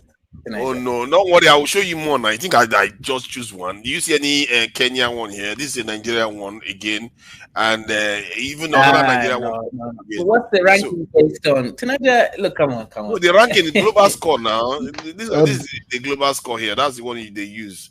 So, but I'll go to others so it doesn't look like I'm trying to tilt it. If you look at this list here, there's no Kenyan university here, but I think there was a University of Ibadan on this list that we can see here. Lagos is there. So, is there any Kenyan one I can see here?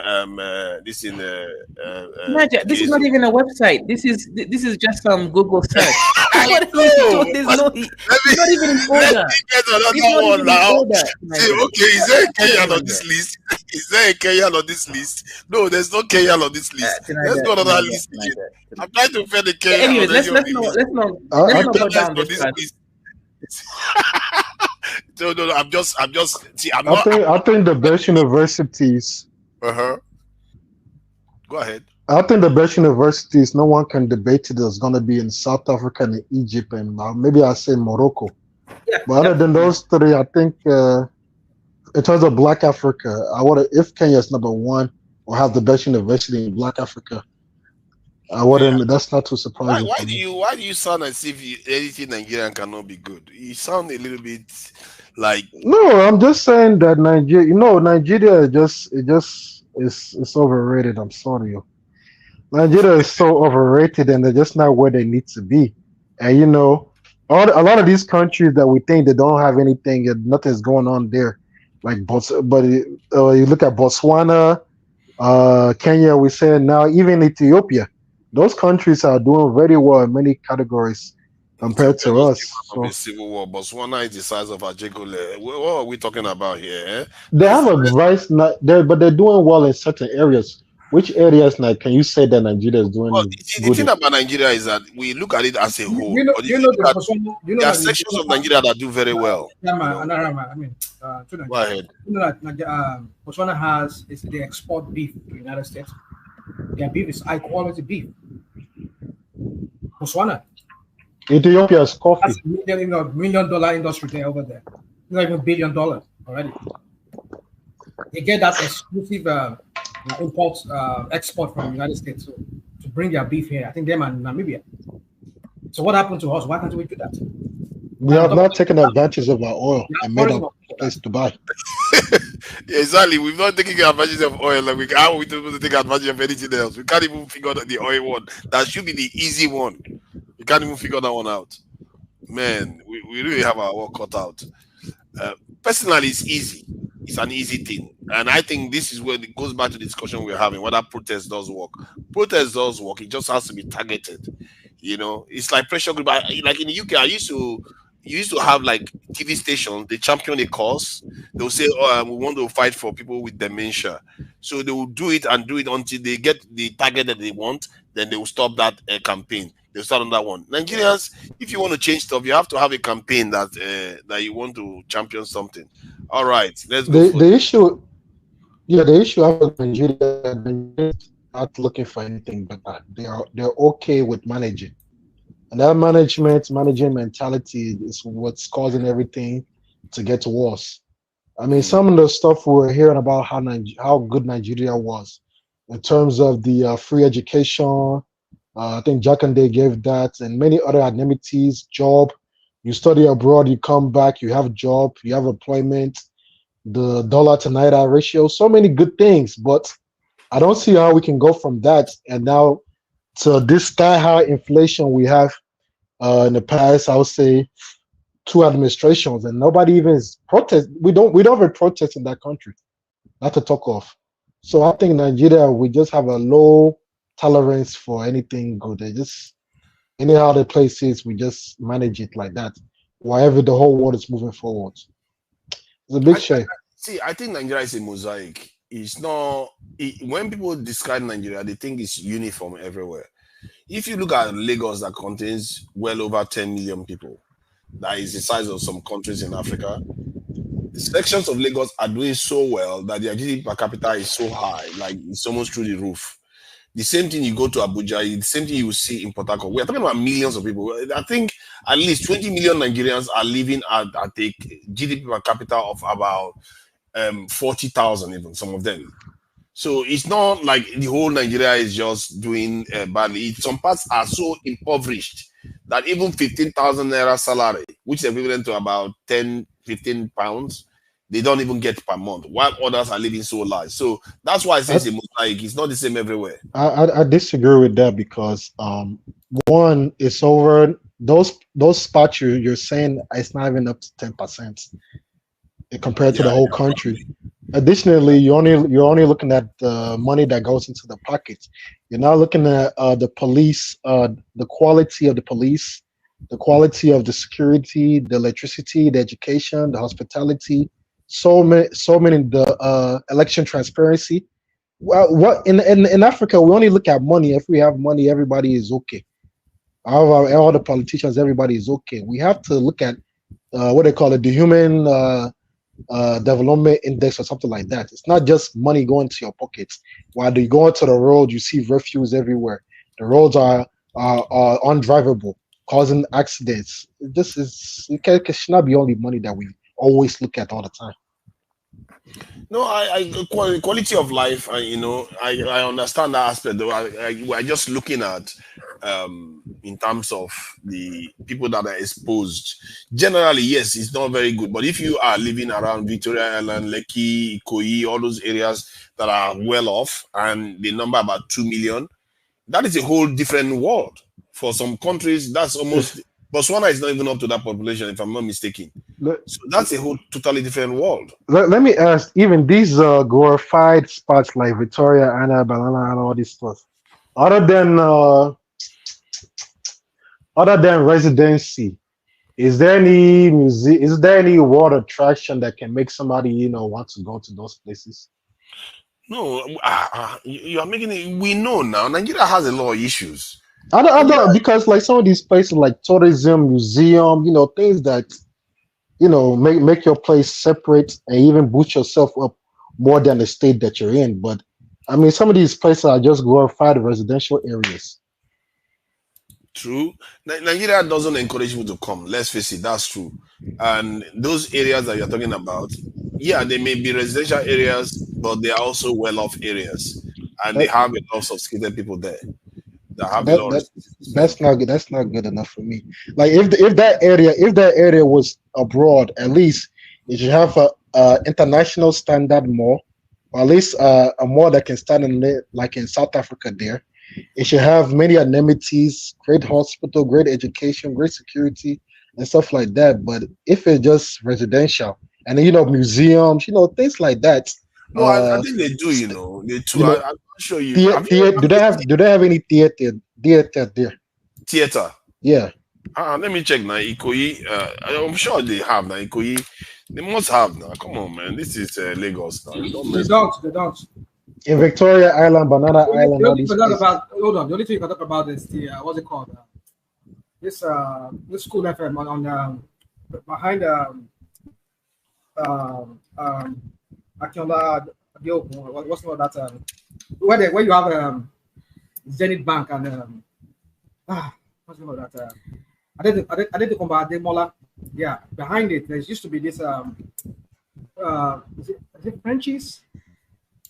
No, anyway, they have. Where is National Theatre located? It's in Igomu. Igomu, is it close to Ikoyi or away from it? Between Surulere, Ebutebeta, and that is not Ikoyi area now. So, but our National Theatre is quite big too. So, but I'm sure there must be some we're kind talking of about like cinemas. Like, can you go like cinema where you can go for cinema? They must have them. Maybe Silverbed on Amadu Bello Way. The one that's the one I know, Silverbed. Yeah, you can see them now. I think they are popping up. If I'm not mistaken, this is you call it Silverbed. Yeah, that's it. That's the cinema there. Galleria. Yeah. They do have them. I would be shocked if they don't have those things. Lekki, all those areas, Victoria Island. Of course, they have those things now. Those rich people will be bored to death now. They will just come to Nigeria and start killing themselves because there's no fun. They must have it. There's nothing to see. I don't know why would they always glorify this that slum called Lagos. It's a slum. The last time there was a rain, did you see those images coming out from Lagos? Yeah. I remember one man sent me what's it called? He sent me some videos of somewhere in Austria. I was just laughing. In Germany and Austria, the Danube River. I mean, if you know that Danube River very well, because last time I was in that area. It's a lowland. Those places are like they're lowland kind of places, except when you're entering Vienna. Vienna kind of is like a little bit elevated. So, but when you're going down from Austria, it becomes lowland kind of. So what happened was I just want to put that. I wish I remember when woman was on. I wanted to bring that up.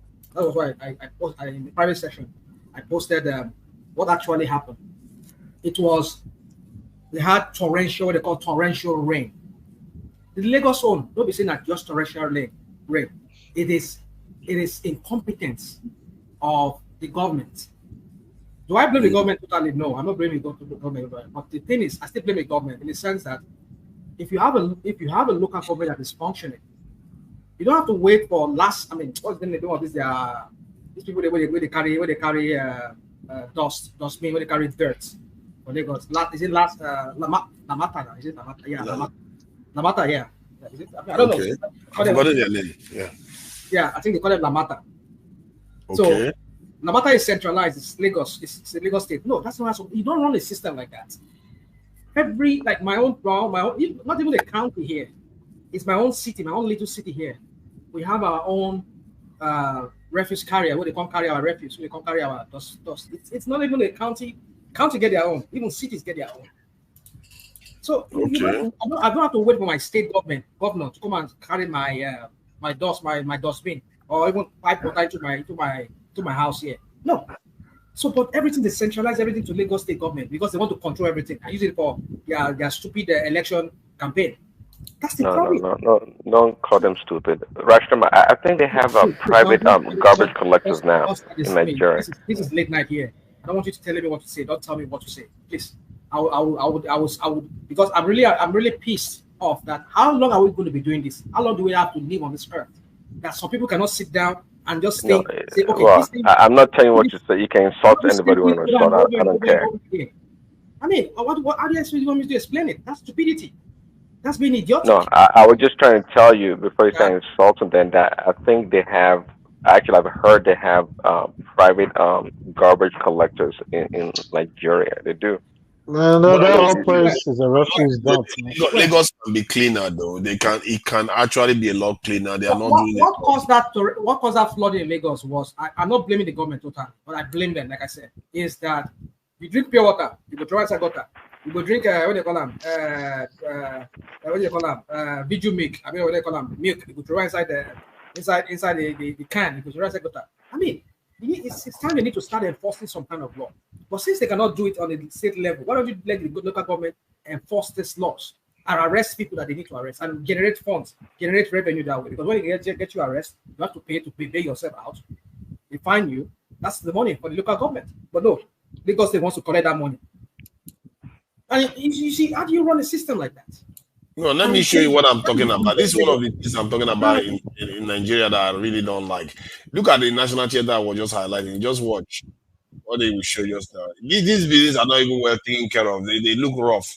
Now look at the national theater. It looks good to me. Look at no maintenance. Look at all these areas. How they don't maintain anything.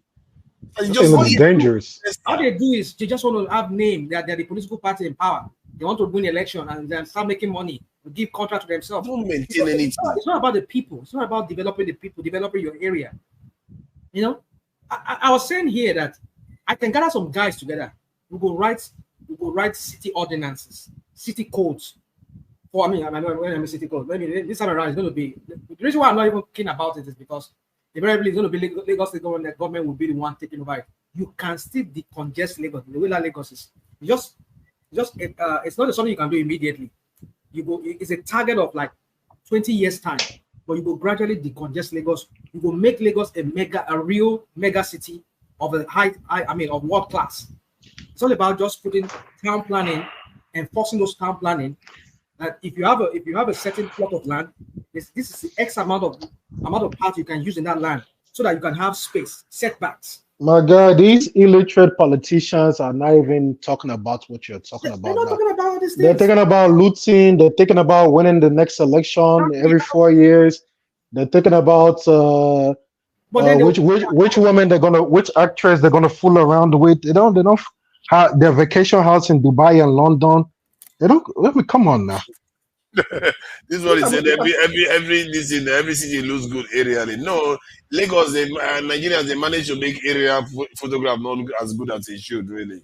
Yeah. When you're on ground surface, you know it's just a crap. What is happening with Eco Atlantic too? It's just been stuck in doldrums forever. It's one of those elephant projects where they make money, live and there, make it just they tempt Nigeria. They can dangle like carrots part of Nigeria. Abandoned projects. That's not a bad bridge, though. Ekpe Bridge. It looks okay, isn't it?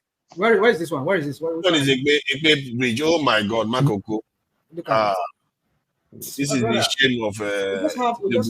We just have clueless people as leaders. Okay, look at what if Lagos in build? Should not BRT. Say you put BRT for road. They're not even ashamed of saying they even have BRT. BRT. I mean, our own boss. Look. Oh no! You see, where is that? You see, they can't look at that. They can't even be bothered. Look at it. They can't even be asked. They can't. That's a tennis or pool. What? It's a pool with tennis there, kind of it's a pool with some kind of net, but they can't even do the net. These are resort center and like a pint Tropicana. That's it. I think that was anything. Like a pint Tropicana is in Kenya now. Yeah, I really it makes me furious when I see how careless we are with it. Ghanaians do this better actually. Ghanaians go into detail. They are more detail oriented than Nigerians. Yeah, Ghanaians are more. I mean, urban wise, they are more. How do I say? That is not a bad bridge. Like Accra, the city of Accra. The city of Accra has a lot of the part of the city of Accra has planning, and they follow it, and they enforce their city ordinances there. But Lagos, they don't lie. Even for land registry, I was even talking to a friend of mine some few days ago. He has been on a case. They have a land in somewhere in Ikoyi. That case, they've been on that case for almost 20-something years on that case. The mom has a property. One of those old negotiants, what they say, one of those rich families in Lagos. The mom got those, I think we bought those land way back in the 60s or like early 70s. So, I mean, according to what they said, the Pakistani embassy used to use that property.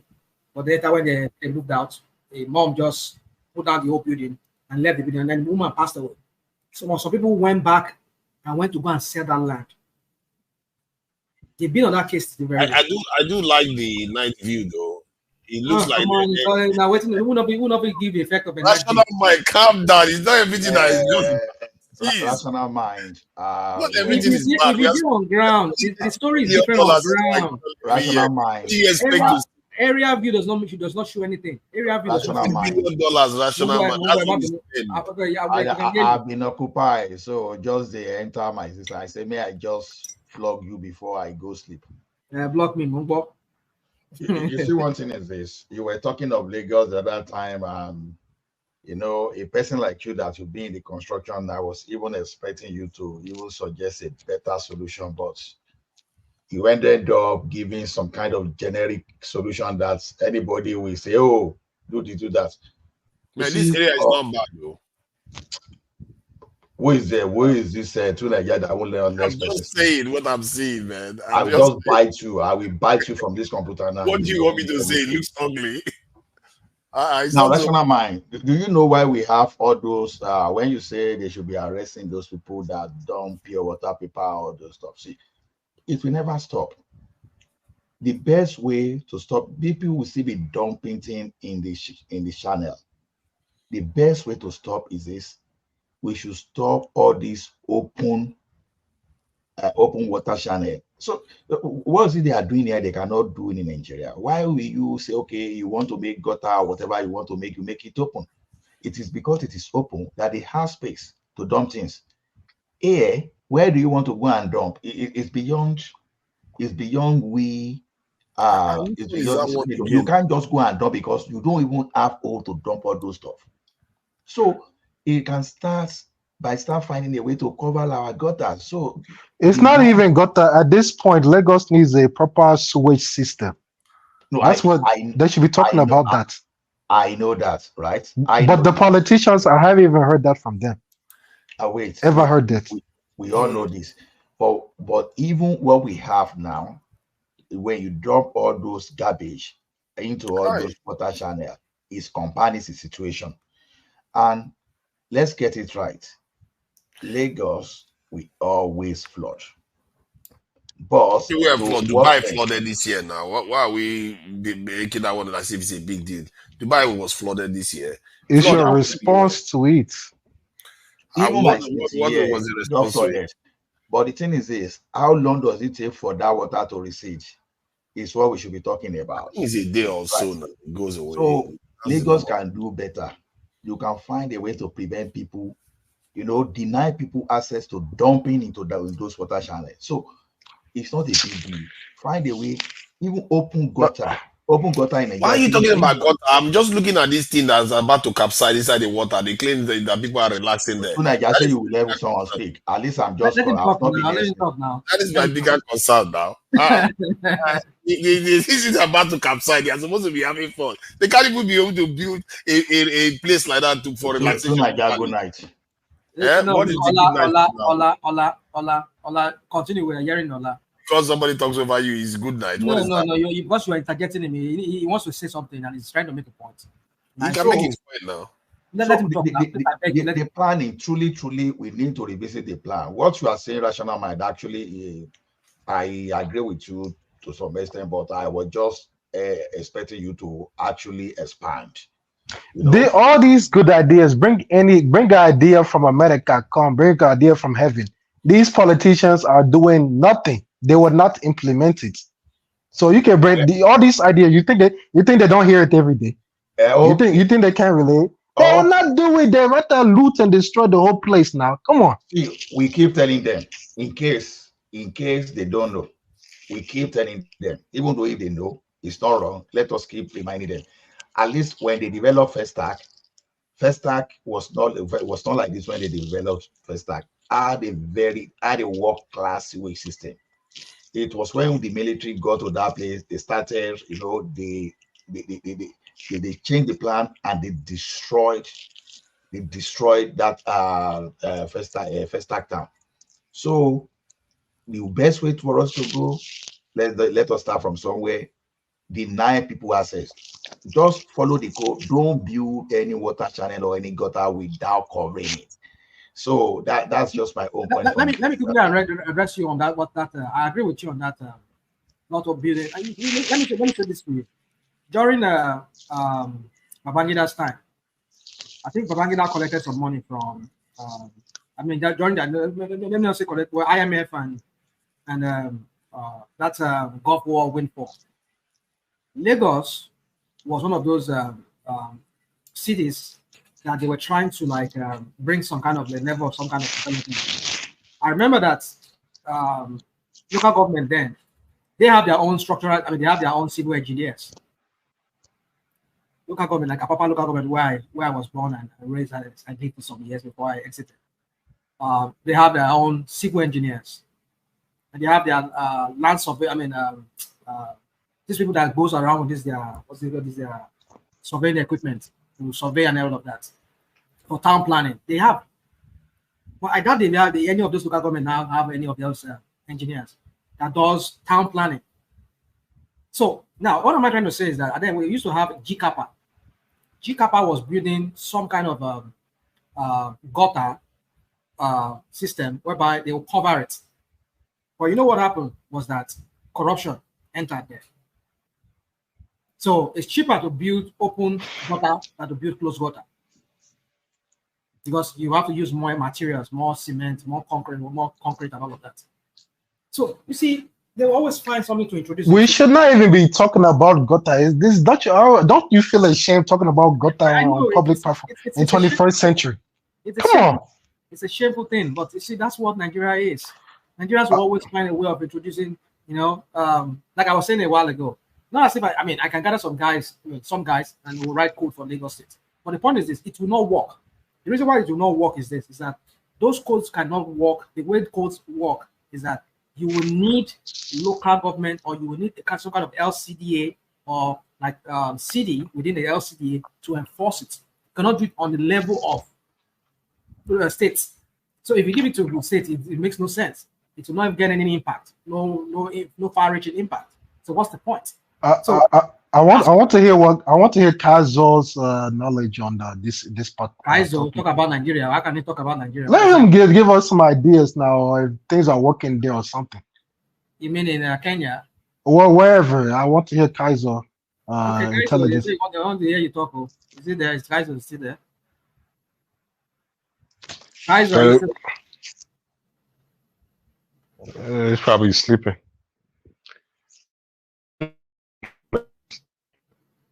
So that's just it for me. I believe I agree with you. We need to give me 5 minutes. Okay. They have to change the way, to be honest, because they can't continue this way. They're going to continue. Nothing is going to happen. Let's not pretend. If I don't know, Ola, if you see in Lagos, pipes that take water into house, they pass through gutter. Pipe where they carry water, water we go drink, they pass inside gutter. And you wonder why they have typhoid, we're having cholera like they're having. Even they even contribute to this collapse. You know, I said this several times that Lagos need to be replied, because I know quite well, because like when I was working with NEPA now and then, you have to be digging across the road. You know what it means. For example, you took like 10 years to get approval for a road, and you now constructed a very beautiful road, and this in the next thing after constructing the road, you just started excavating again that road. It tells you a country that is not well planned. You know, I was saying it earlier that time that if Lagos need to be planned, the least place to start from is what Jack Conde was doing.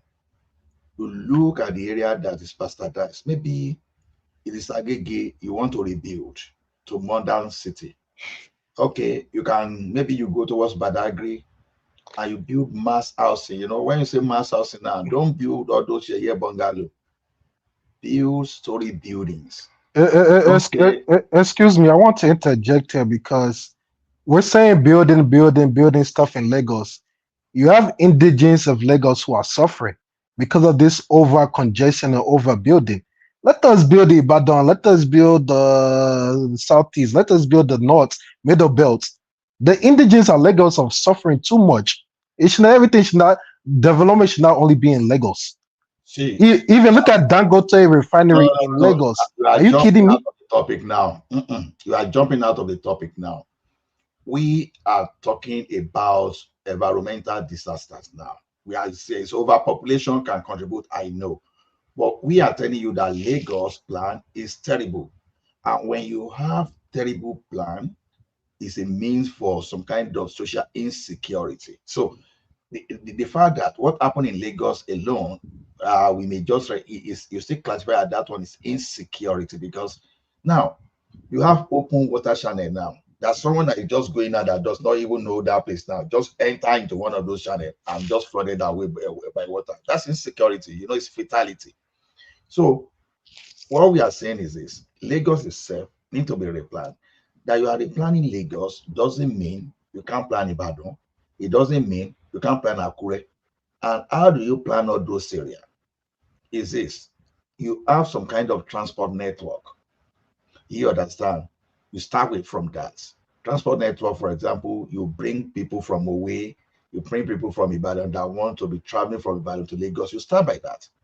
Then over time, you have to find some kind of structure, economic structure, that will make company want to go to Ibadan for the fact that Ibadan is cheaper for them to produce. It's just because we don't have good transport transportation system. That is why people want to stay in Lagos. But if you have rail that will move goods from Ibadan, from Akure, where you produce, and that is going to be cheaper. Because don't forget, you want to have your factory in Akure or in Ekiti, because the cost of production is lower than that of Lagos. By the time you will move the good from Ekiti or Akure to Lagos, the landing cost in Lagos will still be cheaper than the Lagos. You understand? Automatically, by the time you start relocating factories, people on their own will shift. So even if you like today, go and build maybe 1 million RC unit in Ibadan. That will not necessarily make people to relocate there, because the 1 million people that will be living there, you understand, they want to work somewhere. But it's not even the transportation, excuse me, it's the jobs.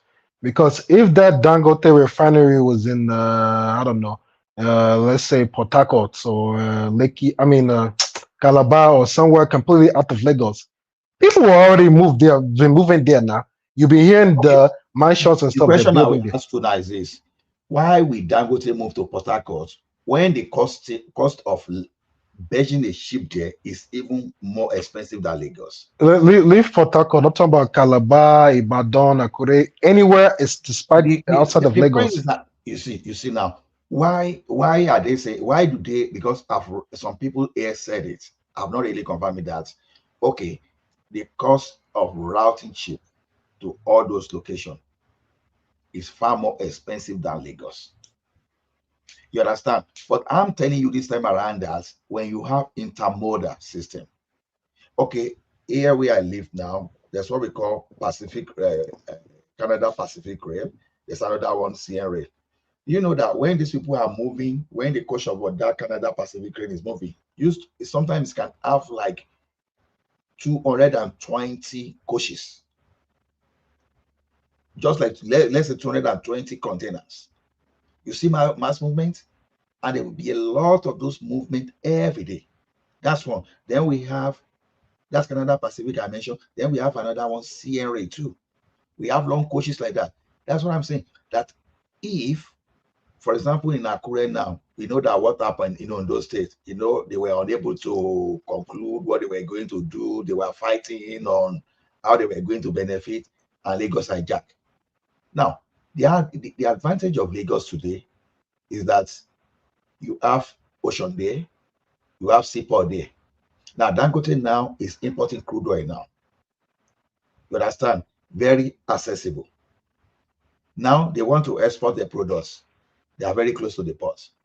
So, if you won't have port although I know that there's Okitipupa there, but Okitipupa port is not as developed as that of Lagos. But they could have developed. They should have developed it now. That's not the excuse. They should. Is what you are talking about. But Dangote, the timing of Dangote, too, you have to look at it. Dangote will not wait for you to develop that place. Then the government should have intervened in that and made sure that it's anywhere except for Lagos. It's not small space in Lagos for that kind of thing. Yes, we know how government operates. We were supposed to use Ajaokuta to develop our rail system in Nigeria. What happened? Because the project of the development of Ajaokuta to use the product there to develop our rail system was put in place by when Shijuade used to be the MD of Nigerian Railway, and I think Obasanjo was there. I think that plan started from that place. But tell me, even up till now, this is 2024, Ajaokuta is still suffering as we speak today. So just look at Dangote now, that Dangote now want to, okay, let's put it in terms of Dangote now, that, okay, government is supposed to build the seaport in Okitipupa, or they will expand the one in Port Harcourt or Calabar for Dangote to function. And that plan was there in 2006. And up to 2004, government has not done what it's supposed to do. That's why we are not getting power in Nigeria today. We have the transmission system that's, okay, government is saying, go and generate power, private people. Go and distribute, private people. But government is holding on to the transmission. Even if you like today, have installed capacity of 100,000 megawatts. Your transmission network that cannot evacuate more than 10,000 will frustrate everything.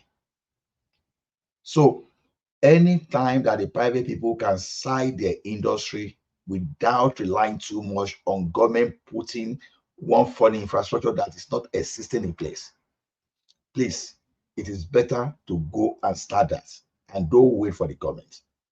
The government in Nigeria is playing cash-up game. That's the only thing I can tell you. It's playing cash-up. So to me, that's why I don't really want to attach government to when private people want to do things. I don't really want to. If you want to take over from Unilever today, or you want to take over from Dunlop, I would rather say, okay, just like serious production factory are doing in Nigeria today, they no longer depend on electricity that government are in. What they do now is you put your factory in place, you find a way to generate your electricity. And thanks to the policy that Obasanjo did that time, is that zero duty on any power equipment in the excess of 1 megawatt. So I think that's the advantage some people are taking, and they are putting their factory in place. So, that's why you see the like of, okay, a university in Nigeria now, for example, is generating electricity that is using itself. The like of, I think the like of this guy in the East, same motor too. I think, I'm not sure, is generating his own electricity. So, to me, those are the things. And Lagos, as we are saying, honestly, we should be looking at what Dangote was, Jack Conde was saying that time. They should start replanning Lagos, because if it continues this way, man, even the sighting of Dangote there, if there were proper planning, Dangote was just supposed to have that refinery there. You don't put refinery there. That area is more of a residential area. I mean, and that's a problem in the future, because when they start flaring gases or they start their production, you have mass. I mean, when they start full blown production of those things there, the environmental impact. I don't even know, maybe they even, because whatever residue they're getting from the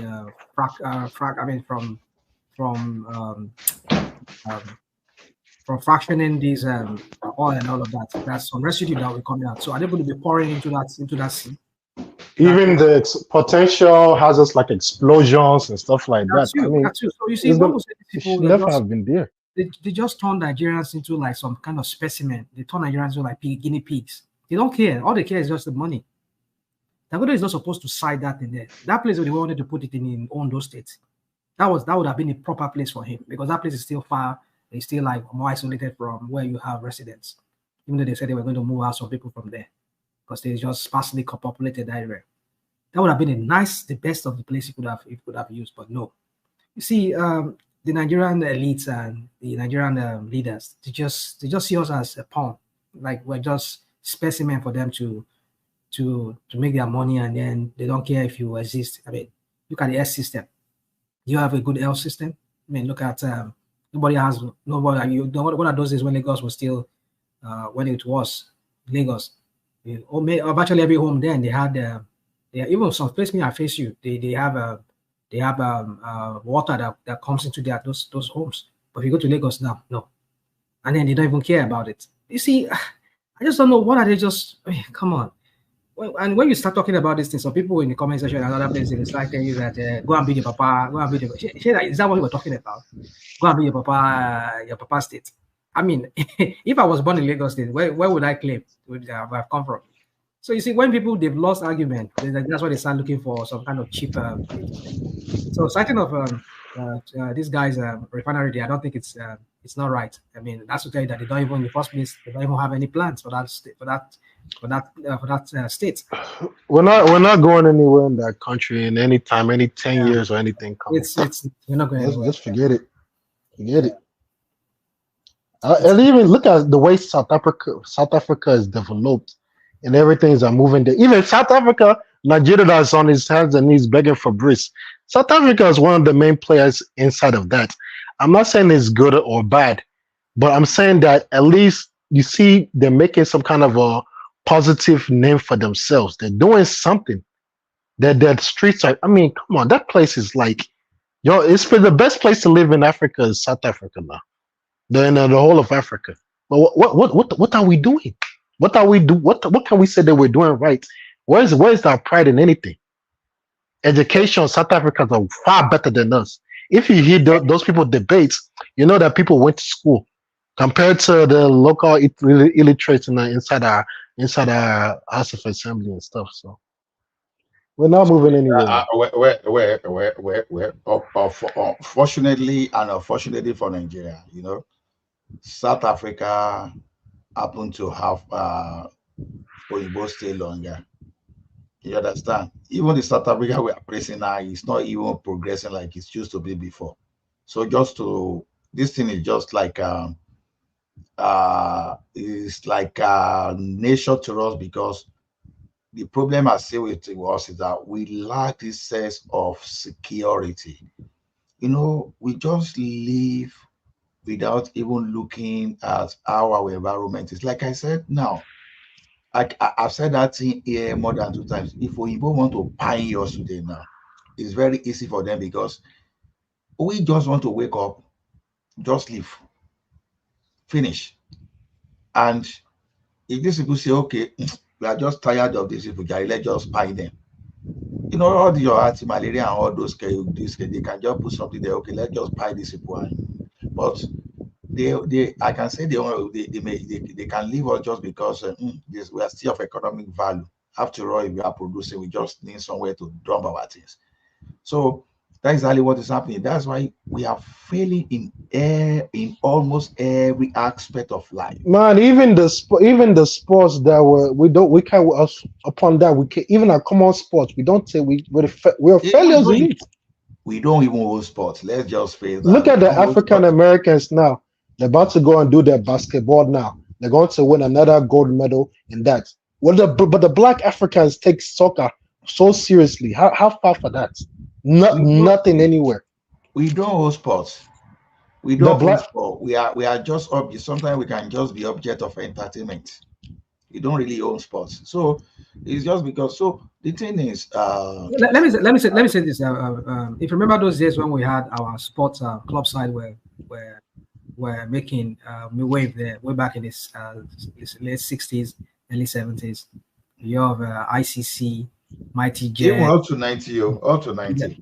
Yeah, maybe up to 90. Well, maybe late 80s. That's what I can say. The 90s, well, not really, but the 80s. So my point is this: you see, those guys were employed. You see them. We go Eyimba. You see them, and all of that. Those guys, superstar. I mean, the Doji United and all of those. So those are those days when and you remember many secondary schools there would have this inter-house sports, inter-secondary school. We go to FHA in the first start, then we go and play football and all of that. So, but then I don't know if they still have all those things. When did we win that gold medal? What gold medal?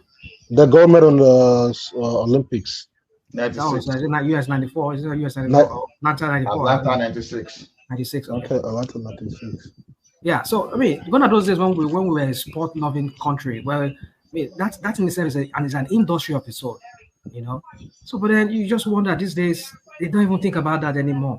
And that sports thing. Rational mind. $1 billion. We could make it into $1 billion industry in Nigeria. But these people are not thinking. All they think about is just we come here every time. Politics, Tinubu, Atiku, this, that. I mean, the Sowolu, Lagos State, they call me Ronoku, they call me obedient. I mean, that's all we do. And in the tribalism, it don't make any sense. Well, we're still losing on the world stage. No, see. Yeah, we are. The reason that the concentration is on Tinubu, we've mentioned it now. When we don't allow things that are supposed to function, local governments should be in charge of agriculture and primary education. So now, when local government used to be in charge of primary education, you find your way, like I said, I agree up to know about farm settlement. Even when Western region even had its farming there, you know, it was a kind of large farming situation that just to take care for the population of the south of at least. So if we go back to those systems, because when we say it there now, even we are saying we should let states be autonomous, our people will be telling us that those states they can't sustain themselves. I will laugh sometimes because you know, if people that were born today, if they are saying that, it won't move me. But for those people that belong to our generation that were born earlier, that enjoy at least, even if they're not just 2 or 3 years from all those people, we shouldn't be talking about this. Sustainability of a state, it depends on how you define it. So because minimum wage is 100,000 in Lagos, for example, does not mean minimum wage should be 100,000 in Ekiti. Because if the cost of living in Lagos, average cost of living in Lagos is like say 80,000, probably the average cost of living in Ekiti maybe is like 15,000. So why should you be equating minimum wage in Lagos to that of Ekiti? So that is what all this kind of unitary-like federal system, because our constitution, we say it is federal, but it's really unitary, because when the federal government is holding on to what's supposed to make the state develop, is holding on to what's supposed to what created the like of the like of South, the Western region, Eastern region, Midwest, and the Northern region. So the thing is this: even when all these all those rebels, when they took over, all the attempt is to weaken they made deliberate attempts to weaken the West, the regional structure, because they said that was why they had so much power. So it was an attempt. They didn't even stop at that. They even slowed down our development through education. The education is where you see, okay, it is normal. If you have a group of first class, you want them to associate together, because that is why you create super school like MIT, Stanford, and some top schools like that. Okay, there's nothing wrong. But in our own situation, you will say, no, the person that has nothing to do at all, that will find his way to shield the system, to make the thing, you have to mix with them. And before you know, others start learning from them. And education, our standard of education just fell. We started declining instead of progressing. So when we talk of restructuring here, people think it's all about resource control. It's go beyond that, because we have to look at the impact of restructuring. It's not like that I want to control. No. Land use now, for example, is good at under the state. Fine. But I don't want the federal government to start putting in eyes in the taxes I'm collecting in my local government, especially when you are not even putting anything in place to even boost that. Before you know, in Lagos State now, they want to be collecting taxes from market women. Those used to be for the local government. Exactly. It's the local government that we go to that and collect tax. Well, I think the challenge is in the Supreme Court now. They're trying to take back the local government away from the state. And if you kind of look at it, I think it's a deliberate act by these people to pocket the local government, so that, I don't know what they're afraid of, but if you think it through, probably when the time of election comes, they don't want them. They know if they have their freedom to be on their own, take their location, do their thing, they might not be able to control them. If you are a particular, you see one thing, my brother, when governors are fighting, we are not looking at the political undertone there. The governors are fighting just because the federal government in itself is not sincere. The federal government seeks to weaken the power of the governors, while the federal government wants to hold on to its own power. If you are going to do this in totality, federal government should throw away its own power too, its own bogus executives. First of all, drop that. Okay, I've dropped my own now. Then I'm facing you, the state. You have to drop yours. Perhaps I think that's why you need to support this regional government we are shouting about now. What do you think about? I think it's time to let everyone go back to their own region. Then we meet at the center and we contribute whatever we want to, depend on the percentage. And I'm very very sure, if we should do that, regional Nigeria will move from the bottom of the ladder. I mean, because we have the brain still there. It's not as if everybody jackpot. There are people who just don't have the chance to get out. I mean, to come up to do something better. Regional will do it. Let everybody go back to their. These two things. Let me make 2 points, please. In terms of this local government chairman we're talking about, those guys are even too powerful, because as we stand now, it's how easy is it for any of us to go and meet our local government chairman? Is it really? We don't even know them. We don't. They're even too powerful they're even too powerful. Their power needs to be cut as well. Who said they're not stealing, they're not looting, and they're not corrupt? They're even too powerful there. All these levels of government, their power is too much. All of them needs to be cut and brought closer to the people. Then so even if they give the local government chairman all these powers, they're going to abuse the powers. All of them will abuse it because they're already doing it. See, my brother, it's not about giving them power, because we are looking at it as sharing power, and that's the problem in Nigeria today. because every restructuring we have is all about power. No, we should look at it from the point of responsibility. Okay, while growing up, local governments were directly responsible for primary schools. They were directly responsible for health centers. They were responsible for markets. And some local government, they control some kind of farm settlement. They were responsible for grading the roads, even the road to the farms. They did a lot. So it should be, because the way we are looking at it, just give them money. I don't want them to give local government money only. I want them to give local government the resources they use to generate their own money back. Because the resources they used to generate their own money back then created job at that local point too, local government too. Yeah, that's only if you give them autonomy now, because if they stand on their own, now they have the little coming from the up. Now they can tax maybe TV license, little parking there and there, charge them with their receipts. Or the marketplace, before you put your market in the marketplace, you pay some little thing. But they got to stand on their leg first, not under a governor who is going to tell them, you know what, Mr. Governor, we have a road in the west side. It's really, really bad. Okay, let me send my engineer there. Then we know what to do. Then he do that road, and that's it for God knows when he's going to come back to your own town. Then he move back to Ikeja, local government area. Oh, is this hole? It's not allowing the water to go through. These are the things they do. They don't want them to see that, because they are supposed to be, they have their own councillors, and they have their own like a House of Assembly. They have their own assembly too, where they take decisions. So if anybody mess about, they can fire the local government. But you see, it's like the state. They can do if it's not capable. They know what to do.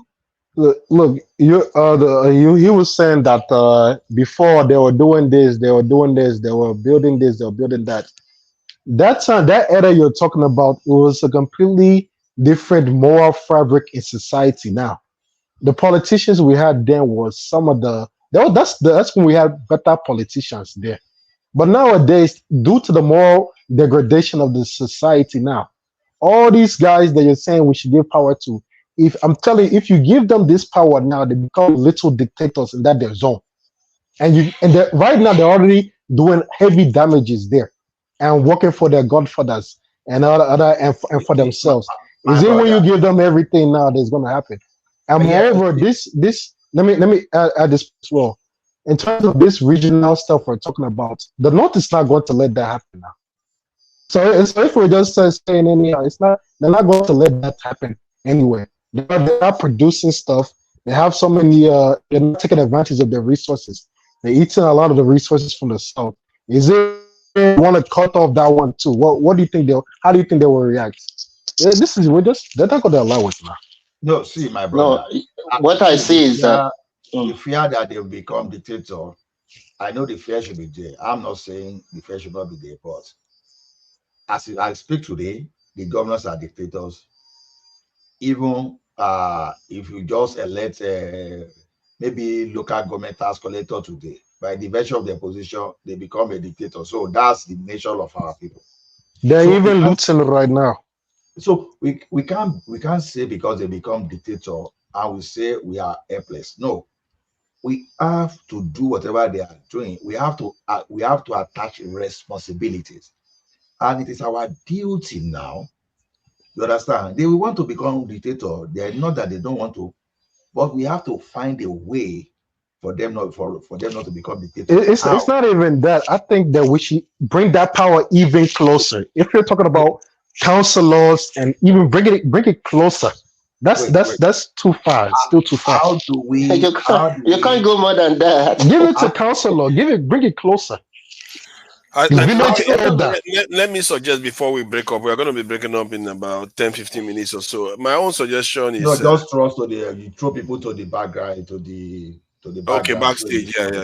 Yeah, we can do that. So one of the suggestions I have in mind regarding this power, taking it from the center, is to go for a more direct democratic system. And they have this type of system in Switzerland, whereby the people have a lot of power.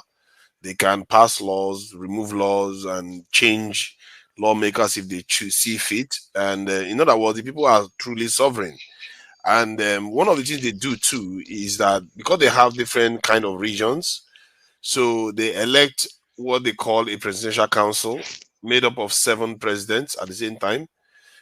So it means every region is represented every time as a president, and amongst the president, they elect one person to represent them every year. So amongst 7 of them, I think it's a 4-year term. So not everybody will represent them, but at least they will be switching one person each time amongst themselves. They will do the election among themselves. So, and Switzerland, that has served them very well. They are one of the most secure countries. They are one of the richest in the world. GDP per capita is $92,000. That's it. So we can't wait to have that, honestly. So that takes the power away from all these powerhouses in Nigeria. Yeah. All these big guys. It goes straight to the people. The people decide what they want. So that's something like that, or even more advanced, is something we should be looking into. Don't give it to a local government chairman. They're going to mess up. One thing you first want to do is this. When you want to have this local government chairman system is this, you have to make sure that you don't allow this guy to control the police, because like here now, the mayor of the city, for example, even though he has some power, but doesn't control the police directly. There are some eminent people in the public that have that responsibility to control the police. So even if the mayor himself messes up today, he's going to spare the coffee immediately. So the mayor, he can't just order the police to do something illegal. They will not listen. So you know why all these people, especially when we have those two government, why would they will raise the shoulder is if they just have unnecessary entourage. You understand? So we have to start building a system whereby our political leaders, you won't now be seeing all these entourage of police that we keep bullying people. You understand? So we have to understand where all those abuse of power is coming from. So when you are forming things like this, you want to look at, that's why I'm an advocate of indirectly subjecting the policing system to the judiciary. You understand? But what if the judiciary is messed up? Who will check them? See, over time, where anybody can mess up, over time, our judiciary, they're proving, even though people have been trying to blackmail them or their corrupt system when things do not pay them, it's not as if you can't find some few corrupt people there, but my experience and my understanding of our judiciary system, they are still the most they are not even the most, they are still the only upright. Upright. Come on now. A rich man can, you didn't see that case of that man arresting that pregnant woman because she gave a honest review. That's an everyday thing now. You hear it in the news. My brother, that one is even far away. Are you people now listening to what's going on in Oyo State? That a candidate, because of Allah for you now, even Atiku Abubakar sent forth one of his own candidates, and because of that now there's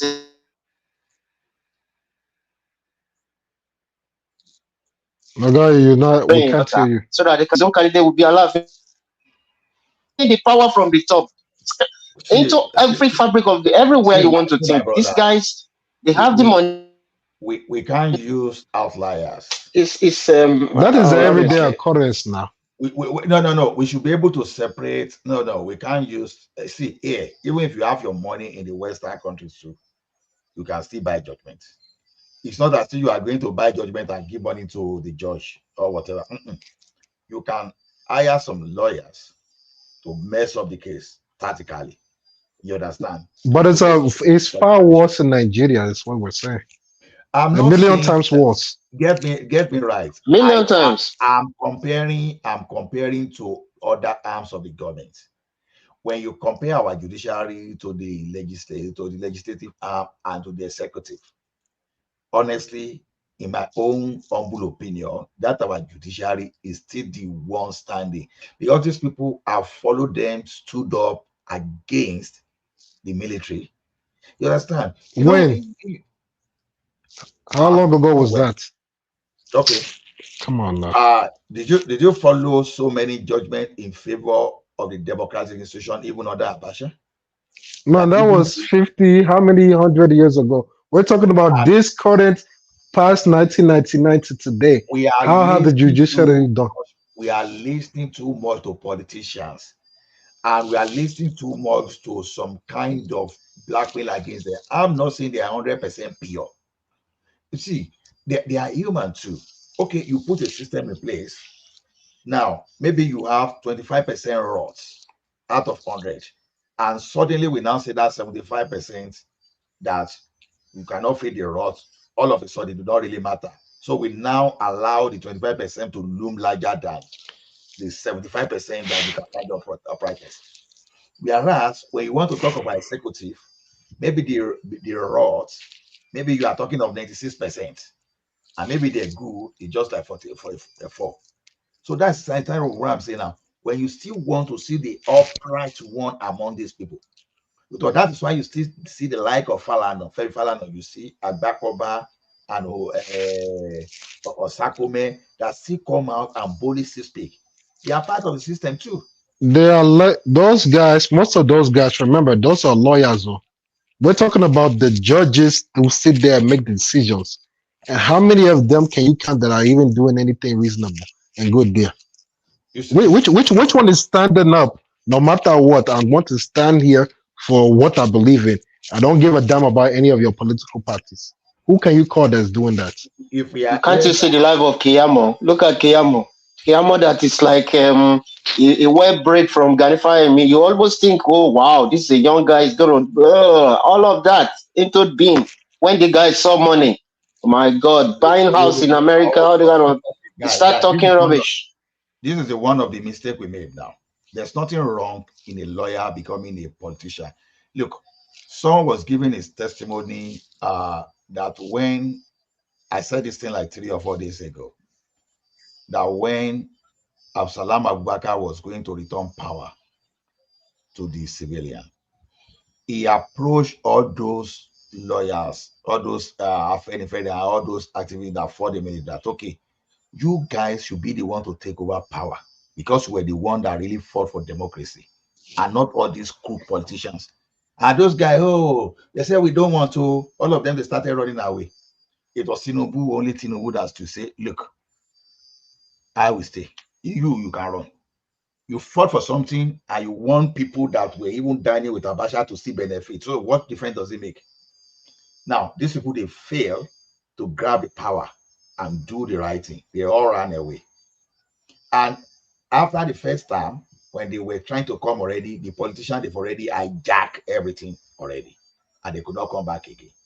So now, but tell us now, right now, you have not told us now what are they doing. Wait. If the like of Okonjo-Iweala will not come and become a finance minister, we will never believe that something could be done rightly in our fiscal system. If the like of Soludo had decided to run away, probably our banking system will not be at this level that we have today. Maybe we will still be far away backward. So we've had some ministers in the past that contributed positively. So the thing is this, you can't say because you're upright, you are good, and you now want to be the holy of the holies, and you now want to run away from the political system. There is nothing wrong with Keyamo coming into that power.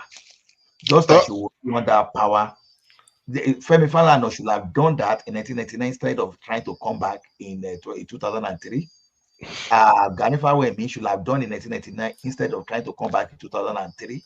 That's where they all made mistake. But can you focus on? You're focusing on the barristers. Just hold on before I send us backstage, gentlemen. Thank you for coming in, Prince Daddy, August Cyrus, Kenyon Fon, Morof Bakare. Thank you for coming in, and I will send us backstage now. While I do that, I will just play the song.